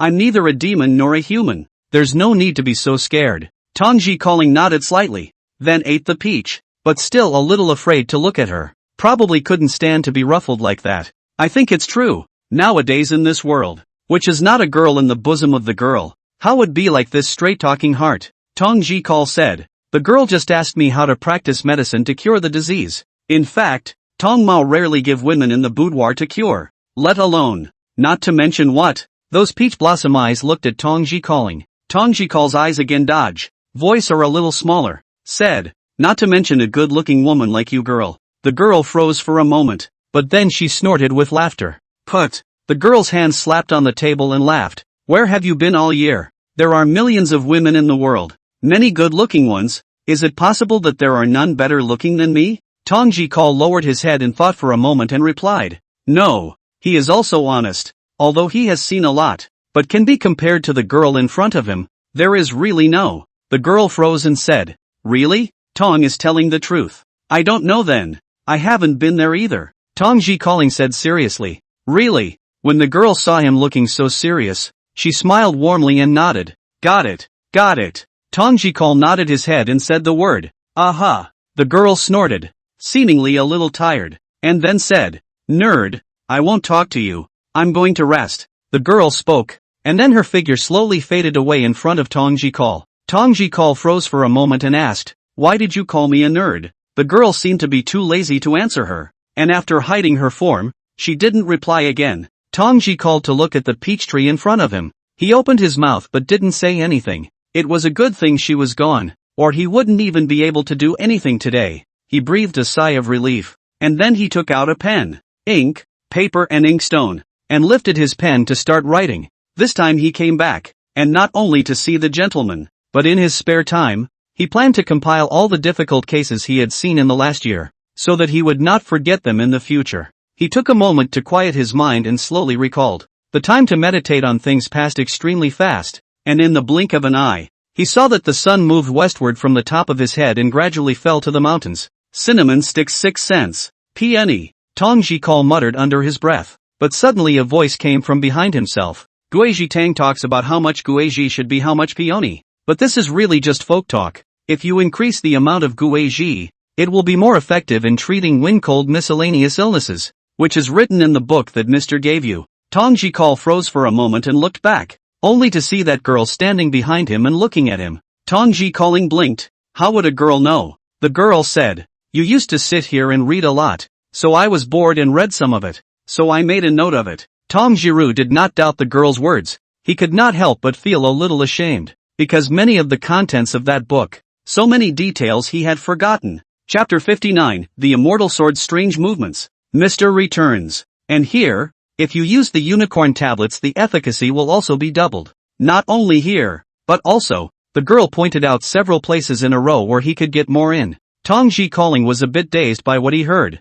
These prescriptions he had prescribed were wrong, but after the girl had changed them like this, the efficacy of the medicine could go up by at least 20% or even 50%. What are you looking at me for? The girl blinked and said, change. Oh ha. Tong Ji called back to his senses and hastily agreed. Lowering his head he began to change the prescription. The girl deflated and said, nerd. Tong Ji Call scratched his head. This time he didn't refute anything. He actually really felt like a nerd. Tong Ji Call finished correcting the place the girl had just said, and then spoke again. Can the girl help Tong Mo look at the previous prescription again? The girl shook her head and said, I want to read. Tong Jiru was a little anxious after hearing this, so he spoke. The girl helped me change it, and afterward I'll read to you when the girl reads the book. How's that? The girl looked at him and said, how are you going to read to me? Tong Ji Call's heart lurched, suddenly reacting. Yeah. The book the girl read on weekdays had been left behind by Mr. How could he possibly read the words on it?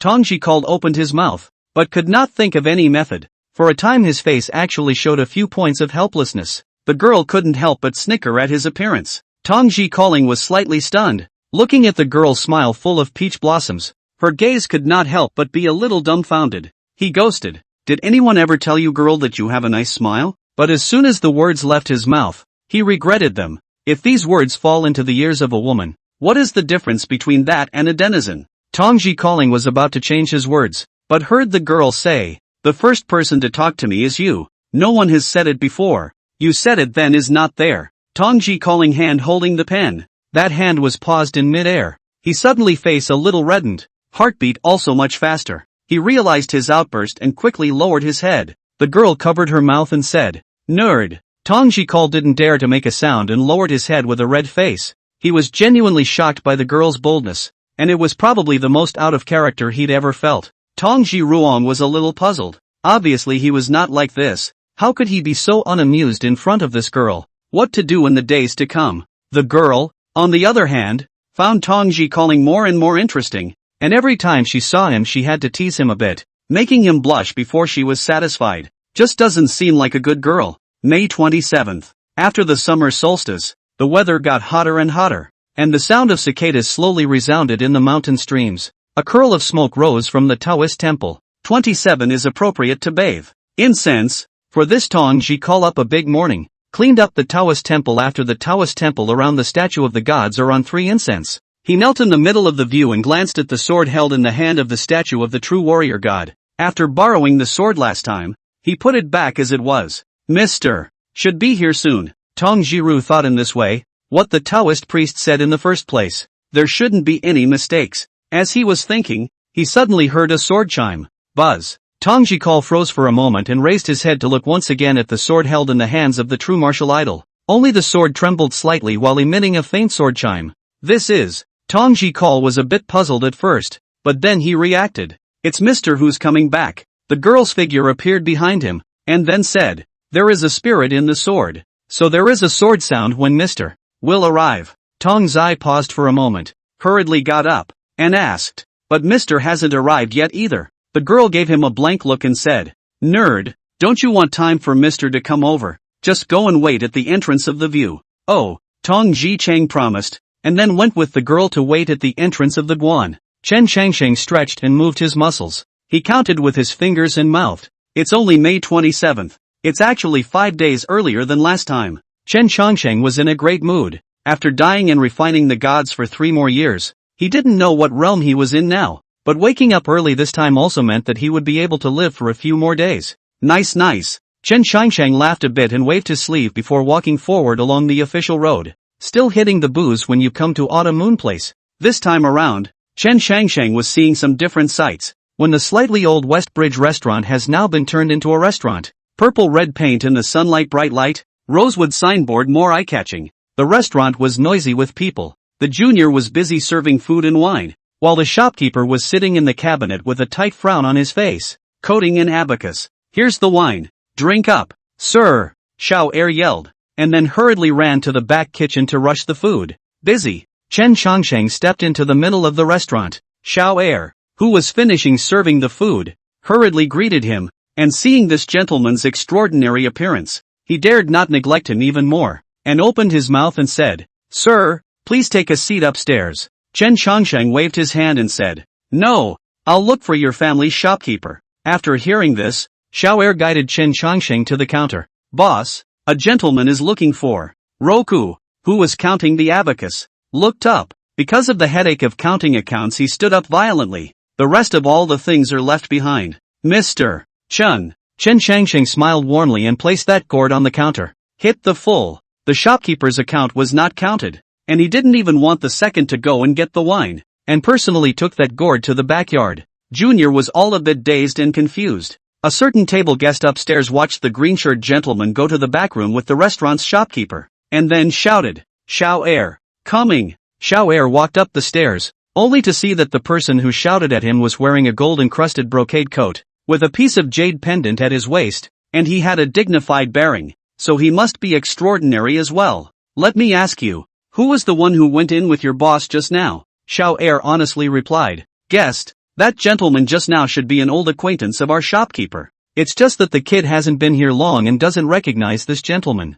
"Don't recognize it?" The man frowned slightly. Junior said, "Kid is really unrecognizable." The man waved his hand at that and said, "There's nothing more for you to do. Go." Xiao Er promised, and couldn't help but feel relieved in his heart. Then he went downstairs. Another person at the same table asked, "Did Brother Mingjing meet an acquaintance?" Tang Mingjing shook his head and said, "I also saw that person's extraordinary temperament, so I just kept an eye out. I didn't think that there was such a dusty person in this autumn moon place." "Out of the dust?" All three of his peers were a bit puzzled. Tang Mingjing nodded. "Yes, it's out of the dust." For a moment, he even felt that the person in the party was not a mortal. But then, on second thought, he thought it was his own fault. "No more talk. Drink," Tang Mingjing said. "We haven't gone to do the things that Brother Changshan explained down. After eating this meal, finish it earlier. We can also go back earlier." Alas, the fellow traveler sighed and said, "If we hadn't lost,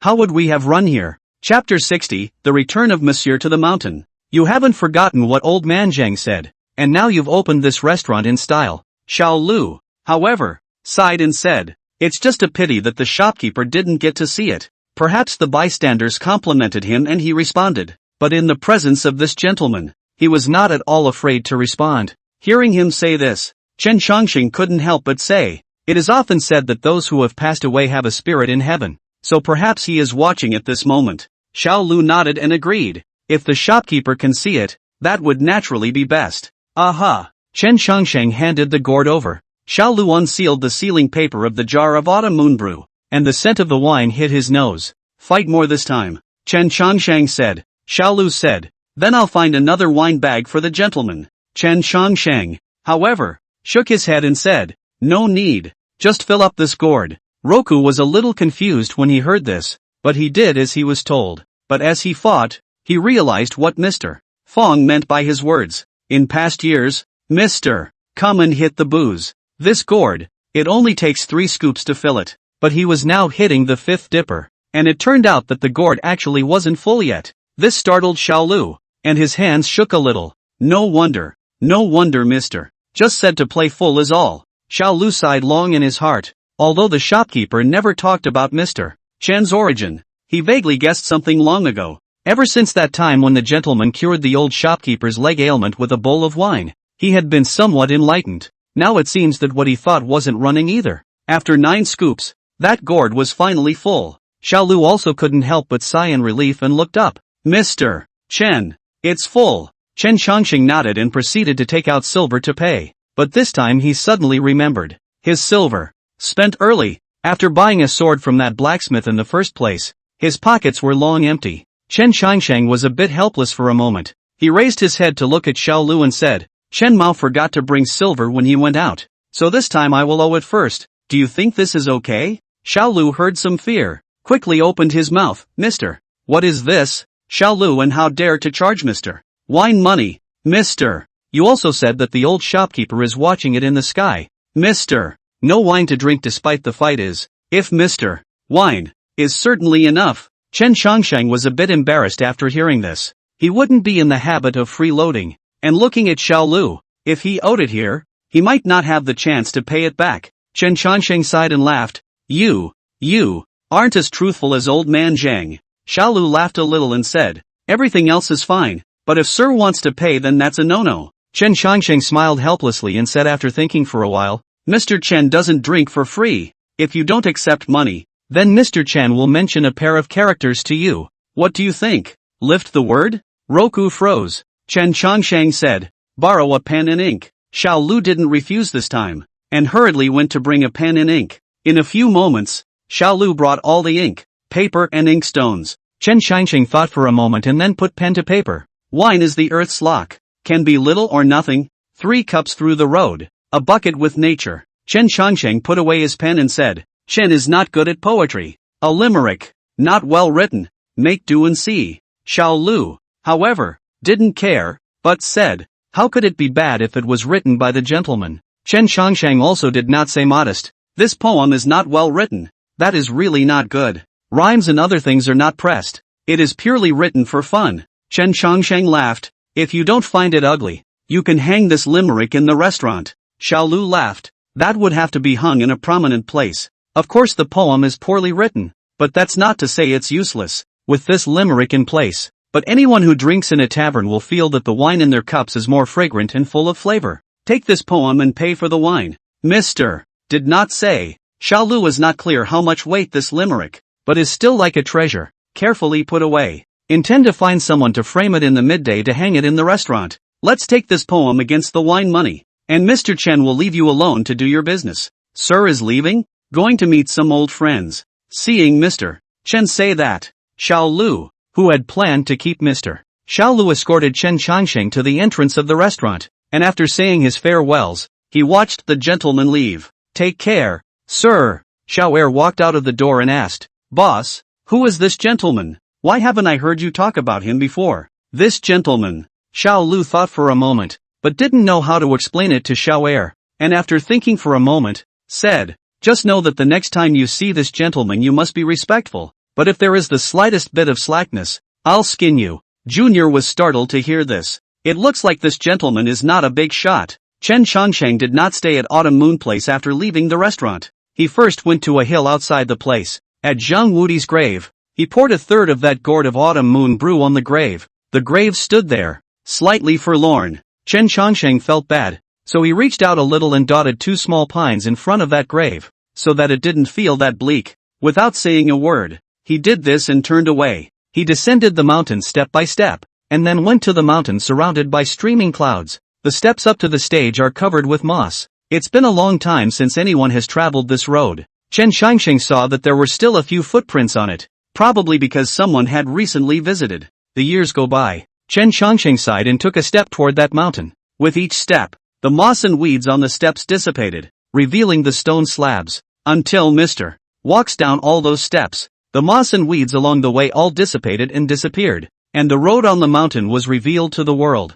And at the entrance of that Taoist temple, Tong Jiwake and the girl had been waiting here for a long time. Tong Jikal arched his hands and bowed his head as he opened his mouth. Tong Jikal respectfully welcomes you back to the mountain. Sir, the girl didn't have a name, so she just said, welcome back to the mountain. Sir, Chen Changsheng glanced at Tong Jirong and said, the beard is so long, I can barely recognize it. Tong Jikal laughed a little and said, after traveling more roads, it is inevitable that there will be some vicissitudes. Chen Changsheng nodded slightly and said, it looks like you have indeed traveled to many places over the years. His eyes went to the girl standing beside Tong Jikal. Chen Changsheng also did not expect this peach tree to become spiritually enlightened in such a short period of time. It took several years to realize the innate Wu Qi. So you opened your mind and became a spirit. Although there is a chance in your body, it is not easy for you to do this. Chen Changsheng continued, now that you have been able to reveal your spirit body, you might as well give yourself a name. What Mr. Chen has given you is strangely unpleasant.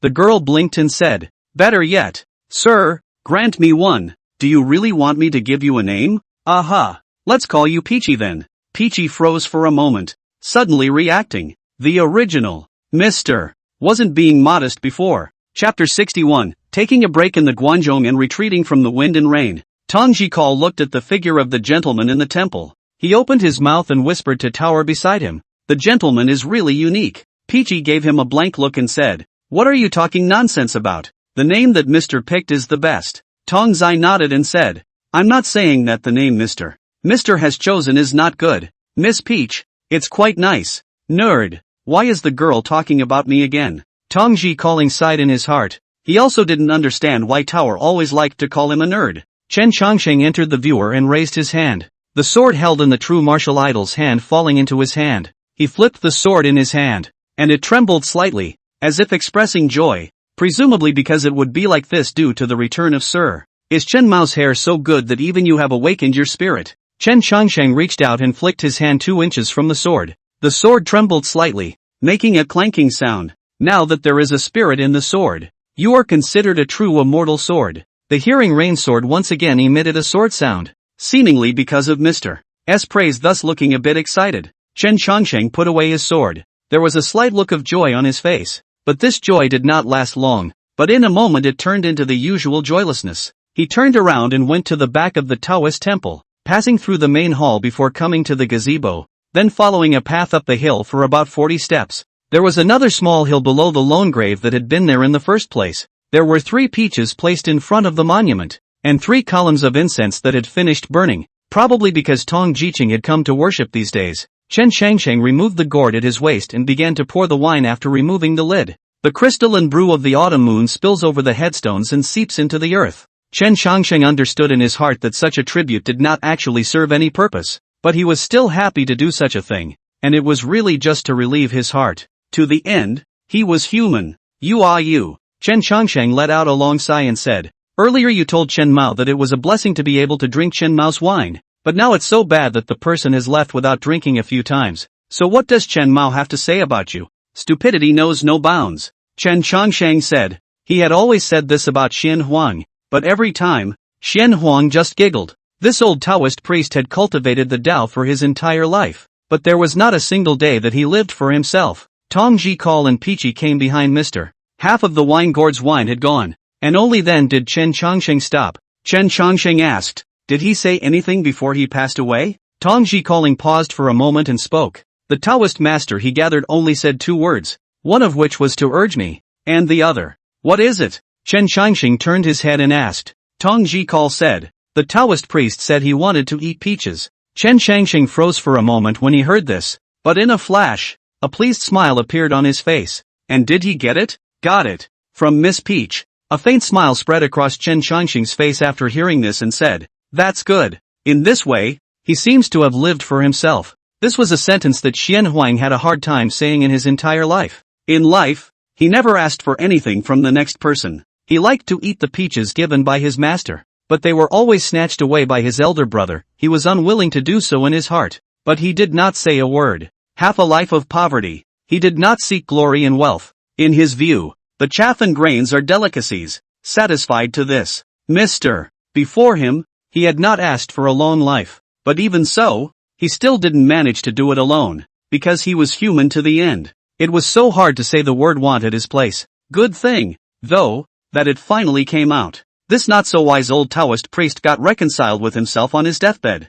Tong Jirong had not known Xuanhuang's life in general, so he asked, Tao Master, he should want to eat peaches. Chen Changsheng nodded and smiled. I suppose so. I think so. Chen Changsheng turned his head and stood at this mountain stream looking towards the autumn moon place in the distance. He probably stopped staying on this earth and left early. Chen Changsheng couldn't help but ask himself, so is this considered attaining the Tao? But then it was released. How come it doesn't count? Cultivation of the way. Cultivation of the body and mind. The body retreats and the mind merges. What is not the way to achieve? After midday, the sky became overcast. Fine rain sprinkled in the mountain stream. The hazy scene seems to be rising mist. Chen Changsheng sat in the main hall, listening to Tong Jiqing talk about what he had seen in recent years. Passing through a place called Long Ping Fong encountered a patient. At first just the usual eye disease, but after 2 days after the eyes began to become red and swollen. Blood in the eyes staring out. Observe a few days only. Another case was encountered at a place called Positive Cotton Place,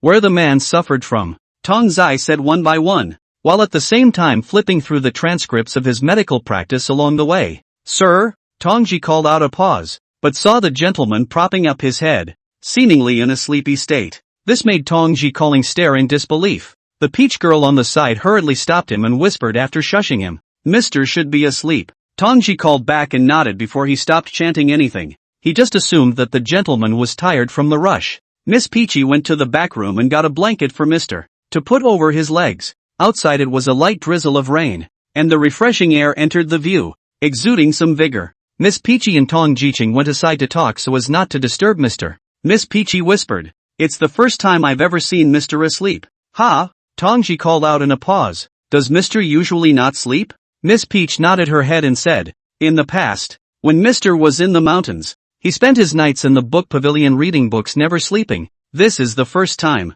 Tongji Call couldn't help but think in his heart after hearing this. What a difficult task it should be for Mr. Sleep. Should be tired. But does Mr. get tired too? Tongji Calling heart slightly pause. Mouth murmured, "The original heavenly immortals will also be disturbed by trivial matters." Peach Girl nodded her head and said, "That's true. Mr. said before, the word immortal is accompanied by the word human. Even the most powerful immortal is also a human being, since it is a human being that will always be tired." Tongji Calling said, "I don't really understand. I just know that such a gentleman has always been very approachable." Peach Girl agreed with that statement and nodded. "That's true. The rain got heavier and heavier until you couldn't see the full extent of the mountains beyond the view. But even so the rain still couldn't get past the eaves, and the wind couldn't blow into the view." The child knew the caller thought to himself, "It is probably because Mr. here, so even the wind and rain in this sky have to give 3 times to avoid." Tongji Calling, however,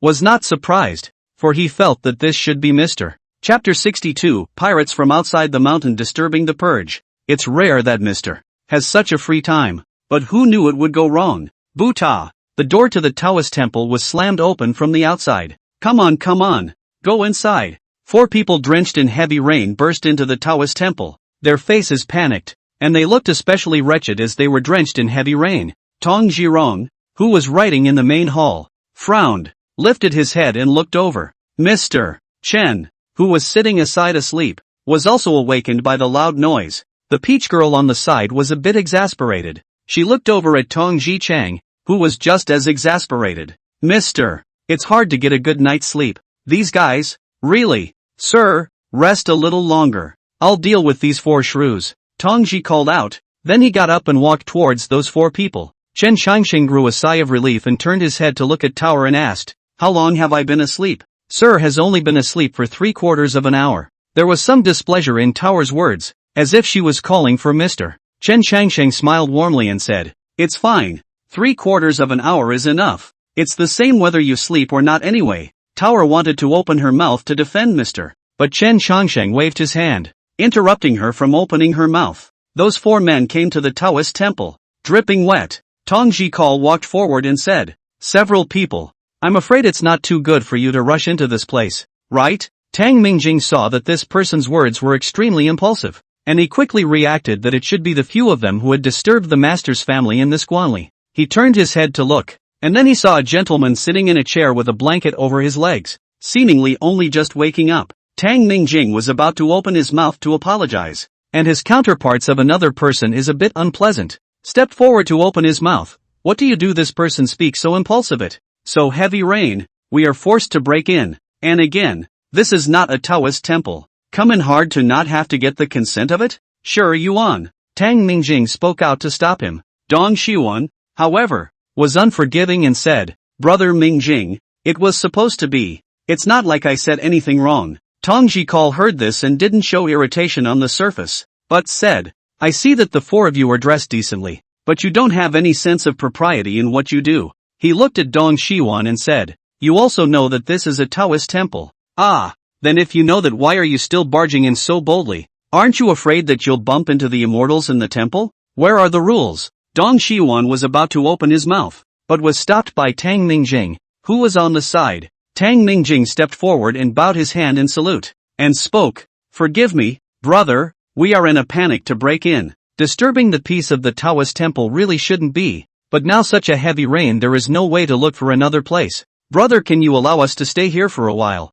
And the rain is less. We will leave immediately." Tong Ji calling to see this person's words with an apology. The annoyance in his heart also faded a little, but opened his mouth and said, "You still know a little bit of reason." That's when Mr. S voice came from behind. Chen Chongsheng spoke, "If it's to avoid the rain, then just let them do so. Mr. Words Tongji calling of course to listen to. However, Tongji Chang did not want to let the four of them have it so good. My mister's temper is not difficult for you, but Tong Mao is not so good at talking. It is not easy for Mr. to sleep, but he was woken up by a few of you. It is really. Tong Jirong looked at Tang Mingjing and said, you're still good, just stay in the Guan. As for the other three, there's a 3-inch boundary under the fence at the entrance of the Guan to protect against the wind and rain. It's more suitable for you there. Tang Mingjing was a little embarrassed for a moment and said, brother, this. Dong Shiwan waved his hand and said, brother Mingjing need not say more. Since it is not welcome, we do not stay is. View the door on the view door. In this I am still free from this bad luck. The gentleman is never a fence. Dong Shiwan snorted coldly. Then he turned around and went to the outside of the view, while the other two glanced at each other and also followed Dong Shiwan towards the outside of the view. Tang Mingjing was a bit helpless for a moment and couldn't help but shake his head. When those three people went out, Tong Jikal's face became much better. He said to Tang Mingjing, come in and sit down. Tang Mingjing smiled helplessly and nodded. Many thanks, brother. Tong Ji called back to the main hall. Chen Chongqing looked at him and helplessly smiled. Why make things difficult for the three of them? Tong Jikal spoke, Mr. Good temper, so do not bother with them. But they rushed into the nuisance of Mr. In the first place, the words between all the arrogance, although the world respect for the scholars, but the child is not spoiled. A person thinks that reading 2 more books is not allowed. Besides, sir, you also said that just let them shelter from the rain. In the view is to shelter from the rain. Outside the view under the wall is also the same as to shelter from the rain. Sir, if you think that know the call to do wrong, sir punished me is. Tong Zai continued. I just can't see Mr. Suffer. Chen Chongsheng laughed, but he didn't blame him for it, instead saying, you try to be as smart as you can. Tower, who was standing on the side, was smiling at Tong Jiru. She felt that Tong Jiru was right anyway. She also hated these people who took chances and still didn't know what was wrong. Tang Mingjing stepped forward to pay his respects, arching his hand and saying, Diffractive County scholar Tang Mingjing has met Mr. I'm sorry for intruding and disturbing your rest. Chen Shangsheng glanced at Tang Mingjing in front of him. Tang Mingjing felt that this gentleman's gaze was strange, staring at him a bit uncomfortably. Chen Chongsheng asked, you guys shouldn't be passing through here to take shelter from the rain. After all, the road up the mountain is not easy to walk. Tang Mingjing admitted. What Mr. said is true. We came to Luyun Guan on this trip, here to sweep the Taoist temple? Chen Chongsheng asked. Tang Mingjing froze for a moment. How did Mr. No. Instead of explaining, Chen Chongsheng turned to ask, how has he been lately? Changshan? Tang Mingjing came back to his senses and said, some days ago we made a bet with Changshan and lost to brother Changshan. So we were recruited to take care of the Taoist temple. And last year's autumn exam, brother Changshan topped the list, and in recent days has already departed for Shangjing. Chen Chongsheng nodded after hearing this and said, not bad. Tong Jirong heard this name but thought of it and asked, sir, is he talking about the Taoist master's disciple, Chang Shan? Chen Chongsheng looked at him and said, you've seen it? Tong Jiru nodded and said, in the early years of his life, when he went up the mountain to honor the incense with his father, he once had a few encounters. Hearing these words, Tang Mingjing was momentarily a bit puzzled and asked, brother Changshan, is a cultivator? Chen Chongsheng shook his head and said, not after he came down from the mountain 3 years ago. Tang Mingjing smacked his lips and asked, then, when did he start reading? When he was in the mountains, he only read the Taoist scriptures. Ha! Tang Mingjing's eyes widened, somewhat incredulous. You're kidding. 3 years of study and you're at the top of the list? Chapter 63, The Heavenly Signs Are Controlled by Mr. Chen Changsheng smiled warmly and said, Changshan's destiny is 1,000 years. He has his own destiny. It's a real pity for him to stay on the mountain as a Taoist priest. Back then it was still his master himself who drove him off the mountain. Hearing this, Tang Mingjing let out a long sigh and said, brother Changshan is the true scholar. But actually what I admire most is brother Changshan's character. Probably the most upright person I've ever seen. Chen Chongsheng, however, said, being upright alone won't do. Tang Mingjing nodded and said, sir is right. If brother Changshan enters the official world in the future, it will be difficult to gain a foothold with integrity alone. Chen Chongsheng spoke, you should be more mellow than him.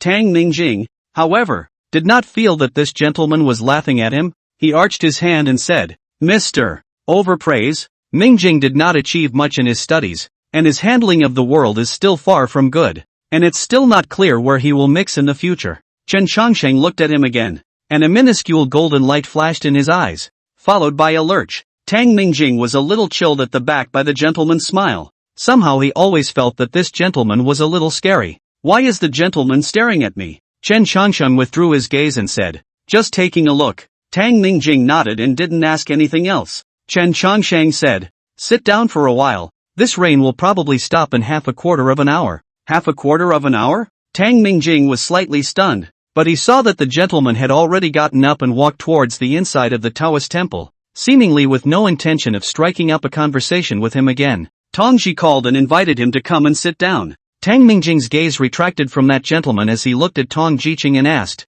brother, isn't your gentleman the master of the observatory? Tong Jikal thought for a moment and said, yes and no. He explained, the old Guan master entrusted the Taoist Guan to my husband some years ago, and after the old Guan master passed away, the Luyun Guan was taken care of by my husband. Tang Mingjing nodded in understanding and said, so that's how it is. Tong Zai nodded his head in agreement and said, earlier, I heard you talk about the young Taoist master Changshan. Are you a fellow student of his? Not bad. Speaking of which, when I first met brother Changshan's, Tang Mingjing chatted with Tong Jiqing for a while. He also slowly learned that Tong Jiru is a doctor, and later let Tong Jiru gave him a pulse. Learned that the body is healthy and unhurt is also a lot of relief. Tang Mingjing, on the other hand, told him many stories from his reading days, as well as about brother Changshan's making a fool of himself in Diffractive County. Changshan is not ordinary. He came to learn martial arts. After entering the school even more, no one dares to mess with him.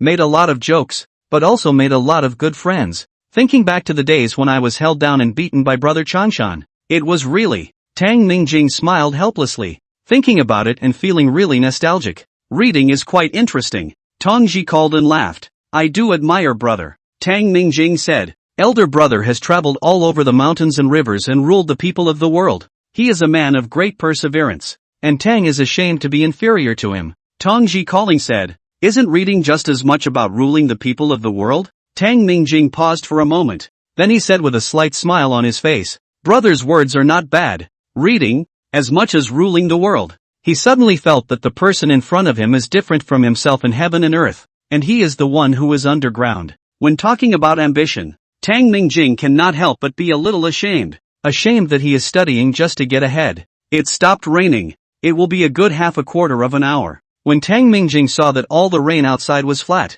he couldn't help but feel a bit shocked and asked, your family's gentleman still understands celestial phenomena? A heavenly sign? Tong Jikal first froze when he heard this, and then a meaningful smile was added to his face, saying, my husband does not understand heavenly signs. Rather, the heavens are controlled by Mr. What is the meaning of this? Tang Mingjing froze for a moment. Tong Zai did not explain and said, brother Mingjing, the rain has stopped. Your three fellow students do not know how many bad words they have spoken outside. If they do not go out, they are afraid that they will even tell you a piece of it. Having said that, Tang Mingjing didn't ask any further questions. He got up to take his leave and said, if that's the case, then Mr. Tang won't stay much longer. If you arrive in Diffractive County someday, I'll treat you to a drink. It's a deal. Tong Jikal nodded in agreement. However, at this time, Tower suddenly came over and whispered in Tong Jiqing's ear. Tong Jikal's eyebrows shot up as he asked, Mr. said that? Peachy nodded. Aha.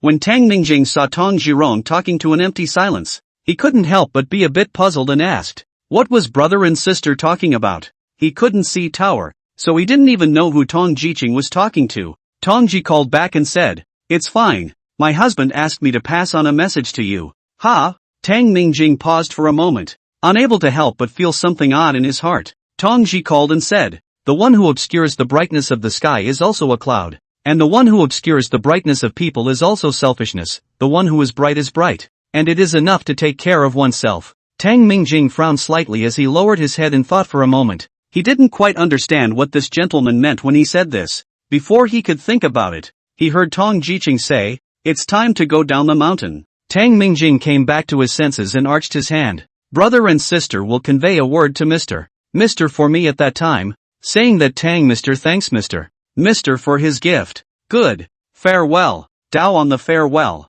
Tang Mingjing then walked out of the Taoist temple. In the doorway of the Taoist temple to see the rain-drenched three fellow students, listening to the tone of their mouth cursing. Just let them talk less. With that, the group of 4 went down the mountain. Tongji called out to see the door of that Taoist temple being closed from the outside, and he also withdrew his gaze. He looked sideways at Tower and asked, "Miss Tower, what does it mean that Mr. left in these words?" Miss Peachy shook her head and said, "I don't know. You ask Mr. Tongji Call heard this and laughed helplessly. "It's better to forget about it. I guess there's a different meaning to it." Tongji Call didn't think any deeper, and after lowering his head, he began to continue writing the medical recipe in front of him. Halfway through the writing but remembered something and asked, "Is Mr. in the backyard?" Miss Peachy nodded her head and said, "Mr. is practicing his sword in the backyard, so it's better not to disturb Mr. Tongzi opened his mouth and said, "I still want to ask Mr. about it." "Ask what?" "Peach girl, there are some illnesses that I can't figure out." "Nerd, why don't you ask me?" "Ha?" Tongji Call froze for a moment, then but smiled and said, "Good, then I'll ask Miss Peachy." Peachy gave him a blank look and said, "You are looking down on my medical skills." "I didn't." "You are." Tong really didn't. Fighting to the end of a laugh. In front of the medical spectrum as a word are not written. Ink and the inkstone are almost dry. Chapter 64, Lake Bibo Mo. What blinds a man's vision is selfishness. Walking on the road, Tang Mingjing repeatedly pondered over the words. This person never coveted the desire for power and profit. So what exactly does that mean? What made him feel even more odd was that Tong Jiju didn't seem to have spoken to that gentleman the whole time. So how did that gentleman pass on the words? And the rain stopped in half a moment. If you say half a moment, you mean half a moment. Tang Mingjing's concept of time was so condensed that he even felt that half a quarter of an hour. Not a minute more. It's just too weird. He glanced back at the Taoist temple on that hill and frowned deeply. "What's on your mind, brother Mingjing?" "Nothing." Tang Mingjing came back to his senses and also withdrew his gaze. He only thought that he was scaring himself, so he didn't think much more about it. The group of 4 first went back to the Autumn Moon Place and took the carriage back to Diffusion County. Who knows? This road trip, and yet it is not quiet. Miss Peachy was tired of arguing with Tong Jiqing, so she came to the backyard to watch Mr. Sword practice. In fact, Mr. Juggling Sword is not pretty. There is no killing spirit or beauty, and even sometimes the movements are slow. But Miss Peachy just looks on. She felt that there must be a great truth hidden in Mr. Swordsmanship. "You're a winter awakening spirit, aren't you?" Chen Chongsheng asked while practicing his sword. "Yes," Peachy agreed. Chen Chongsheng said, "Summer Cicada doesn't know the language of ice." Although Chen Mao has come to Autumn Moon Place from time to time, he has never seen snowfall in Autumn Moon Place. But before that, he did hear people talk about a very big snowfall many years ago. Peachy winked and asked, "Does Mr. like snowy days?" Chen Chongsheng said, "I can't talk about liking it. It's just that I'm a bit skeptical after not seeing it for too long." Peachy wondered, "Hasn't it ever snowed wherever you've been all these years, sir?" The places I go." Chen Chongsheng shook his head and said, "There is no wind or rain, much less heavy snow." Peachy mused and said, "Peachy has seen the wind blow, heard the rain, and seen the snow in the Taoist temple. So in that case, Mr. is not as well off as Peachy." Chen Chongsheng couldn't help but smile when he heard this and said, "The world has had a better life than me." Peachy said, "Don't worry, sir. Sir will definitely see the snow. When it snows at the end of the year, Peachy will hide the snow and show it to sir when he comes back." Chen Chongsheng laughed out loud when he heard this and said, "You don't experience the world, thus creating this innocence, which is rare and valuable. In the future, you will grind for Mr. Chun from the sidelines." Peach's eyes lit up when she heard this and said, "Can Peach read what Mr. wrote?" Chen Chongsheng put away his sword and nodded. Naturally, Tower couldn't help but be a little excited as she hurriedly bowed her thanks. "Thank you, sir. Thank you, sir." The words of Mr. Pen will not be ordinary. If you can observe and observe, it is like an immortal pointing out the way. If you can realize something from it, it will be a great creation. The sky slowly dimmed. The rain that stopped only in the middle of the afternoon will actually fall again, only much smaller than before. A gust of cool wind blew by, and it couldn't help but make Tong Zai, who was composing medical scores in the main hall, shiver, and for this reason, he even went inside to add a piece of clothing. Cackle. The door of the Taoist temple seemed to have been blown by the wind and opened a crack. Is this wind just this strong? Even the door blew open. Tong Jikal looked up at this and got up to close the door. When he came to the door, he reached out to close the door, but through the gap, he saw a huge thing fell in the door of the view. Ha! His eyes were wide, and he couldn't hide the horror in them. "First, sir," Tongji called out in a high voice. Bang da! He slammed the door shut and leaned back, his heart pounding, his breath caught and his throat rolled. Chen Changsheng rode to the main hall. See that the door of the Taoist temple panicked. Tong Ji called, opened his mouth and asked, "How?" Tong Ji called for a breath and looked at Mr. Mister, outside, outside. There's a snake outside. Snakes? Chen Changsheng frowned slightly and said, "You're so big. Are you still afraid of snakes?" Tong Ji called swallowed his saliva and said, "Big snake. Less. 5 or 6 shang." Chen Changsheng frowned as he walked forward. Child knows the call to get out of the way. Chen Changsheng reached out and opened a crack in the door. His gaze looked out through the doorway, and to his eyes were scales as black as ink, followed by a head that looked like a snake. Not a snake, with brilliant golden blood spilling from the corners of its mouth and dripping onto the ground. Bang da! Chen Changsheng closed the door as he stood behind it, thinking. Tong Ji calling to see the gentleman at his side. Originally panicked, he also calmed down a little.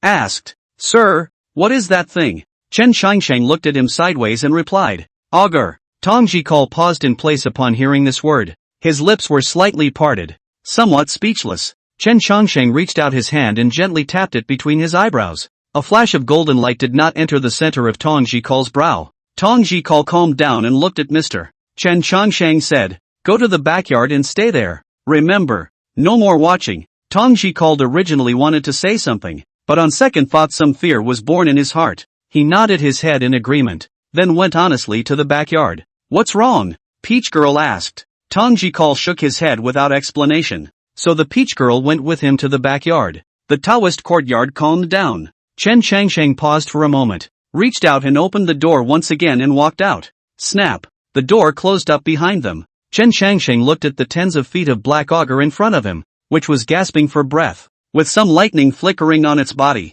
and wherever it was injured, it was scorched black. It is the result of a heavenly calamity. That black auger opened its eyes, only to see that the pupils were flooded with dragon power and already had dragon eyes. "Bibo Lake Mo Yuen, seek help from Mr. Chun." His words were weak and he was dying, although the heavenly tribulation has survived. But this transformation of the dragon to half, he has not yet walked the water. And then continue. I am afraid that he will die in the halfway. Chen Changsheng frowned and asked, "Weren't you supposed to cross the water 2 years ago?" Black Jiao gasped and said, "There was a change of events that delayed it until now. And the dragon monarch told me that only Mr. can help me. So I came." Chen Changsheng fell silent. What this black augur said shouldn't be a lie. Skyjacking. I can't cure it, so hire someone else. Chen Changsheng was about to turn around after he finished speaking. However, I heard that Mo Yuan opened his mouth and said, "It's not a treatment for injuries. Please sir stay." Chen Changsheng paused in his steps and turned back. "It's not about treating injuries. Then how do you want Mr. Chen to help you?" Mo Yuan spoke. "There is a sword hanging under the west bridge of the autumn moon place. If sir can help me remove that sword and help me transform into a dragon smoothly." Mo Yuan is willing to bow down in front of Sir. Chen Changsheng couldn't help but freeze when he heard this. That's it? Aha! Chapter 65, Jiao Long Blood, Zhao Yuqing. Chen Changsheng wasn't stupid. This was clearly a pit for him to jump into. There was no need to ask him to come if anyone could take down that sword. And if he did go and get it, he might even get into trouble. Chen Changsheng looked at the black Jiao in front of him and said, "Jiao or dragon?" But Chen has always been accustomed to traveling alone. So the matter of fetching the sword, you'd better find someone else. Whoever fetches it is not fetching it. This time, on the other hand, he didn't stop halfway and closed the door after entering the Taoist temple. Mo Yuan looked at the closed door. He opened his mouth and seemed to be somewhat hesitant. After a long time, that black augur sighed deeply and disappeared in front of the door of the Taoist temple. After the black augur left, light rain fell from the sky again. Transformation of the dragon walks the water was accompanied by heavy rain. Then its walk through the place has rising water and heavy rain accompanied. It seems to be because of the black augur entrenched in this place, so there are these days of cloudy and rainy. "It's raining again," Tong Ji muttered and couldn't help but sigh. "It's been raining really hard." When Mr. returned, he went back to the front yard, and when Mr. didn't speak, he didn't dare to ask. Thinking of the behemoth he had just seen at that doorway, Tong Ji could not help but shiver. People are always afraid of the unknown. But when things calm down, they are curious about things that are beyond their knowledge. "Mr. Tong Ji opened his mouth to call out. Chen Changsheng looked at him and asked, "Curious?" "Aha." Childish nodded in acknowledgement and said, "Can I go to the door again?" Chen Changsheng said, "Go away already. If you want to see it, go see it. Tong Jikal heard this but did not feel pity. If it is still there, he really does not necessarily have the guts to dare to go out to see again. He spoke. I'm going, sir. Chen Shangsheng laughed helplessly. Why this nagging? Tong Jikaling laughed dryly, then took a step to the outside of the Taoist temple. Sir is right. The augur has indeed gone. A bit of rain fell on his shoes, wetting them a bit. Under the cloudy rain, the distant mountains also gave birth to a little mist. It should not be fog, but water vapor. Tong Jikaling lowered his head, but suddenly froze. He saw a puddle of brilliant golden water stains flowing on that ground. Something that should have been left behind by that black augur. Tongji recalled that it was from the Black Zhao's mouth, and by the looks of him he should have been seriously injured at that time. So put it this way, this can't be augur blood. Tongjikal's eyes widened as he leaned down and was about to touch it. At that moment, a voice came from behind. Nerd, stop. Tongjikal paused and looked back. Miss Peachy looked at him with her hands clasped and said, "That's Jiaolong blood. You dare to touch it directly. You don't want this hand anymore, do you?"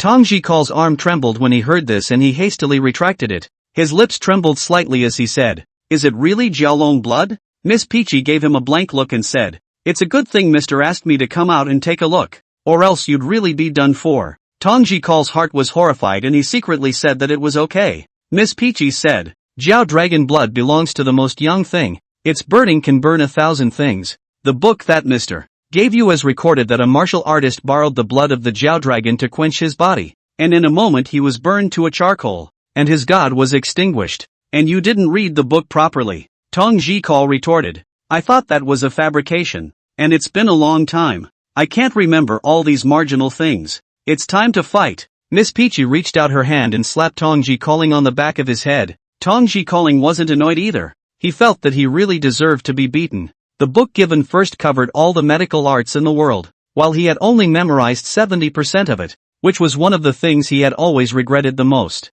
Tong Zai opened his mouth and said, "But Miss Tower, didn't the book also say that augur dragon blood can be used as medicine?" Miss Peachy oohed and awed when she heard this and said, "So you still know, knowing that it can be used as medicine, you don't know that you can't touch it." Tong Jikal took another hit. He touched his head and said, "Miss Peachy, don't hit me. I know I'm wrong." Miss Peachy gave him an angry look. She reached out and beckoned a few peach leaves. Wow! Peach leaves fluttered in front of Tong Jikal's eyes. Then she saw Miss Peach's fingertips flick, and the peach leaf transformed into a small box, and then reached out a little more. The blood of the augur dragon on the ground floated up and slowly fell into the box made of peach leaves, followed by the box closing and slowly falling down to the hands of Miss Peach. Tong Jikal's eyes were fixed on the box for a moment. When Miss Peachy saw him like that, she reached out and hit him again. Ouch! Tong Jikal back and rubbed his head. "Take it." Miss Peachy handed him that box and said, "There's a small opening on the box. Touch it and it will open. Just pour out a little bit when you want to use it. Don't find death to touch it with your hands." Tong Jiro received the box, and then a smile appeared on his face as he said, "Many thanks to Miss Tower." Nerd. Hey! Tong Ji Cheng scratched his head. In his opinion, being able to get this Jiaolong blood was the thing that made him the happiest. As for how Miss Tower beat him up, he didn't think it mattered, and that he really deserved to be beaten up. Peachy gave him a blank look, then went back to the view. Tong Jikal followed closely behind with the box. His mind was on this box nowadays. A healer's curiosity about medicinal herbs was immense. Furthermore, this augur dragon blood was an unrivaled treasure. He had to study it properly. Tong Zai asked, "By the way, Miss Tower, what is that dragon on O? Jiao? Looking for Mr. It seems to be begging for Mr. Help." Miss Peachy, also a little uncertain, said, "It seems so." Tong Zai nodded and said, "Still Mr. Powerful even Jiaolong had to come to beg Mr.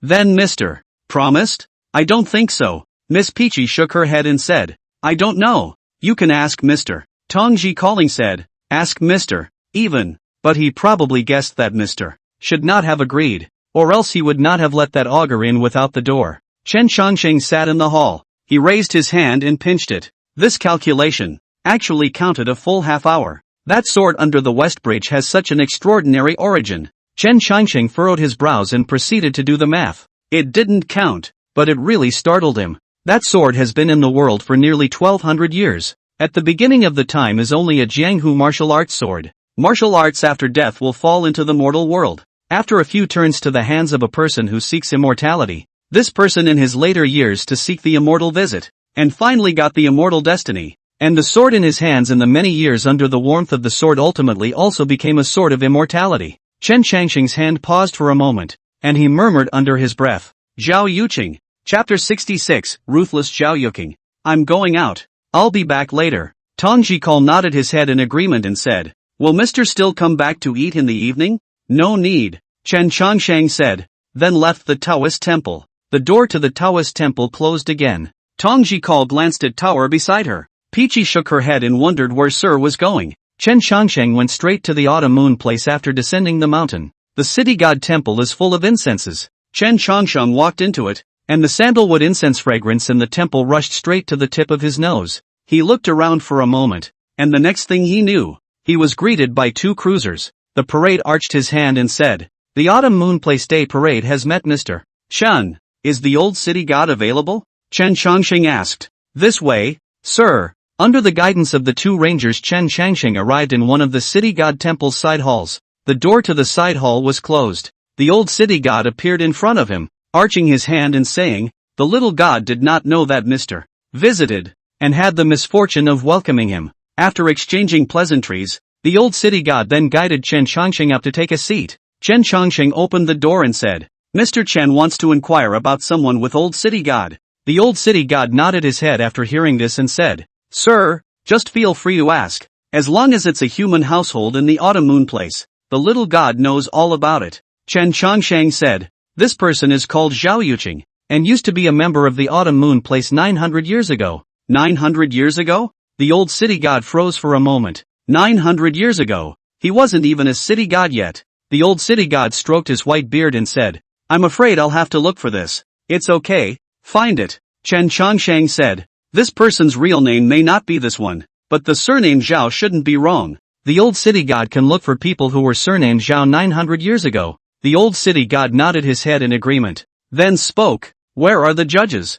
A white mist suddenly rose in front of him. The judge of the netherworld, dressed in a purple and black robe, appeared in front of the hall. My humble servant has met Lord City God and Mr. Chen. The old city god said, 900 years ago, was there a family named Zhao in the autumn moon place? The magistrate froze for a moment when he heard this, and then said, Lord City God, if it was 900 years ago, I'm afraid my humble servant will have to look for it carefully. Find, immediately. Yes, the judge began to look for it without a moment's delay. Then a few more undertakers were recruited to rummage through the household books together. None of them knew much about the people from 900 years ago. After all, they hadn't even taken office at that time. But the good thing is that there had been a leave behind. It just took some time to find it. The underworlders turned out hundreds of booklets in a row, and after nearly an hour or so of rummaging, they finally identified this Zhao family from more than 900 years ago. Your Honor, there was only one family named Zhao 900 years ago.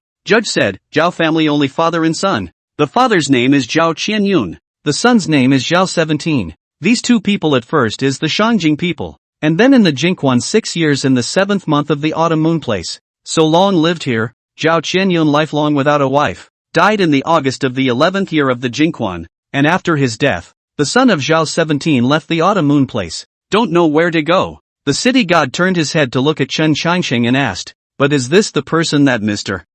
is looking for? Chen Changsheng said, It should be. Is there any Zhao Qianyun related notation on the judgment? Lord City God asked. The judge nodded his head and said, Reporting back to your excellency. There is, but it is written down that there is no merit or fault, and the judgment is neutral. And he entered the wheel of reincarnation early. Hearing this, Chen Changsheng said, Thank you. The judge bowed his head and said, Mr. Chen is polite. The old city god then sent them to retire. The old city god asked, This Zhao 17, is he the Zhao Yuqing that Mr. is looking for? Chen Changsheng nodded his head and said, It's him, yes. This person went on a quest to seek immortality after leaving the autumn moon place, and is still around today. For his part, the old city god was a bit stunned and said, My autumn moon place has even produced a cultivator. Chen Changsheng laughed. Mr. Chen counted for a full half hour before he figured out that this person had been in autumn moon place for a period of time, and his real name was not even calculated.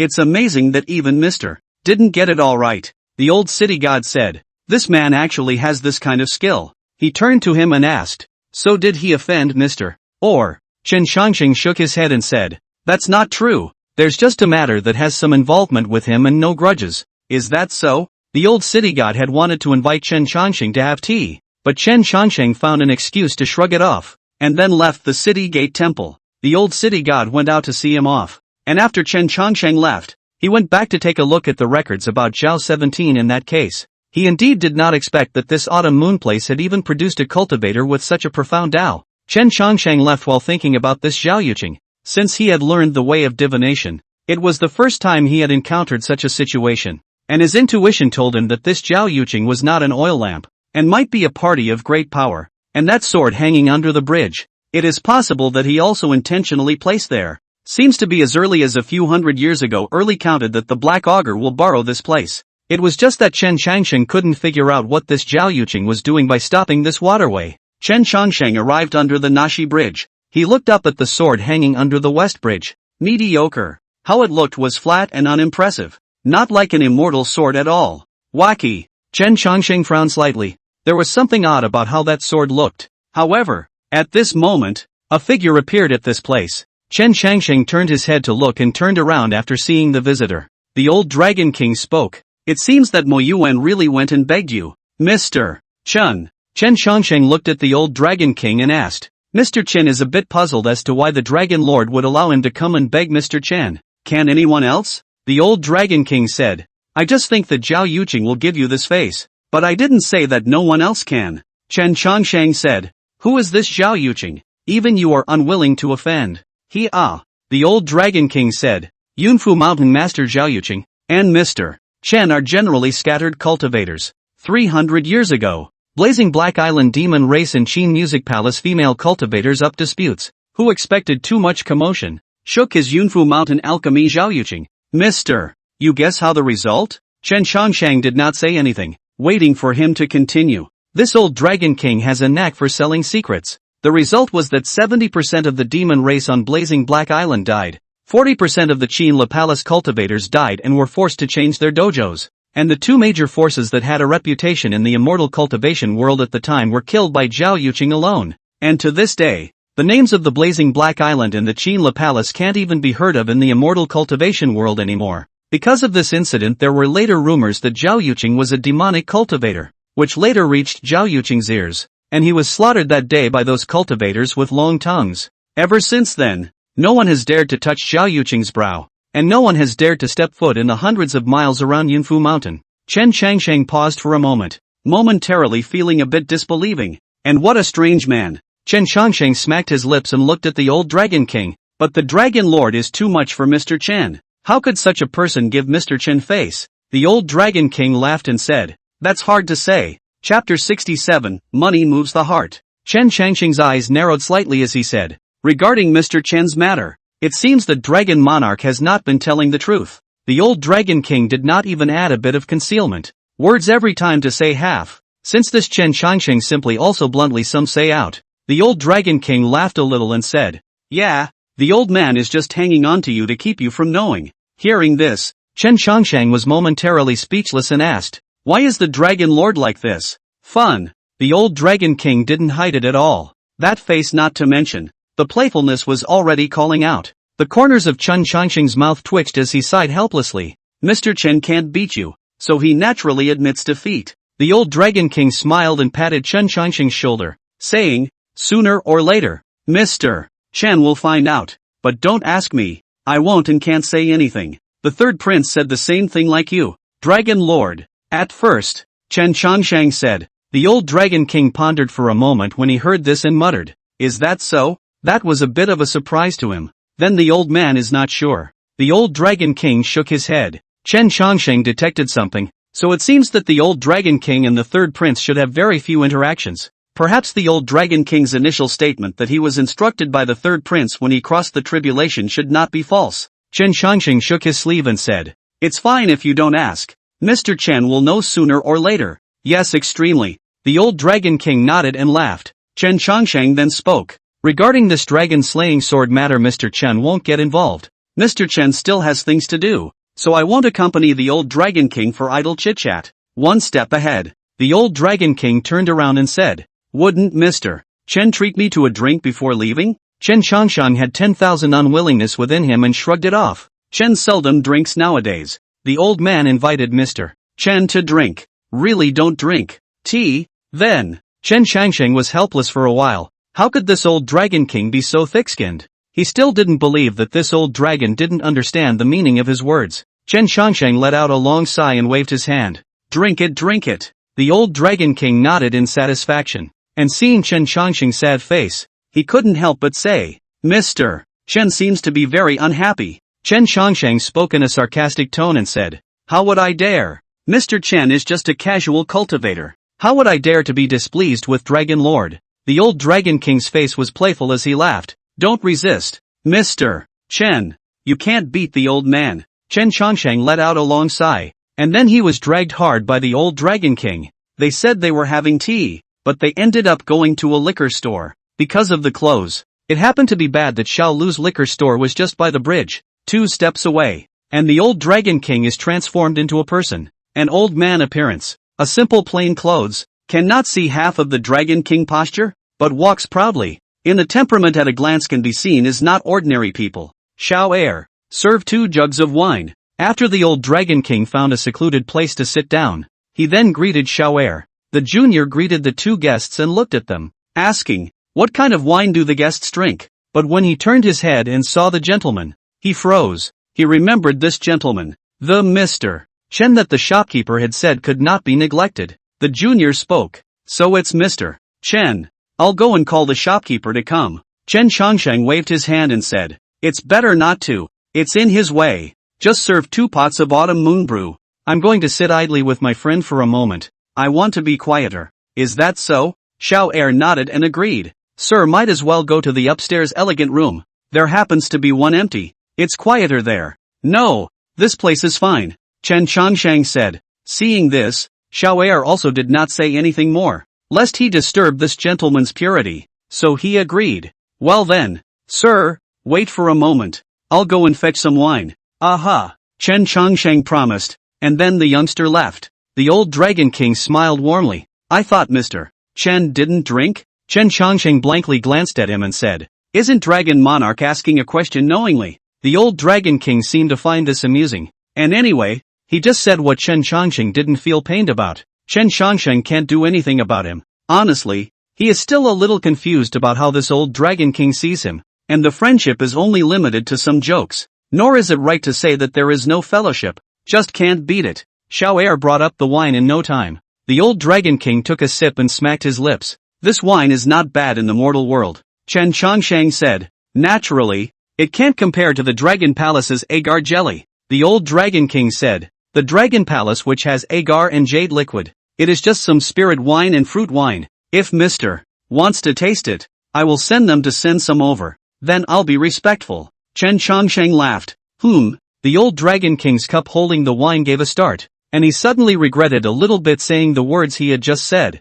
I didn't realize that the old man had even suffered a loss. The old Dragon King muttered, and he smiled helplessly when he saw that Chen Changsheng's playful face. That's just it. Just send someone to bring it to you. The old Dragon King waved his hand. Chen Changsheng smiled. Many thanks to Dragon Lord. The corners of the old Dragon King's mouth twitched. Why did he feel that this person was so cheap? Chen Changsheng took a sip of wine and digressed. That said, Dragon Sovereign has some friendship with this Black Jiao? The old Dragon King said. This Black Jiao is considered a side branch, and doesn't really have much to do with my Tongtian River Water clan. Then why is Dragon Lord still helping him? Chen Changsheng asked. The old man didn't help him. The old Dragon King stroked his beard and laughed. There is only one Tongtian River, and within the grand view, there can only be one true dragon for Lao Fu. As for that Black Jiao, he took 15 true dragon blood to exchange news with Lao Fu, and Lao Fu only told him that Mr. Chen could solve this matter, but he didn't say that you,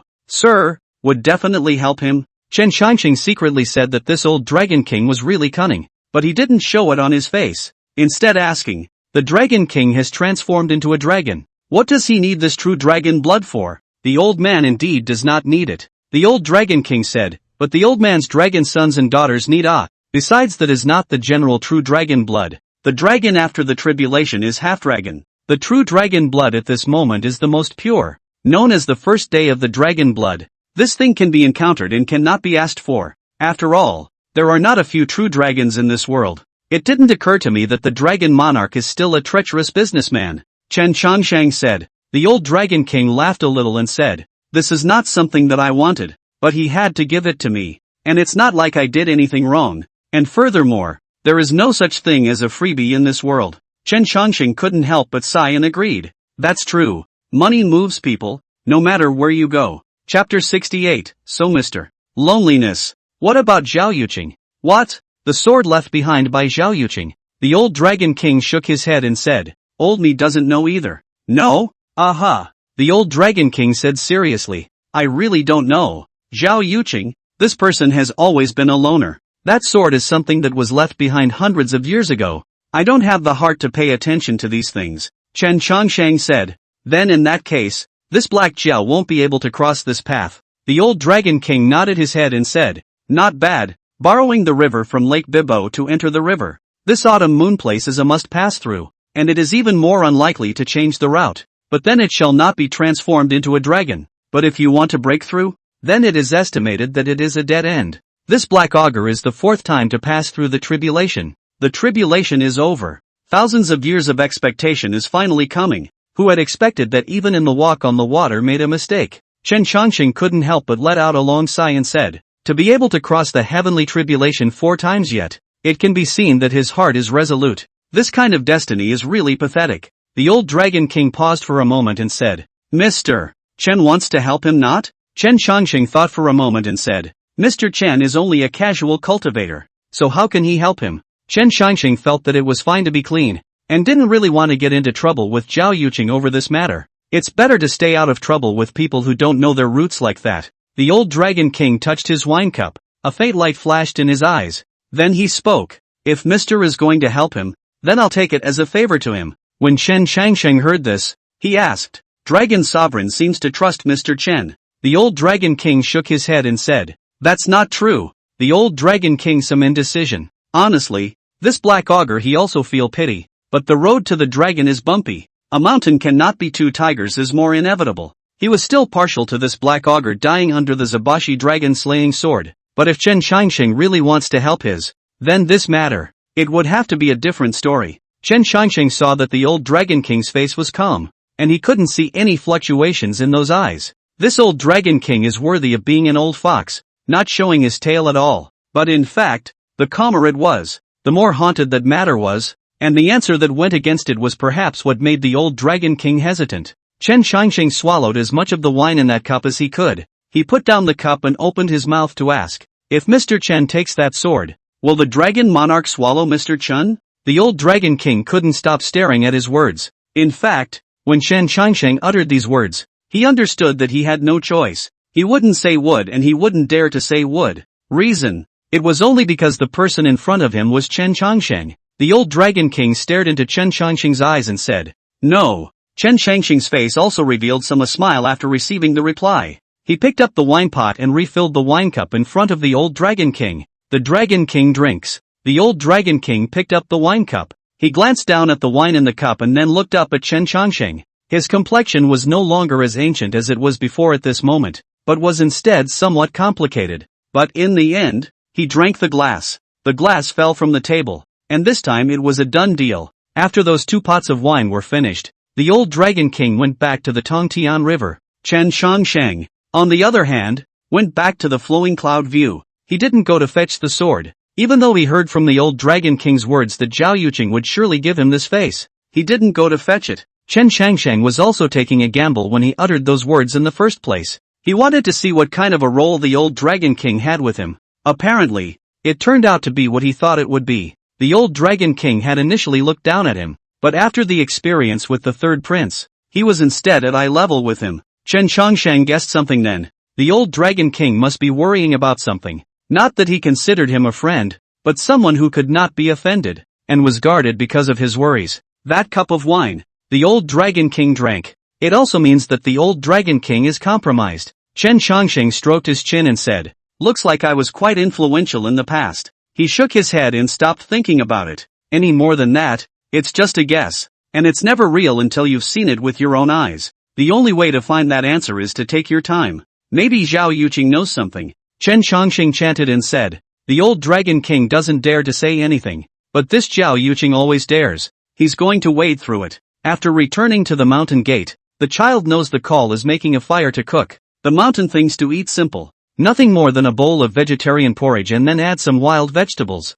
The wild greens were picked up from the mountains and tasted a little bitter, but they had a refreshing aroma and didn't taste bad. Mister, you're back. Tong Jiqing thought that Mr. will not come back until nightfall and went away. Chen Chongshang said, when did you learn how to make fire and cook? Tong Jikal said, when you go outside a lot, you always have to learn some, but what you make is just edible. Chen Chongsheng glanced at the pot and said, looks pretty good to me. Chen Chongsheng reached out and twisted up a wild vegetable from the pot. He put it in his mouth and tasted it. Mr. Tong Jiqing also didn't expect Mr. to make a direct move. He watched as Mr. ate with gusto. Chen Chongsheng nodded his head and said, the flavor is good. When Chen was a child, he would also go to the mountains from time to time to pick up wild vegetables to eat. Think about how long ago it was. Tongji called back to his senses, and then a smile appeared on his face as well, saying, it's good that Mr. likes to eat. He never felt bad about what Mr. did. The immortals he remembered were all high and untainted,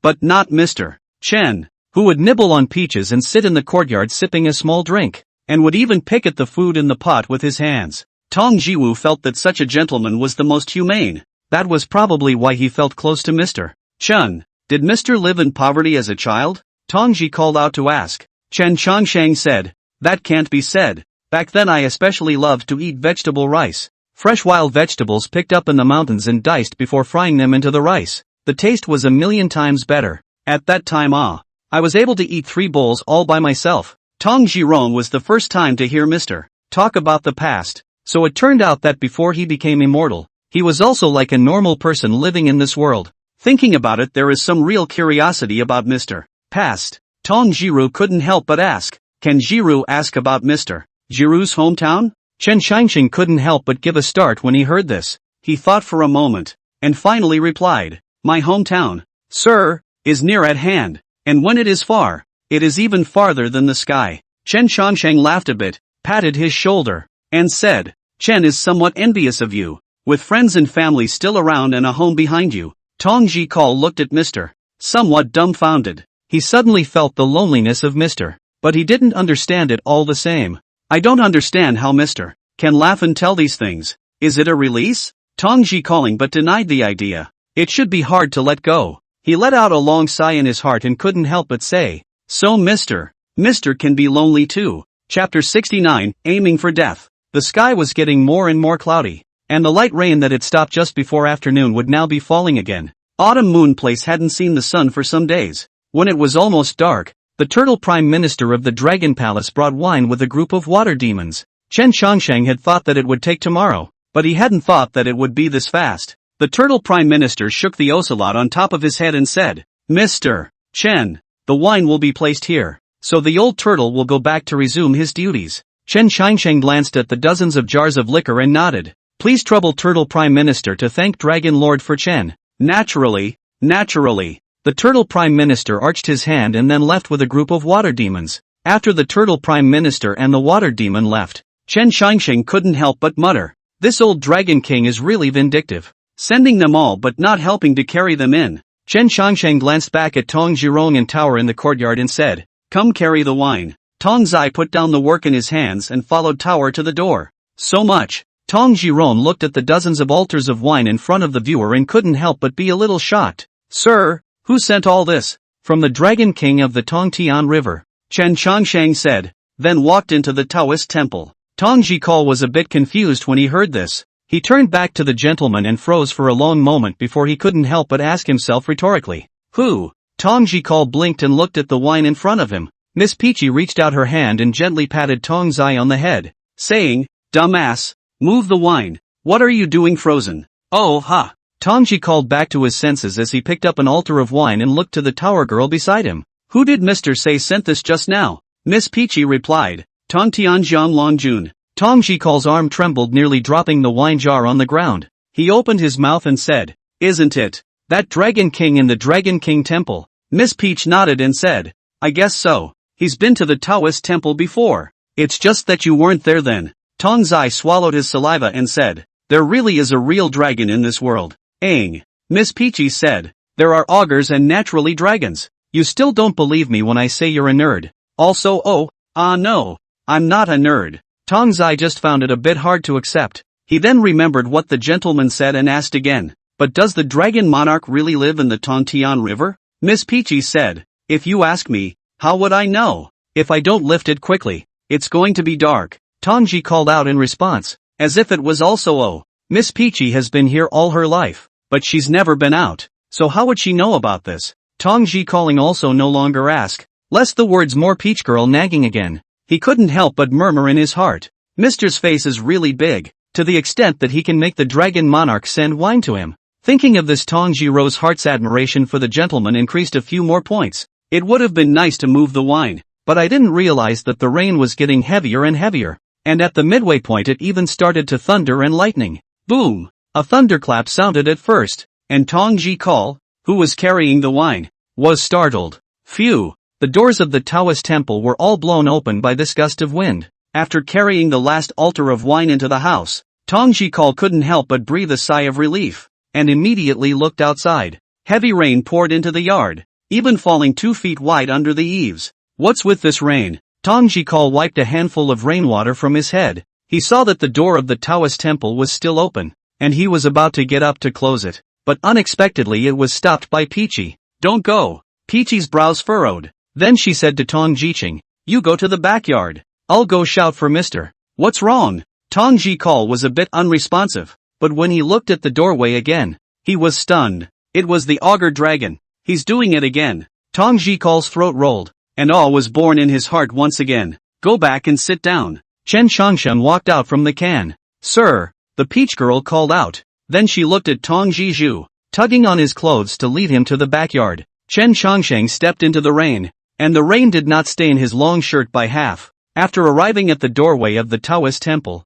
Chen Xiangsheng looked at the black ogre in front of him. Black Jiao lowered his head and spoke. Ma Yuan will be taking the water to cross the West Bridge this night, and I've come to let Mr. Chen know so that the thunderstorm doesn't startle you. Chen Xiangsheng said, the hour is almost up, and you still have this free time to come to Mr. Chen? Ma Yuan, heart lonely, opened his mouth and said, cultivation of 1,000 years, threw the thunderbolt 4 times, only to get the opportunity to walk the water. In fact, Ma Yuan, understand that I'm afraid I cannot cross the West Bridge, but the heart of the unwillingness, so the day before yesterday to ask for Mr. Help. Mr. Difficult is also reasonable. Mo Yuan did not say clearly at the beginning, is also afraid of losing this only opportunity. This go to the West Bridge. Is Mo Yuan fate death robbery? There is no way out. Before the matter also hope that Mr. Do not mind. As to give me this will be dead augur some consolation it. Chen Xiangsheng listened to his words and spoke. Mr. Chen is not disgruntled because of this trivial matter.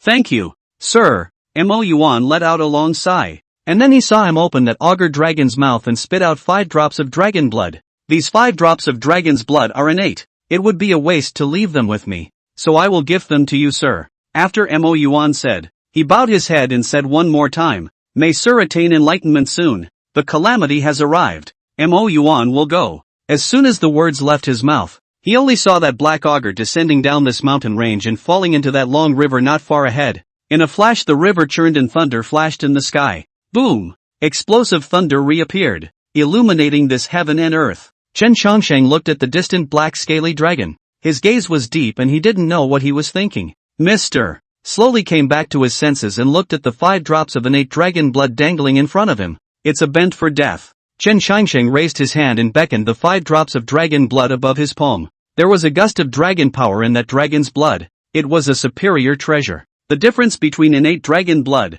and dragon blood can be huge. The former's purest dragon blood at the beginning of the transformation of the dragon is innate, and the latter is an acquired thing. A huge difference. Furthermore, this black augur was not done on purpose, because there were only those 5 drops of innate dragon blood left in his entire body, all of which had been given to Chen Xiangsheng, which also meant that even if he crossed the West Bridge, there was no way for him to transform into a dragon. Chen Xiangsheng put away the 5 drops of dragon blood as he stood at the entrance of the Taoist temple, and after a few moments, there was finally a movement. Only the gentleman beckoned. The listening to rain sword lying quietly in the view then flew up and turned into a green light and fell into the hands of Mr. Buzz. The sound of swords resounded through the Taoist temple. Chen Chongsheng let out a long sigh and muttered, "Eating people's mouths is soft, taking people's hands is short. Mr. Chen has always disliked owing others." The gentleman took a step, and in just one step the scene around him turned upside down. Actually, to be blunt, it's just short of a reason,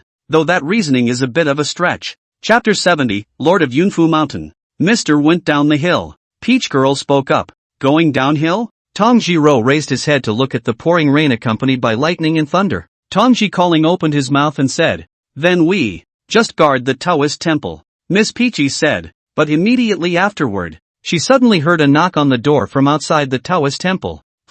That knocking was muffled by the heavy rain, and Tong Jiju thought that he had misheard it, so he asked, "Is it someone knocking at the door?" Peach Girl blinked. "Didn't hear that." Bang, bang, bang. The knocking sounded again. This time it was audible. "Just someone." Tong Jikal took a step towards the entrance of the Taoist temple and ran. His body was also a little wet by the rain. LOL. Tong Jiru opened the door of the Taoist temple with trepidation. He was actually a little afraid of the augur, but also worried that it was something that Mr. forgot. But who would have guessed that the doorway was not a gentleman or an augur, but a Taoist priest in a Taoist robe and a Taoist bun? "You," Tongji called after a pause. The Taoist priest in front of him spoke. "Is Mr. Chen here? You looking for Mr. Tongji called out and replied. "Mr. Fong went down the mountain." "Going downhill?" The Taoist priest chanted and shook his head. "It's really too late," said he turned around. "Also do not care about the door of the Tongji call."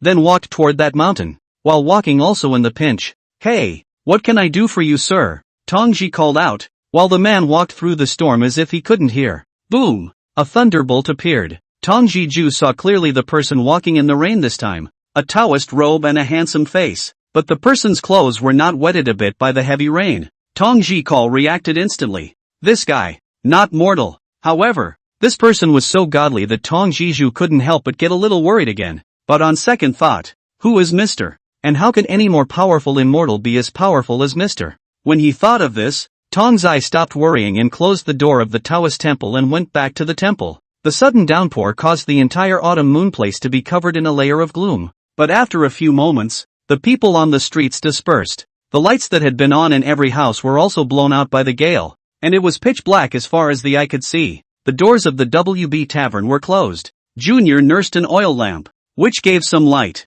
Koroku and Mr. sit opposite each other at the table. Xiao Lu couldn't help but say, "This rain is really heavy. It won't be down for long." Chen Changshang said. Xiao Lu smiled warmly and said, "That should be coming down soon." As Junior listened to the conversation between the shopkeeper and this gentleman, he couldn't help but feel a little confused, recalling just now, this Mr. Chen clearly did not bring an umbrella, but when he walked into the restaurant, he did not get a little bit of rain. Not only that, even his shoes were clean, without a little bit of stray dust. Could it be a Jianghu martial artist? Junior thought this, but didn't feel quite like it. Boom! The thunder continued. Chen Chongsheng raised his hand and counted. There was about a quarter of an hour left before the Black Augur would arrive at the West Bridge. "Sir, drink." Xiao Lu filled Chen Chongsheng's wine. "Thanks a lot." Chen Chongsheng raised his cup and took a sip, but then he saw the calligraphy hanging in the restaurant. He couldn't help but laugh and said, "You really put that up?"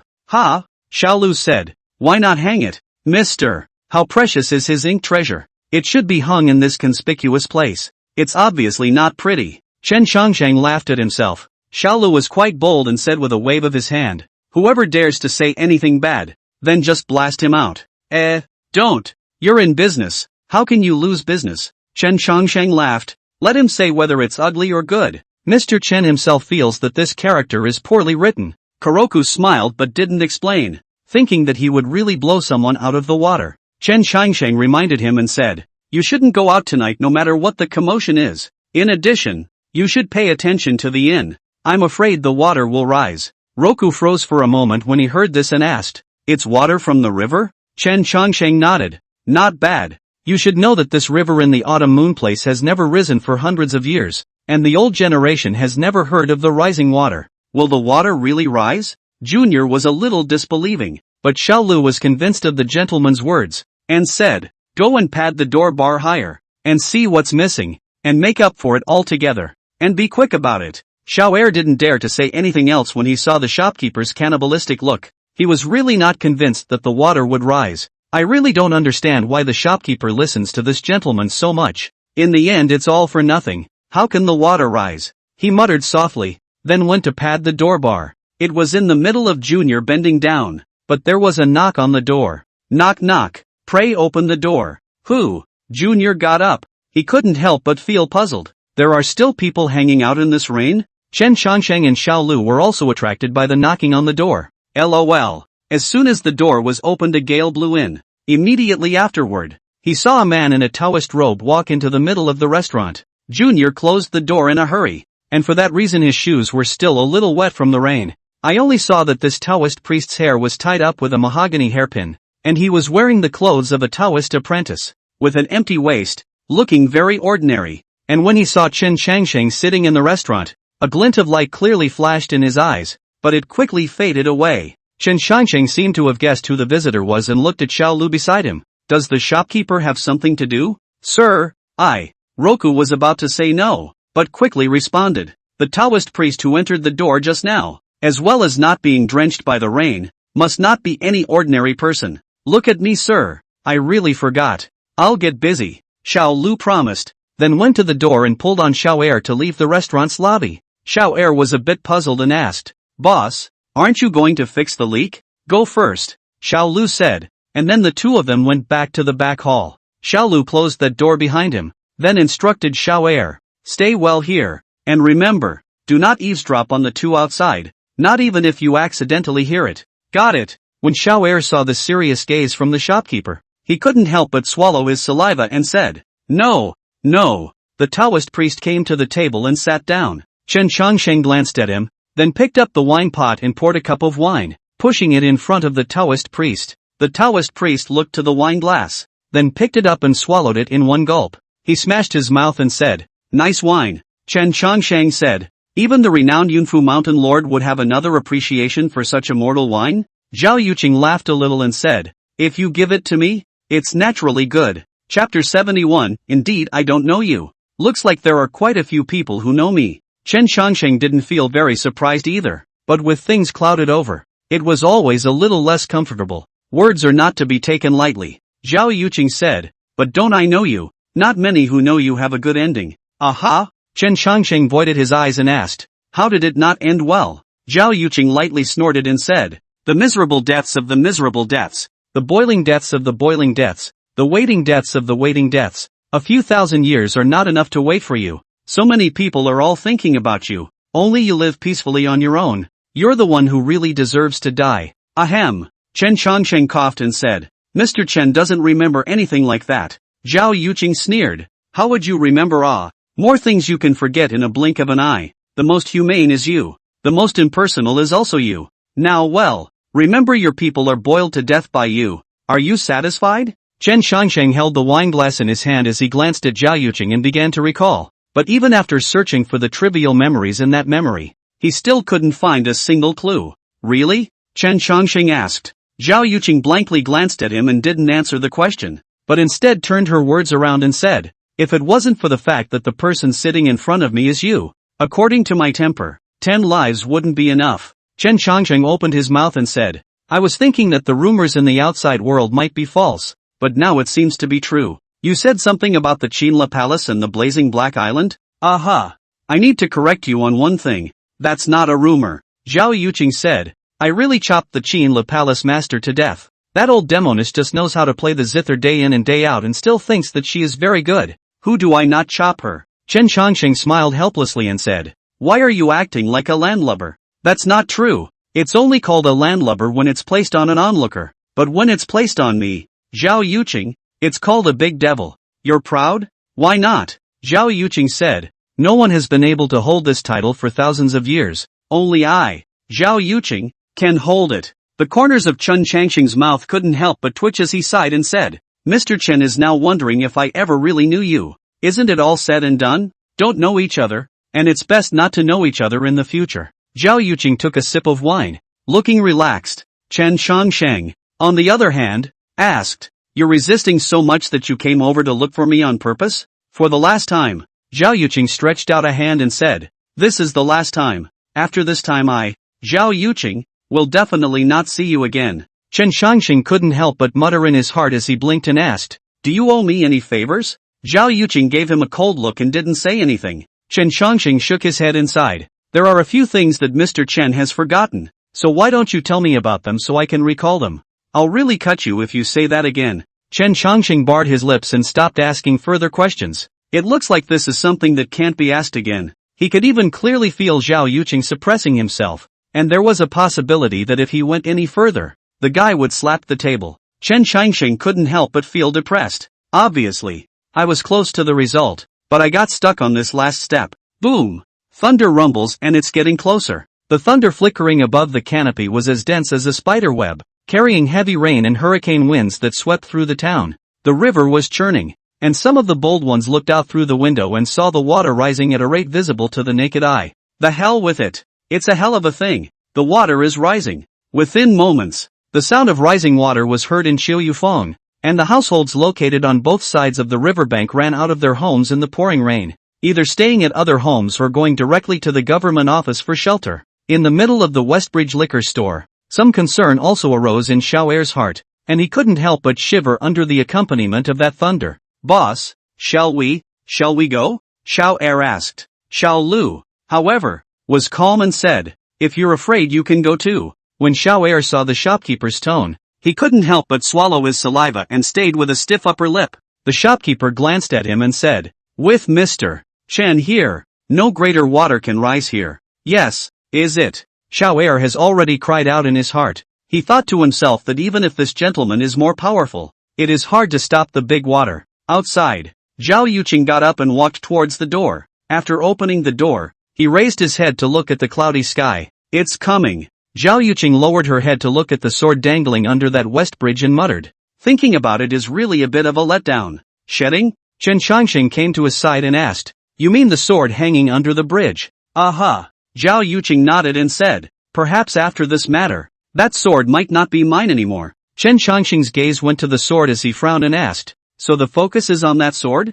Zhao Yuqing didn't answer and just watched quietly. Chen Shangxing suddenly reacted and said, you're trying to take the auger dragon to sacrifice the sword. Zhao Yuqing turned back as he looked at Chen Shangxing and said, I was saying back then that your intuition has always been accurate. Chen Shangxing froze for a moment. He really didn't expect that this Zhao Yuqing would not only dare to think about it, but even dare to go straight to something like this. Do you lack such a sword? Chen Shangxing asked with a frown. In his opinion, Zhao Yuqing shouldn't be too far off from such a sword, and to go to such great lengths and wait for hundreds of years just for the sake of sacrificing a sword was clearly something that wasn't quite worth it. Do you think I'm lacking? Zhao Yuqing asked rhetorically. Chen Shangxing shook his head and said, if that's the case, then how is it necessary to do so? I'm happy to, Zhao Yuqing said. Chen Shangxing was about to open his mouth, but there was a shaking coming over. Rumble. The river churned up more and more, as if it were boiling water, churning and churning, and the river surged into the street,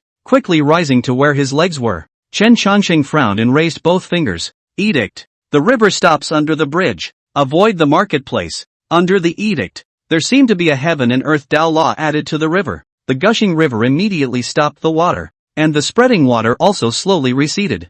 Zhao Yuqing looked at the scene and said, you're really a good old man. Chen Shangxing frowned when he heard this. Slightly unhappy, Chen Shangxing asked, at least you've stayed in Autumn Moon Place for a while. This is also half of your former residence. Right, and you're just going to look at it when the water starts? Zhao Yuqing listened with a slight pause in his heart and said, the mortal past has long since passed. Chen Shangxing paused for a moment when he heard this. When he came back to his senses, he calmly said, you're right, Mr. Chen indeed doesn't recognize you. Chapter 72, The Dragon Scripture. Zhao Yuqing's body visibly shook when he heard this, but then it was a laugh and said, I don't want to know you yet, Chen Shangsheng. How noble you think you are. Where were you when Yu Xin died? Fox Yu followed you for 300 years, and in the end you didn't leave a word and disappeared. She waited for you for 600 years. 600 years. She waited for you for 600 years. 600 years. When her life was about to end, she was still talking about you. Faced with this questioning from Zhao Yuqing, Chen Shangsheng was a bit confused as he froze in place and asked, who is Yu Xian, and who is Fox Yu? Zhao Yuqing's face changed when she heard this. He raised his hand, and the peachwood hairpin that was tied in his hair fell into his hand, transforming into an immortal sword. seeing gusts of cold light piercing his bones. Clang! With a sword sound, the sword was placed on Chen Chongqing's neck. Chen Chongqing looked at him. He saw anger in Zhao Yuqing's gaze, but his reasoning won out. Zhao Yuqing won't make a move. As he had expected. Zhao Yuqing gasped. For a moment, he really wanted to use the sword in his hand to slice across Chen Chongqing's neck, but it turned out to be impossible to do so. He was silent for a long time and finally withdrew his sword. Turning his head away, he stopped talking. After this matter, Zhao Yuqing's tone was icy cold as she said, I, Zhao Yuqing, have nothing more to do with you. Chen Chongqing watched as the sword was lowered from his neck, and he fell silent, but didn't know what to say. Howling. In the darkness of the night, the rain hit the body of that black ogre. The injuries on his body did not diminish, and there seemed to be despondency in his gaze, but more than that, he was looking at death as if he was at home. This is Ma Yuan's obsession. Heavenly tribulation is difficult to cross. Opportunity is rare. The fourth tribulation is already his last remaining strength. If he does not transform into a dragon, then there will be no more opportunities in this life. It is better to die a painful death than to live on. Yet just at this moment, Zhao Yuqing suddenly opened his mouth and said, a small black snake, also wanting to transform into a dragon? As soon as the words fell, the water around Mo Yuan once again churned. Just one sentence caused the dragon's might on the black jiao to decrease by 30%. Out of power. This was also equivalent to wiping out Mo Yuan's last glimmer of hope. Mo Yuan's gaze went to the entrance of the wine shop by that west bridge. When he saw that person for the first time, he understood that this person must be the Zhao Yuqing. Why? Ma Yuan nearly hissed. Why is that so? I've never offended you in any way. Why is that so? Zhao Yuqing didn't say anything. His gaze was especially icy and chilling. Yet it is at this moment. Another voice came. Chen Chongqing stepped forward and said, he looks more like a dragon to me. As soon as the words fell, the lost 30% of the dragons might return to the black jiao. And not only that, the aura was even much stronger than just now. Zhao Yuqing turned his head to look at Chen Chongqing, who raised his eyes falsely and asked, you have to fight me? Chen Chongqing looked at him and said, Chen has never fought with anyone in all the years of his life, and you are the first. Zhao Yuqing snorted coldly and said, that's quite an honor. He raised his hand and pinched the spell. Jade clear myriad methods. Calling my immortal sword.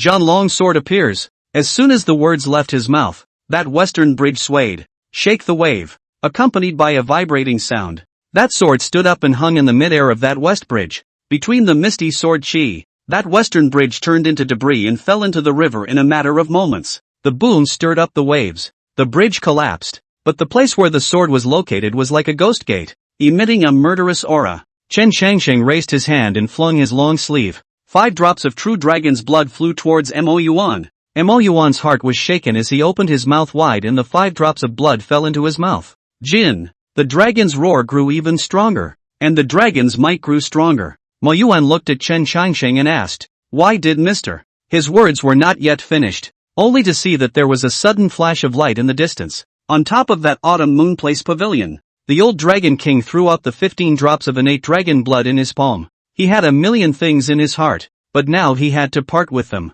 15 drops of dragon's blood into the belly. Mo Yuan's eyes glowed with golden light. A pair of dragon pupils emerged, and the might of a half-dragon spilled out. His gaze once again went to Zhao Yuqing. This time, his eyes no longer had those hints of despondency, but determination. Ma Yuan thanked you, sir. Thank you, Dragon Lord. The black Jiao turned his head to look at the immortal sword hanging over the river in front of him. Zhao Yuqing snorted and said, what's the point? It's not the same as not being able to pass this hurdle. That's not necessarily true. Chen Chongqing looked at him and said, if Mr. Chen says he can pass, then he will definitely pass. Only to see Chen Chongqing step forward. He came to the edge of that riverbank. Zhao Yuqing looked at his figure. He seemed to have expected the outcome. When something came up, this person always had a way to deal with it. Even if it was a dead end, he could still find a silver lining. He knows Chen Chongqing too well, but it's just that you know it too well to face it. The clutter was piling up in his mind, upsetting him in a way that hadn't happened in a long time.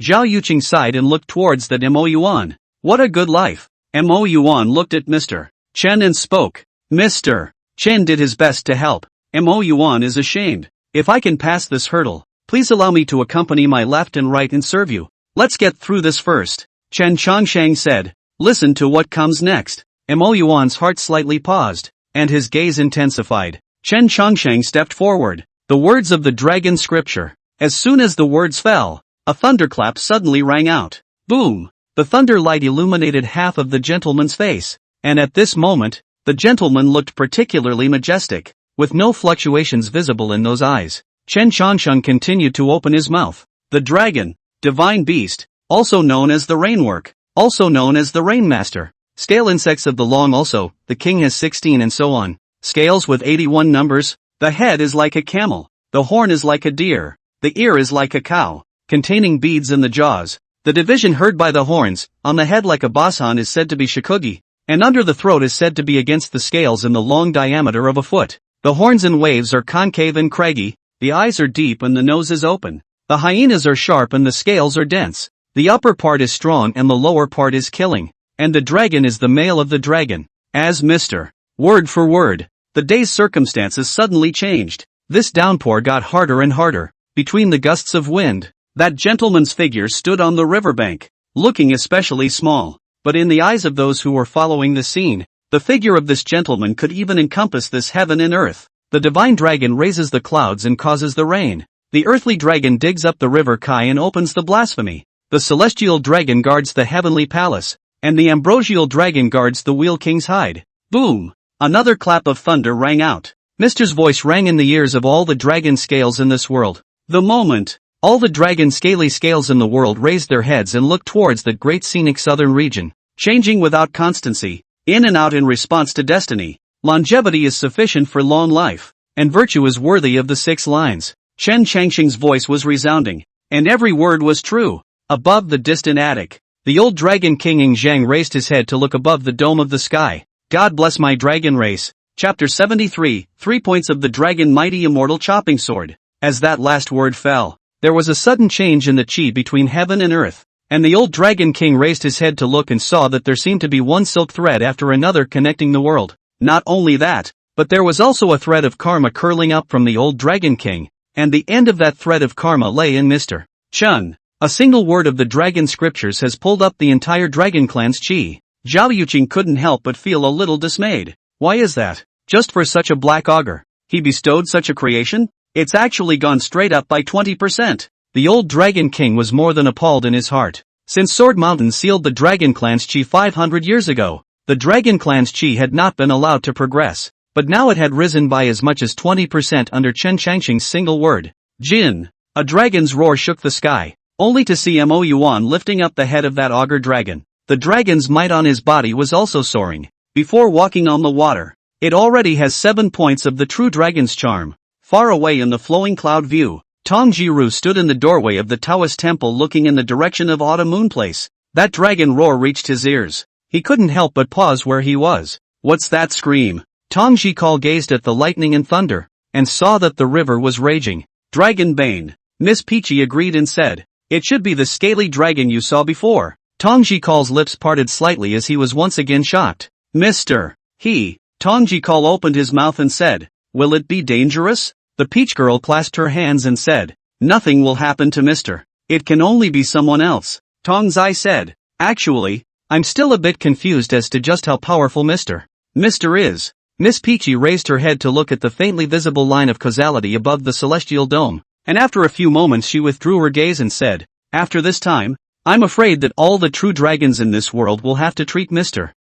with respect. Tong Jikal froze for a moment and asked, what does this mean? Literally. Miss Peachy said, Mr. did a great job. Tong Ji Chang was slightly dumbfounded, his gaze looking above that Autumn Moon Place. Although he didn't know what was happening, he was able to affirm that the scene must have been very exciting. He just felt a little sad that he hadn't been able to see it for himself. A dragon scripture moves the chi. The heavenly mighty water luck all came to Mo Yuan's body, and after that dragon's roar, Mo Yuan opened his mouth and said, many thanks to Mr. Speaking Dharma to give luck. Chen Changsheng stood there in the middle of the storm, with his hands behind his back and a misty green shirt on his body. He opened his mouth and said, still not charging the barrier? Mo Yuan looked serious and said, obey Mr. Law. That pair of dragon pupils turned to the heavenly immortal sword standing upright in front of them. At this moment, Mo Yuan has become a great trend. The situation of certain death reversed, the chance of life has appeared,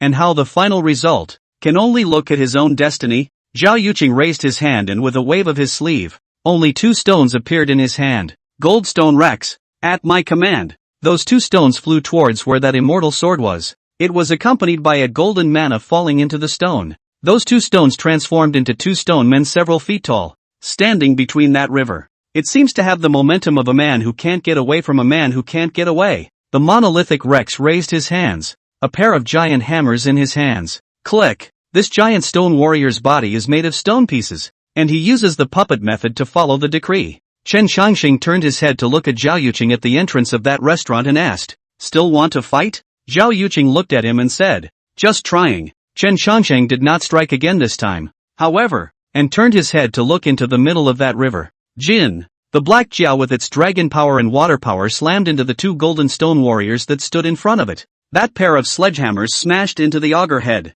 However, before they could touch each other, the strong water force drowned the 2 golden stone warriors. Boom! But Zhao Yuqing's Jinshi Rexes weren't ordinary puppets, only to see one of the Rex's arm pass through the water screen and hammer his fist at the black Jiao's body. Unable to help, the river is too short. Mo Yuan avoided it too much to take this punch. Who dares to stop me? Mo Yuan let out a furious rebuke, and without waiting for that water curtain to disperse, he opened that bloody mouth. A mouthful of dragon breath was spat out. As that Goldstone Rex reappeared, the scorching dragon's breath was already pouring down on him. Boom! Goldstone Rex was once again knocked back and staggered a few steps before collapsing in the riverbed. The 2 sledgehammers also turned into lava under the dragon's breath and dissipated. The black Jiao was hanging above that riverbed as he swept his tail up and smashed into those 2 Goldstone Rexes. With a loud boom, both of the Rexes were broken apart, turning into rubble and splitting into pieces. Seeing that the Rex shattered, Zhao Yuqing raised both fingers and cast the spell again.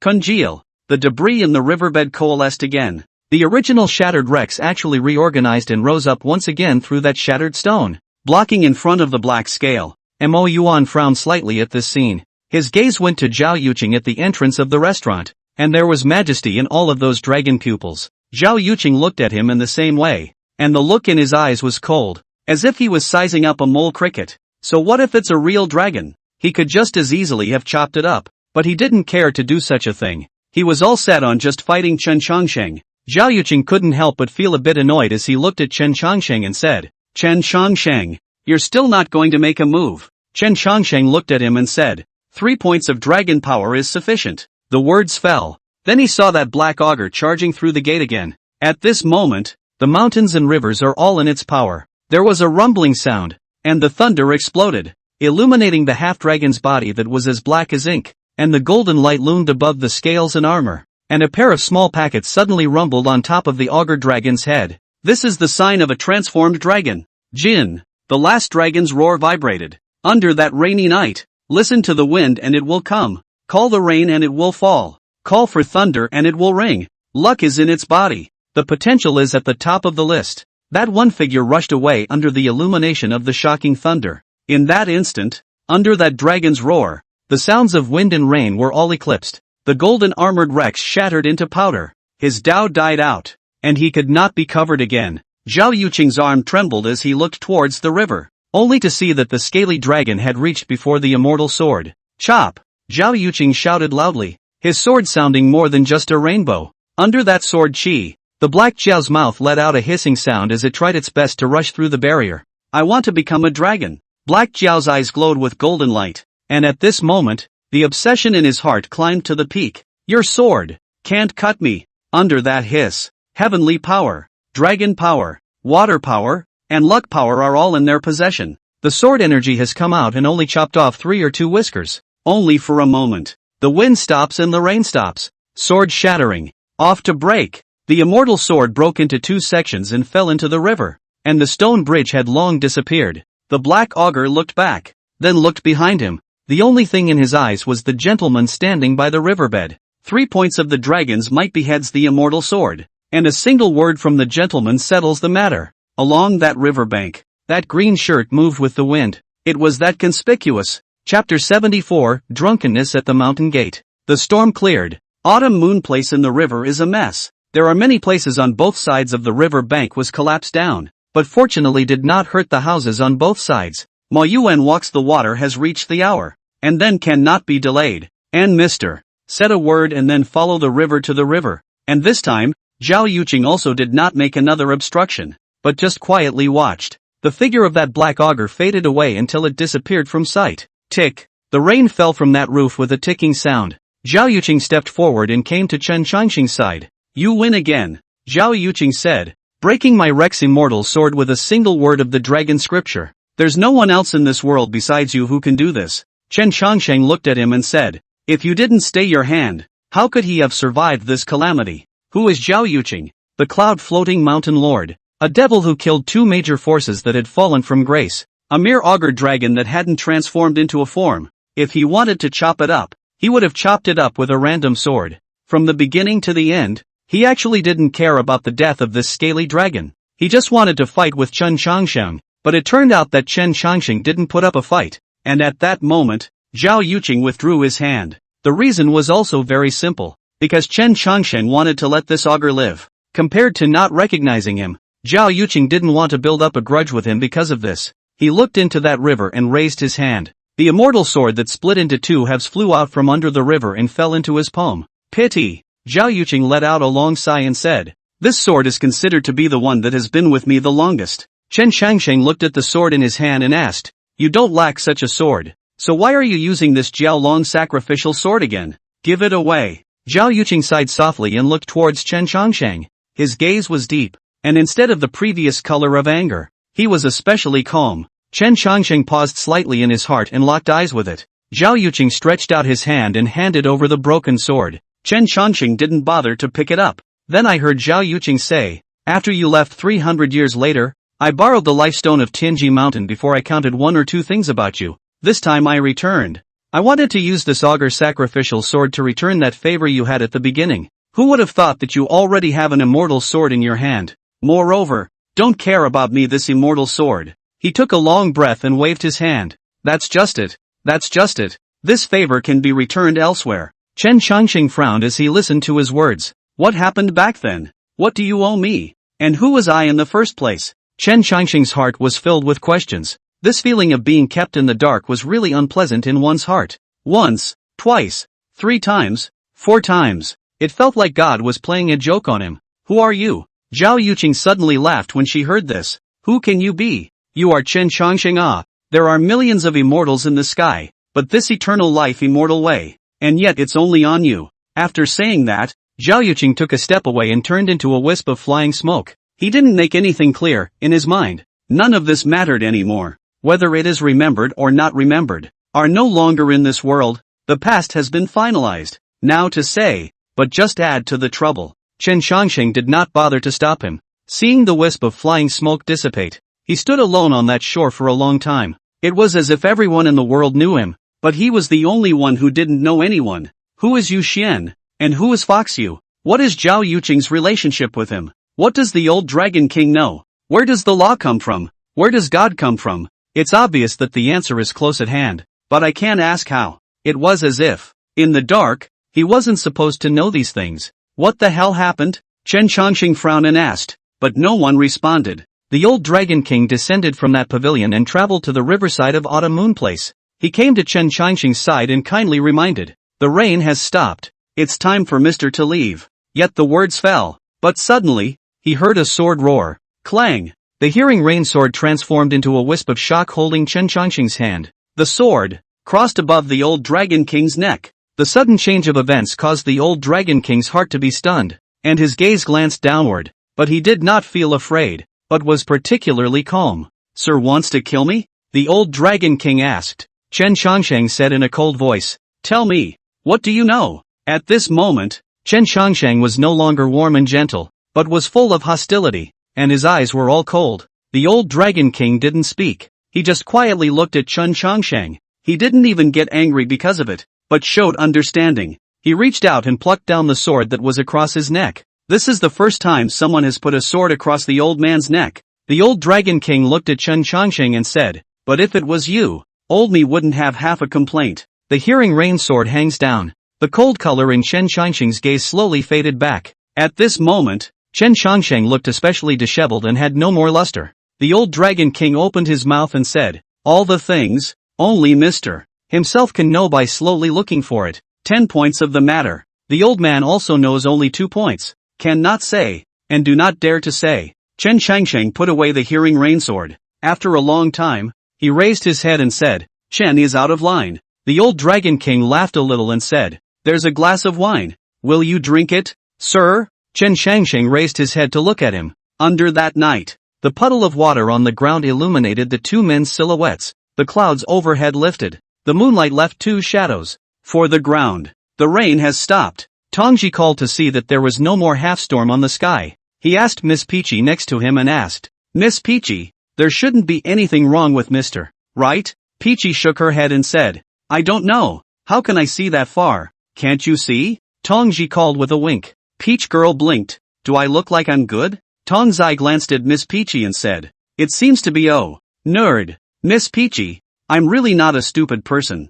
Nerd. Alas. Tongzai scratched his head. He didn't know what was wrong. He wasn't usually like this, but whenever he spoke to Miss Tower, he was always naive and foolish. Mister should be back in a bit. Wait. Miss Peachy said, and the 2 of them waited at the entrance of this Taoist temple. 2 people have been waiting for the Z hour. Tongji calling waited for the hatchet even did not see Mr. Figure. Tongji called and snorted, asking, Mr. won't be not coming back, right? Miss Peachy was about to speak, but her afterglow was a sudden glimpse down the mountain. Sir, to the bottom of the hill. Where is it? Miss Peachy, can't you see far? Nerd, go ahead and get the gentleman. The 2 men went down the hill at a quick pace through the entrance of the watch. When we reached the bottom of the hill, we saw a different situation. The gentleman was so drunk that he lay on the ground at the foot of that hill, his shirt wet and 1 pair of shoes covered with mud. It appears to be passed out drunk. This was probably the most out of character Mr.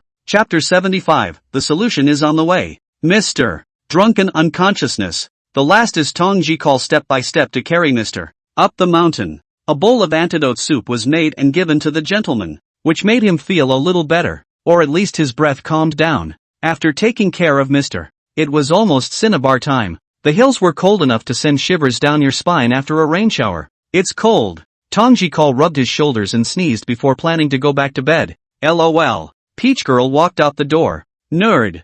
Miss Peach? Tongji called back to the peach girl. Miss Peachy handed him a peach and said, eat a peach before you go to sleep. It's warmer. Tongji call looked at the peach in his hand, and he couldn't help but stare. After he came back to his senses, he raised his head to look at the peach girl. He ghosted a hefty grin. Thanks, Miss Peach. Miss Peacher blanked him and inclined her head. What are you thinking about? I'm afraid you'll catch a cold, lest I have to get up in the morning and take care of you again. Tongji call took a bite of the peach, then added, many thanks. Well, go ahead, Miss Peachy said as she stood in the doorway, watching Tongji calling towards the side room. She looked at Tongji Zhu walking as if she was carrying the wind, and couldn't help but cover her mouth and let out a light laugh. Nerd. Wait until the child knows to call back to the room. Only then did Miss Peachy go back inside to take care of Mr. Speaking of which, this was the first time she'd ever seen Sir drunk. And this drunk, Tower sighed softly and muttered, I think Mr. has stumbled upon some headache.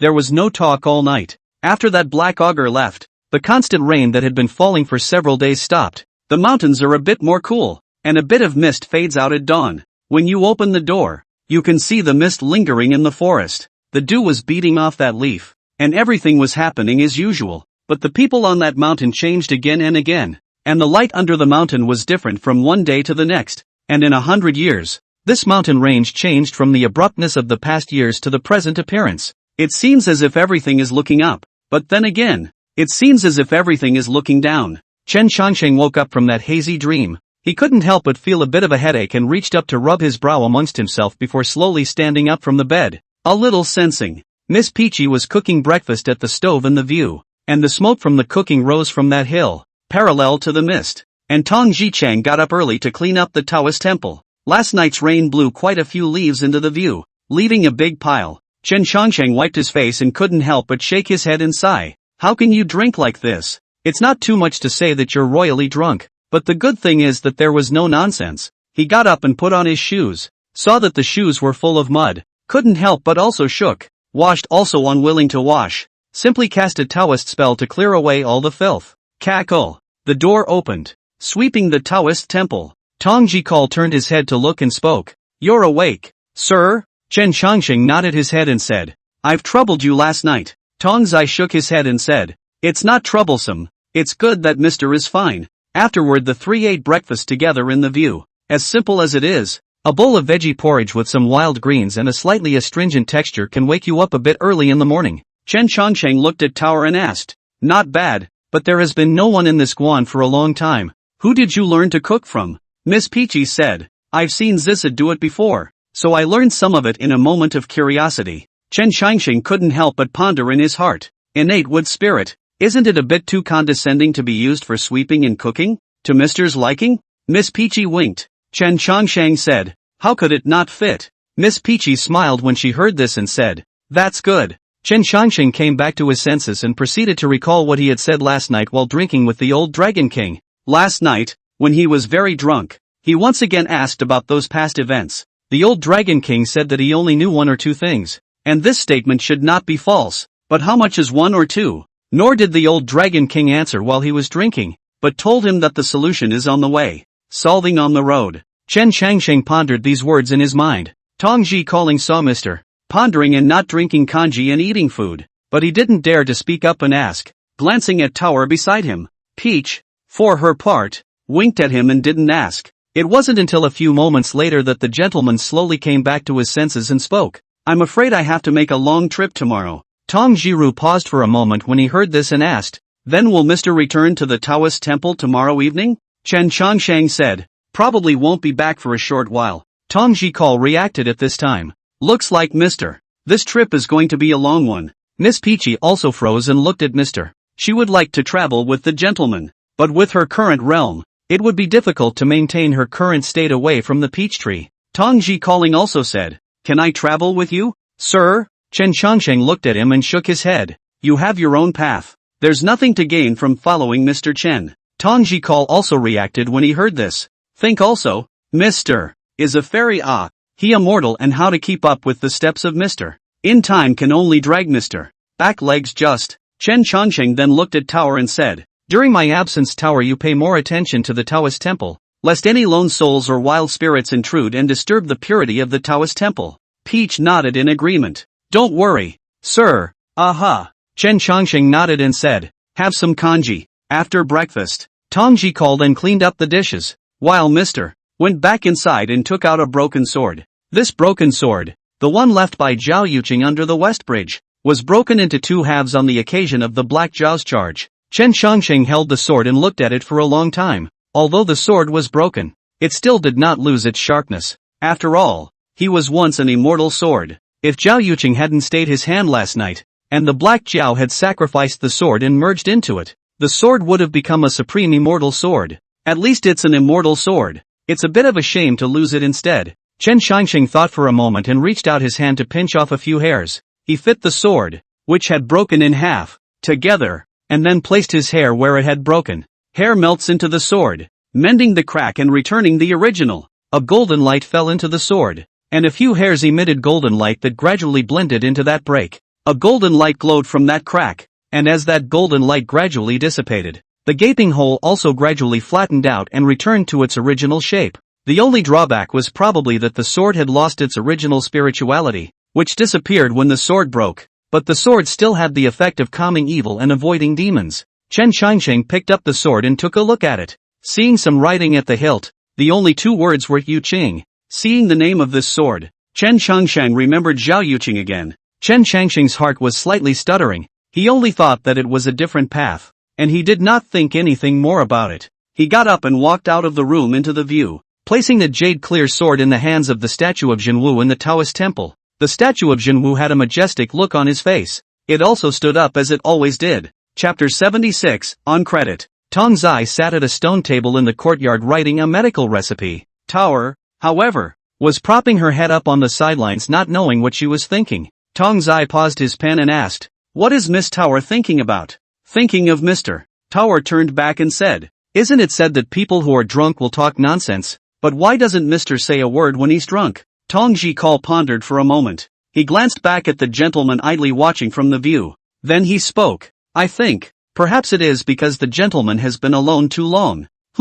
Miss Peach blinked, a little confused. Tong Jikal said, I probably don't know who to say it to. With a beat in her heart, Miss Peachy asked, aren't there us? Tong Zai shook his head and sighed. Although it is said that Mr. is close at hand, sometimes I feel that Mr. is far, far away from us, whether it is me or you. Miss Peach, you actually don't understand Mr. Peachy looked back and thought about what Mr. Sex had done over the years. It was as if Tong Ji calling hadn't said a single word wrong. Mr. Hart seems to be hiding many, many secrets, never said to outsiders, even if the daily watch and listen to Mr. Talk, cannot see any clues to. Tong Zai saw that Tower was frothing at the thought of things, so she said, I'm just mentioning it off the top of my head. Tower looked back at him and said, you're not stupid either, eh? Nothing. Miss Peachy stopped explaining and turned back to the gentleman reading a book in the view. I don't know how many books the gentleman has read over the years. It's as if everything is hidden in a book that's been read. Yet no one can read what's in that book. She couldn't read it. And child knowledge calling couldn't see it. This day, Mr. Such as the year generally read a whole day of books, that the cabinet put more than 100 books are taken out to turn over once. It goes on into the night and then into midnight. The oil lamp was always on in that book pavilion and never went out. The sky was gray. Tower and Tong Jiching got up early to prepare the breakfast. After eating with Mr. It was time to send Mr. down the mountain. Chen is gone, Chen Changsheng said, coming empty and leaving with only a sword. Miss Peachy came forward and handed over a few peaches and said to the gentleman, the peaches are delicious, so eat them on your way. Sir, have a heart. Chen Changsheng looked at the peaches. He smiled faintly and raised his hand. All of the peaches were collected into that sleeve. Miss Peach nodded and said, when Mr. comes back, there will be peaches to eat. Chen Changsheng couldn't help but laugh again when he heard this. It's a deal. Aha. Miss Peach nodded, her gaze a little forlorn. She was unable to let go of Mr. It was just a pity that she couldn't leave with him. Tongji called and asked, will it be 3 years from now when Mr. comes back next time? Chen Changsheng paused for a moment and said, it's impossible to say. Like this. Tong Jiru pursed his lips after hearing this, and a moment later he raised his head and spoke. The kid will wish Mr. in advance smooth sailing on this trip. All the best. Chen Changsheng glanced at him and laughed. It's better to say this to yourself. Ha? Tong Jikal froze for a moment, a little confused. Chen Changsheng waved his hand and said, it's not like he won't be coming back. Don't make it seem like a life and death parting. Tong Jikal coughed and laughed dryly. That's it. Mr. Chen will return himself after a while. Chen Changsheng took a step and went down the mountain. But when he was halfway there, he suddenly stopped his steps and looked back. Tong Jikal's heart lurched as he asked, is there anything else you want to order? Sir? Chen Changsheng said, not small anymore. Stop calling yourself a kid. Tong Jikal froze for a moment. Chen Changsheng withdrew his gaze, and his figure disappeared around that corner. Tong Jikal seems to be in a bit of a trance. It was then that he remembered that he had again forgotten how to address himself in front of Mr. When he panicked, he remembered only this kid. Yes, it was 10 years in the blink of an eye. Mr. hadn't changed a bit,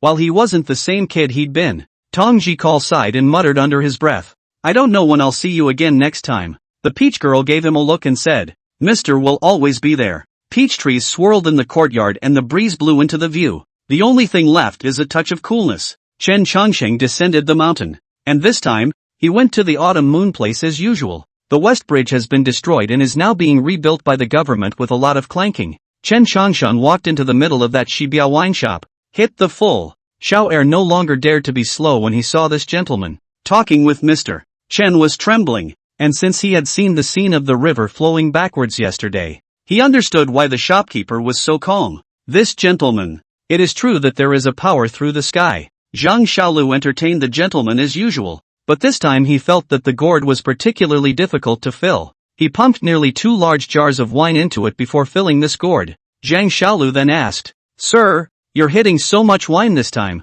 but are you going on a long trip? Just taking a casual walk. Chen Changsheng smiled warmly. Zhang Xiaolu asked, is there enough wine to drink? Chen Changsheng picked up the wine gourd and shook it, saying, that should be enough. Zhang Xiaolu, however, shook his head and said to the sidewalker, go carry 2 more large altars. I'm on my way. Xiao Er went off in such a hurry that Chen Changsheng couldn't even call out to him. Chen Changsheng smiled helplessly and said, what is this for? The smile on his face faded, and he continued, boss, this time Mr. Chen still didn't bring any silver taels. Zhang Xiaolu paused for a moment and quickly said, how much wine do you want to drink? Sir, just say it. Even if you give this restaurant away to Sir, Xiaolu wouldn't dare to have half a word of complaint. Chen Changsheng said, take credit. Zhang Xiaoliu's heart was violently stunned. His arms trembled slightly, and he looked at Mr. Chen in a somewhat stupefied manner. The shopkeeper and the junior sent the gentleman out of the restaurant. After the gentleman left, Zhang Xiaolu took out the account book and scratched a colorful mark on the first page of that account book. Junior asked, the shopkeeper seems happy? He was a little puzzled as to why the shopkeeper could still be happy after paying for so much alcohol on credit. That's a full 4 taels of silver. It's equivalent to saying that the restaurant has been working for nothing for the past few days. The shopkeeper gave him a blank look and said, luckily, you've been a junior for so long, and you don't even understand this. Junior froze for a moment as he pondered, but he was still a bit confused. The shopkeeper didn't explain, but said, that's all you've got. Xiao Air received a scolding for no reason. He didn't complain. He just didn't understand what the shopkeeper really meant. What's the point of that? He couldn't figure it out. The shopkeeper said, you'll understand later. After saying this, he was suddenly lulled. He suddenly remembered the old shopkeeper. It was a phrase that seemed to have been said to him by the old shopkeeper as well. At what point did it come? I didn't realize that so many years had passed in the blink of an eye. Chapter 77, Divination by Tea. Wine in my throat. I see the sunrise in the distance like fire. On top of that official road, that green-shirted gentleman walked alone, an immortal sword hidden at his side. The gourd at his waist swayed more than a little. Walked through the mortal world to find a muddled solution. On the way out, Xiaolu filled that gourd with 2 big jars of wine, and there was definitely enough wine to drink along the way. It wasn't long before Chen Changsheng walked out of the autumn moon place. The official rode aside to see a restaurant. Some wine, plus some small dishes, can let the passers-by to add a warm and full. There aren't many people in the restaurant. One reason is because autumn moon place is remote, and there are fewer people traveling outside. Only some passing officials and pedestrians will eat something here. Chen Changsheng walked into the middle of the eatery and opened his mouth. Excuse me, shopkeeper. Could Chen ask for directions? The shopkeeper was a middle-aged man in his 40s, wearing a sackcloth, and the eatery business was dismal, so he was not considered rich. Please ask. Sir, the shopkeeper spoke. If you are going to the upper capital, is this the way to go? Exactly. The shopkeeper nodded and said, from this road all the way forward. After seeing the water and then following that river all the way up to the ferry has a boat, and then you have to turn around again. 3 trips by water, and about half a month to Shangjing. Chen Changsheng arched his hand in thanks after hearing this. Many thanks to the shopkeeper. It's a small matter. Sir, but you're going to the capital to take the exams? Why don't you come in for a cup of tea? The shopkeeper asked. Chen Changsheng said helplessly. Chen Mao came out and forgot to bring silver. I'm afraid I can't afford to pay. The shopkeeper was generous, and with a wave of his hand, he said, a cup of tea is not worth a few dollars, so I won't charge Mr. Silver. Chen Changsheng entered the eatery, and the shopkeeper poured 2 cups of tea to entertain this gentleman. Mr. is going to the capital without silver? The shopkeeper was a bit puzzled. Chen Changsheng said, there's someone to pick up afterward. The shopkeeper nodded his head in knowledge and said, that's good. There are quite a few scholars who have gone to the capital to catch up with the exams over the years, and it's the first time I've seen you, sir, with such a bookish spirit. Bookish? Chen Changsheng said after a moment. Yeah. The shopkeeper nodded his head and said, people say that there is an ink scent on the body of a scholar, and the stronger the scent, the heavier the bookishness. But you, sir, are different. You don't have an ink scent on your body. But you're the kind of person who knows that he's read a lot of books at a glance. Chen Changsheng couldn't help but smile when he heard this and shook his head. Chen has read many books, but they are just miscellaneous books. That's strange. The shopkeeper was a little puzzled. Chen Changsheng asked, the shopkeeper seems to have seen many scholars? The shopkeeper smiled a little and said, in the past, the students who went to the capital to catch the examination would come to me to drink a cup of tea before going on the road, and I have seen a lot of them over and over again. It was not that he was boasting about the gentleman before him, but at a glance, he was able to give a feeling of being in front of one's eyes. Unlike all the scribes, all will come? Chen Changsheng said after a moment. The shopkeeper explained, this eatery is an ancestor left behind. That time the workshop of the scholars to the capital on the occasion of the parting will be here to drink a bowl of tea. One for the farewell, the second for the oath. To the later time has become a kind of unwritten rules. To the capital to catch up with the exams of the scholars to come here do not charge for the tea. Chen Changsheng paused for a moment and said, forgive me, Shopkeeper, Mr. Chen is not going to the capital to catch the examination. No harm done. The shopkeeper waved his hand and said, "There's plenty of tea." Seeing this, Chen Changsheng didn't say anything more and laughed. Mr. Chen has taken advantage of the situation. A cup of tea is nothing cheap. Sir is joking, the shopkeeper said and laughed. Chen Changsheng surveyed the eatery and asked, "How long has this eatery been open?" The shopkeeper pondered for a moment and said, "It's been more than 100 years. Or my grandpa opened it. It's been like this for over 100 years. Forfeiting tea money? Indeed." The shopkeeper nodded. At that time the ancestors hoped that the descendants can come out of a talented person. Do not charge tea money is also in order to dip some of the bookishness, to make a good karma. Who expects 3 generations have not come out of a reading material? But the good thing is that the descendants read something. This year's autumn exams intend to go try. Maybe contest something. But the shopkeeper's son? Chen Changsheng asked. The shopkeeper nodded. Exactly. Chen Changsheng thought for a moment and said, "The fall exam will have to go in August. There are still about 2 months left, so he can still prepare." The shopkeeper nodded and said, "It's just these 2 months, so nowadays the eatery side doesn't need him to take care of it, letting him study at ease." Chen Changsheng nodded his head to show that he knew. After hearing this, he glanced down at the tea on the table, and after a little thought opened his mouth and said, "Chen Mao can't drink the store's tea for nothing." But Chen Mao knows a little bit about the art of divination, so he can give the store the fortune of your son's autumn exams. And what does the store think? Mr. Still knows about this? The shopkeeper seemed a bit surprised. Chen Changsheng said, "On a whim, I pondered a bit." The shopkeeper was naturally happy to do so, and then asked, "And do you need anything?" The shopkeeper just told me your son's name. My son's name is Lian Fu, the Yen of Anqing, the Fu of fortune. Chen Changsheng nodded his head to show that he knew. He held out his hand and counted on his fingers. When the shopkeeper saw Chen Changsheng counting, he didn't take it seriously and just thought it was a random calculation. Fortune-telling was something he always disbelieved in. Chen Changsheng's hand paused and looked at the shopkeeper. The shopkeeper asked, "Did you figure it out, sir?" Chen Changsheng said, "This hexagram in the upper. Your son's talent is not shallow. The autumn exam on the list of 137 people are your son's name, listed in the 65th place. The shopkeeper heard this and said, 65 of them. It's great to be able to pass the exam,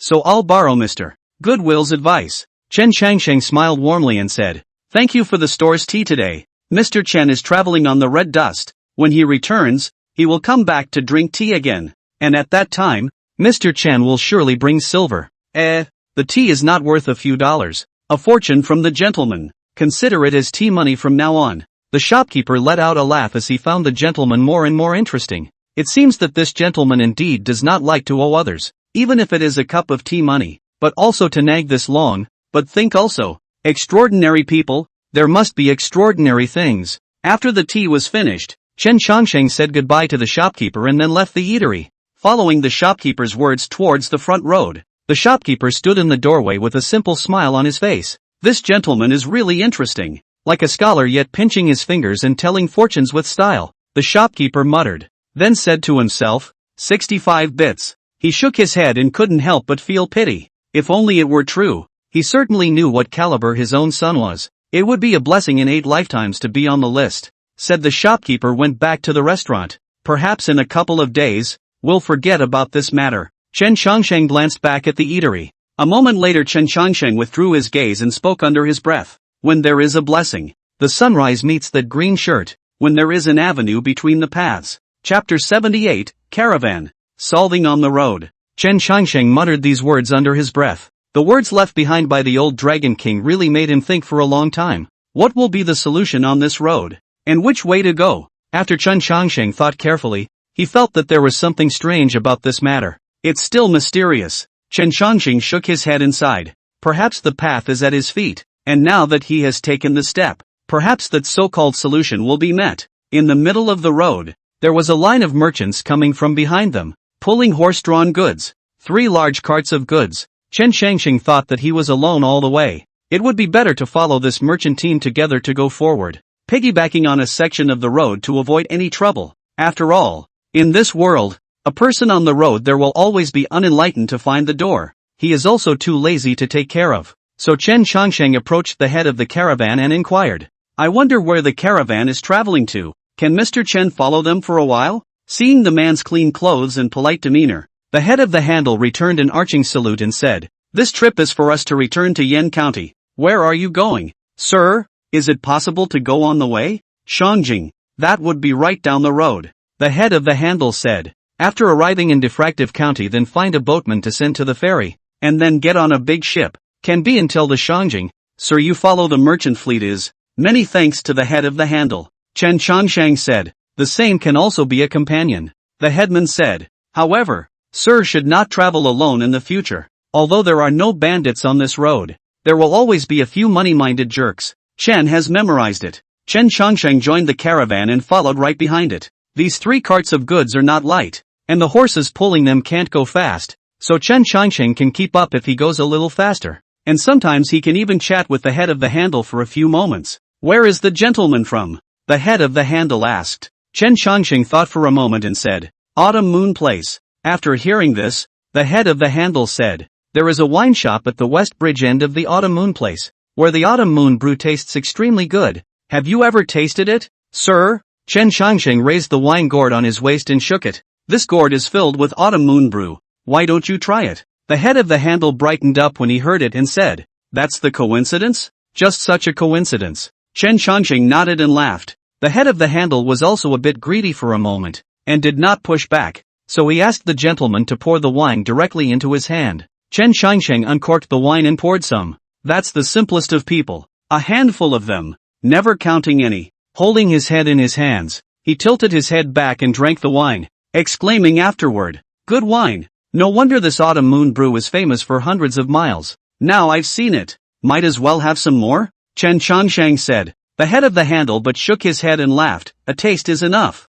Mr. Seems to be a good wine person. If I drink it, Mr. will not have nothing to drink. I've got plenty of wine in this gourd." Chen Changsheng had the headkeeper find an empty water sack, and then he took that gourd and poured wine into the water sack. The head of the handle shouted one after another, "Enough! Enough! Sir, no more." Chen Changsheng stopped at this and said, "These wines, perhaps, are enough." The head of the handle took the wine bag and said, "Sir is really atmospheric, but sir, this gourd is not expected to have much wine left. Will not let sir suffer." With that he felt for the money pouch at his waist. Chen Changsheng stopped him and said, "What is this for the head of the handle? Meeting is fate. You still have to take Chin all the way. A pot of wine is just a taste. It's time to pay the silver." The head of the handle said, who expected Chen Changsheng to push back and not want it in any way. The head of the handle was a little embarrassed, but there was nothing he could do about it, so he finally gave in. "Then thank you, sir." Putting his head down, he took that wine, while in his mind he sought to take care of the gentleman on the way. After the follow-up chat, Chen Changsheng also slowly learned that the head of this handle is a Diffractive County, a shopkeeper, surnamed Zhang. People in the caravan called him Zhang Leader. This trip is to come to Anning County, pulling the cloth back to Diffractive County. The other few were also from merchant houses, mostly from Diffusion County. It's not too far to Diffusion County. It takes about a day and a half to get there. After nightfall, the caravan rested in a broken temple on the road, and someone picked up some firewood and lit a fire in the temple. The light illuminated the temple. 7 or 8 people were gathered around the fire, and Chen Changshan was also sitting among them. Taste. It was only then that the head of the handle brought out the day bag of wine. The crowd gathered around the fire. Wine sacks passed back and forth between a few people, tilting their heads back to take a sip and smacking their lips back. "How about that? It tastes good." Chief Sang laughed. Ernie's eyes lit up after tasting it and asked, "Good wine, Chief, what kind of wine is this?" "Autumn Moon brew from Autumn Moon Place." Head Zhang looked to the side at Chen Changsheng and said, "This is from Mr. Chen. You guys are lucky to have a taste today." "Thank you, Mr. Chen." Ernie Yu giggled. Chen Changsheng, on the other hand, chimed in, "Just some drinks." Then a few people were sitting in front of the fire and talking. "I heard that Autumn Moon Place flooded and the West Bridge collapsed. Is that true?" "Indeed. Some people say they also heard strange screams." "I heard that too. I think I even heard it." "Bluffing you? How can you hear it from so far away?" "I'm afraid you're not listening to the little lady next door." Ha ha ha. The crowd couldn't help but laugh, and it was fun to hook up again between the antics. Chief Zhang baked the cooking cakes, and when they were done, he divided half of them and handed them to Mr. Chen, who was beside him. Chen Changsheng took over and said, "Many thanks to the head of the handle." Chief Zhang said,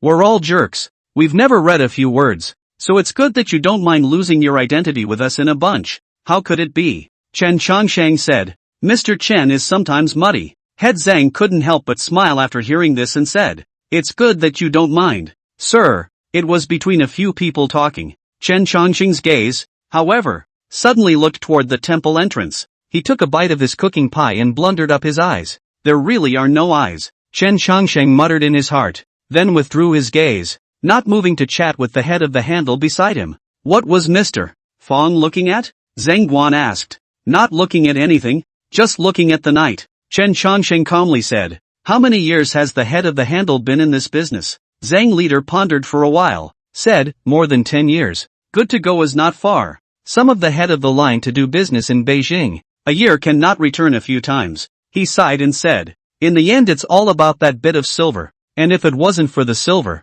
who would have put up with it? Chen Chongsheng said, the world is in a hurry. Isn't it just a figure that broken silver a few taels? What you say, sir, is very true. Chief Zhang nodded in agreement and said, feeding a family is the right thing to do. Who expected the words to come out? The mutation was sudden. Suddenly a cloudy wind blew in. Phew! The fire went out and the light from the temple dissipated at that moment. Leader Zhang suddenly winced, his gaze staring as he realized something was wrong. Several of the people traveling with him were shaken. Under that cloudy wind, the crowd suddenly felt a chill in their backs. It always feels like something has entered the temple. What's going on? Chapter 79, Appearance of the Mountain God. The temple was dimly lit, and a gloomy wind blew. Chief Chao got up and without saying a word, he picked up the long stick that was placed aside. Head. Someone with fear in his heart trembled and said, it seems like something has come in. When these words came out, the crowd's expressions were not calm. Nonsense. Head Chao frowned and scolded sternly. Where did that ghost come from? Scaring yourself. Ernie, Chief Chao called out. Light the fire. Ernie hurriedly lowered his head at his words and took out his fire folders and began to start the fire. But no matter how he tried to draw it, the fire wouldn't ignite. Ernie was anxious and muttered, burn it.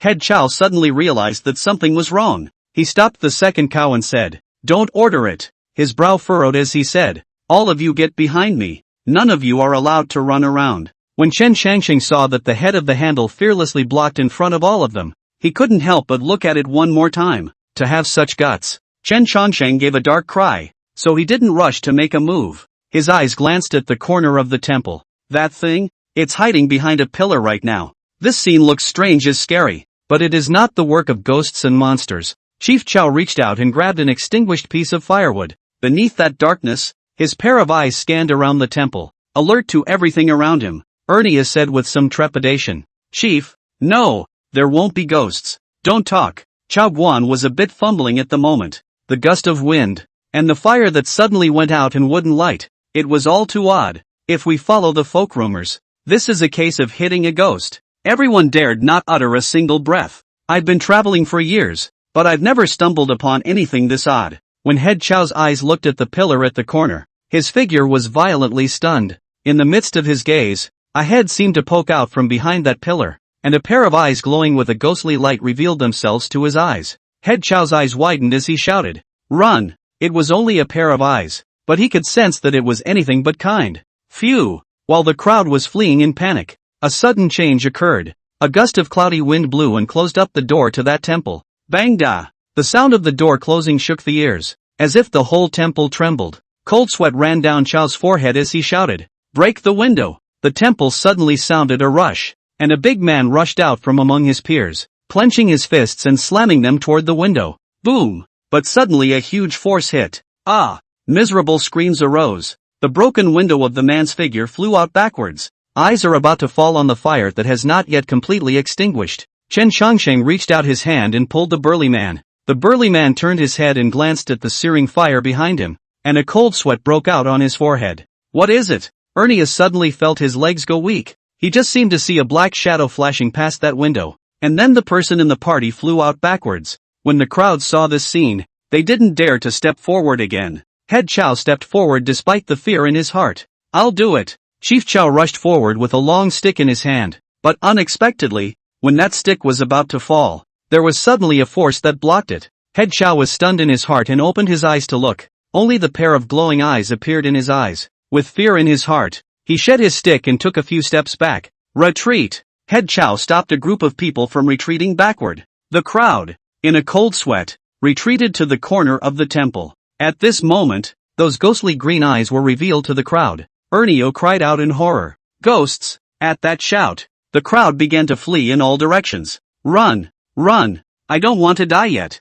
Seeing this scene, Chief Chow gave a cry of misfortune and hurriedly shouted, all calm down! Calm down! Don't run around! At this moment, however, his shouts would no longer work. Put! A voice suddenly rang out. Ah! A miserable scream rang out, and a gash suddenly appeared at the shoulder of one of them, and blood gushed out. Help me! Help me! But at this moment, everyone was concerned about staying alive, and no one came forward to care about him at all. Come to me! Come to me! Chow Guan shouted, but the other 5 were pounding on the gate, shouting for help under their breath. The temple was in chaos. Seeing that he couldn't control it, the head of Chow couldn't help but feel anxious in his heart. The head of the handle is in no hurry. A voice suddenly came from the ear. Head Chow turned his head to look at Mr. Chen and said, just stay behind me and don't run around. Sir, put. Ah! Once again, several screams rang out from inside the temple. Chen Shangxing couldn't help but freeze when he saw him blocking his way.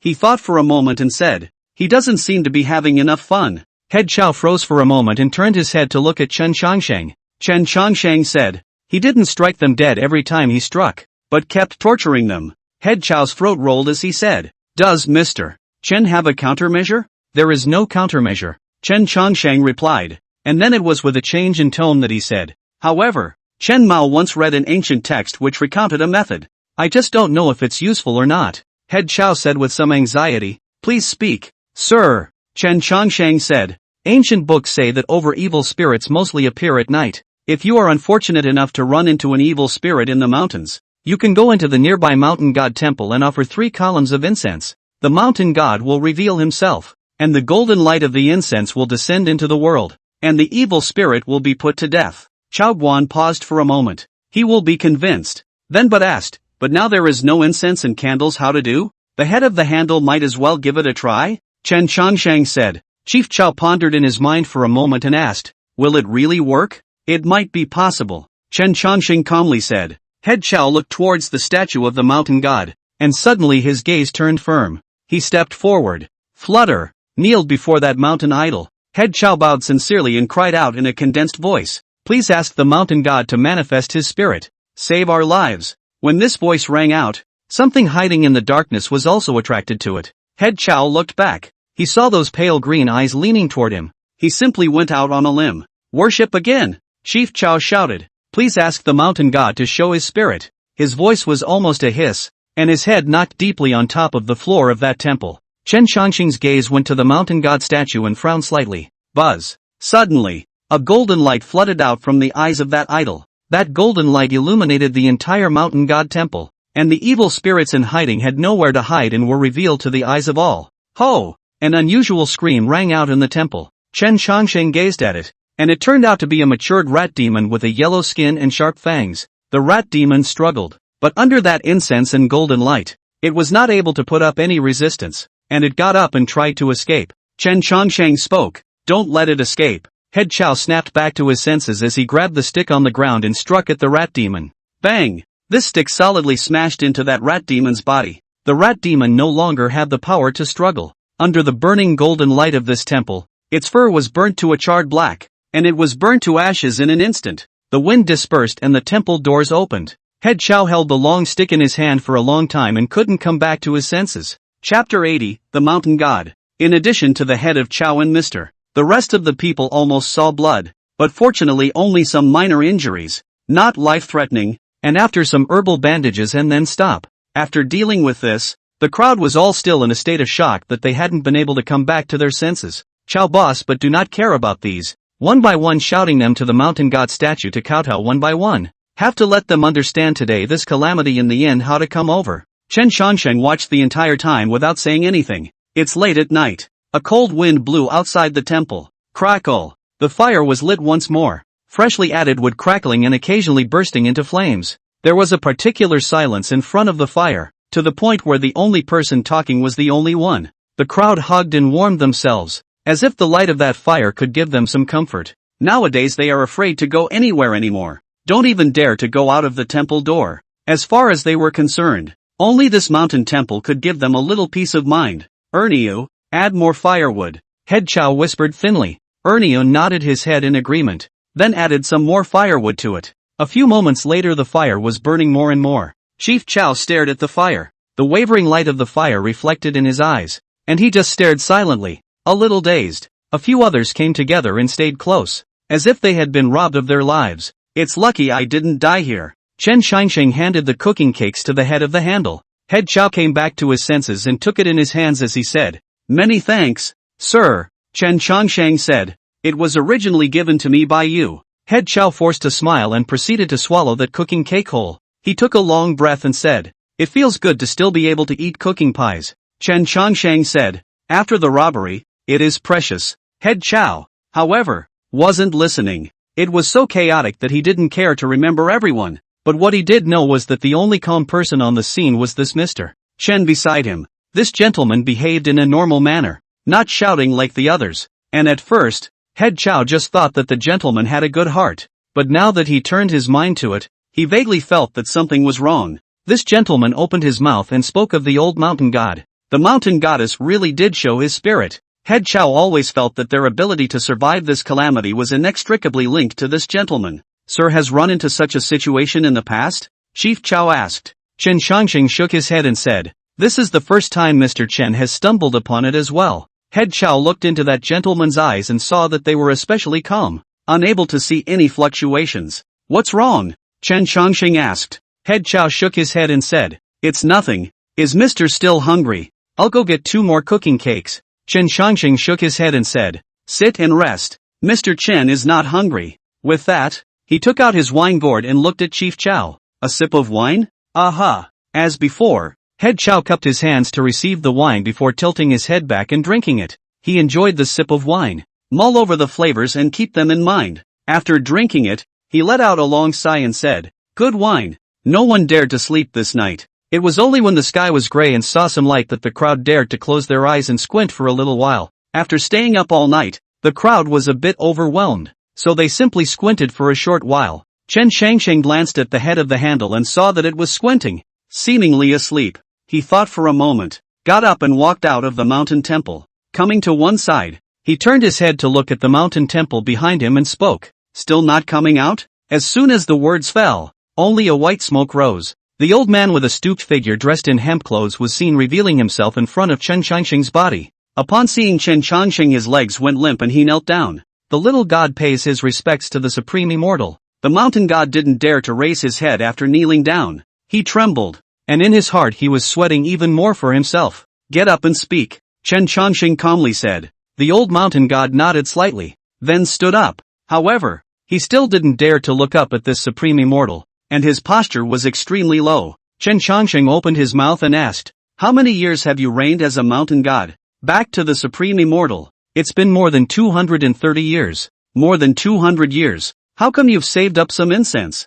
Chen Shangsheng's words faltered as he asked, "How is it that there is no incense left to deal with a small demon nowadays?" "Ogami! Ogami!" The mountain god trembled, feeling his legs go a little weak. "Lord Immortal, spare your life." The mountain god immediately knelt down and said, "The little god shouldn't have turned a blind eye. And even more so, he shouldn't have allowed that demon to go on the rampage. So please spare the life of the immortal." Chen Shangsheng couldn't help but sigh. He turned his head to look at the mountain god temple. The temple was in a state of disrepair. It was evident that no one had come to offer incense for a long time. "Raise your hand." A breeze lifted the old mountain god. The old mountain god froze for a moment. He was a bit bewildered, and spoke. "Shang Xian," Chen Shangsheng said, "it's not easy for you to save some incense, and when the incense is exhausted, your position as a mountain positive god will be dispersed within a few days, and it's only human for you to have selfishness." The old mountain god was in the same place. He sighed, the immortal compassion.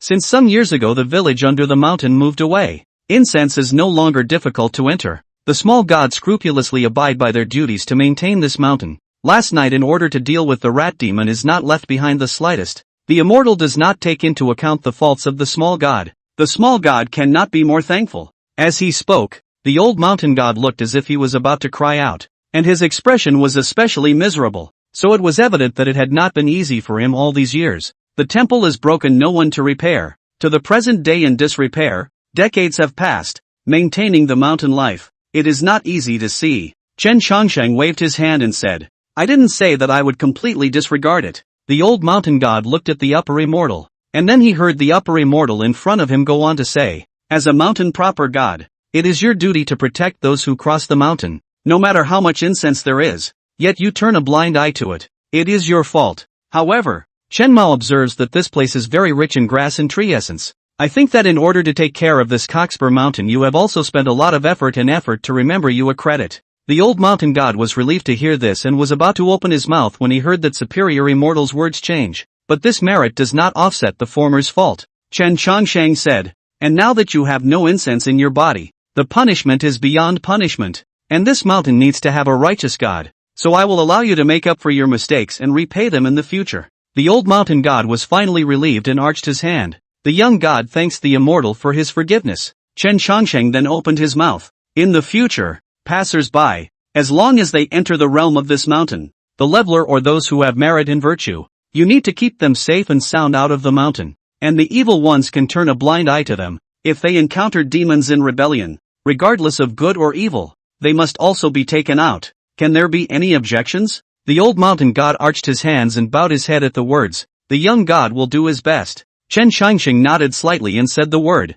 Good. Chapter 81, The Lotus Roots and Lotus Seeds Workshop in Diffusion County. But the Supreme Fairy. The old mountain god opened his mouth, as if he had some hard feelings. Chen Changsheng smiled warmly. With a heart in the way of the righteous god, the incense will continue. The old mountain god let out a long breath and respectfully said, Thank you for your immortal's teachings. Go on. Chen Changsheng waved his hand, and the old mountain god said a farewell to him, then stopped interrupting and disappeared into a wisp of white smoke. Chen Changsheng swept a glance at this handsome mountain, and seeing that the top loomed like a chicken's crown, he couldn't help but sigh. It's really a chicken's crown mountain. He smiled slightly and withdrew his gaze before turning around to head back to the temple. Without realizing it, there was a man who had been watching from the doorway of that temple for a long time. Chief Chow couldn't see the mountain god, but he heard every word of Mr. Chen. Who was Mr. Fong talking to? Head Chow asked. Chen Changsheng glanced at him and said, Don't listen to the sound of beating leaves through the forest.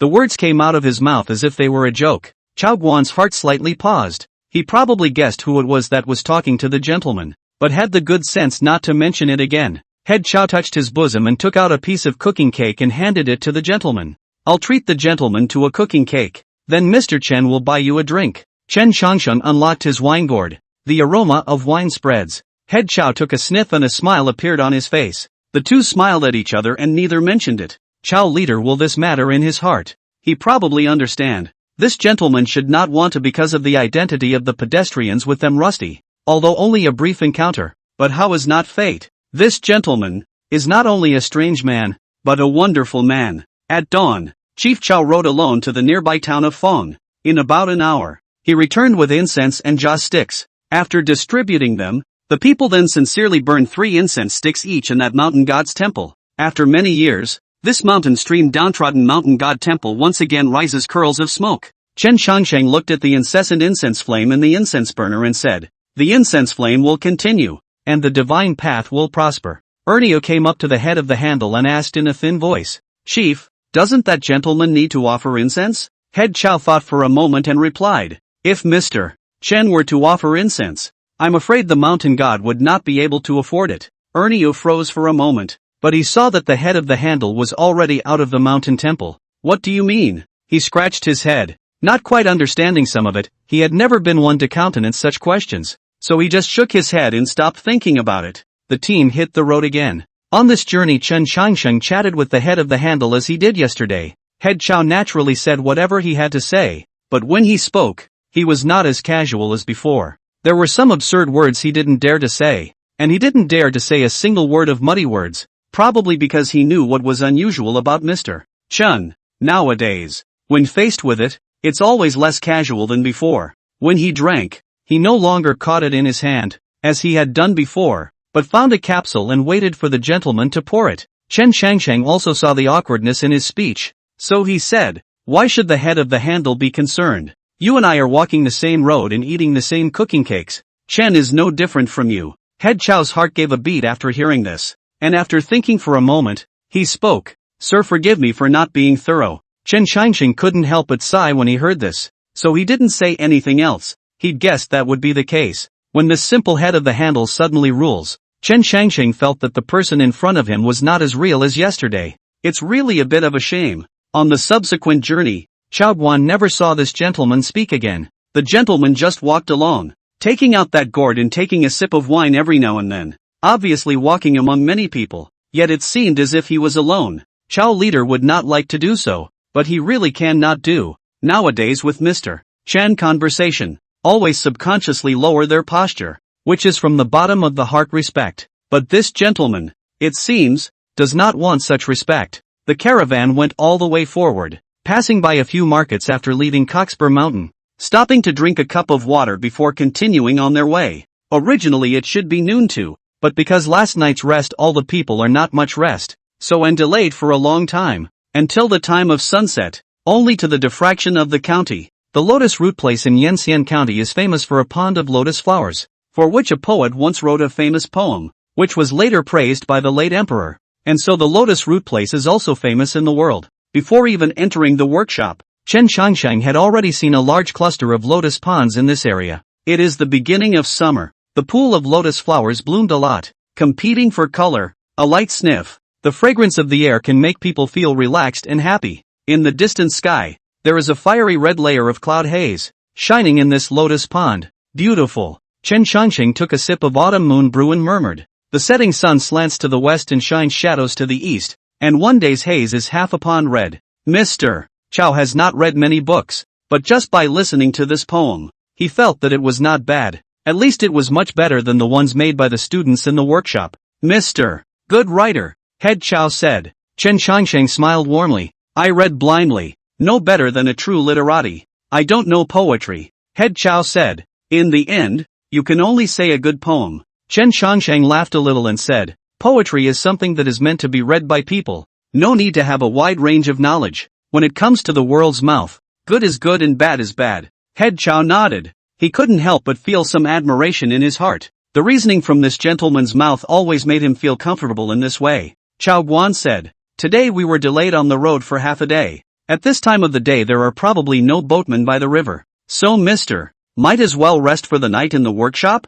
Chen Qianxing pondered for a moment and said, it's also possible. After entering the workshop, Head Chao arranged for Chen Qianxing to stay at an inn. Chen Qianxing didn't push back. After all, he didn't have much silver on him. Stay here first, sir, and I'll come back for you when I've finished explaining my errands. Go ahead and go about your business. Head Chao left and went to the merchant's house. Chen Qianxing took a step to the window as he raised his head to look outside. That sky was getting redder and redder, and it was already late in the evening. Standing by the window and looking into the distance, you can still see the beauty of the lotus pond outside the square. This place is quite soothing. Chen grew relieved, and while it was still dark, he went downstairs and strolled around the workshop. The people of this place are just as laid back. At this moment you can still see many people on the streets or leisurely walking. People come and go on the streets, talking and laughing. Pedestrians coming and going had smiles on their faces, enjoying the leisure at the end of the day. Chen Qianxing strolling, but realized that he actually arrived at the workshop door.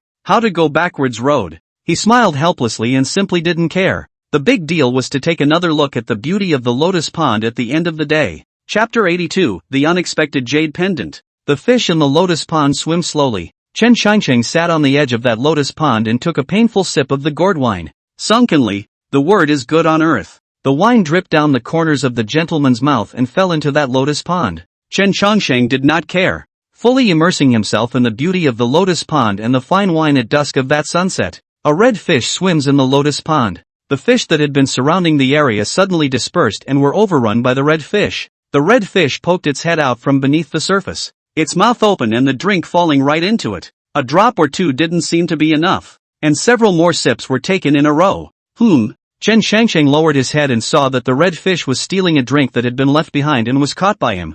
Fish can be greedy for alcohol? Chen Qianxing found it interesting, so he said, it just so happens that there's no one to drink with Chen, so I'll leave you to it. Chen Qianxing playfully raised his gourd and poured wine into the mouth of that red fish. 1 bite, 2 bites, 3 bites. At first the red fish was awake, but slowly the frequency of the fin swing slowed. It didn't take a moment for it to fall to the east. Passed out drunk. Chen Changsheng paused and blinked. Drunk? Gollum. The redfish sank into the pond with a bubble in its mouth and a giggle. Chen Changsheng let out a laugh and couldn't help but shake his head, saying, "Brother fish, you're a very poor drinker. Ha ha." He raised the gourd and poured another mouthful of wine into his mouth, and seeing that it was getting late, he then got up with the intention of leaving. Chen Changsheng patted his shirt and said to the red fish that had sunk to the bottom of the pond, "Tomorrow, Chen will come back to find you for a drink." After saying that, he stopped staying here and went back to the inn in the neighborhood. Who would have thought that before arriving at the inn,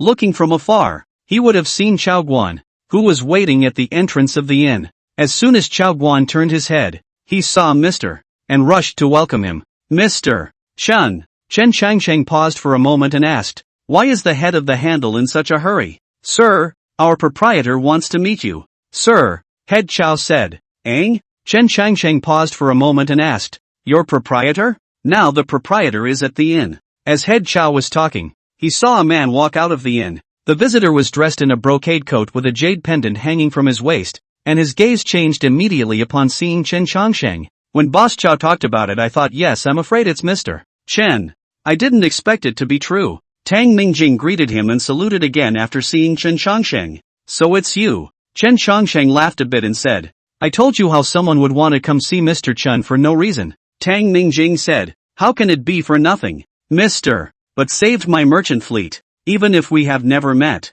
we should come to say thank you." Chen Changsheng gave an and said, "It was the mountain god elder who saved him. It has nothing to do with Mr. Chen." Tang Mingjing gave a slight start, then reacted and said, "Yes, yes, yes, it's the mountain god elder manifesting." In a few words, the matter was put off. Chen Changsheng glanced at him and saw that the deathly aura between his eyebrows had dissipated. So he said, "The calamity has passed?" Tang Mingjing paused for a moment and agreed. Over. He took a long breath, recalling the events of that day, and said, "Thanks to the words left behind by Mr. Or else I'm afraid Mingjing wouldn't be able to survive today. Sit down inside, sir. We'll talk slowly." Chen Changsheng walked into the inn with Tang Mingjing. After ordering the inn boy to serve some simple drinks and dishes, Tang Mingjing talked to the gentleman about the events of that day. "That day is about to enter the night. See, not far away. The four of us intend to take advantage of the night to come back." Who would have thought that the sight of the official road actually for no reason more than a few silver ingots?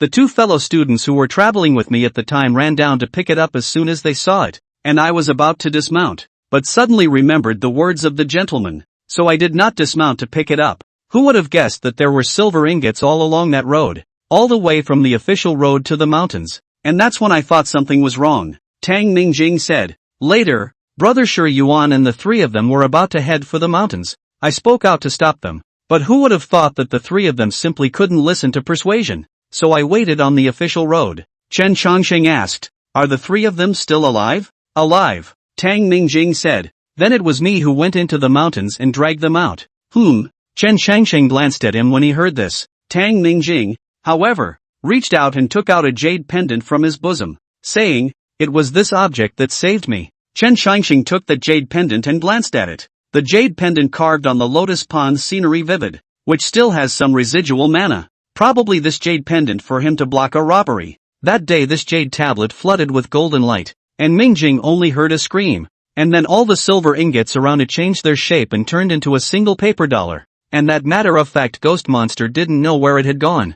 Although the people were saved, but Shi Yuan and the three of them were very sick after they came back, and they are still not cured yet. I wanted to take them on a trip to Luyunguan, but I didn't expect that Mr. came to Diffraction County. Tang Mingjing also finally knew at this moment why he felt strange that day in the Taoist temple. It was no wonder that Tongji Calling had said those words. After the matter of the silver money ghost, he kind of completely understood. This gentleman, he must be a man of great ability. Chen Changsheng didn't care about these things. His gaze was fixed on the jade tablet in his hand, unable to see a reason. This jade tablet is at best a simple magic weapon, but it is such a mediocre jade pendant that has not appeared in his divination. It definitely wasn't that he had missed it. The problem should be with this jade pendant. "Mr. Chen," Tang Mingjing called out. "It's okay." Chen Changsheng came back to his senses and said, "It was this jade pendant that blocked a disaster for you." Tang Mingjing nodded and said, "Indeed. Or else the four of us might not be able to return.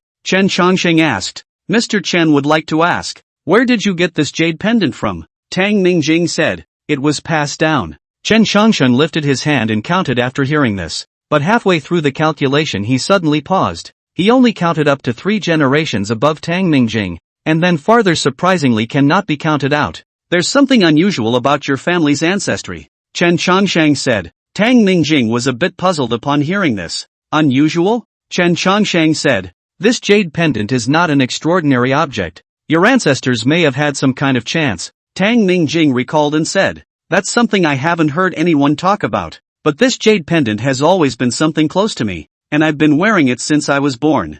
Chen Chongsheng said. You can go back and ask the elders at home. Perhaps they can know something. Tang Mingjing wrote this down. And after Mr. Chen said this, he was also a bit curious about this jade pendant. Chapter 83, maybe we don't have to wait until tomorrow. Aside from that, there's one more thing I'd like to ask Mr. Chen for. Tang Mingjing said. Sure, Yuan and the 3 of them. Chen Chongsheng said. Have the 3 of them go to the city god temple to pay their respects and they should be fine. Tang Mingjing froze slightly and asked. Will that be all? Chen Chongsheng, however, suddenly changed his words. Not necessarily. Not necessarily? Tang Mingjing said after a moment. Chen Chongsheng nodded and said. This matter varies from person to person. Some people will be fine after burning 3 incense sticks, while others will need to go to the city god temple daily to pay homage for several years before they can retreat from the evil and remove the difficulty. Tang Mingjing muttered in his heart when he heard it. What was the difference? This matter for the time being.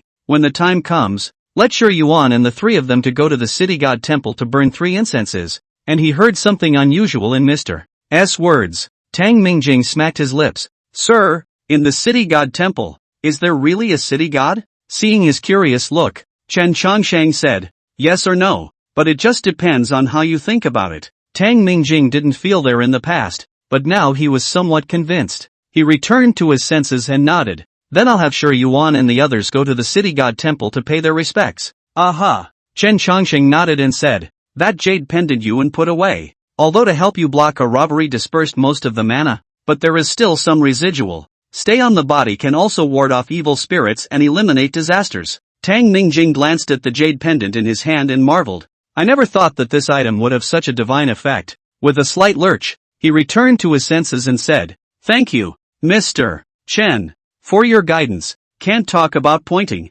Chen Chongsheng said, if you really want to ward off evils and eliminate disasters, doing more good deeds and making good karma is the fundamental way. Tang Mingjing nodded his head to show that he knew, and kept the gentleman's words in mind. After that, he chatted with the gentleman some more, and when he turned his head to see that it was getting late, he said goodbye, saying that he would not disturb the gentleman's rest, and that he would come back to visit again in the morning. Head Chow waited at the door and escorted the proprietor all the way back to the mansion after seeing him come out. Chen Chongsheng, on the other hand, went back to his room and pondered over the jade pendant that Tang Mingjing had shown him at the time. He sat down and pinched again. The results still don't add up. Is this thing really of such extraordinary origin? Even I can't figure it out? Zhao Yuqing this unique side of the cultivator he counted a few points to come to the matter. Touching this jade pendant himself is a little something is not counted out, but anything he can't figure out, there's probably something terribly wrong with it. Chen Changxing thought for a moment and greeted the inn's fellows and had them serve ink, paper and inkstones. He lifted his pen and recalled what the jade pendant looked like, drawing it out with one stroke of the pen. A moment later, Chen Changxing raised the paper in front of him and scrutinized the lines on the jade pendant. In a trance, an image flashed through his mind. It's that lotus pond. Chen Changxing reacted violently and spoke. Isn't this that lotus pond? What he said in his mouth was exactly the light behind the stone door that day. It was almost identical to the one on this jade pendant. There are many landscapes in this world, and naturally there are many lotus ponds. And although there will be a resemblance, it would be wrong for the two images to completely overlap. Chen Changxing frowned and thought for a moment. He raised both of his fingers and drew mana out. Please Neza third prince. There was a flash of green light, only to see the figure of Neza's third prince appear in front of him. Third prince, meet the lord. The third prince arched his hand. Chen Changxing picked up the paper and presented it in front of Neza, and opened his mouth to ask, this jade pendant, do you have any impression of it? The third prince took the hand and looked at the jade pendant to recall. Neza paused for a moment and shook his head. There is no impression. Chen Shangsheng looked into Nez's eyes and waved his hand after pondering for a moment. There you go. He raised his hand and waved it lightly, and the Nezization in front of him dissipated. Chen Shangsheng let out a light sigh. The Neza he had summoned instead of the one from the lotus pond. Asking him, he probably wouldn't be able to ask anything. Tomorrow perhaps we can go to the Tang mansion and ask. Chen Shangsheng muttered. Chen Shangsheng gave another sudden lurch. His gaze went to the window and he laughed. Maybe there's no need to wait until tomorrow, either. Tang Mingjing immediately looked for his father after he returned to his house. He talked about the gentleman. His father, Tang Shiji, was also a bit surprised when he heard it and asked,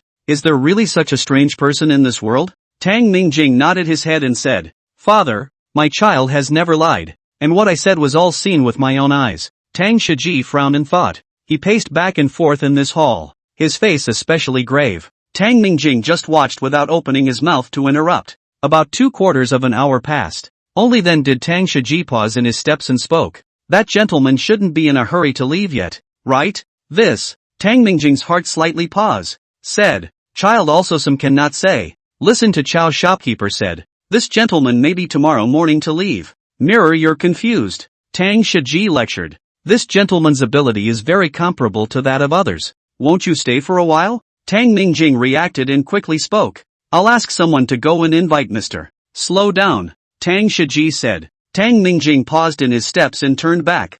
I'll invite it myself. Tang Shiji stepped forward. And then he went out of the study with Tang Mingjing. The servants in the mansion immediately prepared a sedan chair, and went straight to the inn while the night was still young. Walking down the road, Tang Mingjing talked about the jade pendant again. Hearing this, Tang Shiji asked, what are you asking for? Tang Mingjing said, Mr. Chen said that this jade pendant has an extraordinary origin, and my child is also a bit curious as to how this jade pendant ended up in my house. Tang Shiji took the jade pendant and recalled it. I'm afraid you'll have to ask your grandfather about that. This jade pendant was passed down to me by your grandfather, and then it was passed down to you after you were born. Hearing this, Tang Mingjing's heart paused slightly and said, doesn't that mean that this jade pendant has been passed down for several generations? Tang Shiji nodded. I did hear your grandpa mention it once before. This jade pendant was passed down from your high ancestor all the way to your grandpa's hand, and then it's always been in the Tang family. That's 6 generations. Tang Mingjing was shocked in his heart. Then in that case, I'm afraid that this jade pendant wasn't just stuck in the generation of the high ancestor. It still has to be a long time coming. Between words, the sedan chair had already arrived at the entrance of the inn. The boys were all waiting outside the door, and Tang Shiji led Tang Mingjing into the inn. It was late in the day, and the innkeeper was counting today's intake. Once he raised his head and saw the visitor, he hurriedly said respectfully, Greetings, Master Tang. Tang Shiji waved his hand and said, Is the gentleman from the daytime at the inn? The shopkeeper recalled, nodded and said, In, just now also let the second sent pen and ink up. Just upstairs. Master Tang, this side please. Tang Shiji then went upstairs. However, before a few people could go upstairs, they saw the door of that guest room open from the inside. Chen Shangsheng walked out from it, looked at the visitor, and said, Let's go. Both father and son froze. Tang Shiji reacted first, stepping forward and arching his hand. Tang Shiji has met Mr. Chen. Mr. But, Tang Shiji asked carefully, calculated that we would come? Chen Changsheng said, Master Tang is joking. Mr. Chen just happened to see it by the window. Is that so? Tang Shiji understood in his heart and did not say anything more. But in his heart he was thinking that this gentleman must have known that he was coming. Chapter 84, The Maid of the Tang Mansion. Tossing and turning, Chen Changsheng arrived at the Tang Mansion. The Tang Mansion is worthy of being the home of a rich merchant in Diffractive County. The mansion alone is a 3-in-3-out mansion, and there is a butler to greet you after you enter the door. Afterward, he was taken to the guest room by the maid. Chen Changsheng rather felt a little less accustomed to it. Tang Mingjing followed all the way and said after arranging everything, Mr. And first stay here. If there is anything you are not used to, Mingjing will order the subordinates to make arrangements. Chen Changsheng spoke. There's nothing to be unaccustomed to. It's just that Chen Mao somewhat doesn't really like having people waiting on him. So these maids should just let them retire. Sir, there still has to be one left. Living and drinking. Someone has to take care of it. If the hospitality is not good, my father will have to teach me a lesson again.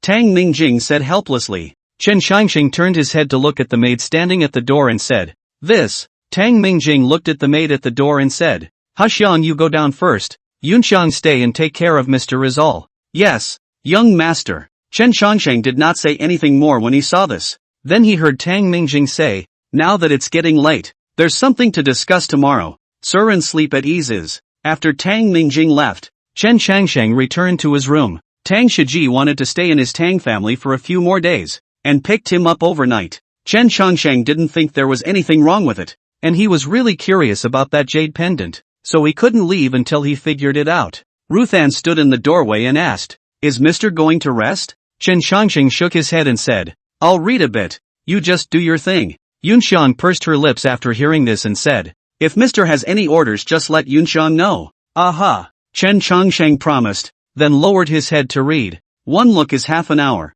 During this time, Yun Xiang had always stood by and waited, not saying a word, just staying there. Chen Changsheng's afterimage glanced and saw that Yunxiang was still standing there. So he said, sit down, or perhaps you can go back to rest first. Mr. Chen has to read until late. He doesn't need to be waited on. Yunxiang shook her head and said, if Mr. hasn't rested yet, Yunxiang will stay by Mr.'s side all the time. Chen Changsheng sighed and greeted her. Go move a chair over and sit down. Yunxiang shook her head hurriedly after hearing this and said, no, sir, Yunxiang is an inferior. She can't sit. Chen Changsheng smiled helplessly and said, if I tell you to sit, you sit. Where are the rules? Ru Xiang thought that the gentleman was a little displeased, and hastily moved the chair that he had brought, and sat down honestly. Her hands rested on her lap and she sat upright without moving a muscle. Chen Changsheng asked while reading, how old are you? 16. Ru replied. Chen Changsheng said, it looks a bit small.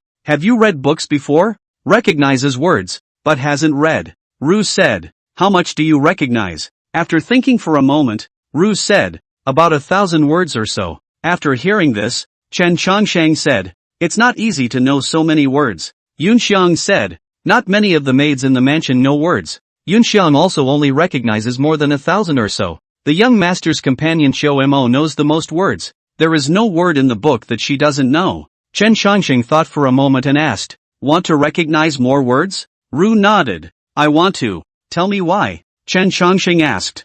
Yunxiang said, it's also better to know more words to get by. Where does this come from? The maids who can read a lot will have the chance to get into the upper room to serve the master or young master, and will live in a much better place, and will get more money for their monthly routine. Ruweisha was blunt, her eyes especially clean as she spoke, as if she hadn't even thought about it that much. Chen Changsheng's heart was a bit unfavorable after hearing this. Who let the world be what it is? I don't know how many more there are in the world like Ru Yang. Chen Changsheng thought for a moment, handed over the book in his hand, and said, you read, I'll listen. Ru froze for a moment and took the book and looked at it. She pursed her lips and said, sir, there are some words in the book that Yunxiang doesn't even know. Chen Changsheng said, just read it. Yunxiang was a little flustered for a moment. She was afraid that she had mispronounced it to displease Mr. The divine order is called nature. The rate of nature is called the way. The cultivation of the way is called the teaching. And the way is also the one that cannot be required. Must not be required. Must be. Rui blushed. She didn't recognize this next word. Chen Changsheng spoke. You must not leave in a moment. Do not leave it for a moment. Yunxiang spoke up. Mr. Yunxiang will mispronounce it, or else it's still. Keep reading. Chen Changsheng said. Ru Yan lowered her head as she gritted her teeth and picked up the book again and read. There is nothing seen that is hidden. Nothing that is apparent. So the gentleman is truly alone. A gentleman is prudent. Therefore, a gentleman is prudent. The further down the reading Yunxiang heart the more timid. After a series of several mistakes, she read the voice is also getting smaller and smaller. Don't dare read on. Chen Changsheng asked. Why don't you read? Ru Yang opened her mouth. There was a slight redness in her eyes, but she didn't cry. She was just a little scared. Sir, punish me, Ru said. Chen Changsheng said. How can I recognize it if I don't see it? Ru froze. Then I heard the gentleman say, repeat from the beginning, and if you are wrong again where you missed, I will punish you. Rui lowered her head, picked up the book and proceeded to read from the beginning. She hadn't mispronounced where she'd missed it before. Only, there were a few more other mistakes, and Chen Changsheng corrected her word by word. It was read for almost half an hour in a row. Wrong place nearly more than 110, but every read a, Mr. will let her read again. Good thing is that she is smart. The same place will not be wrong a second time. Mr. did not scold her. It was getting later and later. Sincerity is the end and beginning of things, and there is nothing without sincerity. Therefore, a gentleman's sincerity is precious. Chen Changsheng said. Let's read it here. Ru Yang put away the book and asked, is Mr. going to rest? Chen Changsheng nodded and said, go back, and continue reading tomorrow. Ru agreed, then got up and came over to Mr. Yunxiang serves Mr. to change his clothes. Chen Changsheng paused for a moment, ducked aside and said, serving to change is not necessary. Mr. Chen doesn't have the habit of doing so. You go down to rest first. In addition, remember to bring the door with you. Yunxiang gave a slight beat, then her expression suddenly became despondent, but then quickly returned to normal. Ru knows. With that she turned around and headed out of the room. She carefully closed the door behind her and glanced back. Ru Yang took a deep breath and raised her head to look at the bright moon high in the sky. She thought to herself, there's something really different about this gentleman.